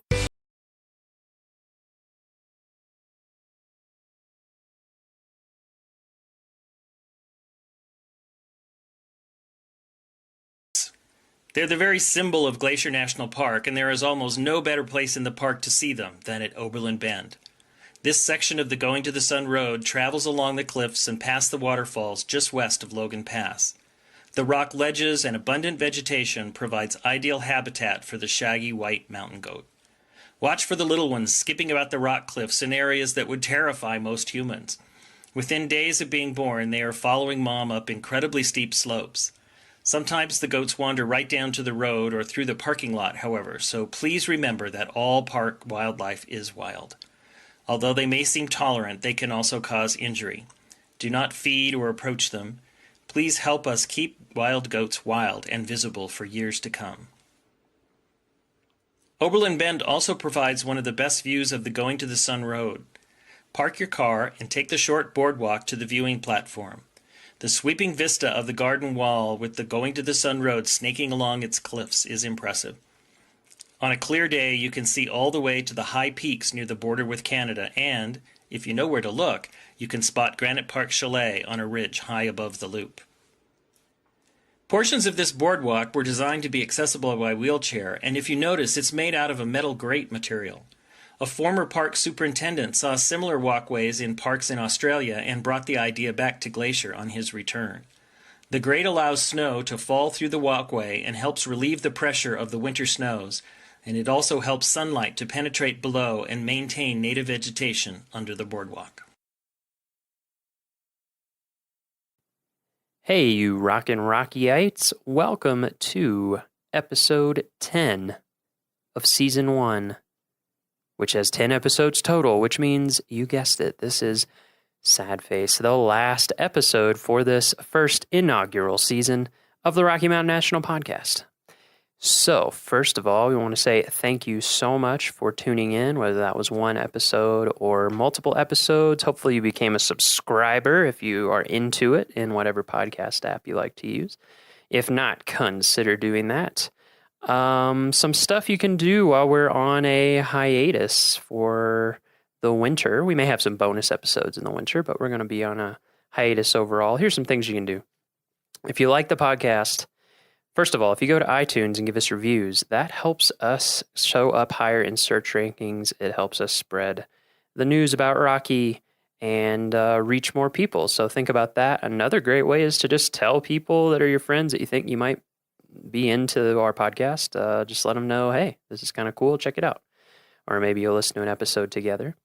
I'm also going to go out on a big limb here and give you my email address so that you can send us any comments, positive, critical, negative, whatever. And more importantly, you can give us ideas for things that you are interested in hearing about for next season.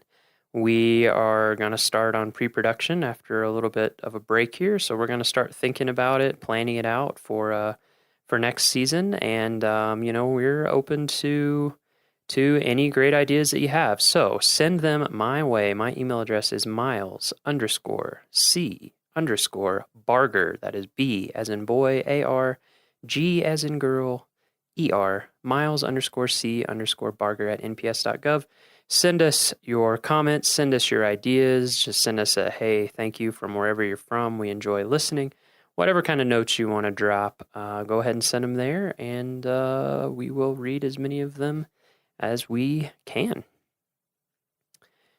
So, let's finish this season up with an episode about Long's Peak. Today, we're joining Everett Phillips, who is a Long's Peak climbing ranger.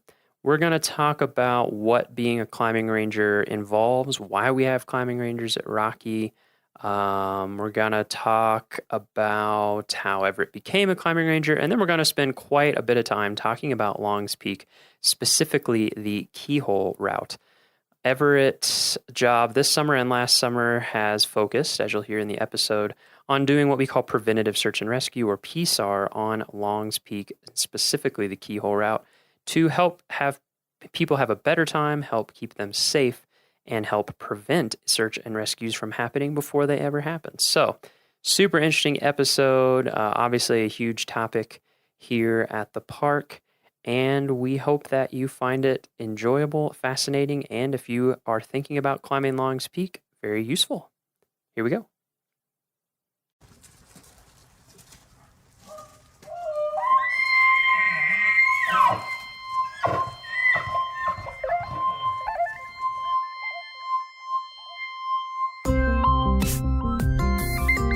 All right, let's get started. We're here, we don't need to say where we are because we're in my office. That's boring. A lot of times we recorded outside, but we're not recording at 13,000 feet. Yeah, being in an office is novel for me, though. That's true. It's exciting to me. All right, we're in a novel environment here in an office in the indoors. Gonna do an interview. So, if you could tell us your name and your title here at the park. So I'm Everett Phillips, and I'm one of the climbing rangers on the East District in Rocky Mountain National Park. East District, so the Estes side. Yeah. So climbing ranger. We haven't talked about climbing rangers yet on the podcast, so maybe we can do a little overview of that program before we dig into what you specifically do. So how many climbing staff are there here in the park? There's 8. 8. 2 of us are here year round, and I'm one of the 6 who are here seasonally. So from May until the end of October in my case. And our role, it's Rocky Mountain National Park, so it's rocky, and we have a lot of spectacular mountain terrain here. And that terrain is inaccessible in part for many visitors and many employees because of its precipitous nature. So we have a visitor use group, mountain climbers, that access that terrain for recreation. And when they get in trouble, or perhaps when they impact the resource, the park has to become involved with that terrain, either to go rescue them or to maybe make regulations. A great example would be if a cliff is closed for nesting raptors, you need some people who could get up there to tell people to leave that terrain or to post signs. Gotcha. So basically we have, as anyone who's been to the park knows, a lot of steep terrain, Right. especially on this side of the park, but on both sides of the park, a lot of steep terrain. And we have people who like to climb it.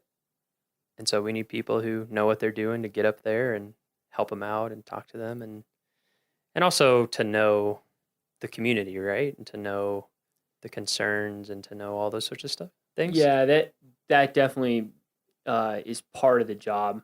When I first began working with the Park Service, I was on the rescue team in Yosemite, and we were volunteers, and kind of having your fingers on the pulse of the climbing community helps in doing the job. All right, so you're a climbing ranger. What is your position specifically?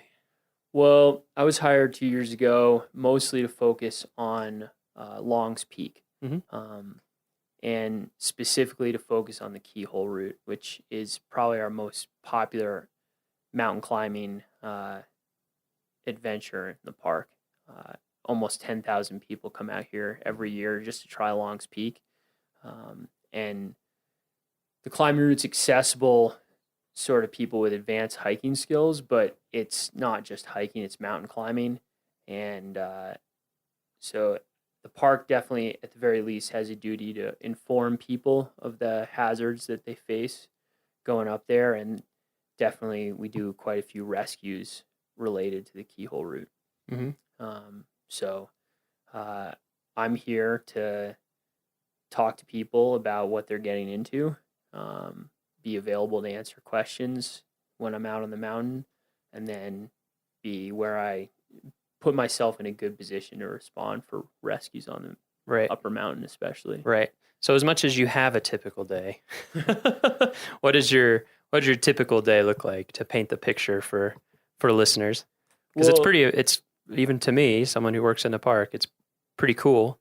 The foundation of my job is having an intimate understanding of the mountain, which requires going up there regularly because conditions change so often, and the experience and the hazards are completely dependent on those conditions. So my bread and butter day is to show up for work sometime before 7 a.m. and get a pack together and go start up from the Longs Peak trailhead towards the summit using the Keyhole route, and be available to talk to people along the way. Sometimes you end up going all the way to the summit because it's a nice day and conditions are in your favor, and you don't get sidetracked by some other project or a rescue or something of that nature, and then maybe descend a different way. Clark's Arrow is another good route that you can do alone as a climbing ranger. But that allows you to do a few things. One is get our safety message across to the visitors who are actually climbing the mountain. The other thing is I can take photos of the route to post on our conditions blog, and that helps people understand whether it's icy or whether the rock's dry, what sort of equipment they might need to bring. That's really what I should be doing at least 2 days a week. Mm-hmm. Sometimes it's more, sometimes it's less. Sounds all right. Yeah.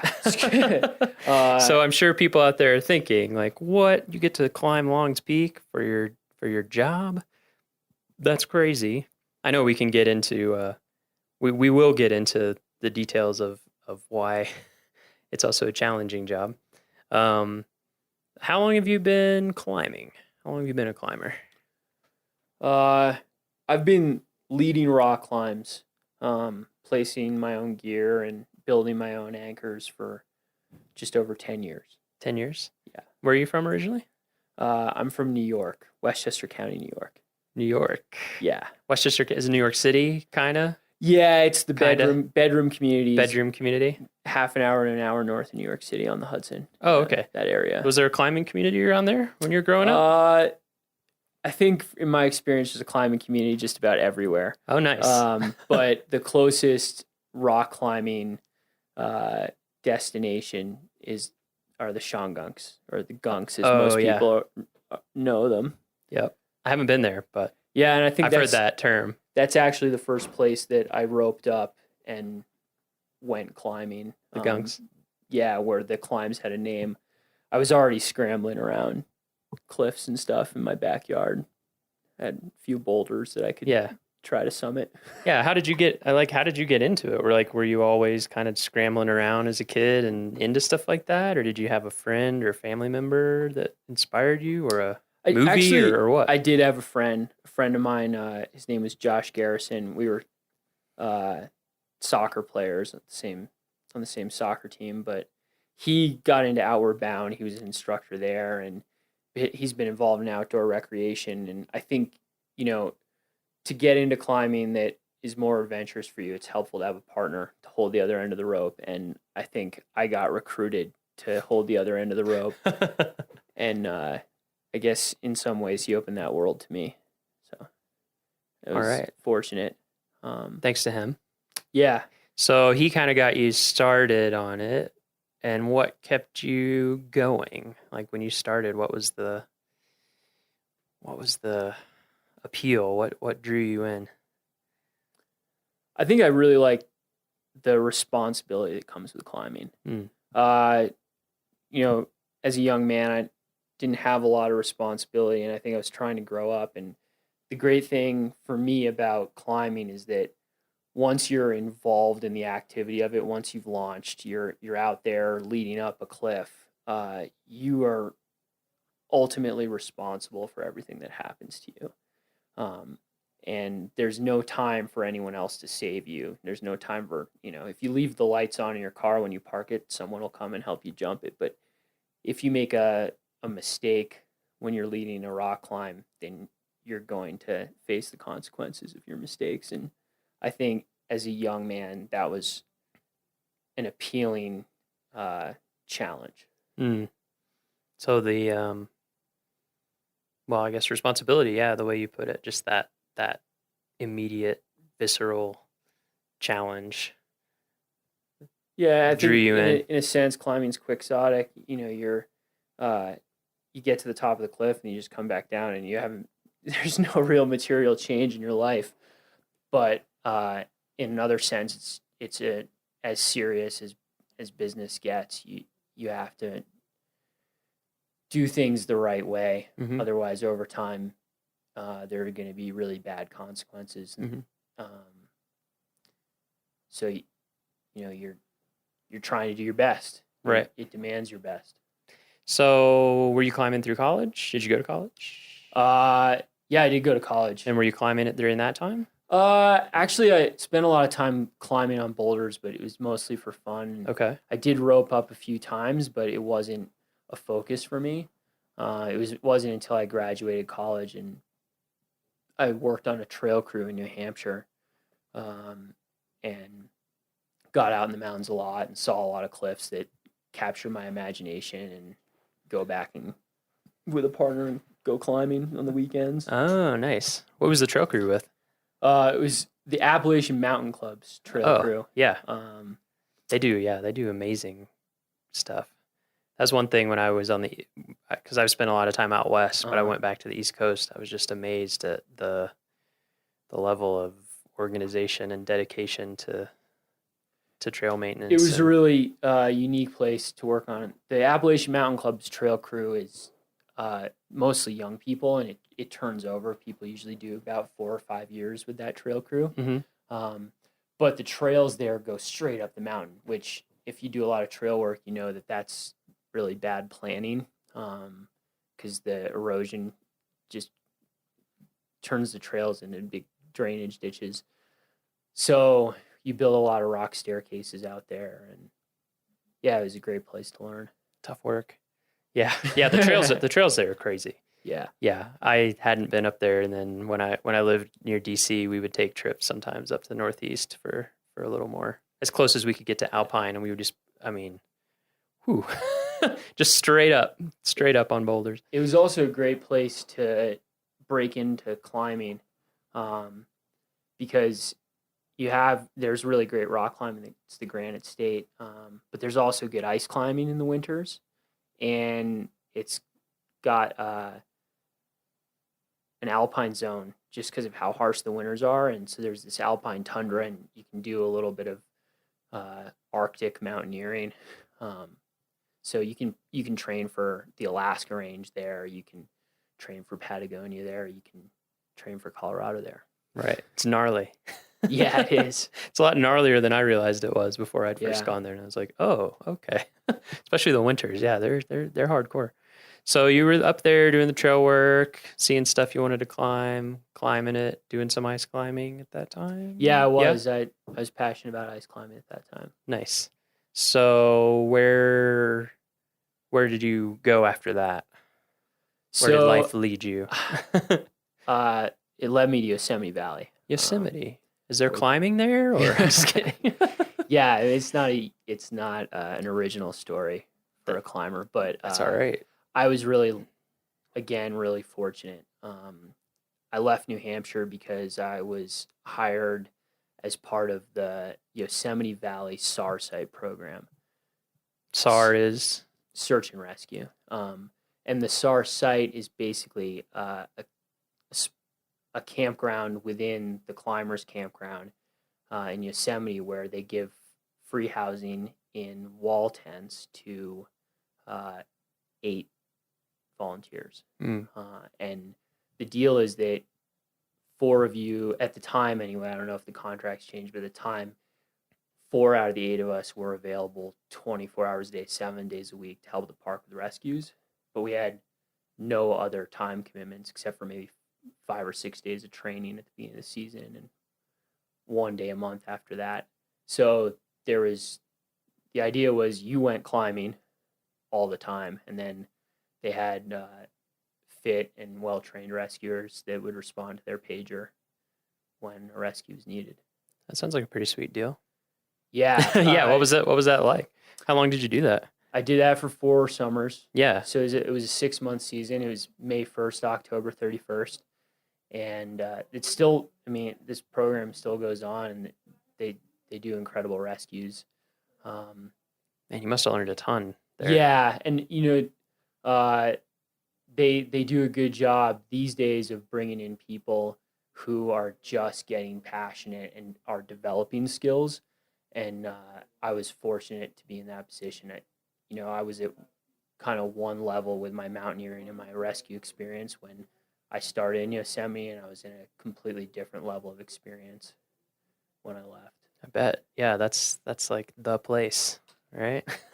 It's a place. It's one of. Sometimes people come out of Yosemite, really beating their chests about what they can do, and I definitely fell prey to that, I think. But it is a really great place to learn how to move, especially in on alpine walls, big walls, because the weather's really stable and the rock's really clean in most cases, and so you can you know, what would have taken you all day before you start climbing in Yosemite becomes, you know, something you can get done in 15 or 20 minutes. Wow. When you leave. You know, That's pretty amazing. Yeah, I think when I got to Yosemite, 3 pitches was a full day for me, and by the time I left Yosemite, 30 pitches was a full day. Wow. Yeah. Factor of 10. Right. Nice. I mean, that's pretty cool that you were able to get all that experience, but also be helping people out, and that's with the Park Service. Yeah, it was with the Park Service. How long has that been going on? Do you know? Well, is it established or? Yeah, so Yosemite Search and Rescue has a really interesting history. Royal Robbins and Warren Harding were putting up routes and doing in the heyday of their climbing. The Park Service didn't have anyone who would go anywhere near the places that they were going. And from time to time, those guys and their contemporaries needed rescues. So what the Park Service was doing was going down to the climbers' campground to round up the climbers to go do the rescue. And that makes sense. They're like, you know, so we're not going to do this, but can you guys help us out? Yeah, so the Park Service would provide the logistics, right, and the climbers would do the rescue itself.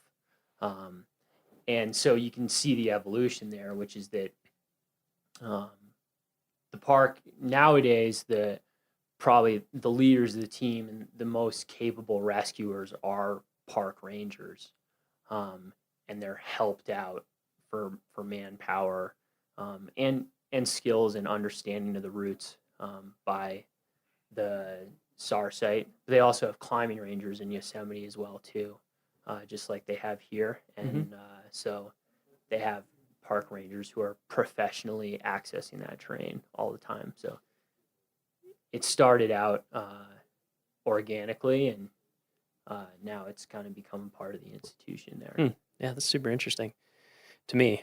I'm not a climber, so it's fun to learn about all this stuff. So you would do that in the summer. What would you do in the winter? I've been a ski patroller for the last 9 winters, which for anyone who's interested in work in the mountains, you know, doing adventure sports like skiing or climbing, and also for anyone who's interested in rescue work, I think ski patrolling is the best. It's the most fun. It gives you the best experience. Yeah. Where did you do ski patrol stuff?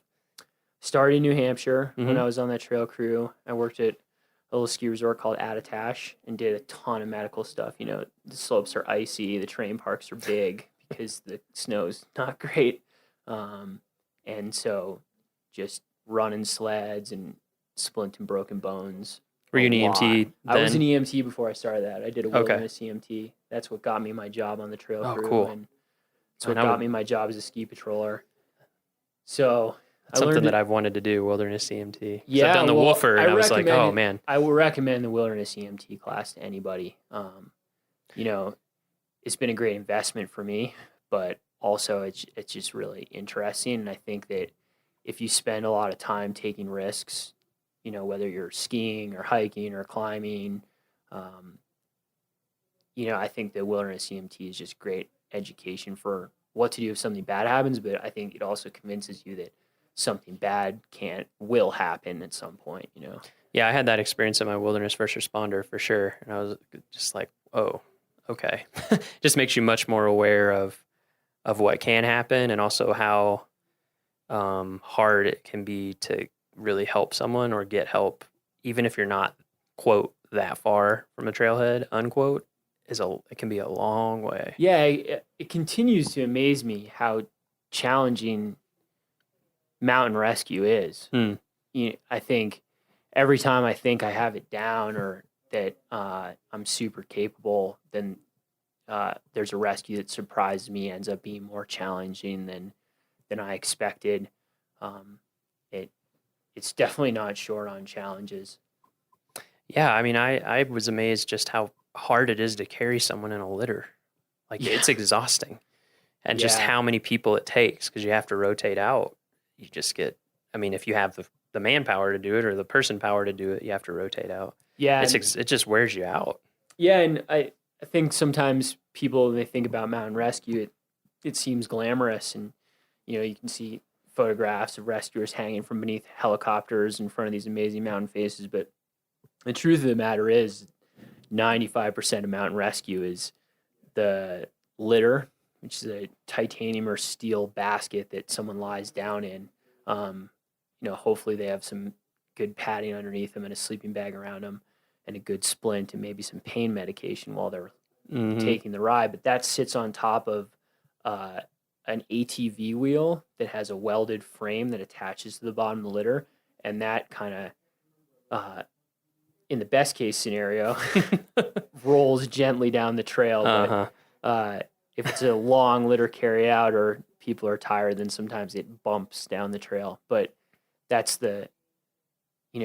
if you're committed to this business in the right way, I think you'll probably do more of that than anything else and take pride in it.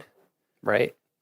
Yeah. And I really, when I did my class, I really appreciated the instructors being really like focus on your patient comfort, focus on, minimizing their pain and doing further injury and like keeping that focus, even if it's hard, even if you're tired, even if it's cold, whatever, which it makes sense, of course, but it was really, I just never thought about it in that way. It really changed my perspective in a good way, I think, about like, you need to work really hard to help this person be not just get them out, but like help them be as comfortable and keep their dignity and, all these things as possible. I think that's one of the things I really enjoy working here at Rocky Mountain National Park. And not that this doesn't happen other places, but we have a really great medical staff here on our mountain rescue team. And we're really committed to making sure that every single patient that we take care of is getting the best care we can possibly give them. And we do a lot of these wheel outs, and we have great paramedics here that do pain management along the way and give fluids, and it's a great team in that respect. So you were there, you were in Yosemite for 4 years doing that. In the summers, you were doing ski patrolling. In the winters, starting in New Hampshire and then other places. Yeah. And I worked then in Washington briefly, and okay, not briefly, for 4 years, and worked in California for 2 years as a ski patroller. So when did you come to Rocky? 2 years ago. So was there something in between Yosemite and Rocky? I worked for a year at Mount Rainier National Park. Oh, okay. Nice. A little bit different. Yeah. I mean, Rainier is great because it's got the biggest glaciers in the lower 48, and I didn't have a ton of experience on glaciers there, and coming from climbing on El Cap to walking on these huge glaciers was a big transition. Yeah. And it was probably not a long enough tenure to, become an expert in that terrain, but definitely was good to round me out as a climber. Oh, I bet. Yeah. Being on glaciers is like amazing and incredibly frightening. Yeah. All at the same time. Absolutely. Yeah, I worked in Alaska for a while, and people get a certain amount of comfort with glaciers, or at least the lower end of glaciers, because they're around, and just when that happens, someone will have an accident, or you'll just see something happen where you're like, I know one of the first times I went out on a glacier with someone, and there's just a huge crevasse opening, and they're just like, throw a rock down there. Yeah. Threw a rock down there, and they're like, here when it hits the bottom. Never heard it hit the bottom. And I was just like, oh, okay.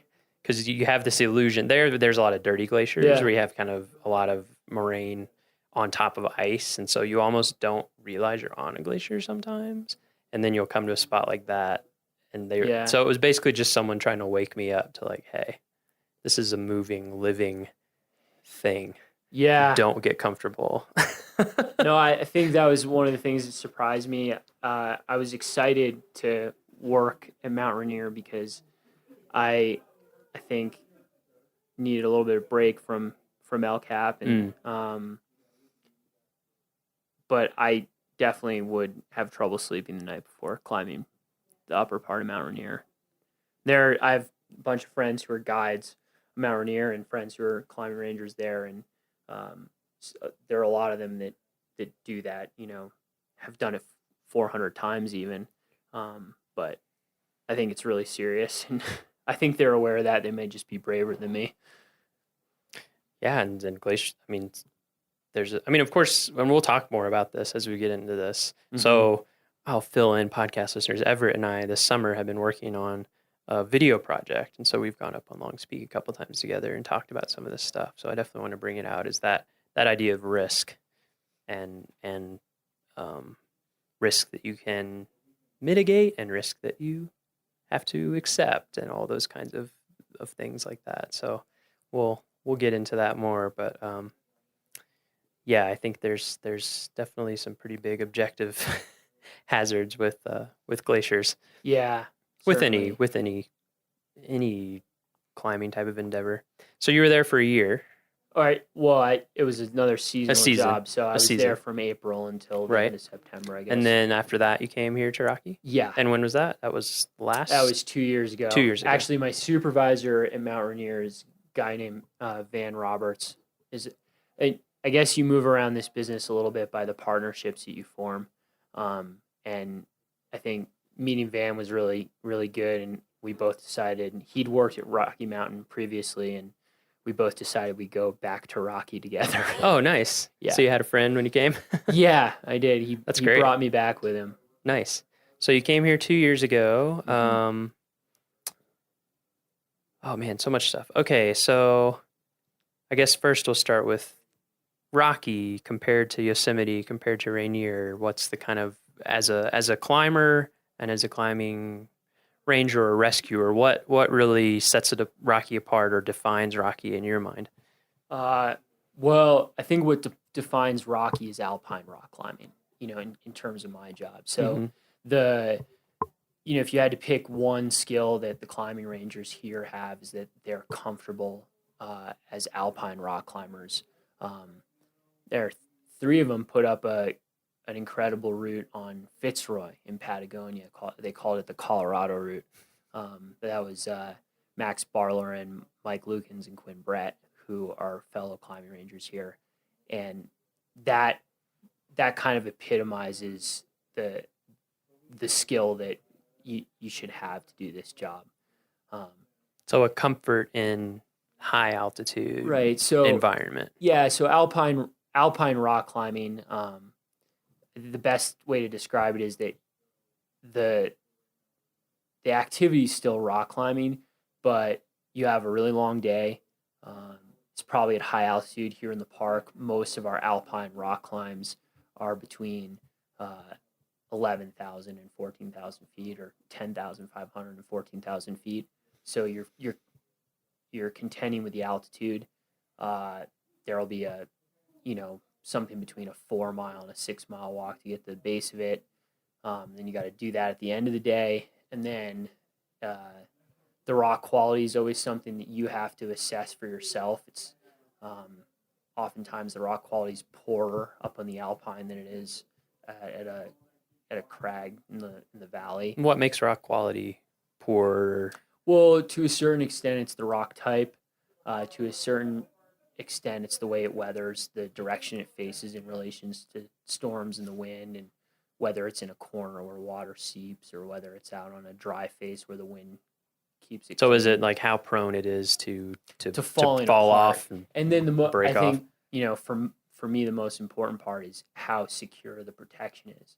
So in really good quality compact granite, you can fully trust the pieces of equipment that you put in the rock as you climb past it, but in poor quality rock, they may be worth nothing to you. So you have to be, I think in the alpine, you have to have a better eye for your placements, but you also have to be sure-footed and careful, because falling's not always an option.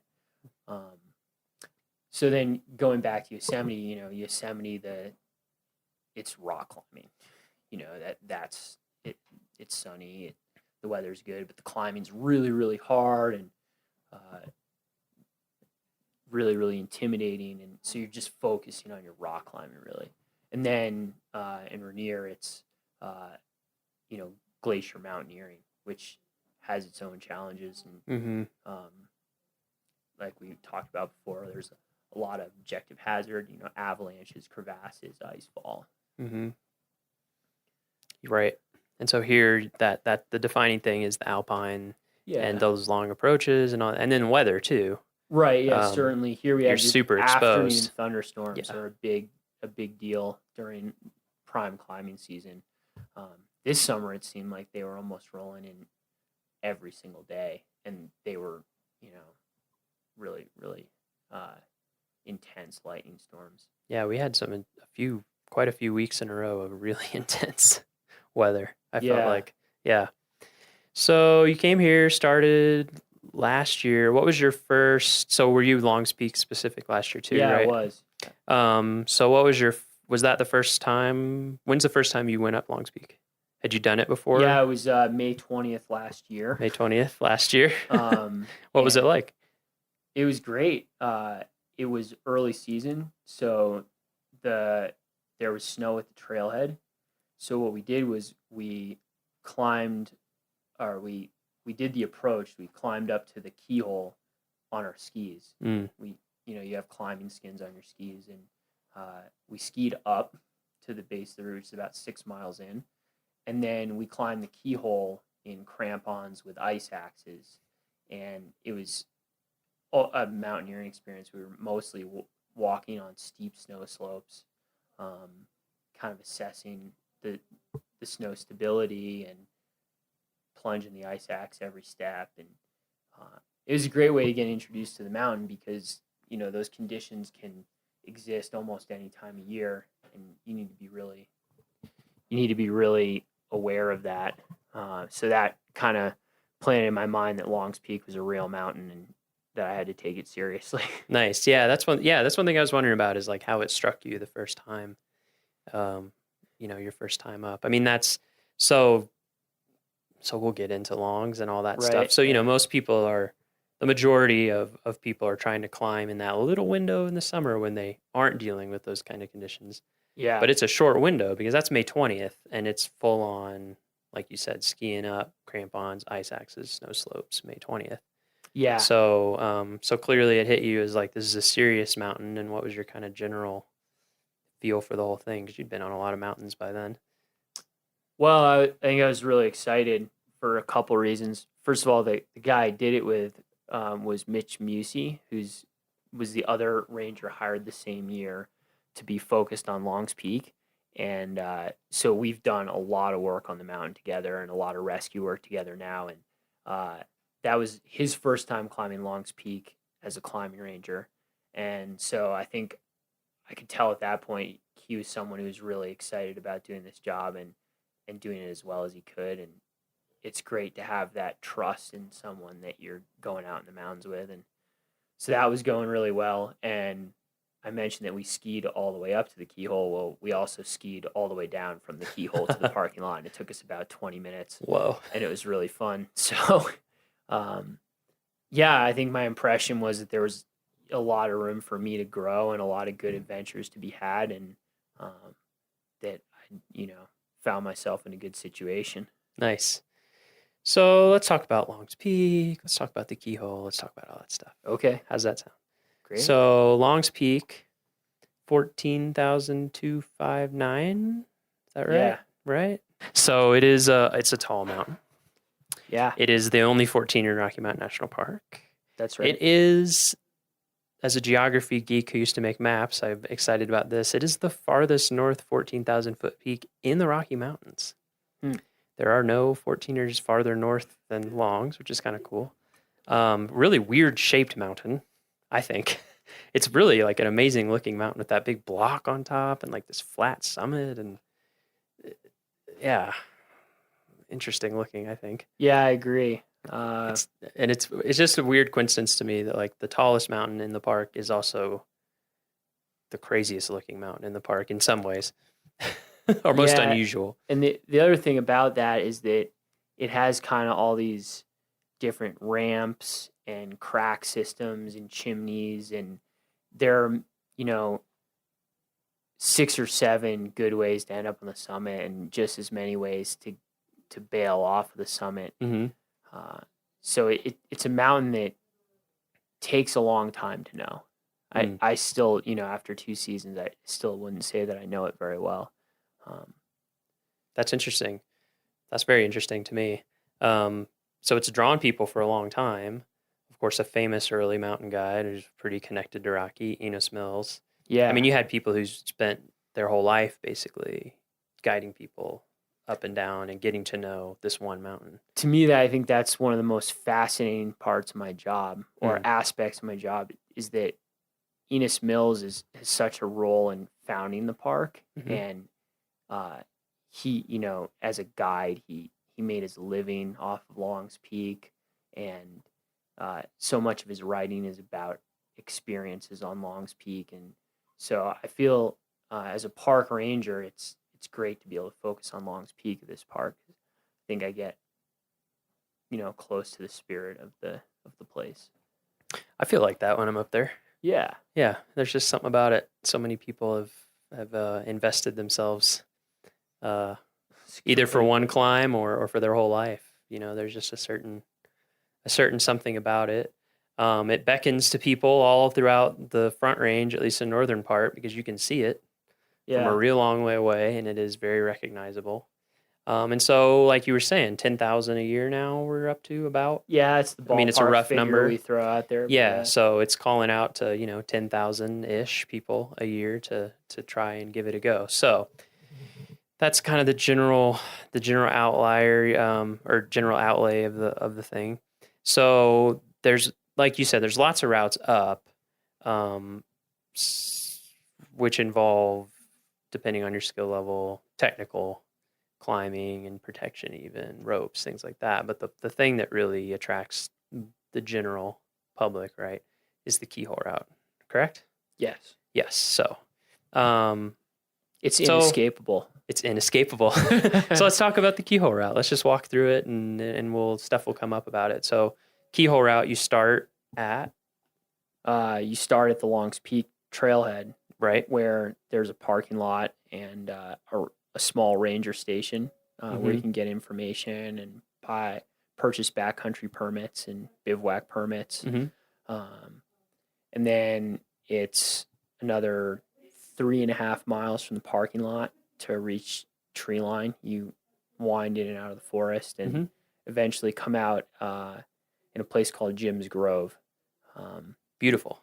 Yeah. I went up there for the first time this summer. Yeah. And when you come out there, it's just like, whoa. Right. And you get this incredible view of the east face of Long's Peak, and it's Mount gorgeous. Lady Washington's right there. But you can also, if it's early in the morning, which for a lot of people when they're trying to climb Long's Peak, they start really early in the morning. Right. Yeah. What time do people generally start? I mean, of course it varies, but yeah, I think for your average person, a 2 a.m. to a 4 a.m. start's pretty common. Yeah. If you think you're on the slow side, I meet people who have done a really good job of getting back early. They're coming down the same time I am, around noon, and they tell me they started at 12:30 or 1, and I think, whoa, that was hard work for them to do that, but it paid off for them. Yeah. I know when we were up there filming at, what time was that, like 5 or something? Yeah, and we saw so many headlights coming up the trail. Yeah. And we were away, we were quite a ways up the trail. So yeah, they started earlier. Yeah. Okay, so people are starting early. They're headed up through the trees, standard hiking trail. Yeah, so you break out at tree line, and if you're on time, you look out and you can see the lights of the Front Range cities, Boulder and Denver. Yeah, which is super cool. Yeah, it is cool. And so then now you're above tree line, and the trail winds around Mount Lady Washington, and that's another 2.5 or 3 miles of hiking.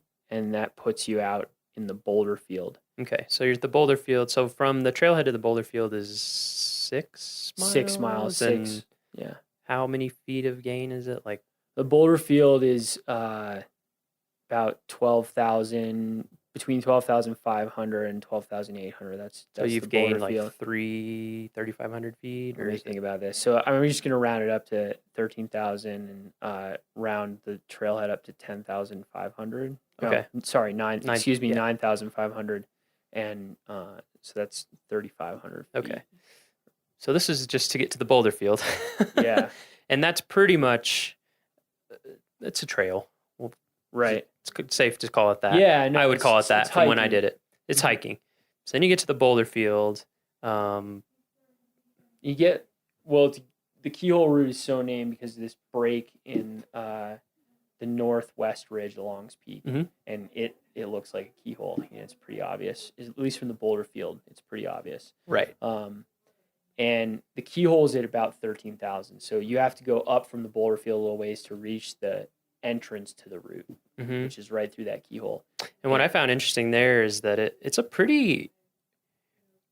I feel like it's a pretty nice, smooth transition of difficulty.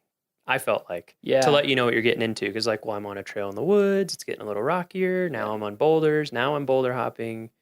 Now I'm starting to use my hands and get a little scrambly, right? You get a great feel for what the route is like after the keyhole by the type of terrain you move through from the boulder field getting up to the keyhole. Yeah. And right as you're just making it into the keyhole, I like to tell people that kind of scrambling to get to the keyhole itself, the last 100 feet up to the keyhole, is what the rest of the hike to the summit is like. Yeah, I remember you mentioning that to me. And a half.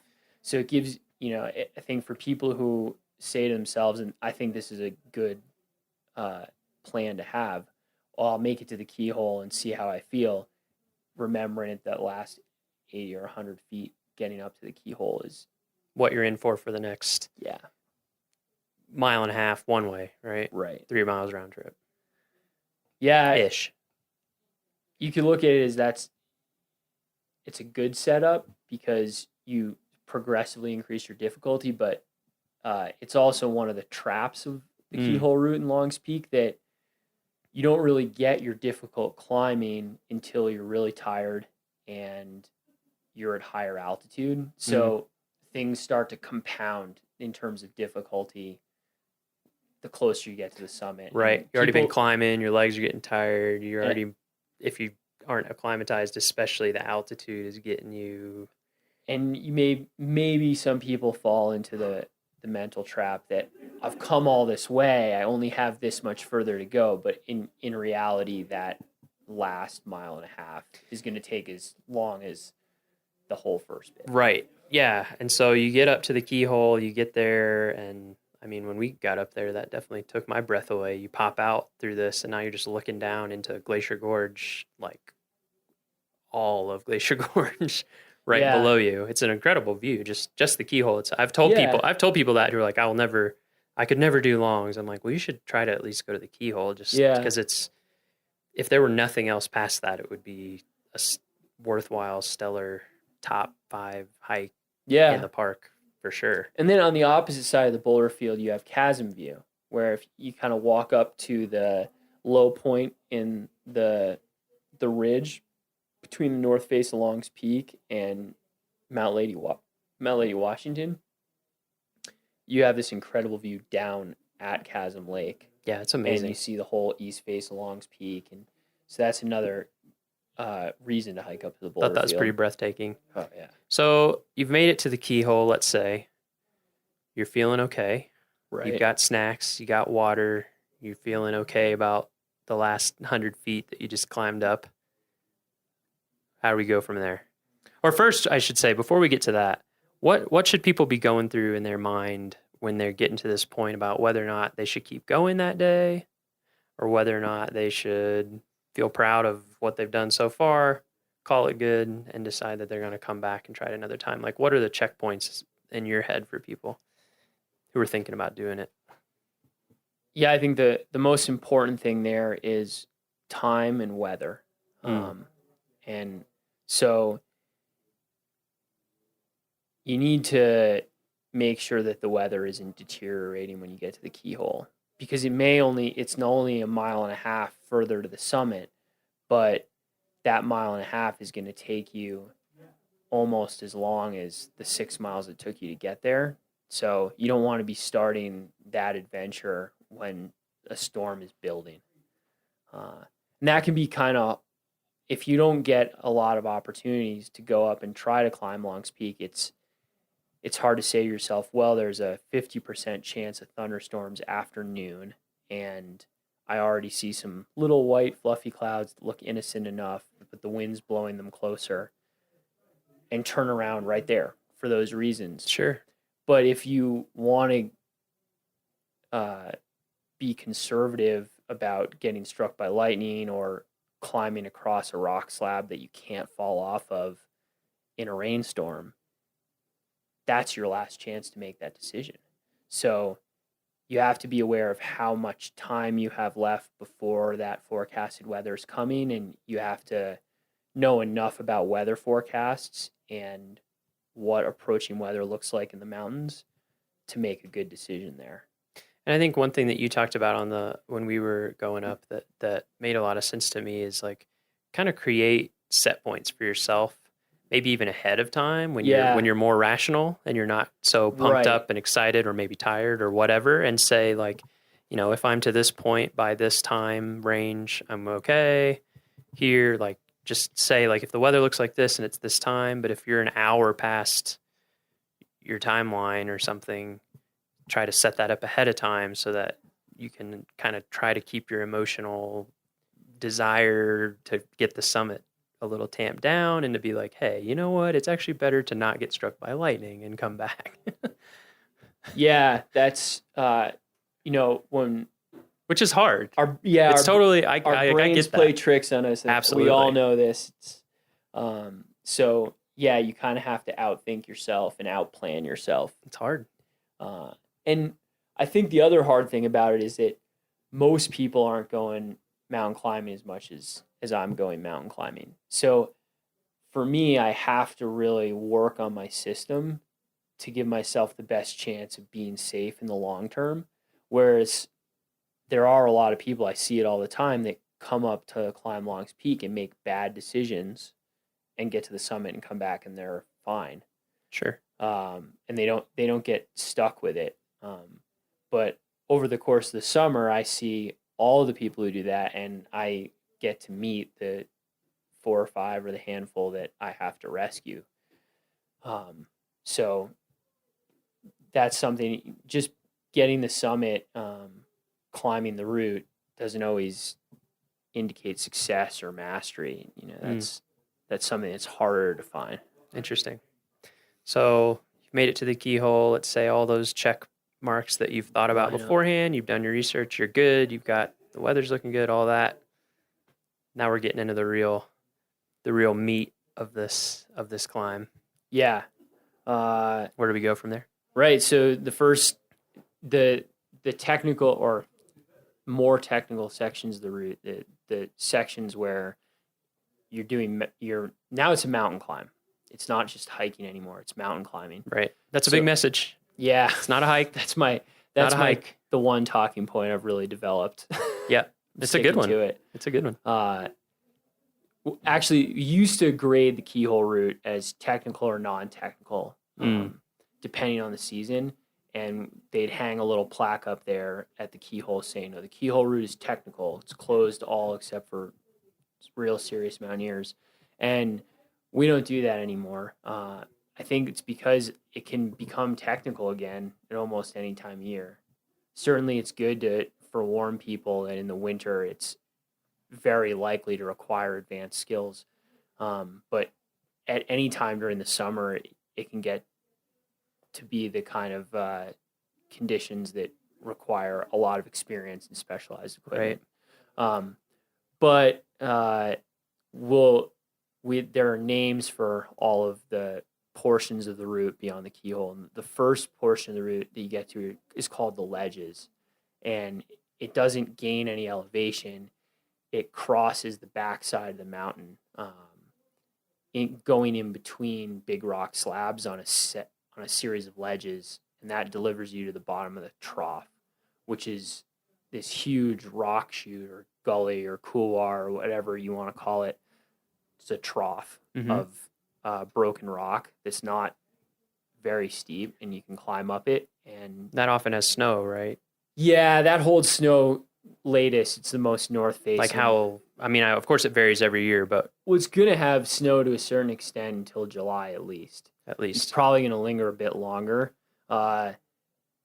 people start climbing it without specialized gear maybe earlier than that because you can find ways around the snow, but there's typically snow in the trough for quite a while. It's actually a good ski run. Oh man. Yeah, but that has its own problems because losing your footing on snow or hard snow in summer there, that's one of the places it'd be easy to have a serious accident. So the trough is where you gain most of your elevation. You just hike straight up this thing for 1,000 vertical feet about. And when you get to the top of that, you move on to another aspect of the mountain. So the west side of the mountain. And there's this narrow ledge section of ledge that takes you around to the southwest side of the mountain. It's about, I don't know, a football field long, and it's called the Narrows. And a lot of people think of that as the most dramatic and exciting part of the route because you do have a pretty big drop below you there and a cliff above you, and it's only a foot or so wide at the narrowest part. Yep. Right. So yeah, you keep once you've made your traverse of the Narrows, you wrap around a rocky shoulder, and there's a ramp. It's a rock slab with a few cracks in it that goes up another 500 vertical feet or so, and we call that the home stretch because it puts you out on the summit, which is this flat plateau that, again, is about a football field wide. And then that's the route. And then you have to come all the way back down. Right. And as a non big on scrambling climbing person, it definitely took my breath away when I started getting on even the beginning part of that. And I could tell that it was having that effect on a lot of people. So what are some things people can do before they are even thinking or making the plan to come up to just get a sense for whether they're going to be comfortable enough with the route? I mean, of course you can't really know till you do it, but what are some resources? Well, I think when I started mountain climbing, I thought of it as a test of my physical strength and endurance. And when it comes to that sort of scrambly terrain you were mentioning, I don't think that's a good way to think about it. Climbing through what I'd refer to as third class and terrain, which just means you're maybe using your hands for balance or to pull yourself up once in a while, but most of the time a fall isn't catastrophic. Although on the Keyhole route, there's a few places where if you fall, the best you can hope for is a trip to the hospital. It's a skill. It's something you practice, just like playing an instrument or a sport or anything like that. So you need to, if you want to be able to move confidently and quickly, and I guess quickly is not the right word, efficiently in that sort of terrain, you just need to seek out terrain that's like that and practice. And that's one of the things that is a problem with the Keyhole route, is that terrain is so remote on the route that people aren't getting to it and realizing that they're not well practiced until they're already really far away from the trailhead, and the consequences are really high for even a twisted ankle.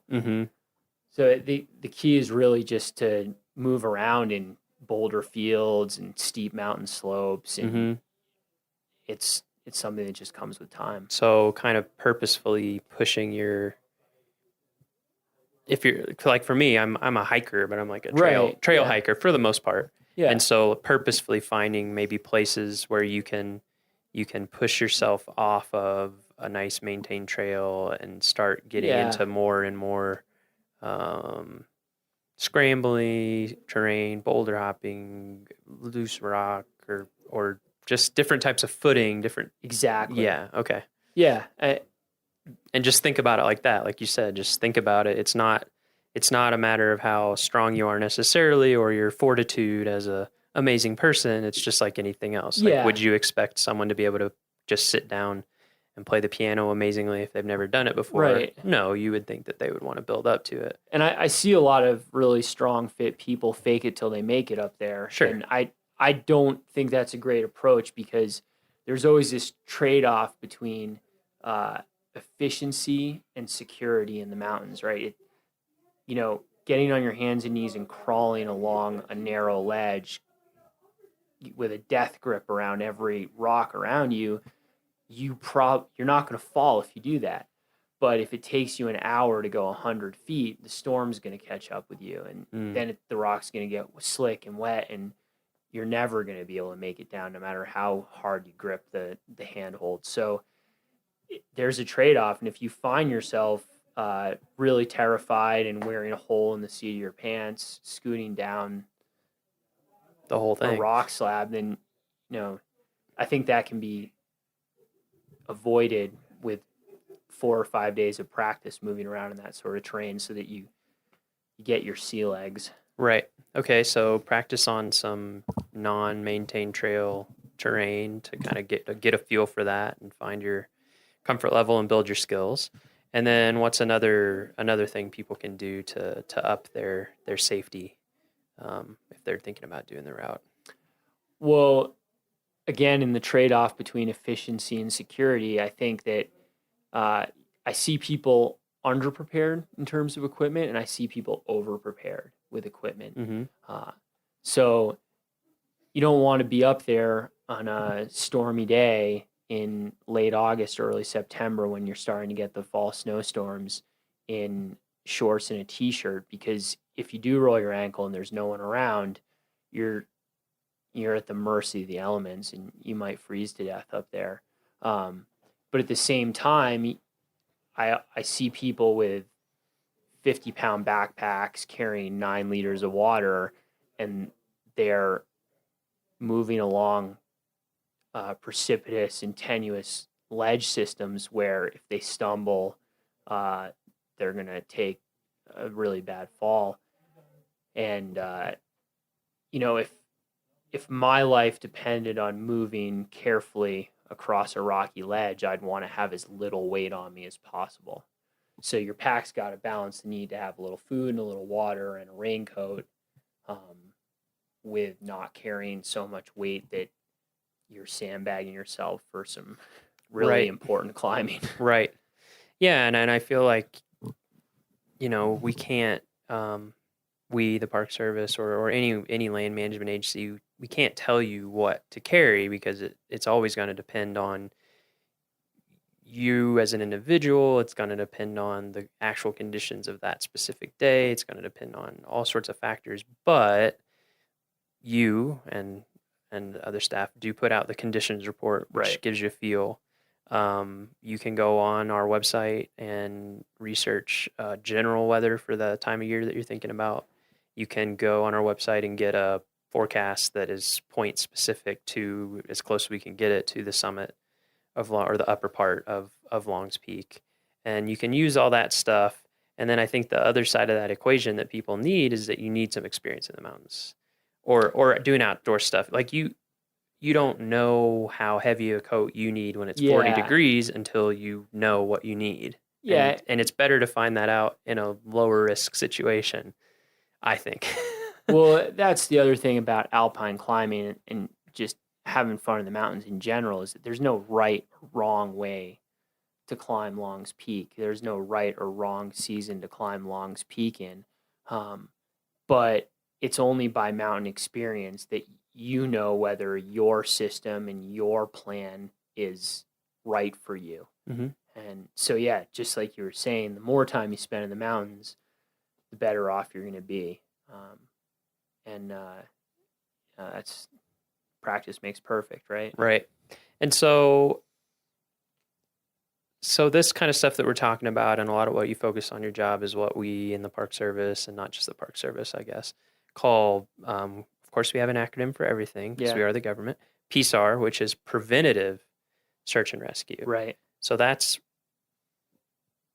we're not giving this information out, like you said, to tell somebody yes or no. That's your personal call. It's your personal responsibility. We're just trying to give people the information to make the best decision they can for themselves. And the reason we're trying to do that is to prevent search and rescue situations, right? Right. So, I don't mean to, I'm not trying to make it sound dire or anything, but what are some of the search and rescue situations that you and your coworkers do get into, and how does that motivate the preventative search and rescue side that is the focus of your particular position? Right. I think all of us got into this work, got our jobs because we wanted to do rescues.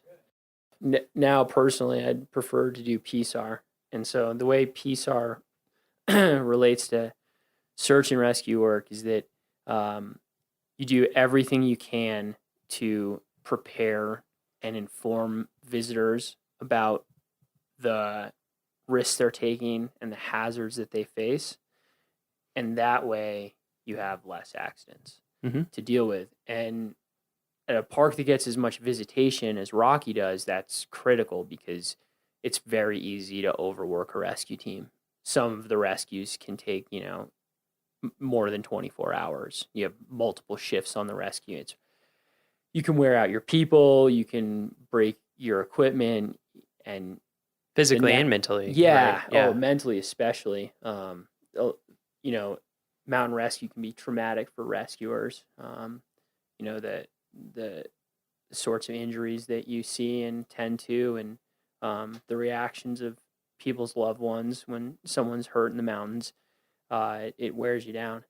So you try and manage that as best you can, and PSAR is one of the go-to strategies there. It can be as simple as having your trail signs be accurate and be in the right place, or as complicated as tapping into social media networks to advise people of changing conditions if there's just been an ice storm, and then trying to make people aware of what they're going to be dealing with. Nice. Yeah, I just wanted people out there to know that we have all these people like you on staff who know what they're doing to do rescues when we have to.